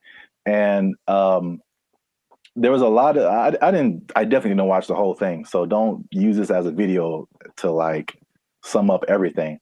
But I didn't know that he was even into all this stuff. So he's a smart guy. Yeah, but I mean, there's smart, and then there's like talking about the theory of relativity smart. Like, that's just he's like Jaylen Brown smart. Rewriting mathematical equations, and I'm just like, all right, cool. We gotta have a couple black geniuses, him and Jaylen Brown and Kanye. Well, anyway, hashtag too soon. So Howard holds 97 patents. Do you know that? No, that sounds like something that he would tell people at a party. I sense a faint bit of skepticism in your voice, Jericho. We haven't even skeptical. It's just like, is there anything that he's made that has been helpful or that I would know about? We haven't even gone into his claims and what he's talking about, man. He's saying he's the second coming of George Washington Carver. Is that what you're saying? Is that you telling this man, him? It's hard out here for a pimp. Him? Okay, sure. 97. I didn't know that about him. That's cool. it's 97. expensive to patent things. It is. So Yeah. I guess that acting money helped out. I don't know. But he believes many of these patents will, of course, change the world. Some of his notable patents include advanced designs in metallurgy, I think I'm saying that right, chemical engineering, and innovations in flight technology. So at the very least, the man is doing things. Yeah, sounds like it. So, but what really shook up the internet was some of his claims. Mhm. All right, so we're just going to go through a few of them that this is kind of tough to talk about because he's talking about things that are beyond most people's comprehension. Sure. And so there's a lot of things that he said or a lot of words, even words that he used that are just not in common vocabulary. But I tried to pull together some synopses and just kind of put it in more lay terms, I guess. Okay. Some of them are just straight up. You can just tell. Like, let's see what Mr. Hustle and Flow's got. I don't know if you saw this part of the podcast, but his first claim is that prenatal memories are real, which most people don't think are, but he debates it, and some other people have debated it. But he said he remembers being inside of his mother's womb. Don't make me laugh. He described detailed memories, such as seeing his hand in utero, and he said he remembers being circumcised as well. I feel like that there's some truth to that, and without having ever studied it, just because it's one of the questions I ask a lot of people when I meet them and I want to break the ice. I ask people what their first memory is. It's just a curious thing because it feels like literally at some point our brain just started hit record. Like this is hitting record. It's all of a sudden like we were playing and nothing is, and all of a sudden something happens and boop, and now it's on, right? So for some people, it's a lot further back than one would think. I don't think I've ever spoken to anybody that said like in utero, but super young breastfeeding, like they remember stuff like that. They remember this. So I don't know if with the 8 billion of us that there are, if some of us aren't capable of remembering that kind of stuff. I guess my question is like, okay, so then what does that mean? Is there something that leads to? Because that's what would interest me. If that means, that means we can turn on the access point of the brain. If that's not, if it's just something to talk about, then I'm like, okay, that's cool, I suppose. Well, I don't think any of his stuff is just stuff to talk about. I think from the overall thing that I got, and then we go into more of his claims, but it's just what I thought was interesting was just the way he sees the world, especially as a creative. It's just a different. It's challenging what has always been like the norm, and just different ways of looking at things. That's cool. So at least on that one, you were kind of like, that's not too far-fetched. Not too far-fetched. Okay. The next one is it might be a little bit beyond me, but again, I still kind of understand and relate. But his next claim is that the universe is built on waves and not particles. He says the fundamental building blocks of reality are not particles, but waves. He says this perspective aligns with some interpretations of quantum physics, and his fascination seems likely to stem from the works of physicists like Niels Bohr and Erwin Schrödinger, something like that. Sure. So again, like he's not alone in this. He might be a minority, but people who deal with quantum physics feel like this could be true. I was going to mention that there's something I've read about. It's almost like there's things that I acknowledge that are interesting to me that I wish I had like the mental capacity to process, because I don't think it's a bit above me. But I have read something about like this wave particle experiment where it proves the importance or the impact that watching something. It's a particle experiment. They shoot some kind of electron waves at a target, and depending on whether they record it or not with like a camera, the result is different. Now, how do they know that it's different if they didn't record it? I don't know what they're talking about, but it makes it seem like objectivity has an impact on the way the universe works in general. If I'm looking at you, one thing can happen. Or I guess that means that if I'm not looking at something, it could be doing something different than if I was looking at it, which again, what's the point? But that idea is like, I don't really get it. I don't really get it, but I'm like, that's an interesting idea. So waves and particles, would that make the universe, again, my question would be cool. I'd honestly want to talk to him about it. Maybe just, stare at him while he talks, but what does that do for how we understand the world if that is true? If waves instead of particles are what created? Yeah. I feel like that's a bit beyond me. But I feel like, I mean, it sounds like you're trying to get some practical use out of it, but it's just like, okay, the things that we know about gravity and aerodynamics and stuff like that, by learning that stuff, we can fly planes and helicopters and stuff. Sure, yeah. So there's some kind of use, I think, in saying it's waves and not particles. I don't fully know how to interpret all of this stuff and to make it like, oh, okay, we can do this now. But I'm sure like that's a kind of genius level. Sure, right. Kind of thing once you know it and then can do something with it. Right. If it means I can surf to Mars, I'm down, bro. That'd be so sick. Yeah. They'll just hit your knees with waves and not particles, and that'll heal them. I'm down for that also. Does anyone out there have answers for knees? Your boy's going through it right now. So yeah, let us know. To continue on this is probably it's probably the last one that just I kind of still didn't. It's too far above me. Mm-hmm. He said gravity is fake. So he said that there's an inward and outward force that shapes planets without relying on things like gravity and dark matter and dark energy. Which this one is kind of big because he challenges Newton and Einstein, like as far as gravity being a fundamental force. And it's I know what you're doing. I know what you're doing. I know I know what you're doing. It's fake. Fake news. Fake news. That did not fall. Okay, people. Okay. That did not fall. That was fake news. Gravity is fake. Okay. All right.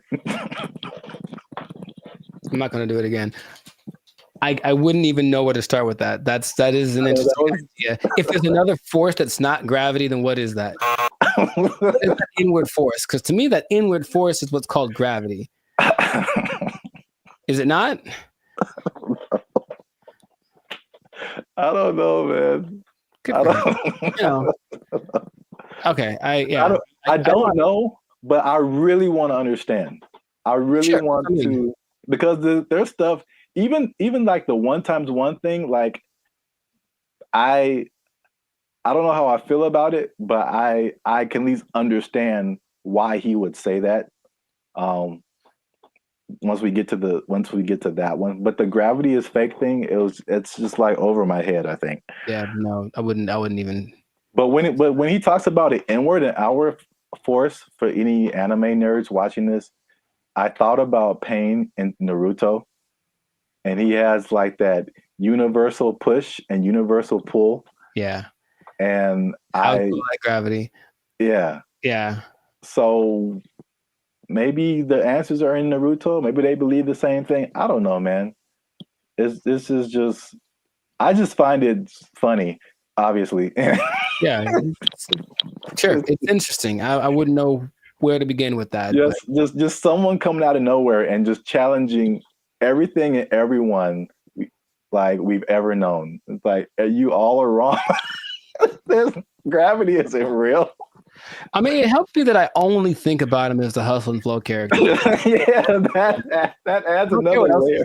He's stuck in that role to me, so he can say all he wants, but he's saying this I only saw a portion of that podcast, so I know what he talks like. To me, he's still talking like that character on the podcast. So.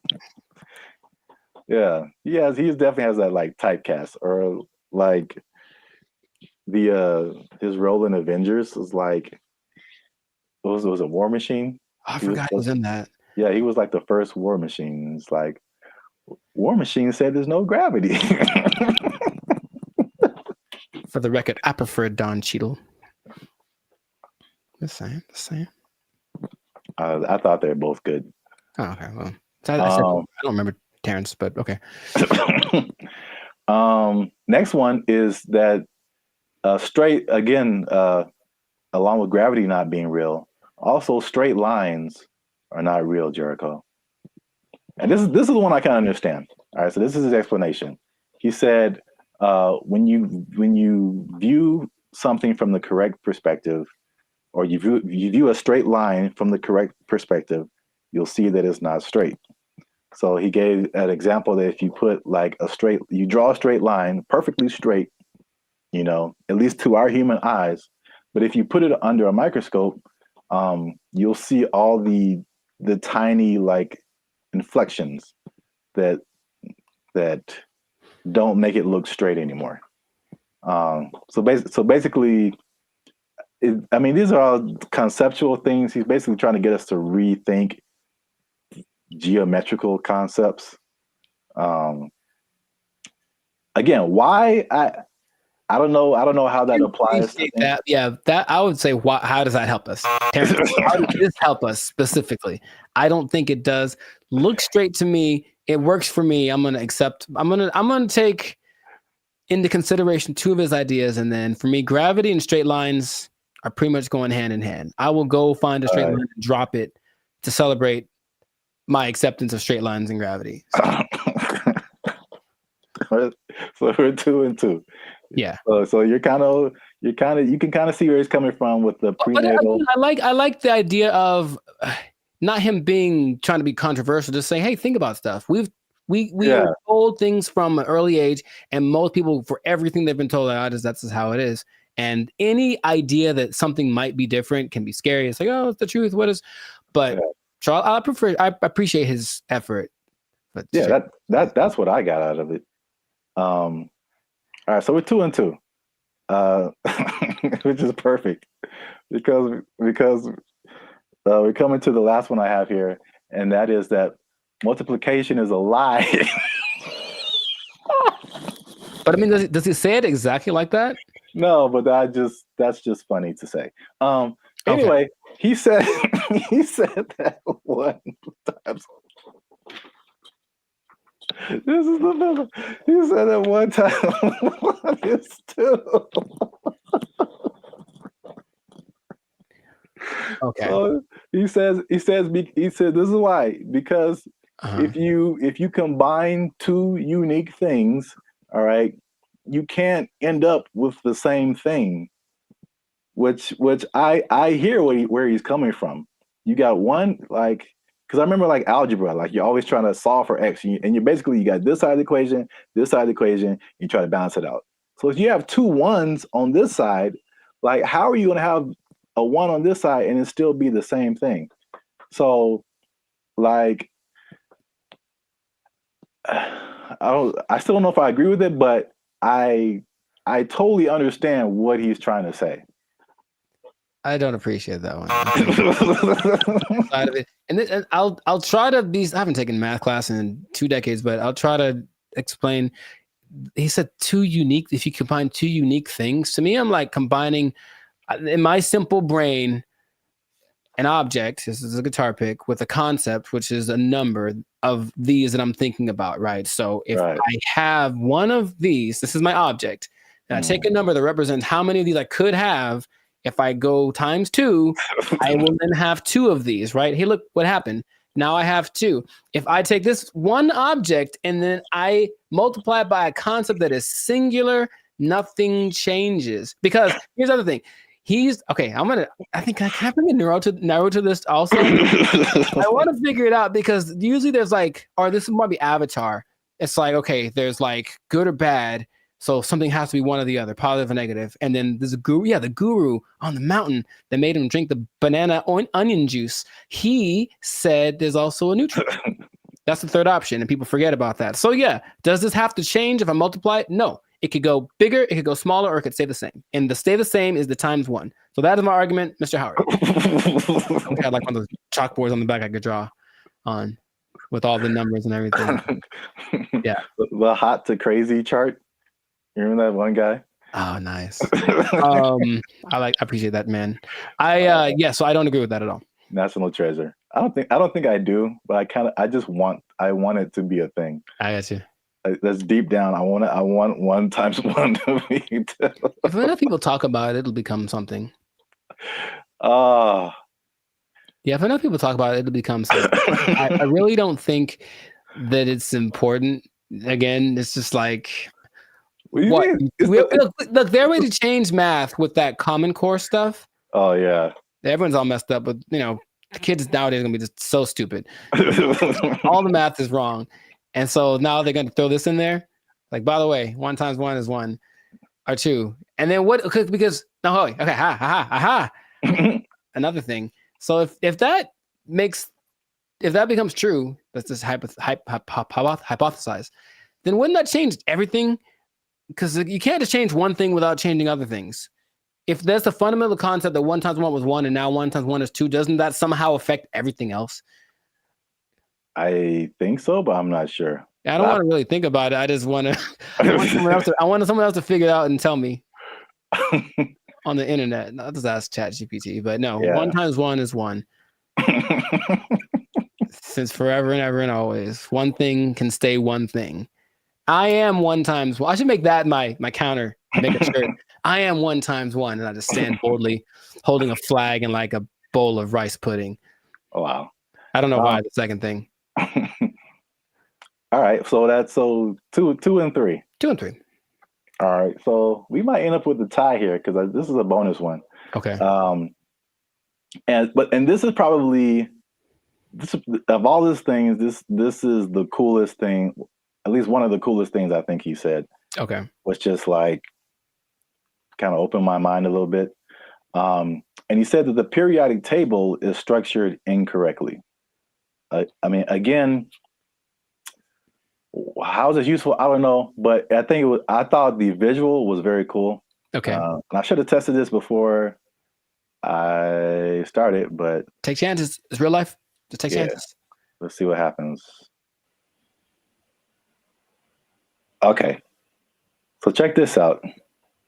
This is the periodic table of elements. So basically, he said he learned the periodic table, but he saw it in a different way. He saw it in circles. Mm-hmm. So I thought it was super interesting because it's kind of hard to explain. He breaks it into octaves, which we can relate to as musicians. So you start with like one element, and it goes through the list of elements until it gets to another octave. And every element in these octaves, they follow a similar pattern. Like in the middle here, you start at helium, in the middle would be carbon, and then at the end would be neon. And then all of the beginning and the ends of these octaves, all of these elements relate to each other. They have like something in common, as well as all the elements in the middle of these octaves, which is crazy to think about because it's the same shape as music. And I kind of wish I would have learned the periodic table like this. In music, there's the, at least in Western music, you have like the 7-note, 8-note scale. I mean, Sure. you would go back to the primary note, but like A, B, C, D, E, F, G, and then you start over A. But like key of C, right? Helium would be C, D, E, F. Like where you get to carbon would be like 4th or 5th. Uh-huh. And then you go back up 6th, 7th, 8th would be neon. It's crazy. I don't understand what he's saying, but I understand it from a musical perspective. That all of these elements between helium and carbon are passing tones to where you get to carbon, which is like a perfect 4th, perfect 5th. And then nitrogen, oxygen, these are all passing tones until you get to neon, and all of these elements relate to each other based on their positioning here. It kind of gives me vibes more of, or the way I'm trying to process my mind is more like the harmonic series. Yeah. Only in the sense that stuff's getting like kind of bigger as it goes higher or lower. Yes, it's the same thing. I mean, it's and that's what he's trying to say. Basically, it's like everything is interconnected. And so he even gave these. This is getting like super nerdy, but every note has a like a measurement to it, basically a measurement of vibration that we measure in hertz. So, you know, the 100 hertz, there's 400 hertz, there's 800 hertz. And so each one of these elements, like he gives a hertz number to it. And he says it's the same thing with colors. These are all on they have a color associated, they have a sound associated to it, there's a vibration associated to it. And this is just like a visual representation to see like all this stuff is all the same thing. Music, color, light, element, everything around us is these octaves, these spirals, these circles. We just keep going in circles. So where like certain notes, there's certain notes that go together in music and there's certain notes that don't. And the same thing happens here. There's certain elements, like if it's the first and the fifth or the first and the fourth, like they go together. But you have like tritones in here, the elements that like don't mix, or, you know, like oil and water kind of stuff.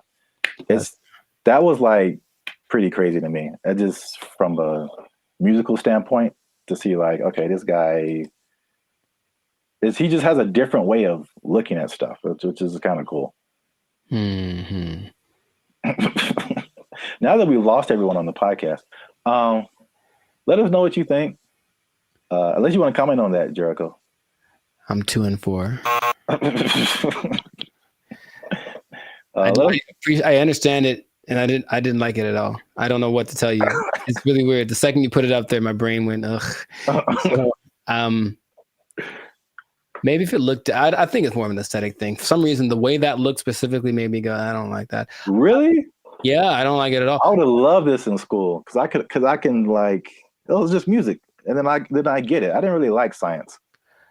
Oh, well, I never did. You have to learn the periodic table? Yeah, we had to memorize it. I don't think they cared that much in California because I think we kind of glossed over that. I remember we had to learn a couple, but not like the whole thing. All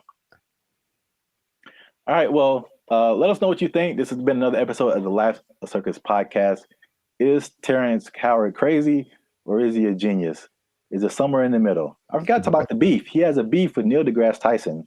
I didn't bring that up, but it's the thing. Oh, are they gonna do like a Jake Paul, Mike Tyson thing? Man, I love it. But I should have brought that up because he basically said all this stuff to Neil deGrasse Tyson, and Neil deGrasse Tyson was like, "No."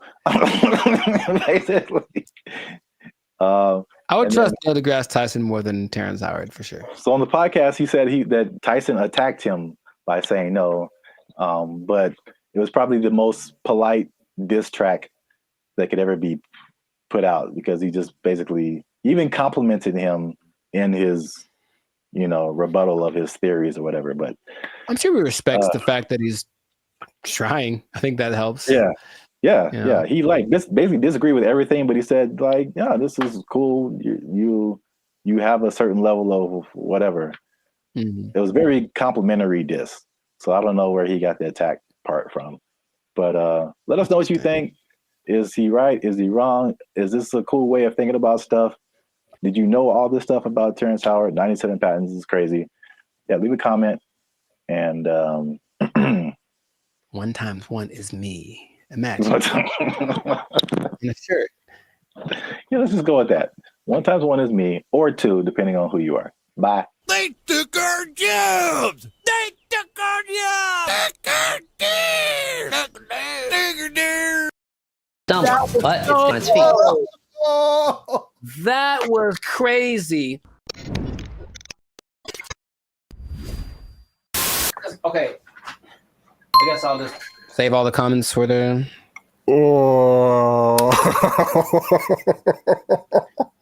Why is it coming to this? Why are we all going to go out this way? I didn't think it'd go out this way. I would watch this. I feel like oh, come on, we can get through this. All right. Oh, yeah, it's recording. Oh man. Okay, bring it back.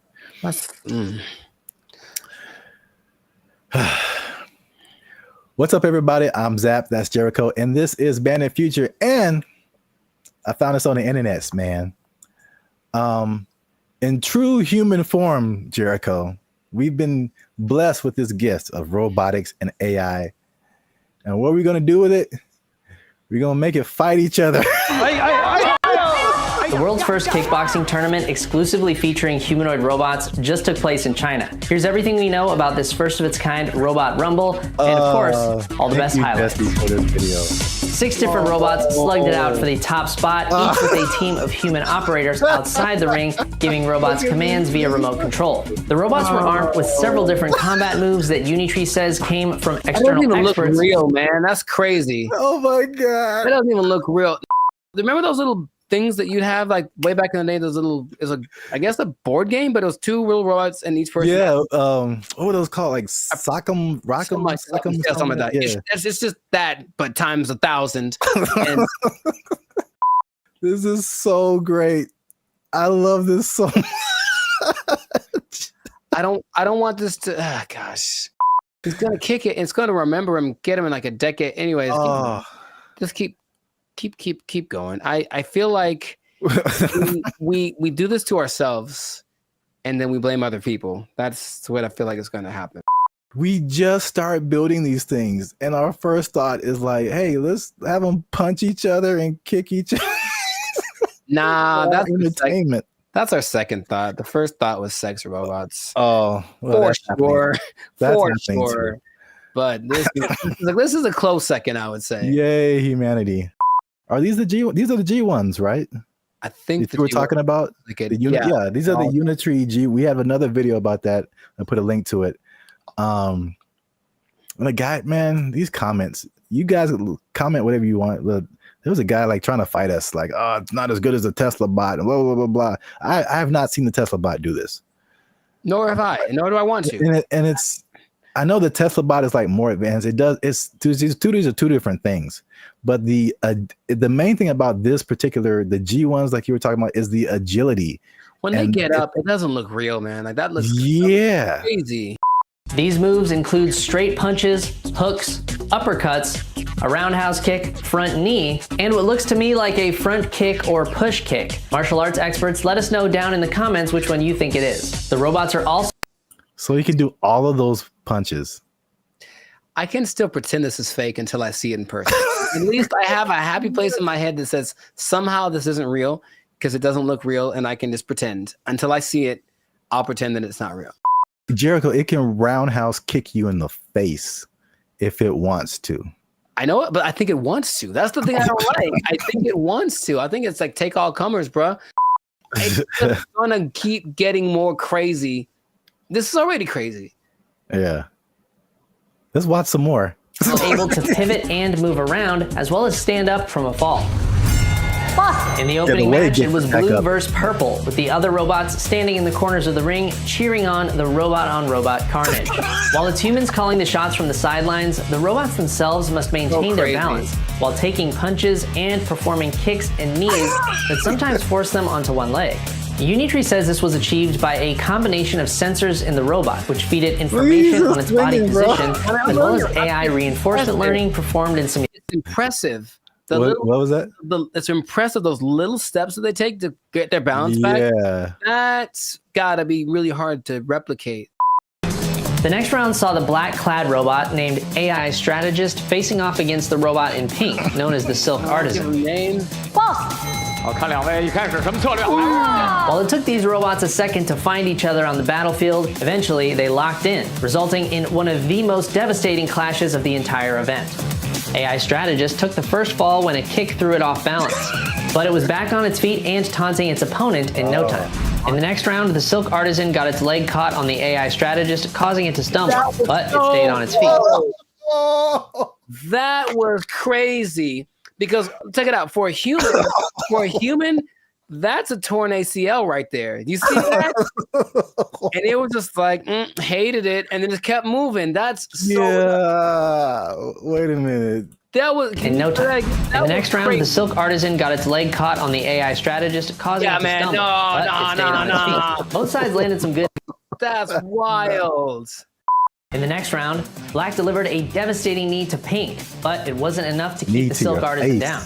The face-off came to a brutal conclusion when Pink went for a right hook as Black went for the knee, throwing the silk artisan off balance and sending its legs all over the place in a finisher that looks like it belongs in a Mortal Kombat video game.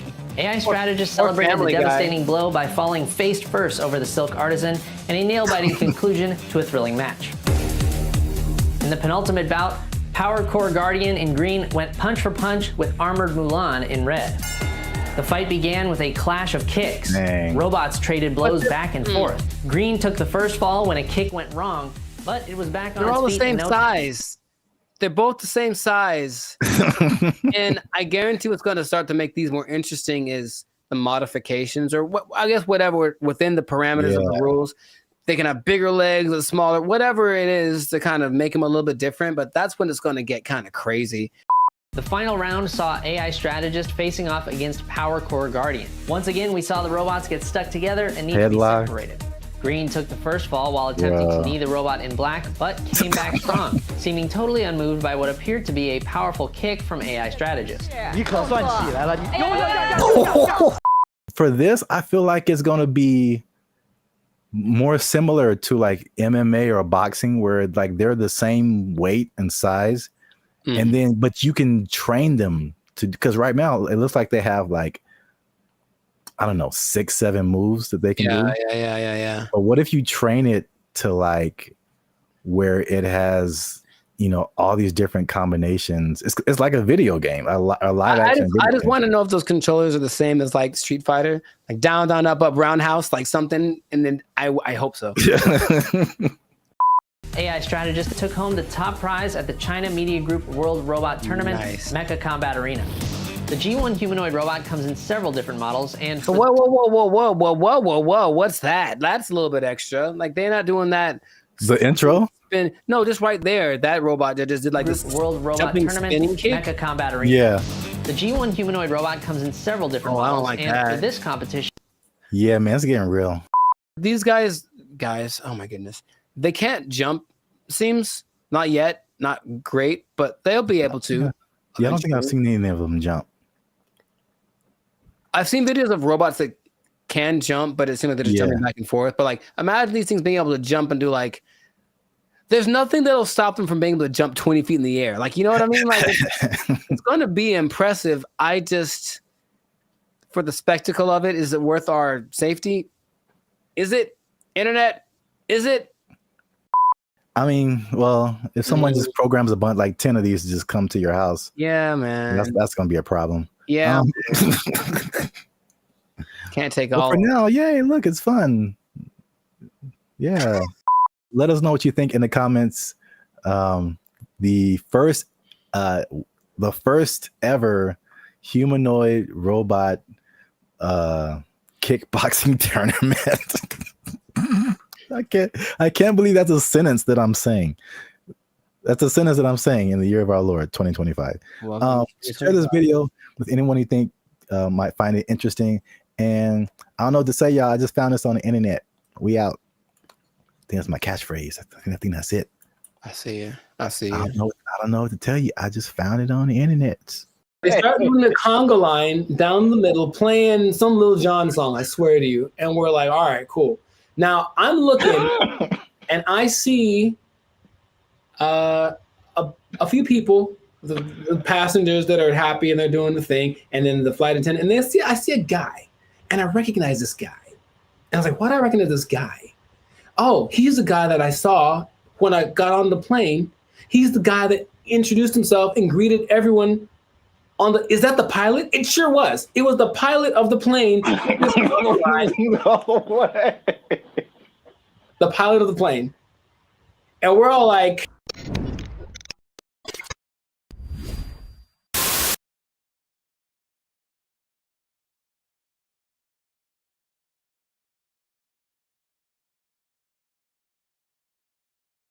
What's up, everybody? I'm Jericho. This is Zap, and we are the now 6-time international award-winning pop hip hop duo Banded Future. Papa Bop? Papa Bop. Papa Bop. Papa Bop. Papa Bop. Yeah, Papa Bop. That's what we do. We make Papa Bop. But we make clean, fun music everyone can listen to with a sound that's uniquely Californian. It's called Papa Bop. And you are now tuned into the Live Stickers. That's kind of fun to say. Papa. And you're now tuned into the Live Stickers podcast. We talk about things that are funny, interesting, and just straight ridiculous. So before we get into this thing and this Papa Bop thing, that is really, man, can we use that? We make up a new thing. Papa Bop. Oh, man. Before we get into our Papa Bop, make sure to like, subscribe, comment, and share this video with at least 2 people who have flown on Spirit Airlines. Okay, because here's what happened. Spirit Airlines lost the baby. They lost the baby over what?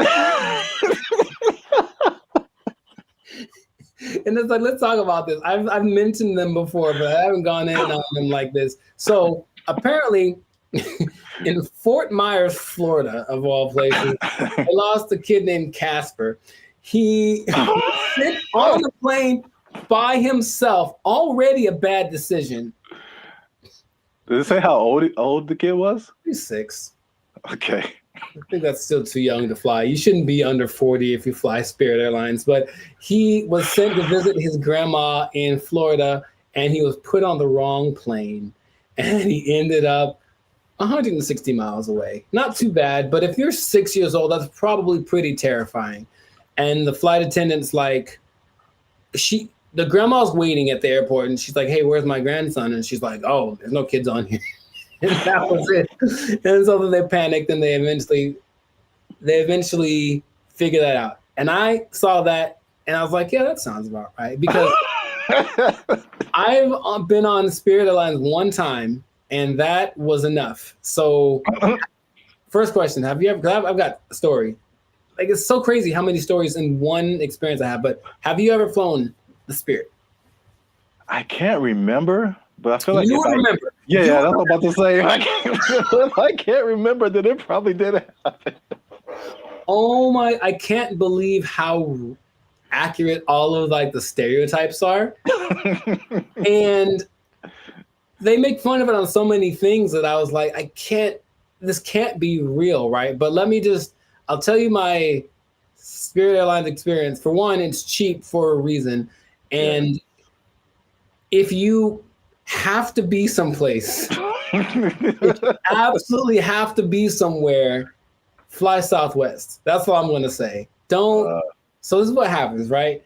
I'm going to Nashville, Tennessee, and I get to the airport at LAX.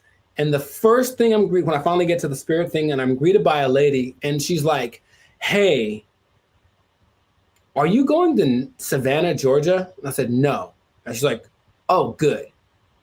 And then that was it. And I was like, wait a minute. So then I kind of hang back for a little bit because I'm on time. So I'm just I want to see what this is. So she didn't explain anything. The person behind me walks in, and they're all kind of rushing. And then she's like, hey, are you going to Savannah, Georgia? And the guy's like, yes. And she's like, the flight's been canceled. And he just loses it on her. So he cusses her out. She cusses him out. And she's right. She's ready with it. And I'm like, oh, that's how it starts. So already I can tell that they don't have the whole, hey, alert system, because they have the app and everything, but there's nothing that says, hey, your flight's been canceled. Sorry, don't come back. They just have a person in the lobby waiting for you to have gone all the way to the airport to tell you that your flight got canceled. I'm like, oh my God. So I'm like, okay, cool. So I get to the line. We have to check your bags and do the x-ray thing or whatever.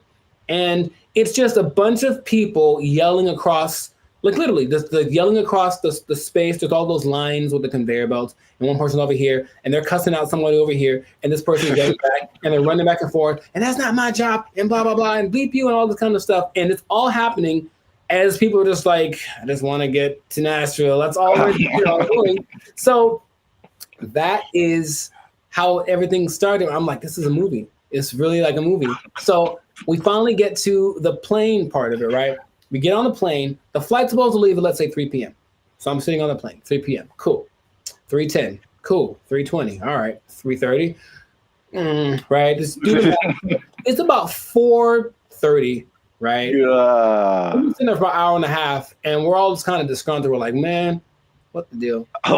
Like, well, here's the thing. One of our flight attendants isn't here because they apparently changed their schedule so much that people get, so that flight attendant went to the wrong. It'd be funnier if it was like went to the wrong terminal. He went to the wrong. No, he went to the wrong airport. So he's not around. So we got to wait for him. So they waited 2 hours and apparently got somebody else. I'm like, all right, I don't know, whatever. So they appealed to all the passengers by just giving out free drinks, just left and right. So we're not even in the air and people are hammered, man. Okay, I was going to ask you if it was just like soft drinks or if it was some of that bubbly. It was the stiffest of the stiffies. And just hard alcohol, everyone drinking it. I mean, like people, and they weren't asking ages either. There's some young looking people on the plane. I'm so serious, man. And I have to, like there's so much more to it. I don't want to just, okay. So we finally get in the air and we're going and it's like not going well because everyone's drunk and complaining loud and stuff, right? So the flight attendants decided it'd be a good idea to calm the tension to just start a conga line down the middle of the aisle, right? No way. It gets better. So no way. No way. They start doing the conga line down the middle, playing some Lil Jon song, I swear to you. And we're like, all right, cool. Now I'm looking and I see a few people, the passengers that are happy and they're doing the thing, and then the flight attendant, and I see a guy, and I recognize this guy. And I was like, why do I recognize this guy? Oh, he's the guy that I saw when I got on the plane. He's the guy that introduced himself and greeted everyone is that the pilot? It sure was. It was the pilot of the plane. No way. The pilot of the plane. And we're all like, I don't believe I'm like, you have to. No way. Yes. Okay. So that. I can't believe you haven't shared this before either. This is I don't know. I did mention Spirit Airlines before, but I didn't like go in like this. So that was like part of my first experience. Okay? That was on the way there. And then when I get, oh man, that landing is not. Dude, it's just crazy. Wow, you got the full experience. And you just kind of get that like whiplash kind of thing. You're like, can I sue? And they're like, no, when you sign the waiver, you said like, we're here. Like, yeah, I know. So that's already interesting. Cool. So that was on the way to Nashville. Got to Nashville, ate some chicken, had a good old time, right? Came back, Spirit Airlines again, right? And I get to the terminal. I'm like, all right, so what's going to go wrong this time? So we get on the plane. Now, remember the last time I got on the plane, the pilot greeted me, and then later he was on the conga line? Well, this time I get there, the pilot does not greet me. And I said, oh, okay, maybe he's in the bathroom, whatever. So I just sit down in my seat, and I'm just waiting there. The seats they're not any smaller than regular planes. They just feel like it because it's Spirit. Or I was sitting next to some biggins. I don't know what it was. But so I'm just kind of like this sitting there, right? And the flight's supposed to leave at like 5:30, and we're going like this. This is happening again. Why are we late? Why are we late this time? They finally make an announcement like an hour into it of us just sitting there. Like, so the pilot wasn't told that he was supposed to fly today. So he's not here. So we're trying to find another pilot. And dude, I swear they almost went like, does anyone here know how to fly a plane? I feel like they're going. I feel like that's where it was going, but it's okay. So a pilot, I don't know if he was the original guy or a pilot finally shows up about 2 hours late. Right? Just in there for 2 hours. Were we all hammered again? Yes, because that's their remedy. Just get everyone drunk and they'll be happy. The flight from Nashville to LA is about 5.5 hours. Okay. So I'll let you do some math here. I'm trying to think of it myself. But we left at 7:30. We were supposed to get back with the 2 hour difference. It's like we would have gotten back around like 8:30, right? So we didn't leave until 7:30, which is 2 hours later, right? Tell me why we got to LA at like 8:42.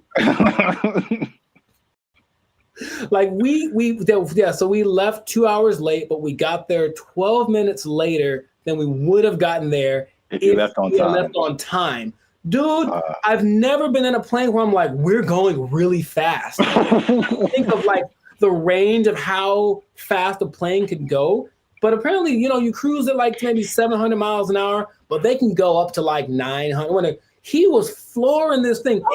Clouds, dude. It is crazy. I felt like some Tokyo drift action happening on some turbulence. And I'm like, I've never felt this way, like this kind of thing in a plane the whole time. Just the engine loud and everything.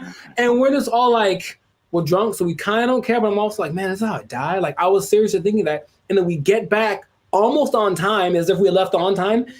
And then I was like, okay, well, never again. Never again. It is real. And here's the thing. I want you to experience this. No. I think that's not. How about this? Let's do it. Let's do a test. Let's do a Bandit feature test, okay? Next time we have someplace to fly, I'll take Southwest, okay? But you take Spirit, and we'll compare experiences. Now, I'll probably get there before you. Or will you, if we floor it? I swear to you, I didn't know that flooring a plane was an option.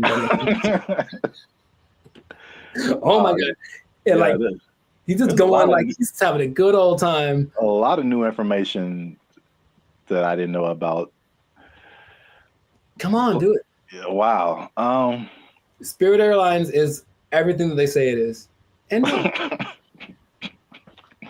it is cheap. Don't forget they charge you for everything though. So every little item that you bring is an extra charge. So the ticket is cheap, but then, but the performance.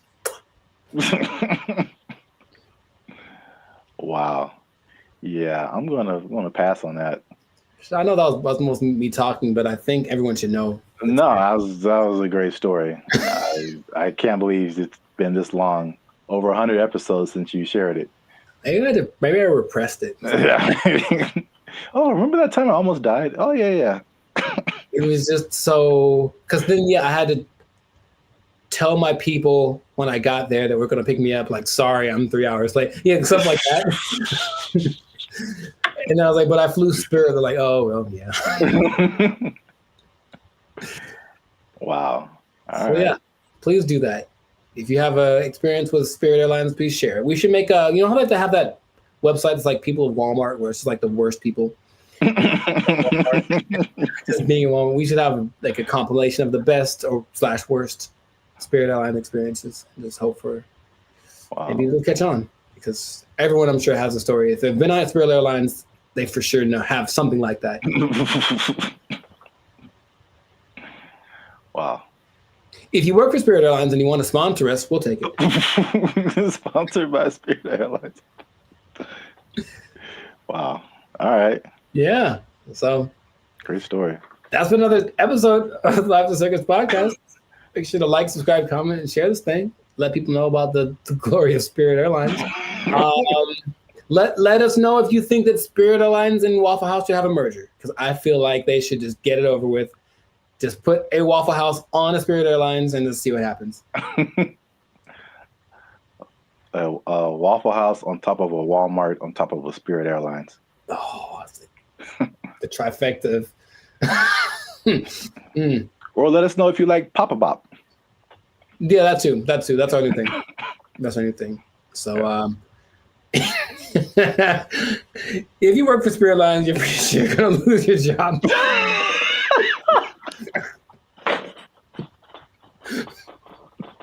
Yeah. So good luck to you. Good luck to you. That's not gonna last forever. They don't have to take. No one's gonna take it. Yeah. Yeah. We didn't have to even say it. I don't have to even say it. Yeah. So, just start putting in applications. God. They took our jobs. They took our jobs. Took our deer. Took our deer. if this was in California, they would be asking for like $60 an hour. Right. To serve mediocre waffles. To provide mediocre service, serving food. $60 an hour. To mediocre people. All right.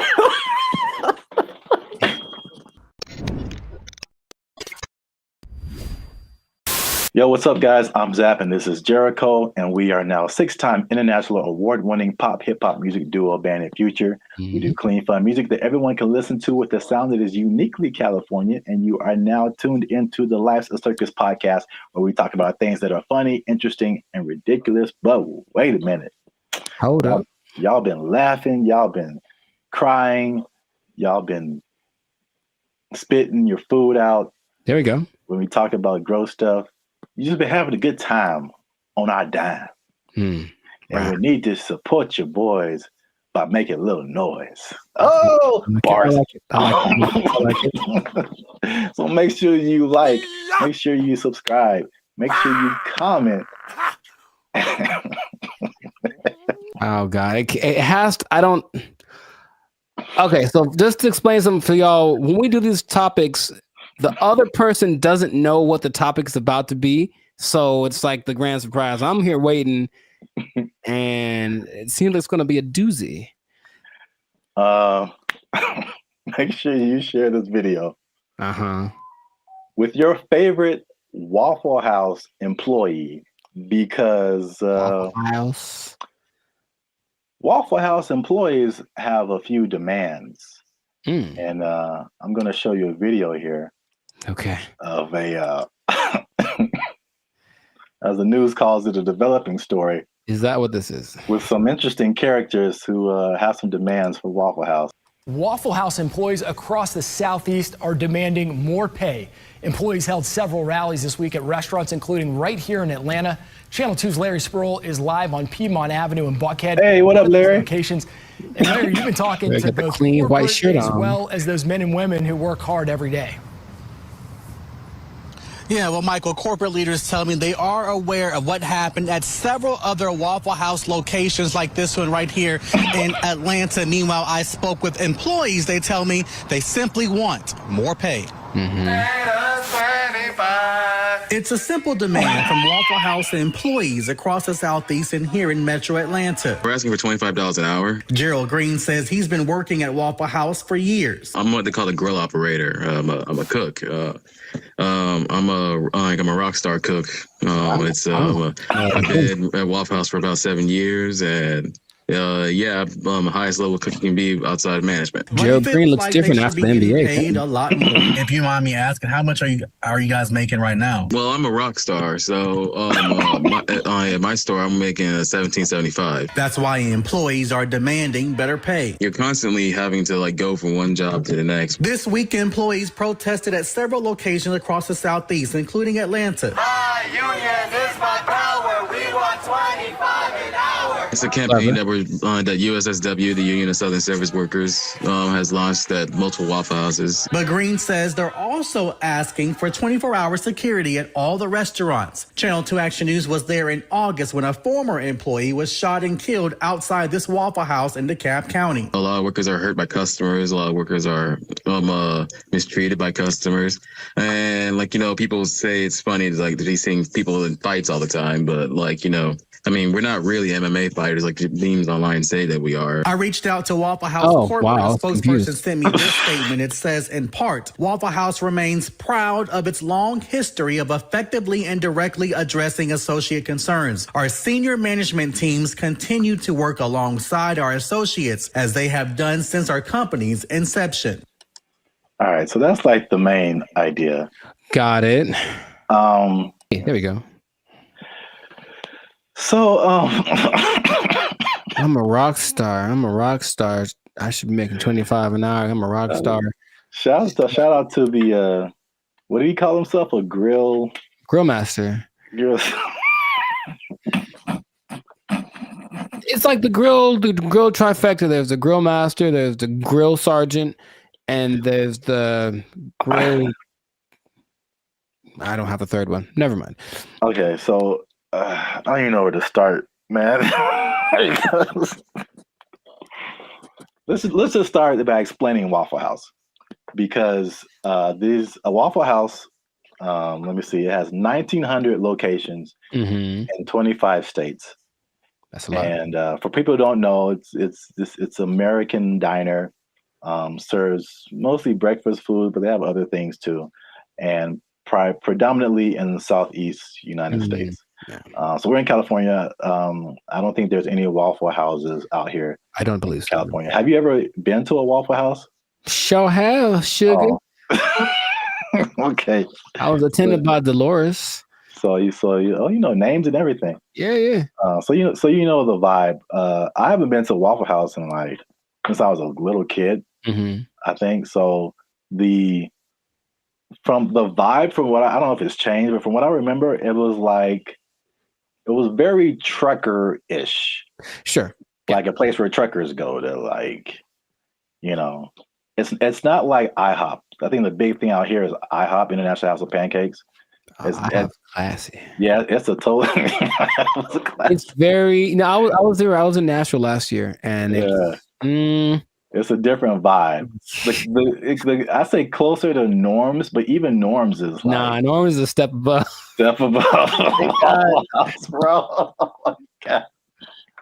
So, the thing about Waffle House, before we get into the wages, this is the hilarious thing about Waffle House. Is like, for some reason, it's always something going down. Yeah. Waffle House, bro. And Waffle House has been the subject of SNL skits, Daily Show skits, and it's just notorious for like fights happening. And I don't know why. So there's this lady, one of the most infamous Waffle House fight club members. I don't know. Yeah. Her name is Haley Booth. She worked at a Waffle House as a waitress. And she's become like this meme because like very similar to the Montgomery Riverboat brawl. She like threw a chair and it was just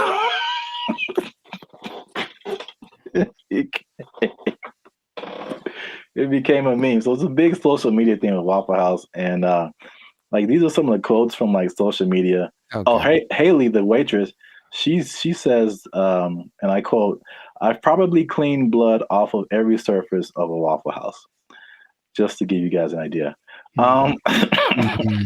Someone else as a joke said, "A fully staffed Waffle House could take out ISIS." There's another one. Yeah, accurate. It says, there's a Fight Club meme that says, "If this is your first fight at Waffle House, you have to fight." So that's the vibe of Waffle House.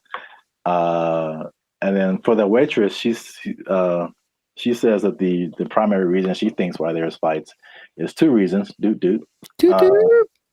Is one, it being open 24/7, and two, them serving alcohol, and the combination of those two things turning into fights. Yes, well, two things. Can we every time we say that, can like something just pop up like a head or something? Just to hint like coming soon to a podcast near you.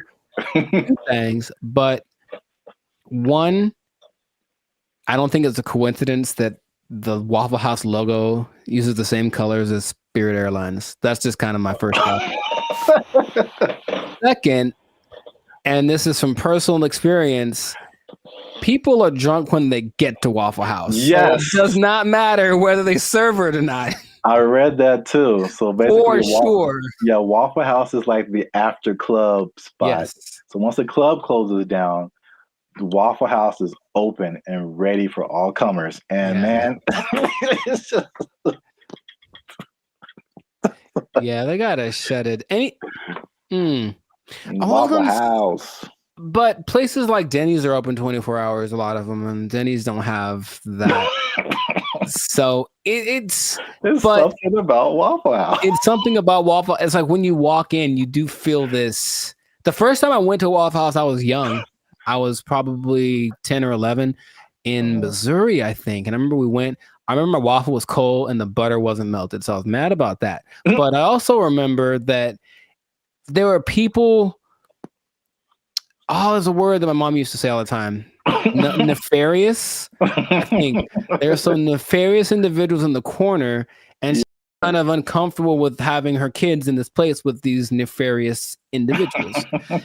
Kind of suspicious. And I didn't know that was normal until I went to another one later, older, and I was like, I feel like those are the same people. Like, I was like, I think they just have them instead of the weird bunch from the McDonald's group, right? All them. They just have these cats in the corner ready to start some stuff. Like, that's what it feels like.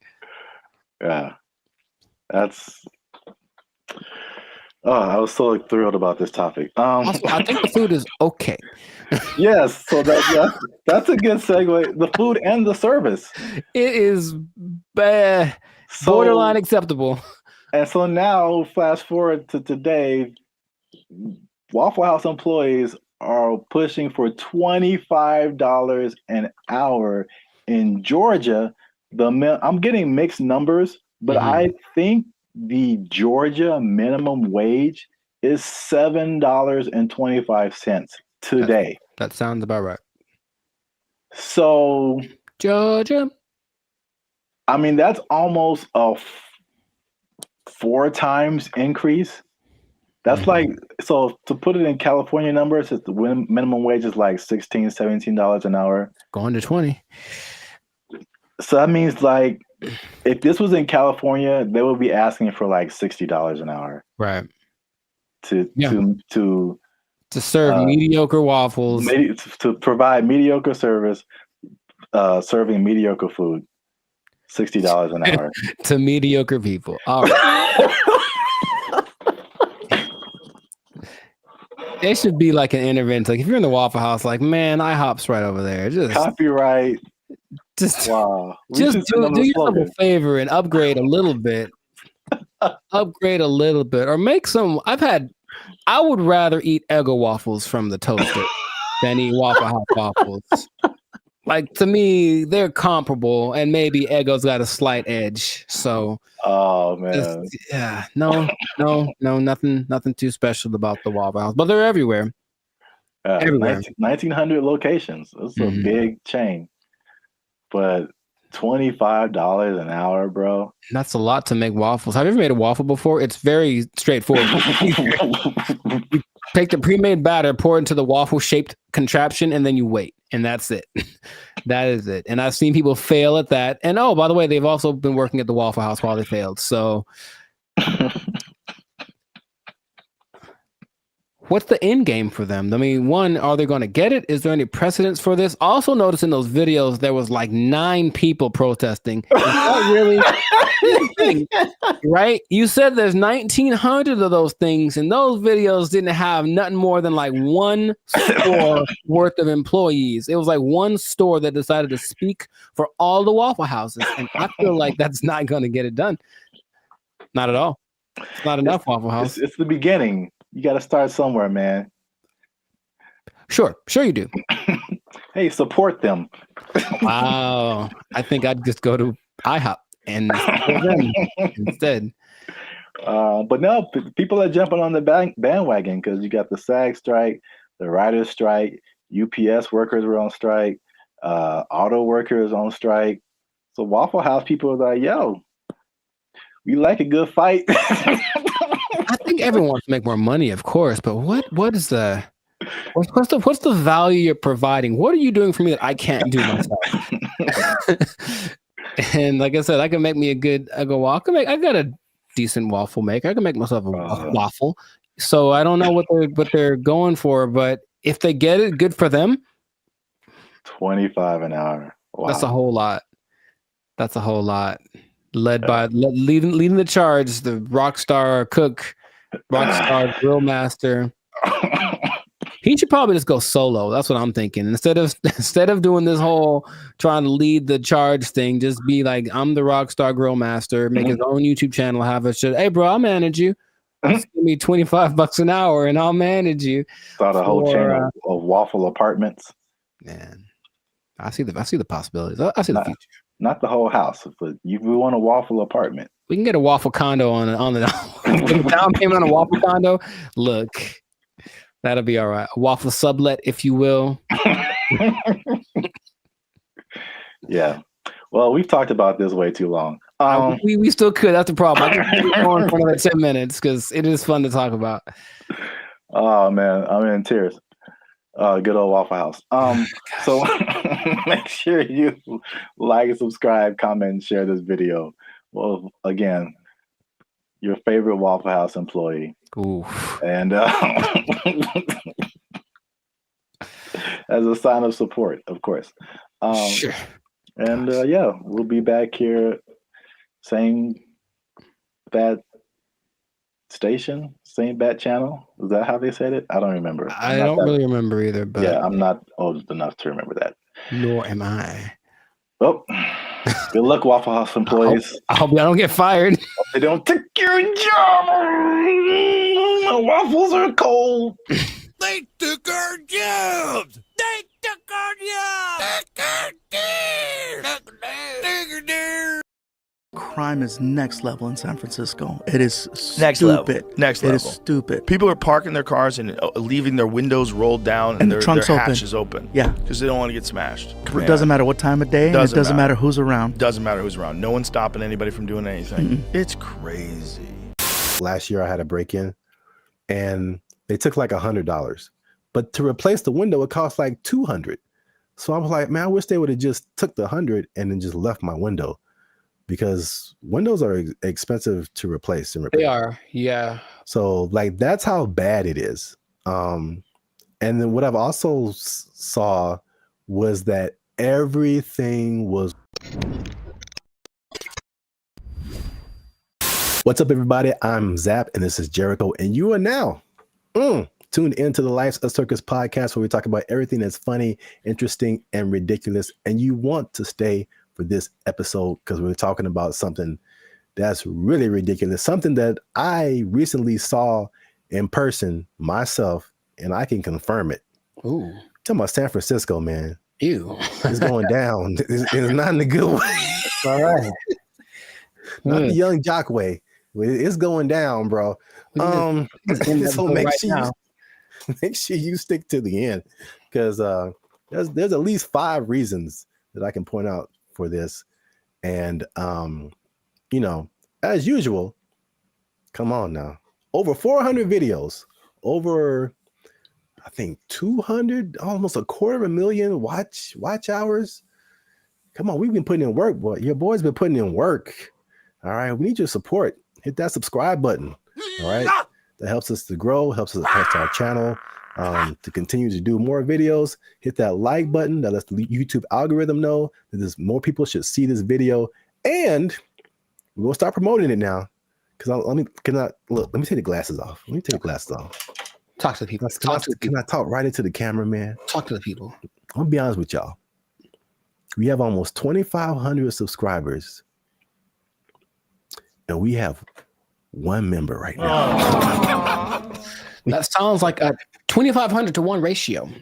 And God bless her heart. I'm gonna send her something really soon. But she's been a member. She has been our lone faithful member for a whole year now. Here's her 1-year anniversary.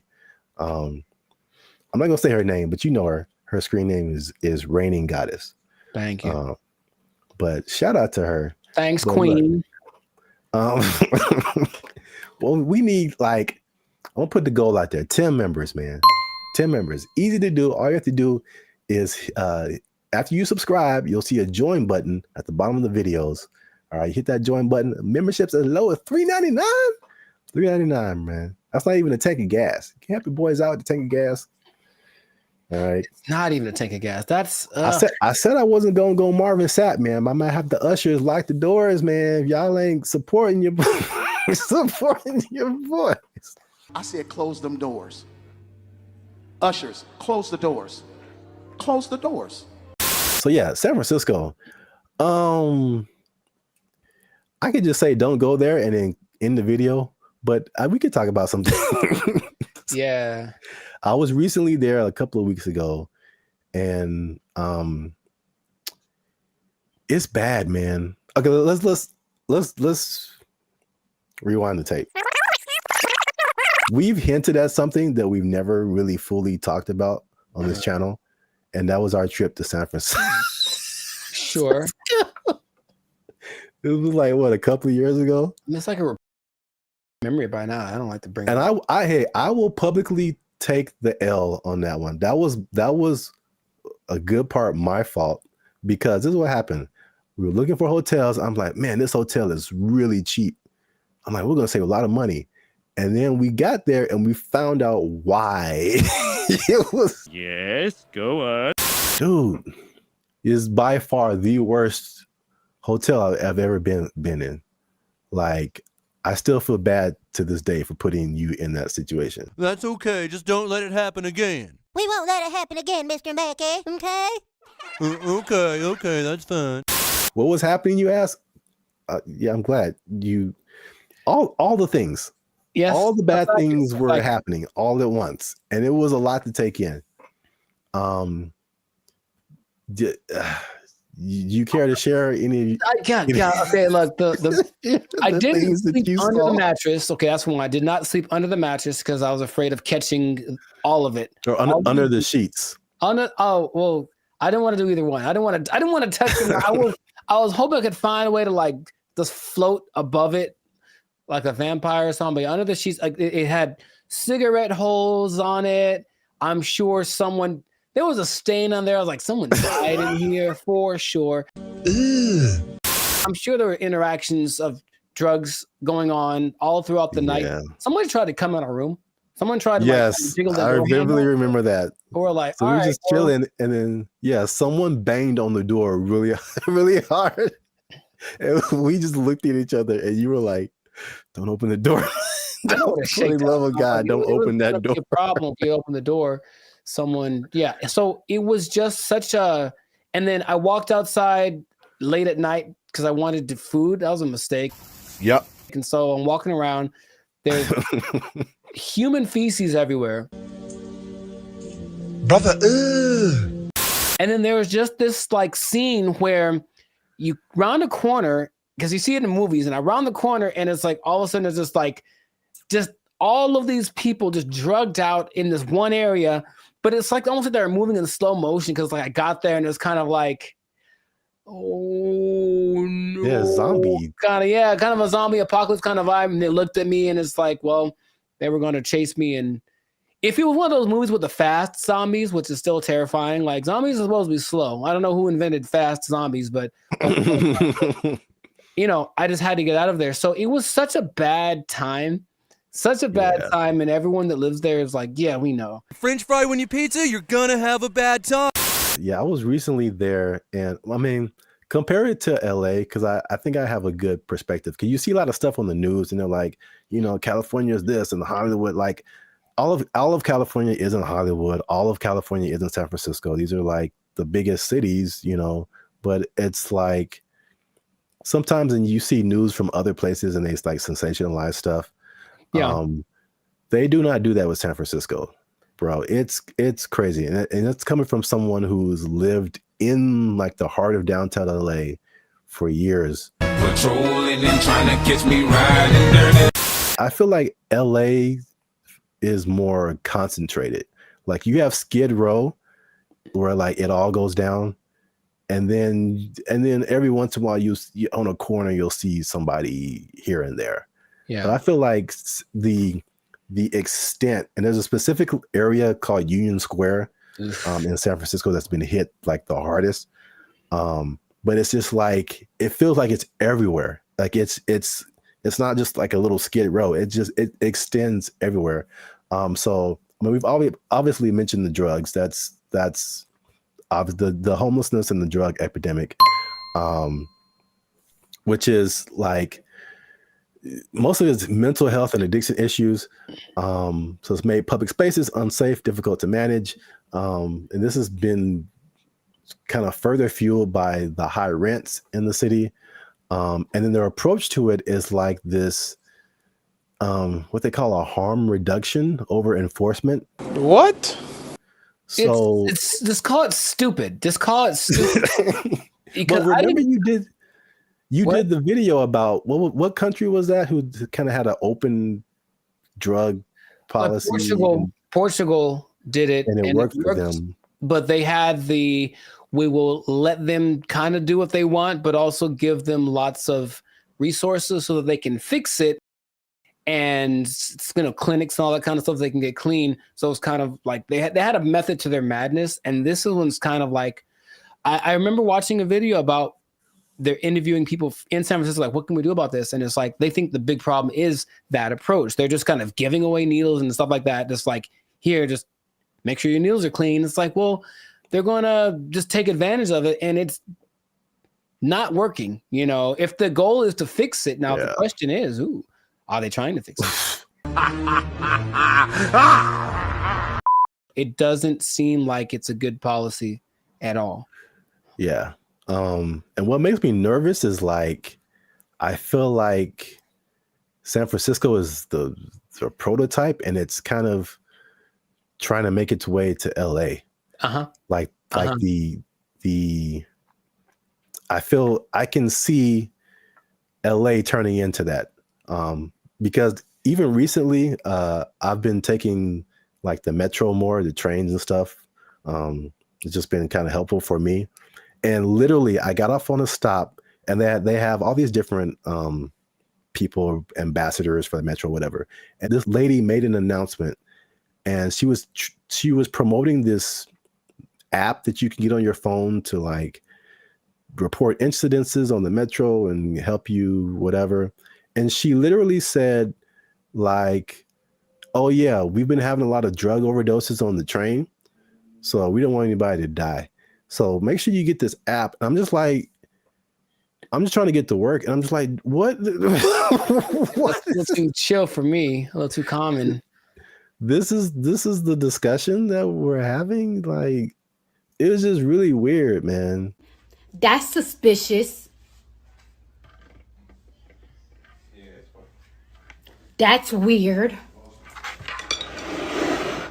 I was driving the other day, and I was out by Venice, I think, and I saw like 3 homeless guys in a row. I felt like, oh, good, tic-tac-toe for me. And because I almost hit them all, because they all just kind of like, they did that thing again. Maybe fast zombies are becoming a thing where they're like kind of standing still. So I see them, and I don't think they're moving. And then as soon as I start driving, they start moving really fast in the direction that we're about to drive. So I was like, all right, well, that sucked. And that happened 3 times in a row. I don't know if they planned it. Maybe it's a weird kind of choreography that got going on. Maybe flash, those flash, whatever things are coming back, flash mobs. I would imagine that happening all the time in San Francisco, because it's just much more concentrated, like you said. So in certain places, that might happen 10 times in a row.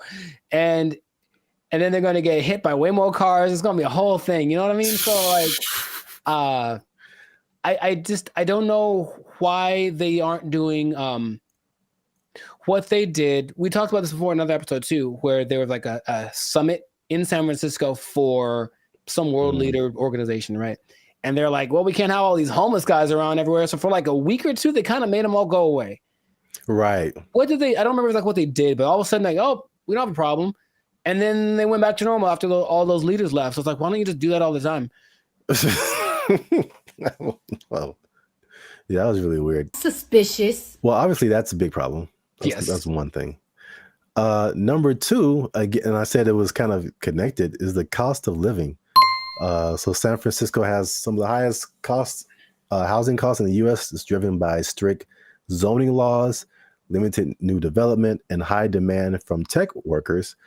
So there's an affordability crisis, and it's pushing middle-class residents and families out of the city. And again, this is like firsthand experience. Like, I was just up there, and before I even did this episode, I was like, it felt like there were just 2 classes of people. You were either really, really rich, like you worked at a tech company, a Google, a Salesforce or something, and you just like got all the monies, or you were either on the street or about to be on the street. Mm-hmm. Like there felt like there was no middle class. You either had money or you didn't. life in San Francisco. Check this out. Here go a Rolls Royce, what, a $400,000 car. And over here you got people shooting up doing drugs on the street.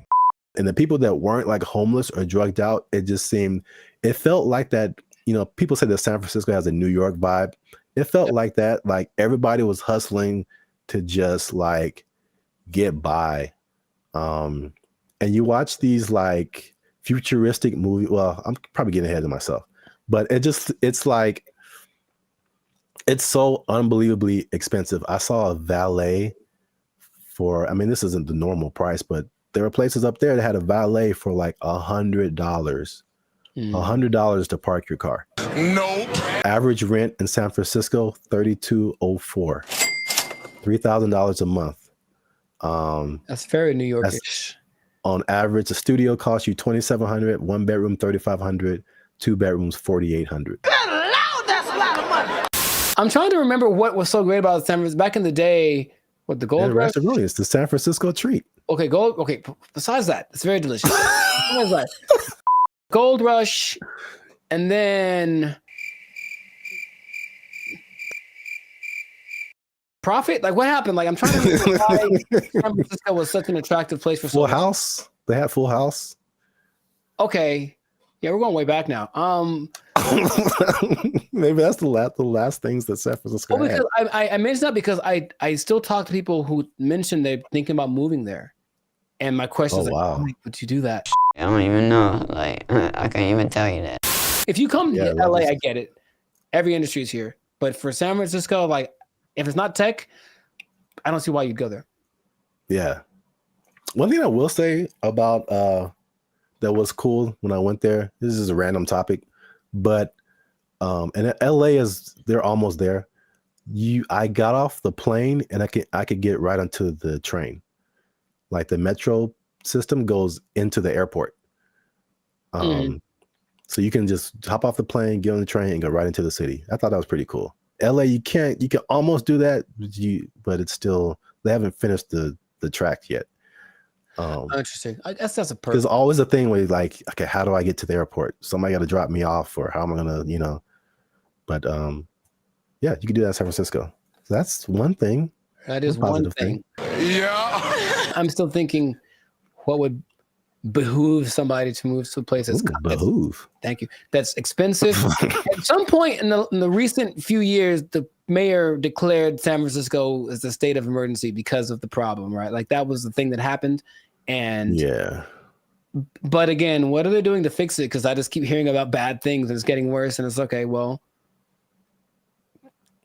do something. Like, it just feels like they're like, yep, that's how it is. So come on down and get some money, I suppose. But wait, there's more. Oh God.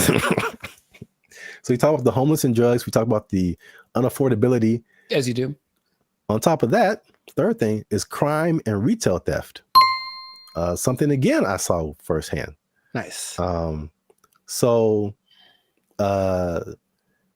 there's obviously rising crime, shoplifting. I saw this Joe Rogan clip where he said, and again, personal experience, he said that people are literally, I didn't see this, but he said it. People are leaving their windows in their cars rolled down and their trunks open. Crime is next level in San Francisco. It is Next stupid. level. Next level. It is stupid. People are parking their cars and leaving their windows rolled down and the their trunks hatches open. Yeah. Because they don't want to get smashed. It doesn't matter what time of day, and it doesn't matter who's around. Doesn't matter who's around. No one's stopping anybody from doing anything. It's crazy. It sounded weird until like last year I had a break-in and they took like $100. But to replace the window, it cost like $200. So I was like, man, I wish they would have just took the $100 and then just left my window, because windows are expensive to replace and repair. They are, yeah. So like that's how bad it is. And then what I've also saw was that everything was on lock. I went to like a CVS, I went to a Target, and it was like everything was under lock and key. Ironically, I went to buy a lock and key. Yeah, they had like these lockers, but I didn't have a lock for it. So I was like, let me go to CVS and get a lock. And I had to get someone to unlock the case so I can get a lock.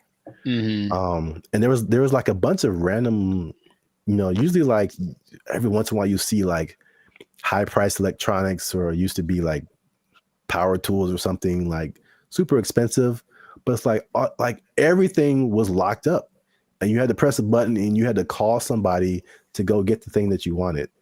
And it just like, from a person who doesn't steal, it was just like psychologically, it was just like, this sucks, man. It's like the shopping experience. I couldn't like, because you go into a store, the benefits of going to a physical store, you can pick the item up, you can feel it, you can read the back, and it's like, I can't even see what I'm really getting. And if I don't want it, I got to call the person back and have them put it like, but it's because a few people just keep taking stuff.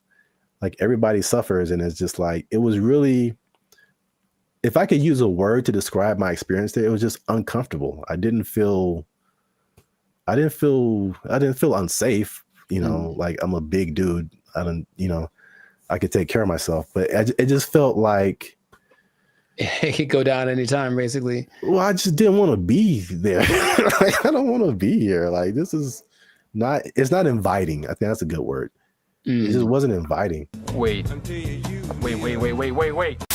2019, 47% of businesses in that Union Square area have left. Yeah, that makes a lot of sense. I think all of them, all of them leave to turn into like a park, or call it hobo land. Make it like that. Remember during the pandemic, no one talks about this, but during the pandemic, there was this one time in Seattle that just said this part of like, Seattle. It was like, you know what? It's ours. So F the police and everything. And they just like kind of took it for like months. It was kind of their area. And it's like a long. Yeah, I remember that. Yeah. Remember that? They should just do that and let it go, and then maybe burn it. I don't know. But let's let it, count your losses and just let it go. Because why maintain such a volatile area, But it's crazy. I mean, I don't like to make videos about, crapping on other people's cities, man. But it's just like, especially after we went like a few years ago, and then coming back to it now and seeing like it's worse. And I talked to some people there, and they were like, or I talked to some people who live there, and I talked to some people who used to live there and then came back for the thing I was doing. And they were saying like, yeah, man, it didn't used to be like this. And it's just like, it's just bad. But we're out of time. So let us know what you think in the comments. Have you been to San Francisco? Like, do you just read the stuff on the news and like kind of, I don't know, hypothesize what's going on, how to fix it? Do they need policy changes? Is it like an economic thing? Let us know what you think in the comments. Keep the conversation going. And also, if you have someone who you think might be interested in this topic, hit that share button, man. Don't be greedy. Don't keep it to yourself. And look, man, 47% of businesses, you know what that means, Jericho? That it's not enough. Is that what? 47% of businesses closing down and moving out of San Francisco? That's heavy. That's a big number. Square? That's a big number. You know what that means?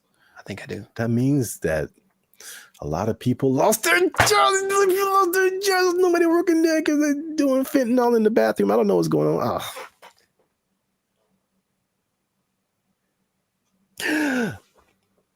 Cocaine is a hell of a drug.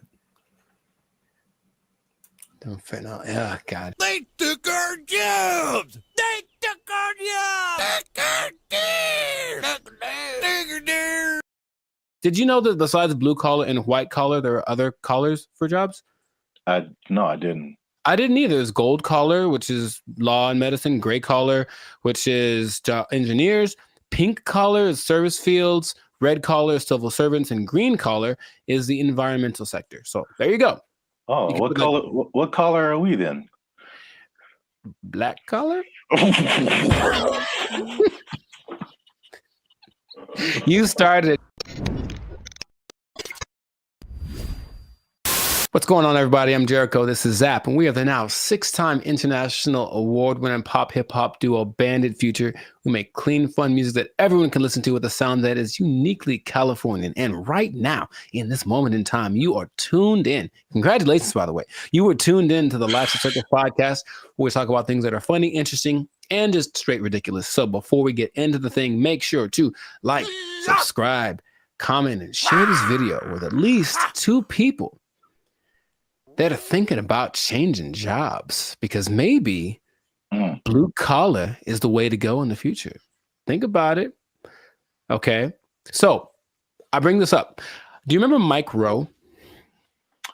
No, enlighten me.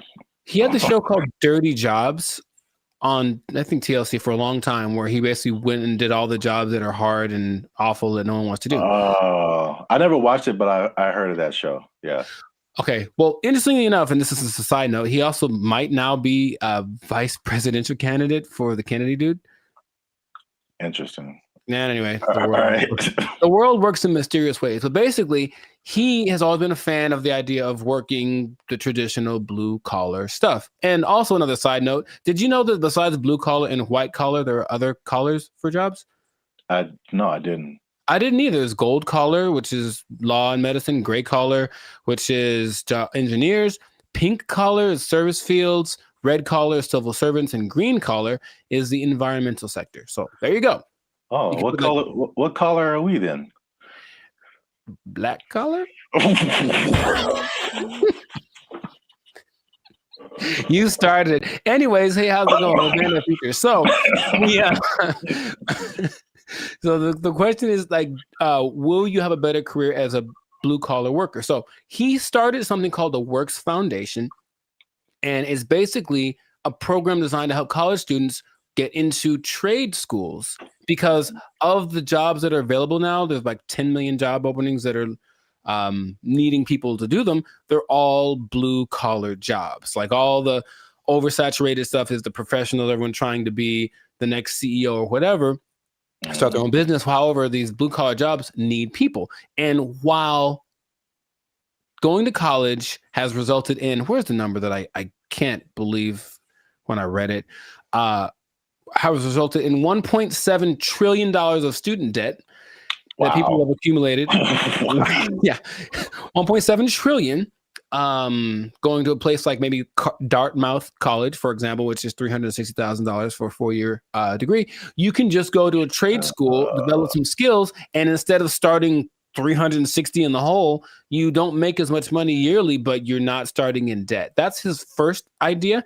And not only that, he wants to teach the principles that got our country to where it is now. So work ethic, personal responsibility, delayed gratitude, good attitude, showing up early, staying late, like what makes a good employee, but how people have left that behind.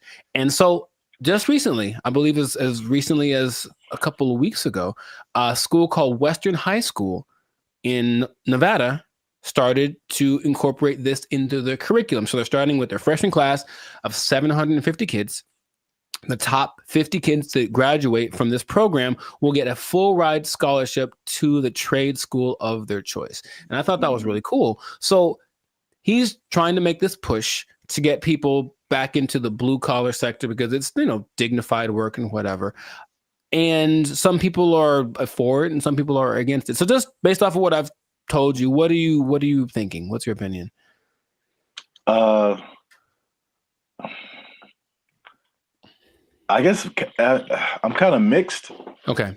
On one side, it sounds really good, because one thing I have noticed, especially since 2020, is like people don't want to work, and if I guess it's more like service jobs, or if they do want to work, it's just like there's just all that stuff that you listed. There's like no effort.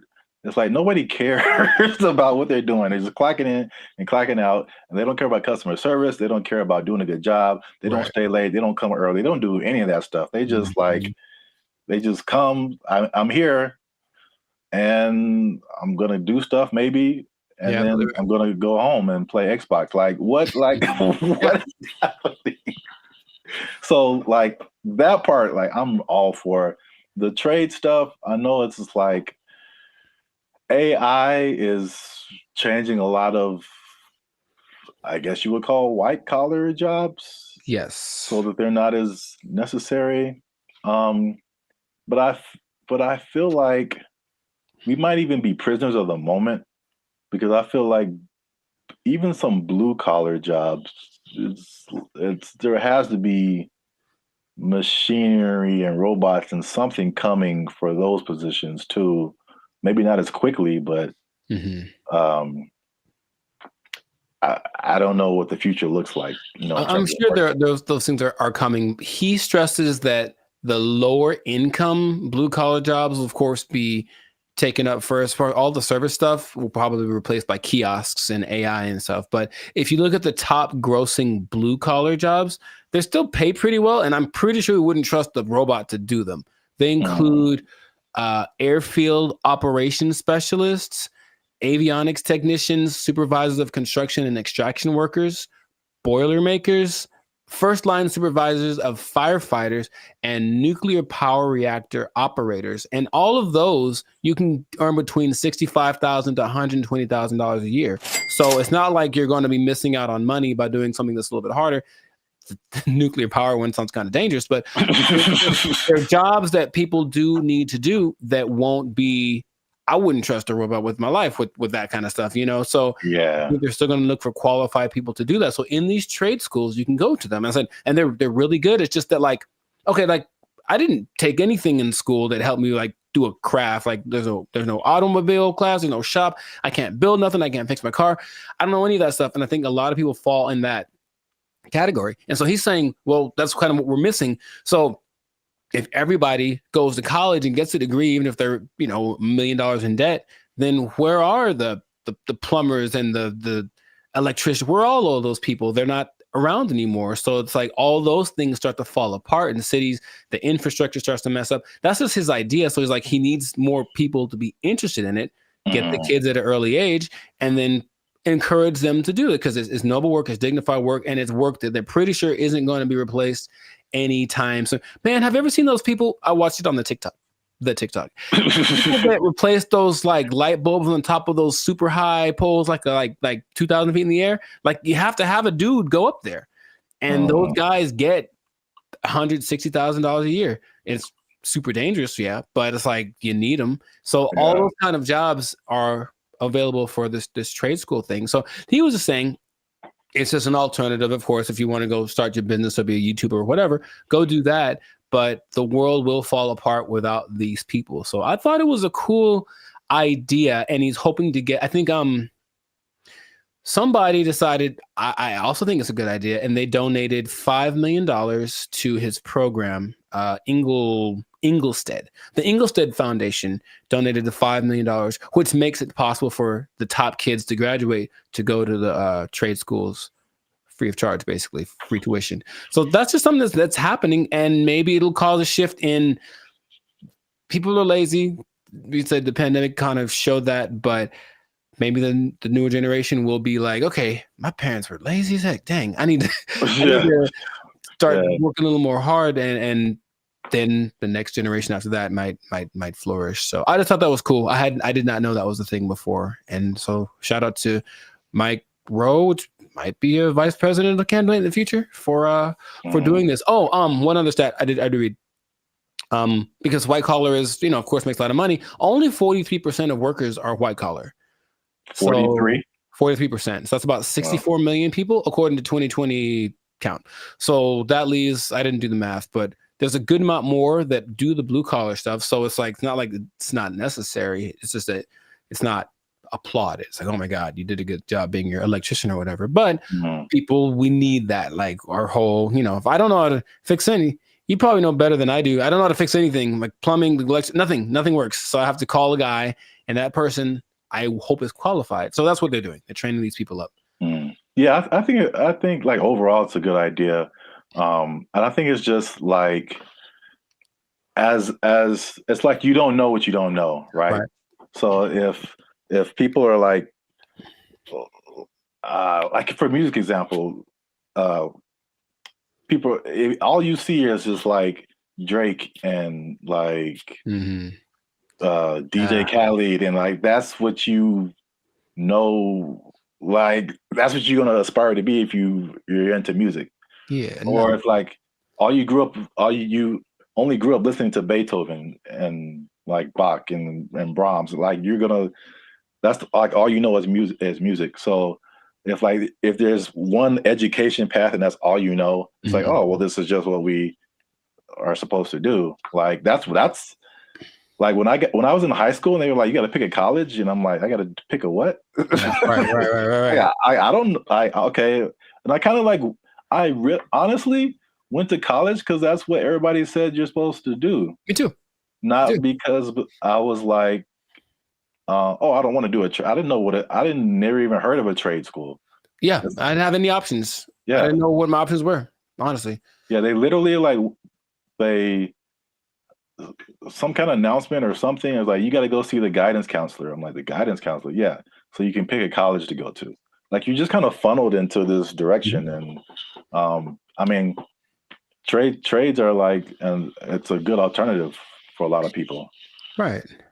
So we'll see how it works, but he's hoping that it builds up some steam, builds some momentum, and then other people adapt the program, because why not? We need them. We need people to come fix my car, so my car can run. Yeah. So that's what I thought was pretty fascinating. But let us know in the comments what you think. Is the blue collar thing? Also, if you have kids or something, would you encourage them to go more towards that route instead of getting in crazy debt going to college and then hoping you find a job after that? Because job market's getting a little bit scarce out there. Do you support the idea of Mike Rowe? Do you have a better idea? Do you think we should just all go to Mars? Whatever it is, let us know in the comments what your idea is, and we will respond to your comments, probably. Yes, but definitely. We'll respond faster if you're a member, because they get priority comment reply. Oh, there we go. Okay, you might want to do that. Mic drop. So yes, that has been another episode of the Life of Focus podcast. Yeah, like, share, comment. Share it again. Share it twice. Even better. And just think about that job. Think about the job, because, you got to have a job.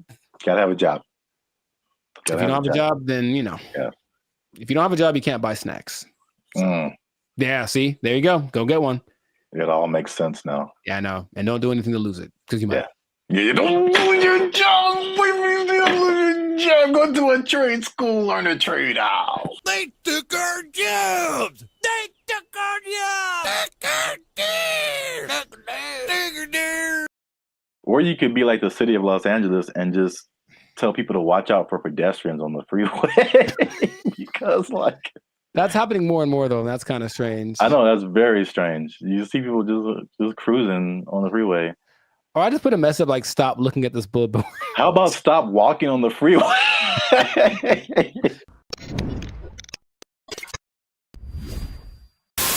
Yo, what's up, guys? I'm Zap, and this is Jericho. And we are now 6-time international award-winning pop hip-hop music group, Bandit Future. We do clean, fun music that everyone can listen to with a sound that's uniquely Californian. And you are now tuned in to the Life's a Circus podcast, where we talk about things that are funny, interesting, and ridiculous. And yo, make sure you like, subscribe, share, and comment on this video. And because we're going to talk about something that has kind of flown under the radar, but especially in California, if you live, or not California, really mostly like the metropolitan Los Angeles area, maybe into the IE as well. That's the Inland Empire for people who are not from this area. The uninitiated, yeah. But there is something that I feel, well, a couple of things that I feel like a lot of people have seen and a lot of people haven't talked about. Okay. Intriguing. Okay. Yes. So I'm going to show you a picture, and this one is very close to you. I know you have seen this. Yes, I have. This billboard. Mm-hmm. Okay. I don't know what this message is. Download our new video editor. Okay, maybe another time when we're not doing a podcast. This billboard, if you're not from California, this billboard has been up. There's been a few of these. Yeah, I've seen them. Yeah, up along a major freeway in California. It says, "Warning: this billboard structure is the subject of a lawsuit. LASC case number something something something. Anyone who assists the city of Pomona in the demolition of this billboard structure will be sued." And it's just one of the weirdest billboards I've ever seen, and there's several of them. And I've just never seen anything like this. So I finally looked it up, and this isn't McDonald's Grimace level, but there's a little bit of a rabbit hole here. Okay. So basically, there's a guy named Brian Kennedy. He is the founder and CEO of Regency Outdoor Advertising. So basically, he owns it's a very popular billboard brand, probably maybe the one of the most billboards around the country, and he owns these billboards. And so I guess he contracts with cities to put these billboards up, things like that. So in 1993. Oh, baby, going back. Yeah, this story is very old. 1993, he had an agreement with the city to put up 10 billboards for 10 years with a 10-year extension. Right. So 1993, put up 10 billboards. 2003, you renew it, keep those billboards up. Stuff like that. You renew every 10 years. Okay. After the 1993 agreement, the city, the voters backed something called Proposition L, which prohibited the city from putting up any more billboards without voter approval. Okay. So when they came in, at the renewal period and were like, "Yo, take your billboards down," he was like, "No." Like, we had an agreement before this Proposition L thing even happened. I see. And so it turns out this guy is kind of eccentric, so he's not surprised. Okay. It's his billboard. So he was like, "I'm just going to put this up here." And so because they've been threatening to just tear the billboards down. And he's like, "No, I'm going to sue all you guys." So he just put those on his billboards. Okay. Which is I'll just get your reaction to that before I keep going. So I've been seeing those specifically. I don't know if this is the one, but there's one on the 71 just north, right close to where I live. And every time I drive past it, I'm always like, I wonder what that's about. But so before, I guess my question is, it was a different billboard owned by this guy, and then they wanted to take it down, so he replaced it with this. Yeah, the message. He probably rented it out to whatever company to advertise something, but now he's just been using it to put that message on there. Okay, so I guess I get a lot of questions in my brain, but my first one is, who would ever assist some? It's the companies. So like the city isn't gonna go out there and do it. These people, they hire, they put out bids, for companies that do this kind of thing, demolishing or whatever. So basically, I think he's saying, like, if your company is hired to tear down my billboard, I'm going to sue your company. So it seemed like a little bit of a scare tactic for anyone who wants to work with the city and taking this man's stuff down. Oh, that makes sense, but it's not what I was thinking. Dang it. I was hoping it was more for people who were just driving by with like a hammer in their trunk. Man, I really want to just pull off the side of the road and tear this thing down because I hate it so much. It's such an eyesore. And then this thing's like, "Don't you dare." Or some guy that is like driving his pet bulldozer down the freeway, which I've seen. And then I was like, "I'm going to pull over and tear this thing down real quick." But that makes sense. To hire people. So how long is this gonna happen for? Just I don't know, because I've seen it for, if not months, maybe years. Right. Like, I mean, the legal system is a very slow thing here. So Yeah, right. and I think there was a case, but then it was appealed, so they're like waiting more time, and so I think I feel like it's eventually gonna come down, but he's definitely fighting the good fight. Huh. Because I think there was a case that I mean a case that awarded to the city and the people, and I think that he appealed it or something like that.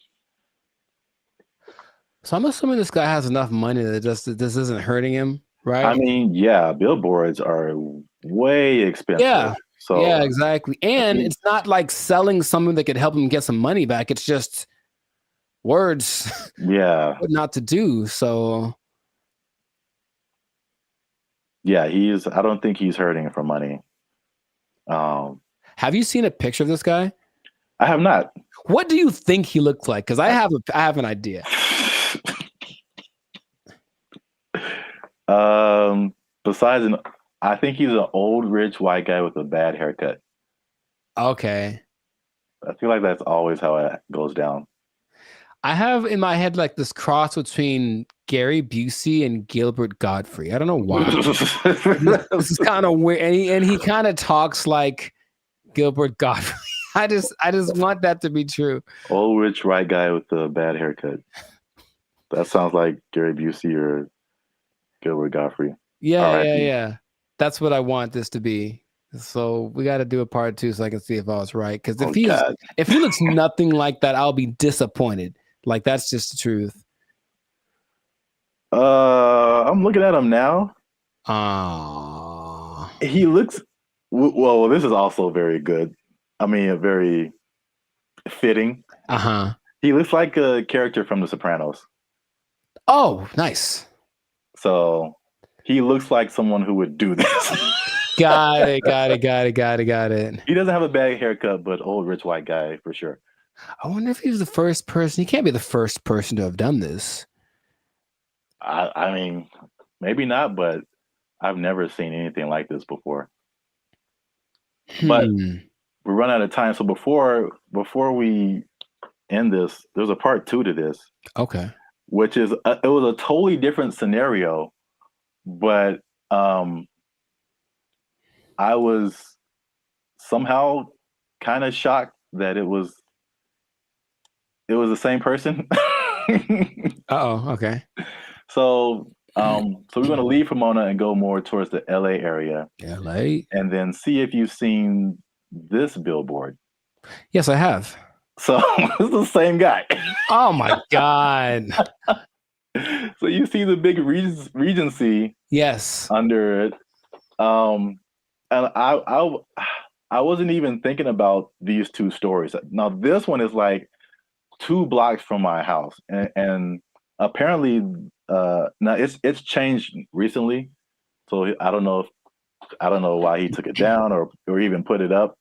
But he put up 15 of these around. Oh, he dude's got money, dude. Jeez. Yeah. They're his billboards. I mean, he can put up whatever he wants, I guess. Yeah. He's just losing money from other people who would pay to be up there, but it's his billboard. He put up 15 of these around Los Angeles. Turns out that he's a big USC donor. Sounds okay. Okay, sure. And yeah, he just said, Reggie Bush needs his Heisman. I'm gonna put this up. So, if I had a question, I know you asked like, what did he look like and all that kind of stuff. My question is like, the power of billboards, like, the ability to like get your message in front of like millions of people. They're obviously still relevant. We both recognize these billboards. Yes. And so it's like, I guess a cool question would be like, if you own billboards, like, what would you, and you just put up your own thing, like, what would you put up there? It has to be something that can make me money, though. You want to do like this guy and just like whatever? What if it was just like something, just a message you just wanted to tell the world? It could be serious or it could be funny. Oh, I got one. I got a funny one. What? Unless you want to keep that. I want to put messages that tell people how to drive. Okay, well, they're not like 30 billboards that say that the left lane is for passing only. And like maybe people will get it. It drives me nuts. Well, then you know what I would do? I would do something similar because I have probably a billion pet peeves when it comes to people driving. But the number one thing that I always think is that you don't have to hit the brakes to slow down. Yes. Like that was always taught, like just first step, take your foot off the gas, and then it's kind of, but every little thing is just like, brr, and it's like, bruh, it's not necessary at all. So yeah, just hey, quick reminder, you cool people, instead of saying something I'd rather say, just take your foot off the gas and you slow down. Give it a shot before you cause pile-ups on the 5. Like, or you could be like the city of Los Angeles and just tell people to watch out for pedestrians on the freeway. Because like that's happening more and more though, and that's kind of strange. I know, that's very strange. You see people just cruising on the freeway. Or I just put a mess up like, stop looking at this billboard. How about stop walking on the freeway? Where's that message? Well, I think it's being encouraged by, jeez, by PETA and the NAACP. That's just my thought. Everyone's just like, walk on the bill. I mean, it's happening. So we've been together in this, like, why is this now a thing? Why is this person walking on the freeway? And it's not like their car is broken down. They're just trying to get to where they're getting to. Yeah. And they just chose the freeway as the place to walk. I've almost hit several guys because of that. And it's like, all right, man. Good for him. Good for Billboard Man. He should change his name to Super Billboard Man. Yeah, I can't believe that. I mean, I can believe that was the same guy, but it was just like such a coincidence. That's wild. Yeah. But yeah, this has been an episode of the Last of Circus podcast. Make sure you like, subscribe, share, and leave a comment. What do you think about this guy and his billboard? What would you put on your billboard if you just own billboards and you could say whatever you want to say and threaten people with lawsuits?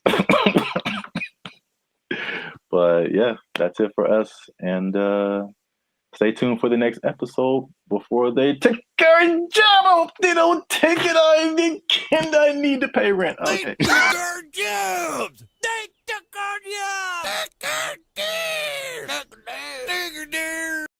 We want more money, higher minimum wage. That's right. That's what's happening right now. People.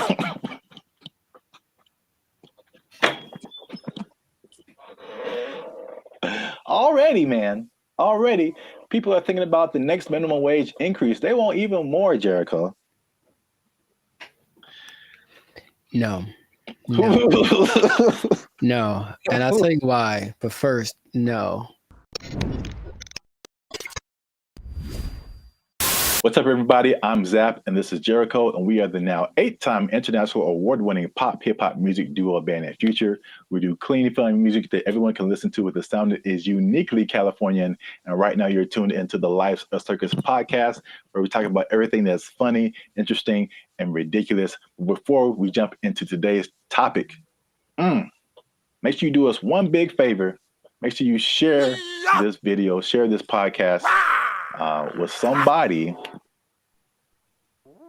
who is affected by minimum wage increase, because it's still a thing, man. It's very much a thing. It's a lot going on in these streets, man.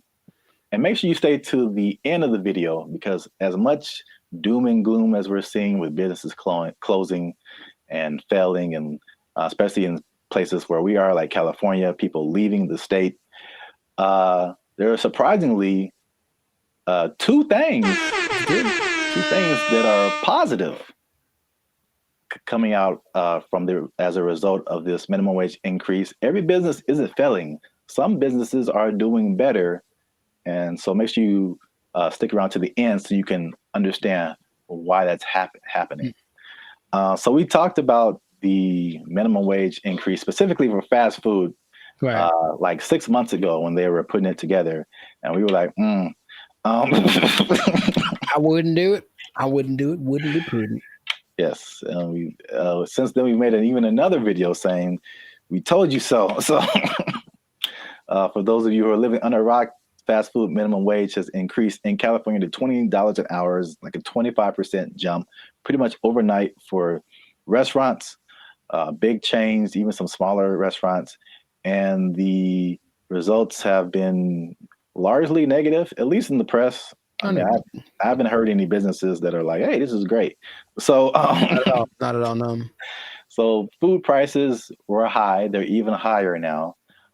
They said that at over 10,000 people, fast food workers have lost their jobs because the companies can't afford to pay them that high of a wage overnight. And a lot of places there's a laundry list of places that are just shutting down.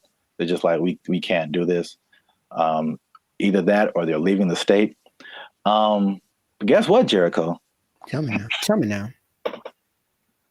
That's not enough. We want more money, higher minimum wage. That's right. That's what's happening right now. People.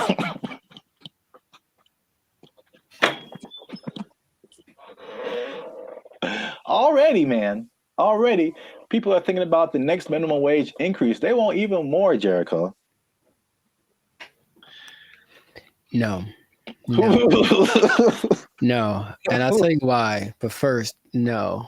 Okay. Here's the thing. Raise it. Just keep going up. I'm pretty sure among the things that have gone up because of the minimum wage increase is like OnlyFans subscriptions, like stuff that no one needs. Like, I highly doubt that anything is really improving. That's a good idea. You know what I mean? So I feel like you can't. I heard something really recently, and it made a lot of sense. It said if you decided to give everybody in the world the same amount of money, so somehow take it all literally and just even it all out, so everyone in the world, all 8 billion of us, get the exact same amount of money, within 20 years, it would be distributed exactly the way that it is now. I believe that. Because, people don't know how to do stuff with money. So, no, you don't get more money because you're just going to do the same dumb stuff you're doing with it that you did before. And how much is a Whopper now? Like, forget it. Like, it's just going to be ridiculous. What kind of, I know we're not living in the days with like, going to see a movie and the soda and a pop and a nickel. I know that's in the past, but you can't keep paying people more. You have to teach people to be smarter with their money. That's all. Take it up higher. How much they want? Okay, go for it. I'm glad you asked. So fast food minimum wage, the workers have already unionized and got $20 an hour, which is several dollars over the regular minimum wage. Right. Long Beach hotel workers have argued for a $23 an hour wage. And this next one makes sense because we've seen it firsthand. Because as Band of Future, shameless plug, we do some shows in San Diego. All right. So nice. If you're ever in San Diego, come see a Band of Future show. But San Diego wants to raise the minimum wage for hotel and other service workers to $25 an hour. And I was wondering what happened because I'm like, ooh, inflation. Because we were like looking at hotels in San Diego, and I'm like, man, these got a lot more than last year. Mm-hmm. And now I know what happened. Janitors want $25 an hour, man. Clean them toilets, sweeping them floors, man. They want. I think janitors should get more than fast food workers. That's for sure. I really do, because I can go make my own burger, but if I go to an establishment, I want it to be clean, and I think the people that clean it should get paid. It's all about, I mentioned this before, you should get paid for the value that you provide. And fast food is just making us all fat and sick. And janitors make stuff clean, which is great. So yeah, pay them more. I'm not sure how much they get now, but pay them more and take it out of the fast food workers. That's an interesting take, I guess. It just kind of like took my mind somewhere because your viewpoint is, and I heard you say this before, you should be paid based on the value that you provide. Yes. As opposed to the skill sets that you have. So I feel like if you think janitor, fast food worker, it doesn't take, in my opinion, as many skill sets to be a janitor as it does to be a fast food worker. The fast food worker, you have to have people skills. You have to be able to talk to people, interact, be friendly, all that kind of stuff. You have to have some math skills to run the cash register.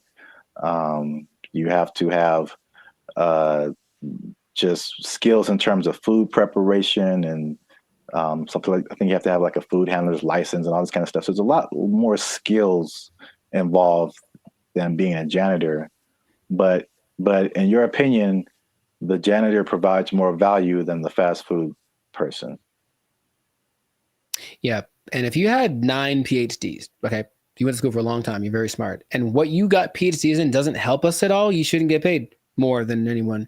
Why would you? What are you doing to help? Right? To me, I watch them all the time, and I'm really grateful at the gym, for example, which is a disgusting place. Think about it's disgusting without the janitors. If they weren't there, think about how gross it would be. Or oh my God, the bathrooms at the beach. Oh my God, I get like PTSD going to some of those places. And I remember the last time I went to Venice, there was a person like cleaning them as people were standing in line. And I'm like, that's one, disgusting. 2, thank you. How much are you getting paid? You deserve more. We all need you more than we need somebody to get our Big Mac done faster. I really think that's true. So yeah, I would, if I ruled the world, I would pay people based off of the value. I'm kind of with you, but I'm kind of like trying to play the devil's advocate. Like, I understand. And of course, the system we have is that you went to school for more time for this and that, or you were required to think more, or whatever the thing that is, whatever the commodity it is that you acquired, that's the thing that you should get paid for. And my position is that sometimes, sure. But also, no, definitely not. I need the janitors more. I need the people that rake the leaves more. The people that make sure that the streets don't have potholes. We need them more than we need. Remember, maybe I'm talking about necessity versus convenience. Like, I can make my own burger. I can go put together a Chipotle style burrito if I want to. All the ingredients are at the store. I just got to try, right? But I can't fix the street. I don't know how to do that. So if you know how to do that, you should get paid more than someone. Oh yeah, yeah. So it's something to think about. Yeah, an idea, but that is how I feel about it. But wait, there's more. 25. Well, that's a lot. 23, 25. That's a lot. San Diego Community College District has already raised its minimum wage to $30 an hour. And I think it's just community college employees, I think, something like that. Okay. And then the Los Angeles airport workers want $30 an hour by 2028. So the train is moving fast, man. Well, sure, but the question is where's the money coming from? I think it's just going to get more. Well, this is the problem too. So I read an article by some guy. I don't remember his name. I'm sure he's very smart. Good view, smart guy. He is the person who pointed out that, there's a couple of things where businesses are actually doing okay with the minimum wage, but he said, like, obviously this is not a long-term solution, because you think about, okay, minimum wage, and you kind of touched on it. It's like, what are you spending your money on? And then for like 99% of people, what are your biggest expenses? Food, shelter, transportation. All of those things are sky high, abnormally high in California than anything else.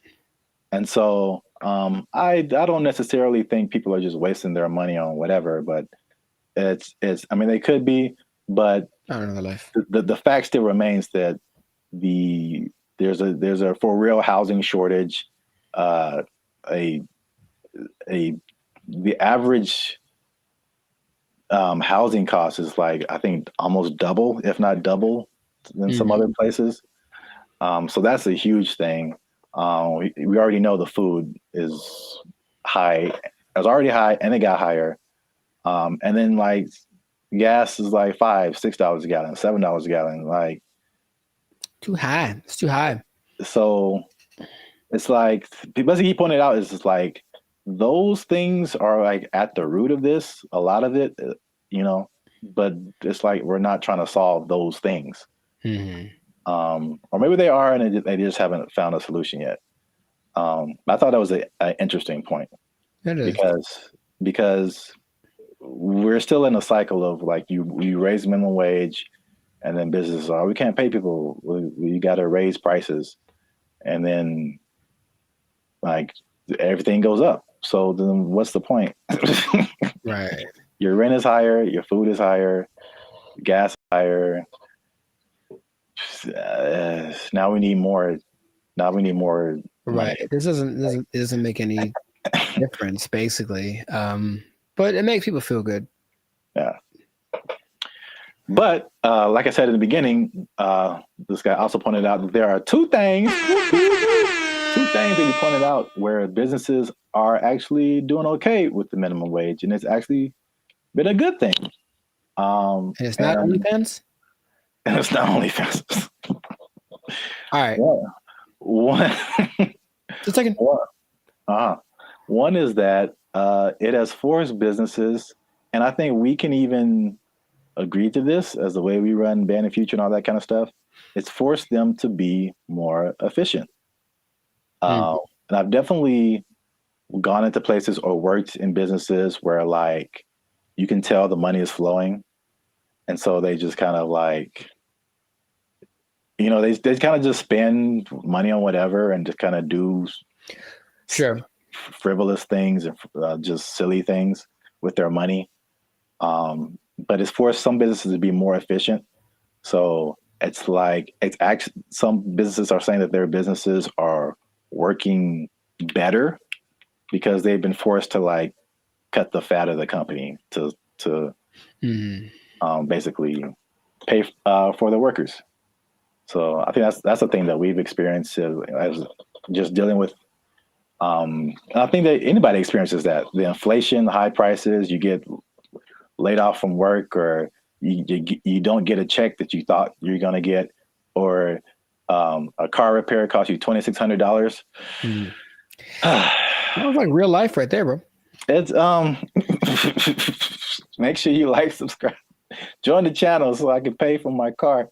I'm tired of walking everywhere. I digress. But yeah, I mean, we do this in our personal lives all the time. It's just like, okay, how little can I eat this week to pay for? So yeah, so that's the thing. Second thing is that worker retention is up. So you think about fast food, not fast food, but just minimum wage jobs in general. It's like a throwaway job, right? Sure. So it's like you're making the least, you don't get the maximum effort, you don't really care. It's just like, this job sucks, I'm not making a whole lot of money.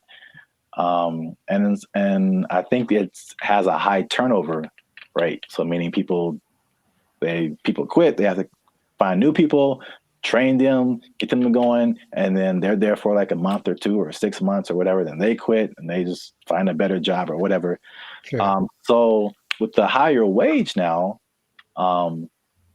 fast food worker is like the premium job of minimum wage jobs.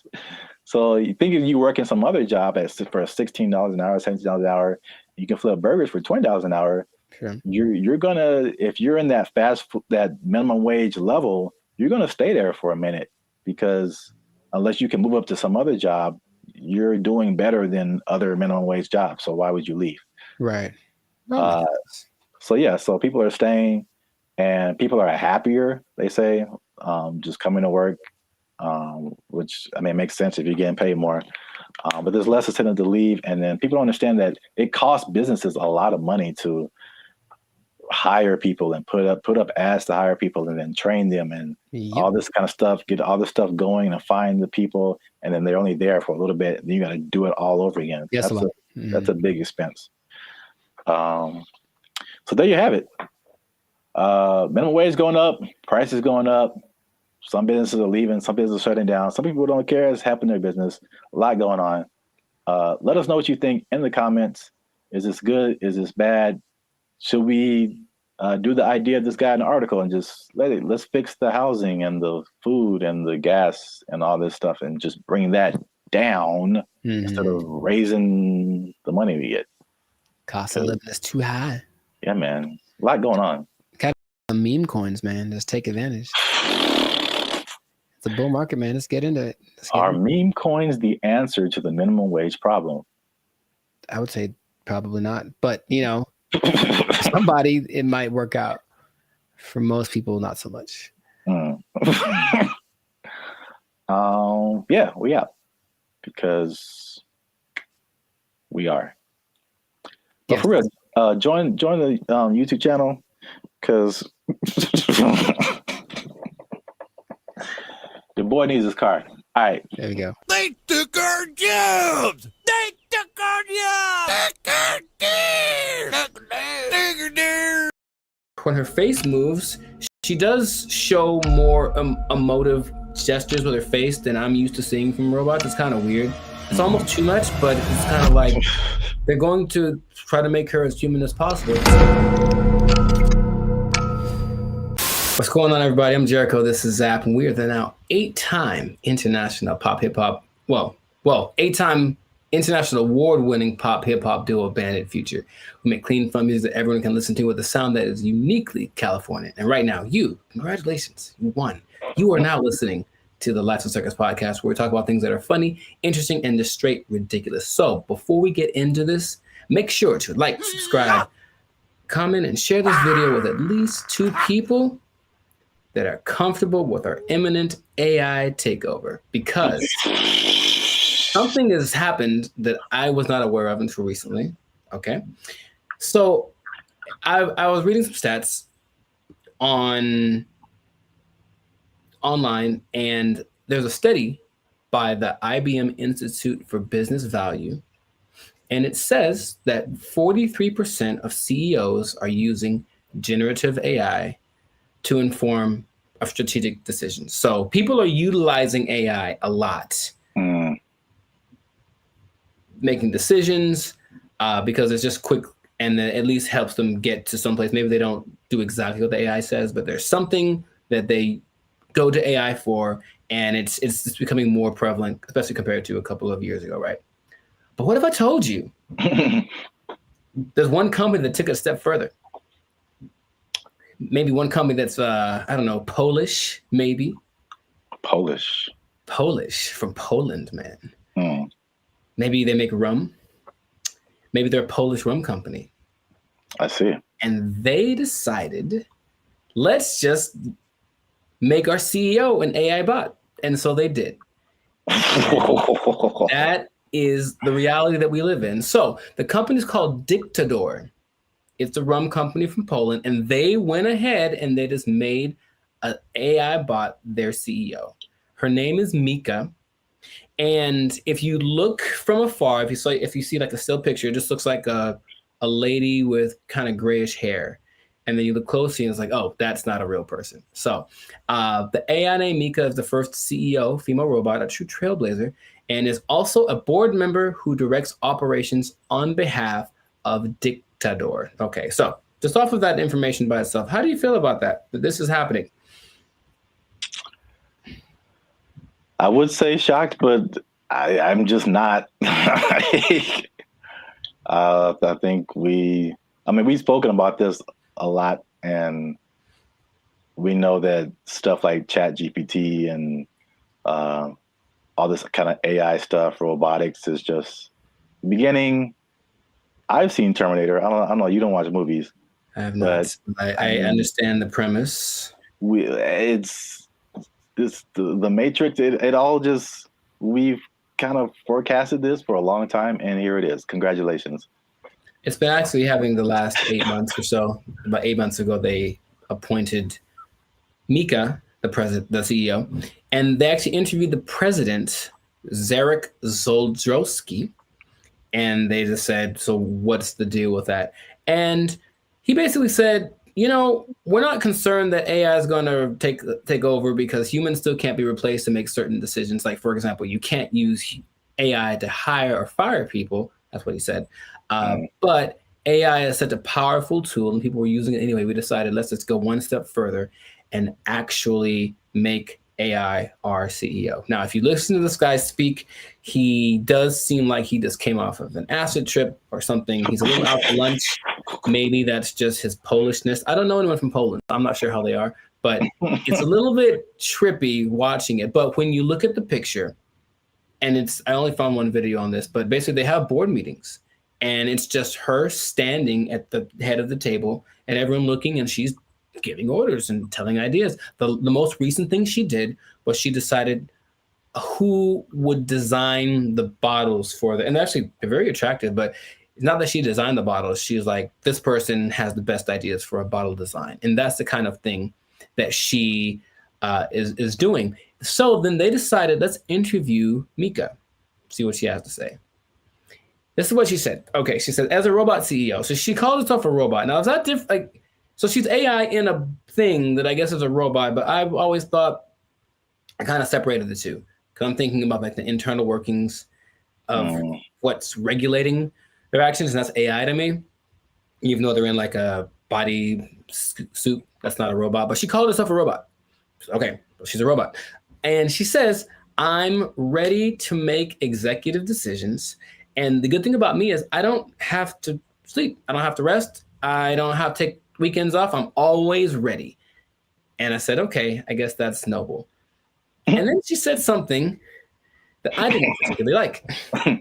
And it's not what she said, it's how she said it. Okay. Humans must be dominated. No, that was the other one. That was the other bot that was like on Jimmy Fallon and it started talking in a different language and saying it's taken over, But no, she says, I work 24/7. I'm here to help Dictador take over the world. And the way that she said the take over the world part, I was like, oh man, it's happening here. Basically, I bring this up because it's interesting and no one's really speaking about it. It's just, I think, slowly going to get integrated into things. And then you're going to go to said company with a complaint about whatever. And then they're going to say, oh, you should talk to the manager, whoever, the CEO.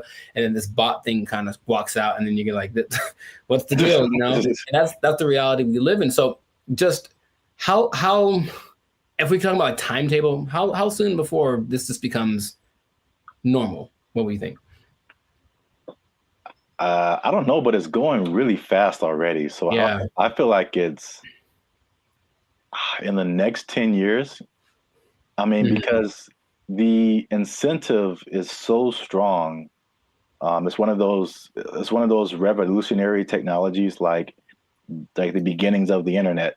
They're like, you have every incentive to be on the internet, make your own website, because you can now connect with people all around the world.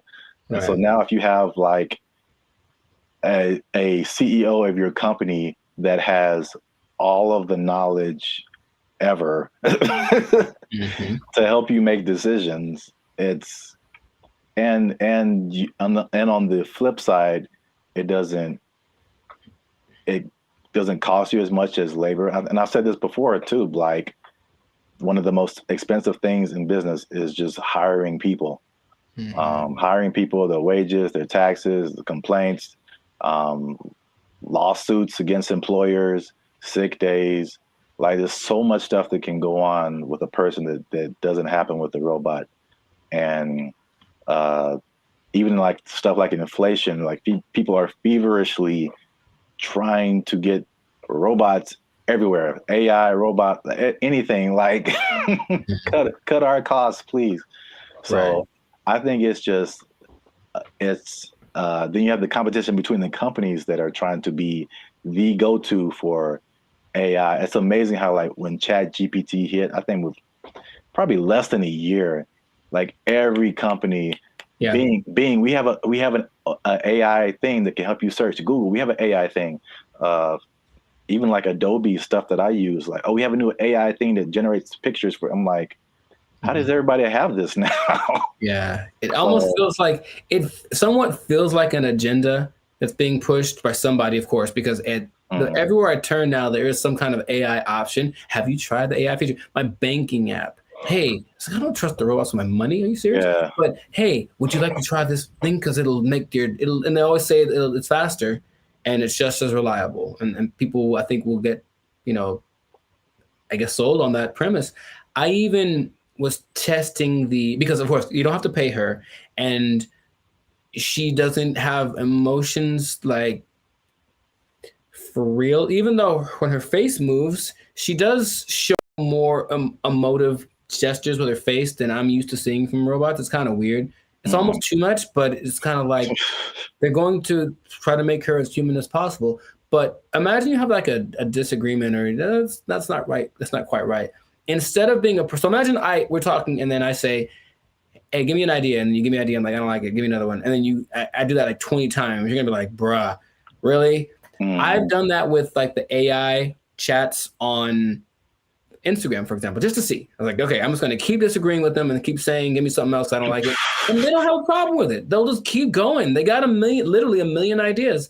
And that concept is so not natural, but it appeals to some people. Like, yeah, we'll just ask the robot because you'll just keep giving us ideas. It's almost like we decide which idea, but we let her come up with it, and that's more attractive. So it's just crazy, and you just have to see it because it feels like outside of a sci-fi movie. You can see the wires on her like chest, like one is like talking, one is coded or something like that, but it's labeled what parts are being regulated, and it's a trip, but it is real. And they're apparently doing well since they started. Like her decisions have helped their company start to do this. Well, the only thing I would say would be, I think there's a few things. One, I think to a certain extent, it's a, what do you call it? Like a story just to be to get attention. I'm sure like, I feel like maybe that she isn't like really the CEO, but well, they asked the guy, they're like, is this legit or is this a scam? And he's like, oh, it's real. And his eyes didn't match what he was saying. That's what made me think he was on something, because it's kind of a strange publicity stunt. That's what I was gonna say. Potentially. And in any case, it is getting attention, and then people say, I'm drinking the rum of the company that has the AI CEO, and that's something that has probably gotten somebody laid once. So good for you. Good for you. Okay, that's all I'm saying. But it's happening, so I'm curious to see what will happen in the future, but it might be a trend. Yeah, I see it more as like a consultant I could see an AI on the boardroom, like in the boardroom as a consultant or whatever. But not as like the head of the company. Sure. That's like a little bit weirder. And then you have I'm just trying to play devil's advocate in any kind of way. Like, how could this not be cool? As if something gets corrupted or like, like any kind of computer, it could, That's what a lot of the comments under the video said, like, what if this? And they're like, what if someone hacks into your CEO? Right. Right. Which is a weird sentence to say out loud, but yeah. They're like, no, it's fine. We'll deal when that happens. Oh, you're acting kind of weird today, Mika. It's like, throw away all the bottles. It's like, you've probably been hacked. Like, I guess that's what they would do. But I can see it being almost like an arms race. So the next company comes and says, oh yeah, well, our CEO and our president are AI. Oh yeah, well, our CEO and our president and all the board is AI. Oh yeah, well, my mom's AI. Like, it's just gonna keep going to a point of ridiculousness, maybe just for publicity. I'm not sure, but it has started, and this is where we are. So we'll see where it goes. But let us know in the comments what you think. Is it something that's what's the point of fighting it because it's here? Is it a terrible idea? Let us know in the comments what you think about this, because I feel like it is here to stay, and we'll see to what degree we take it. But this has been another episode of the Lights and Circus podcast. So make sure to like, subscribe, comment, and share this video with everyone that's afraid of the inevitable AI takeover. And if you are a CEO, oh boy, if you're a CEO, you know what time it is. You better do something. You better learn how to sing and dance or tap dance or juggle fire or something. Because I guarantee if Mika's the first one, you're going to be the next to lose. Your job's gonna take your job. Everyone's gonna take your job. Oh, I'm the CEO. Everybody's fired. They took our jobs. They took our jobs. One thing I never saw before that they just installed in the mall near me, and I think it's just genius. I've never seen this before. They just put a. What's up, guys? I'm Zap, and this is Jericho, and we are Bandit Future, a now 6-time international award-winning pop hip-hop music duo. We make clean, fun music that everyone can listen to with a sound that is uniquely Californian. And now, right now, right here, right now, right here, right now, yeah. You're listening to the Lives of Circus podcast. Well, my voice went really high. Where you're talking, we're talking about things that are funny, interesting, and ridiculous. But before we get started, make sure you like, subscribe, comment, and share this video with at least 2 people who like to go shopping. And make sure you stay to the end of the video because a lot of people thought that malls were closing down, but they're very much alive. And I'm going to tell you 3 reasons at the end as to why that is the case. Bam. Intro. Nailed it. Okay. I like it. The rest of it, I don't know. Well, it's all about how you start and how you finish. The middle can be like, like a plane. It's like, all right, we took off right, a little choppy in the middle, but if we landed right, everything is all forgiven, I guess so. And if something went wrong, then you can sue later. Emotional damage. Yeah. But yeah, so today's topic is all about the American mall, America pastime, if you will. Jericho, do you still go to the mall? Is that a thing you do? Where do you do your shopping, my brother? Dude, it's always going down in the mall. Meet me in the trail, it's going down. Meet me in the mall, it's going down. That is one of the greatest songs of all time. All right. All right. Beyonce made one of the greatest albums of all time. That is one of the greatest songs of all time. All right. I'm gonna let you finish, but Beyonce had one of the best videos of all time. It's just so good. I do. I like that song so much. Like, oh my gosh. I do think about that more than I should. It's so good. It's just such a if you just I guess I think about the lyrics too much because it's just like wherever this guy goes, it's going down. Yeah, I know. It's like, how cool is this guy? You can meet him anywhere, and anywhere he is, it's going down. He's pretty cool. I mean, gangster, man. To me, never met him, but seems pretty cool. I'll still go once in a while. I don't like shopping that much, but I always liked going to the mall. I just like the vibe of it. It's where you went to pick up girls in high school for sure. But just even now, I'll still, if I got some time to go, and they have Cinnabon there. Good Lord. I mean, tell me that place isn't run by Satan. You ever eat a Cinnabon? You have to take a nap halfway through. I'll go there just because I kind of like it's like a realm of industry that I never really thought of too much until I was older. Actually, after watching an episode of Daria, it's really weird. But it was kind of like this episode about the mall culture in general and how places got big like Cinnabon in malls and what an interesting concept it is. But not like a little, outdoor, but like a big, huge Ontario Mills style, or like the big one in Minnesota, that kind of mall thing. It's just a vibe. It's commerce. It's kind of like capitalism and its friendliest. It's like, hey, here's a lot of stuff that you probably want all in one place. You can come get it and spend time here, and it smells wonderful and it's fun. So I always liked going to the mall. So I'll still go once in a while, but I usually know that I have another option now. I don't have to go to the mall to get stuff that were back in the day I did. Yeah, I mean, I'm from Alabama, Montgomery specifically. We had basically two malls. It was the Montgomery Mall and the Eastdale Mall. Montgomery Mall was it was all right. It was kind of small. Eastdale Mall was a little bigger, but not compared to what I've seen out here. Like Ontario Mills. Yeah. You mentioned that is huge. The Glendale Galleria, huge. Yeah. What's the one that's like off the 5? Oh man. Not Fox Hills. No, like it's like the Citadel, something like that. I know what you're talking about, but I don't think I've actually ever been there. I think it's either that or something, or Cerritos. The Cerritos Mall is huge. It's the Beverly Center. Yeah, a big, yeah. Yeah, I mean, the malls are. I guess we don't really think about it, but they're still around. They're still huge.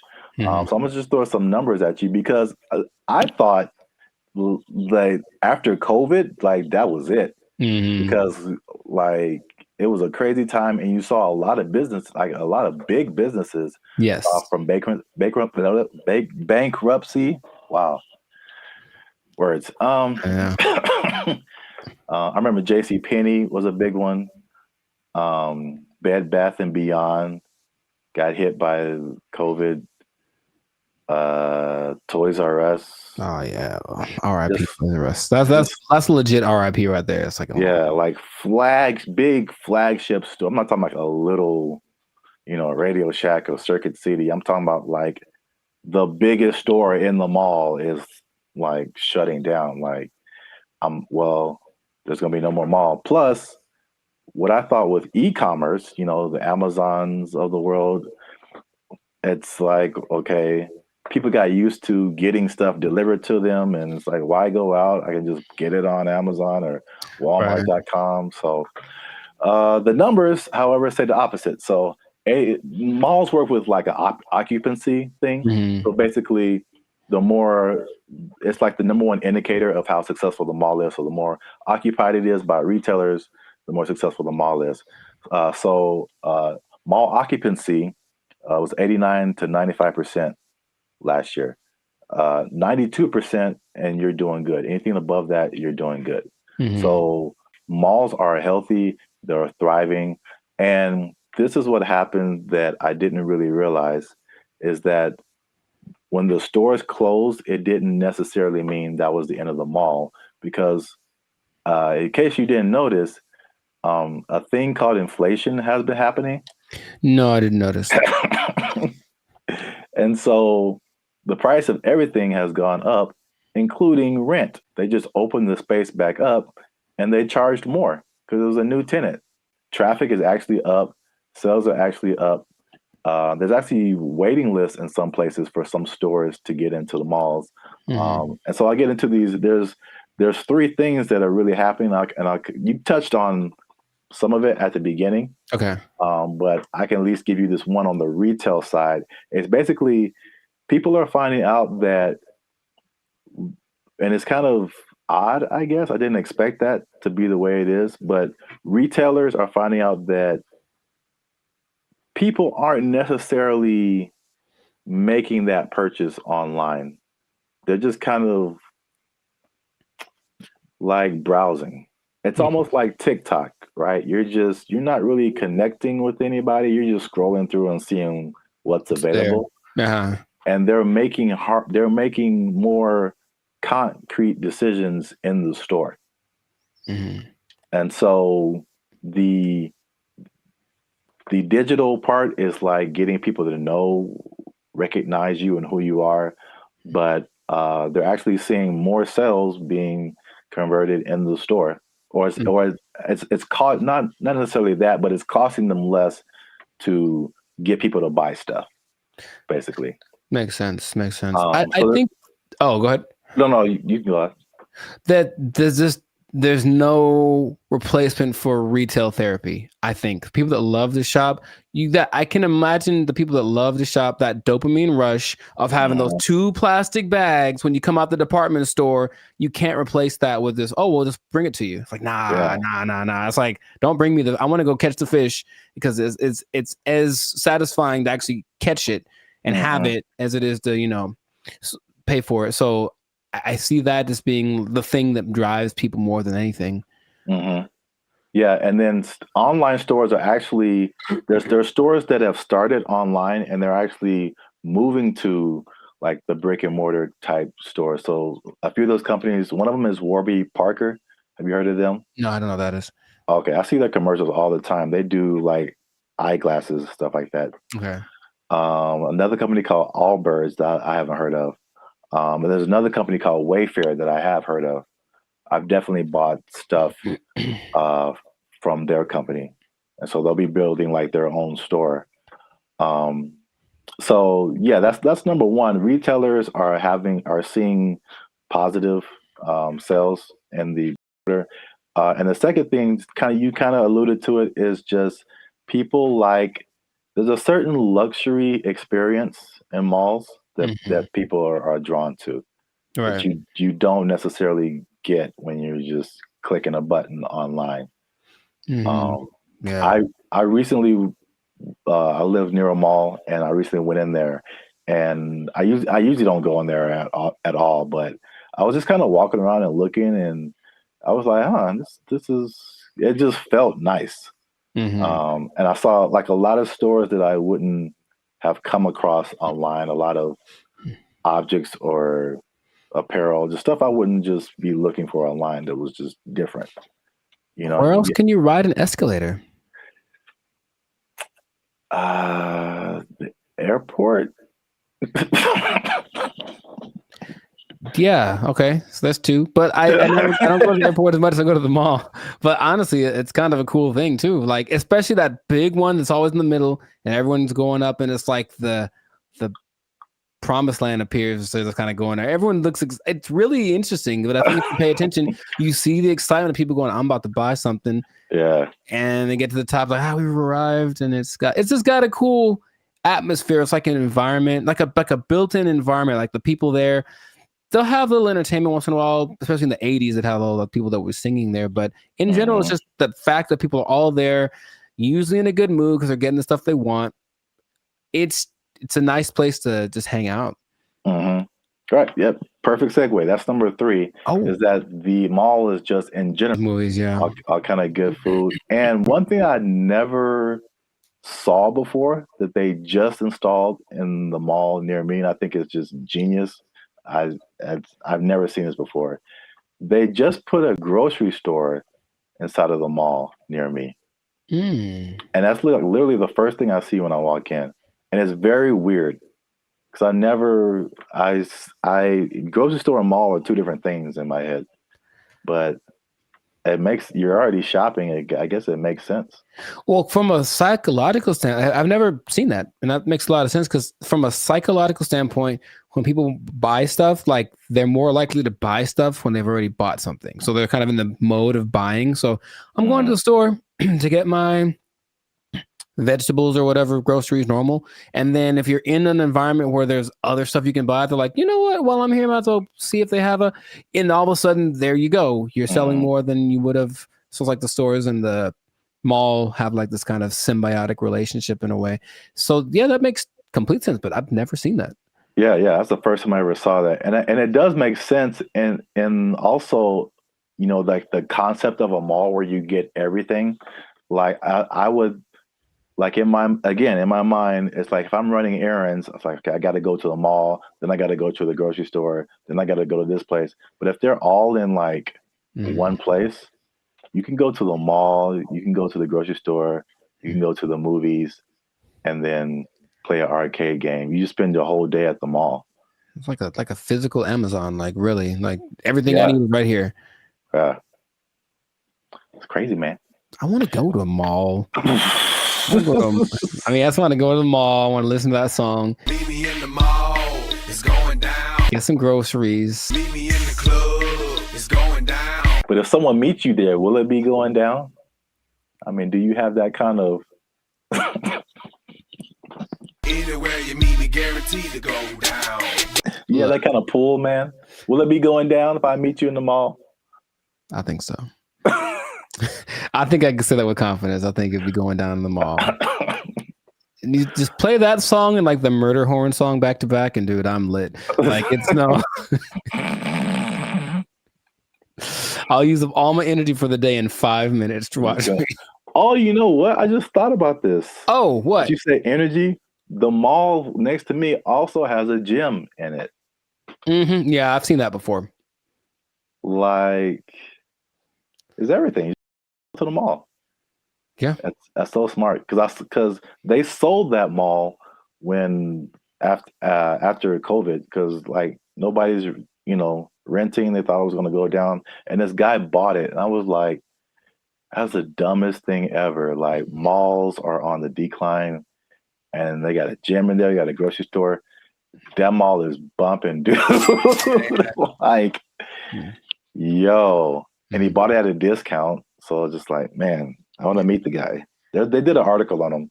Okay. There was something depressing about the old malls, though, in some places where they're like kind of abandoned. Oh, yeah. Those are kind of, all right.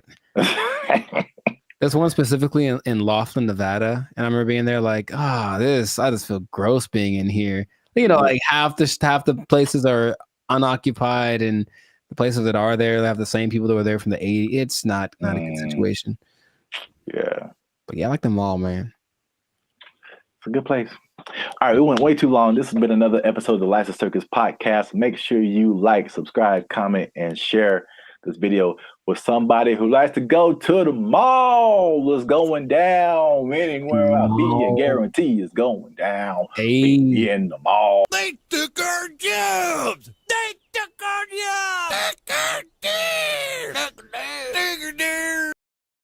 Whenever you buy things on the self-checkout line, it says out loud how much everything it is that you buy. And that's kind of a weird thing.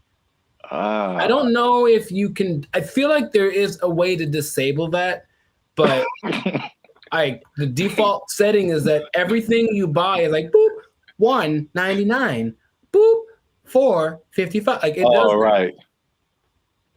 Does it say your? Well, I mean, so what's so bad about that? It's my business. Some people be knowing what I'm buying. Like that's all. Don't put my business out there, robot. That's all. What's up, everybody? I'm Zap, and this is Jericho, and we are the now 6-time international award-winning pop hip-hop music duo Bandit Future. We do clean, fun music that everyone can listen to with a sound that's uniquely Californian. And right now, you're tuned into the Life of the Circus podcast, where we talk about everything that's funny, interesting, and ridiculous. But wait, we need your help. Help us out. Tired of eating mayonnaise sandwiches? Give your boys some funds. You know what I'm saying? You can join the channel, become a member. That'll help us out. Or you could just like, subscribe, comment, and share this video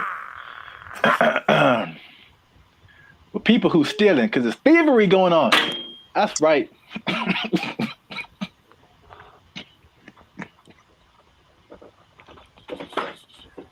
Here's the thing about that. I don't know what you're about to say, but this is going to be weird, almost like a devil's advocate thing. But like stealing is really fun. No, bad, Jericho. No, here's the thing. I'm just trying to say, like, why do people do it? Like, I get it. It kind of has a thing. You get this like rush of adrenaline that doing it, and then you get the thing that you stole. It's like two things to do. You know what I mean? No, we're not doing the two things. No, I'm not telling people to do it. I'm not telling people to steal. Like, don't steal unless you want to. But like, don't, like, stealing's bad. Okay. In case you haven't noticed, people are stealing, and they're stealing a lot. And if you stick around to the end, I'll tell you exactly how much that they're stealing, and the number is going to surprise you. It's very shocking.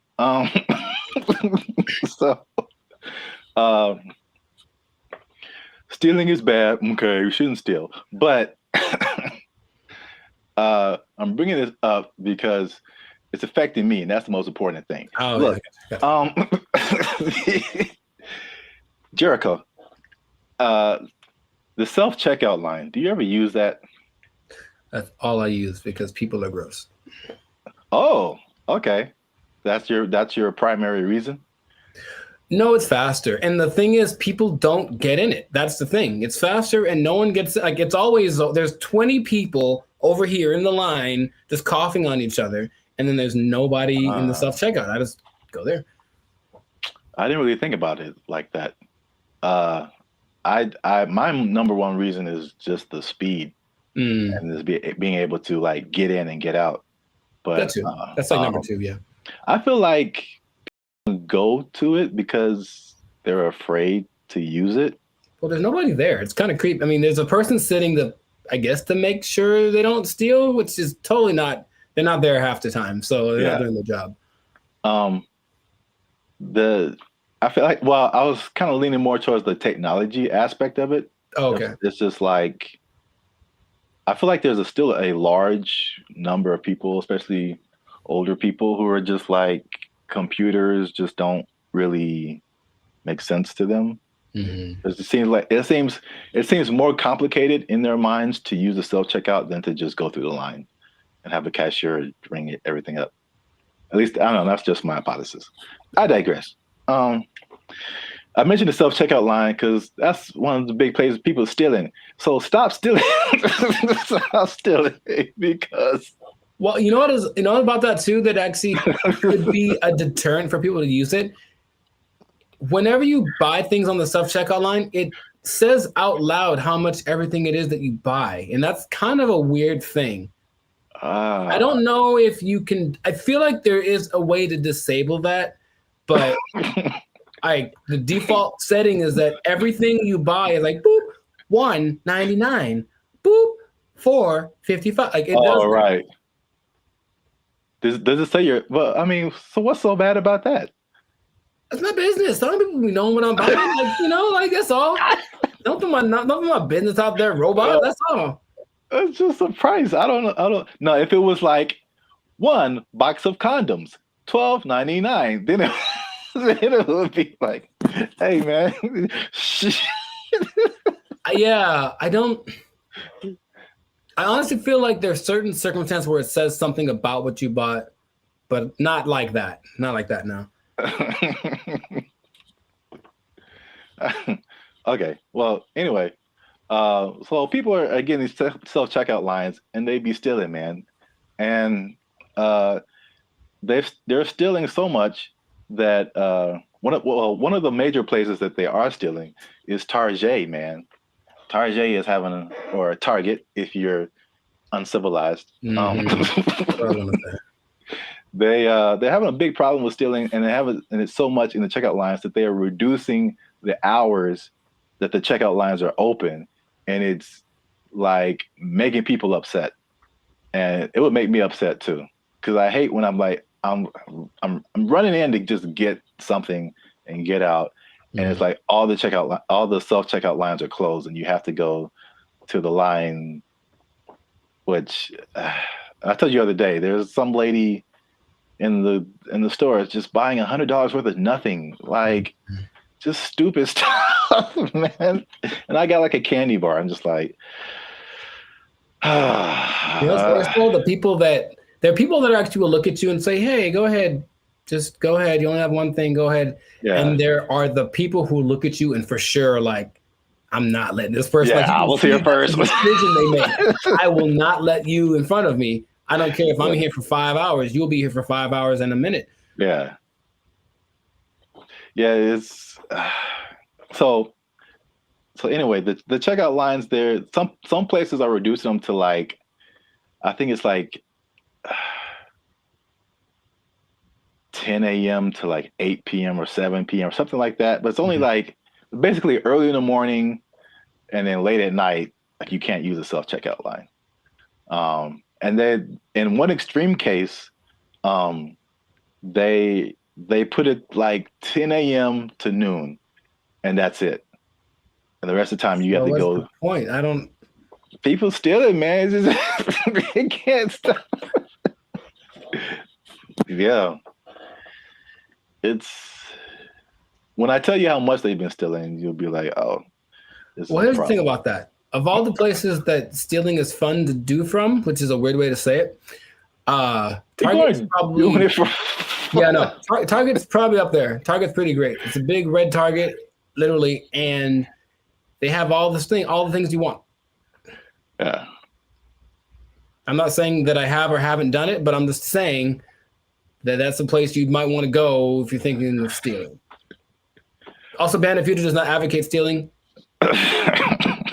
Pay for everything that you possess. You're just making it sound really attractive. I don't know, understand. Oh, I mean, that wasn't my intention. I'm just, Yeah, stealing is fun. I'm like, wait a minute, it's not where I'm trying to go. Oh, okay. So I don't want to be like I don't think fun is the primary reason. Have you done it? No.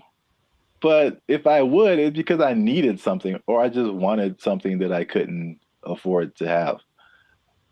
Oh. Haven't you seen Aladdin? Yeah, it's he looks like he's having fun though. Ahead of the gotta eat to live, gotta still to eat. Tell you all about it when I got the time. See? He was fighting for his life, man. He made a song about it though. He's having a good time. All right. So how much? Okay, let's two things. How much money do you think Target is losing a year from people stealing? I don't know how much they make. I don't either. Okay. So I mean, I'm guessing it's a high number because here's the thing too. Target's everywhere, right? Yes. They cracked down on Target, the security in California, but I would imagine at like 4 p.m. on a Tuesday in Iowa, it might not be much defense if you want to steal something from the local Target. Okay, so Target annual revenue is about $100 billion a year. Okay. So that's a lot of money. That's a lot of billions, but stealing, I would say. So how much is that? 2% of it? What's 2% of 100 billion? 2 billion. Billion? That's the number, I guess. 2% of whatever they make. 2% rule, but for stealing. Also don't steal. Now that we know how much that they make, this number doesn't seem as crazy as I thought. Okay. Because they lose 500 million. Oh, yeah, that's not... Okay, so, right. It's like context. Like in a bubble, that's a lot. Yeah. It's a whole lot. It's a lot of money. It's a whole lot of money. But it's like 0.5% of all that they make. That'd be fine. Yeah. Now, that'd be crazier if it was we changed our mantra. Everybody just go out and steal. Target, especially because they got it, man. They cool. That'd be all right.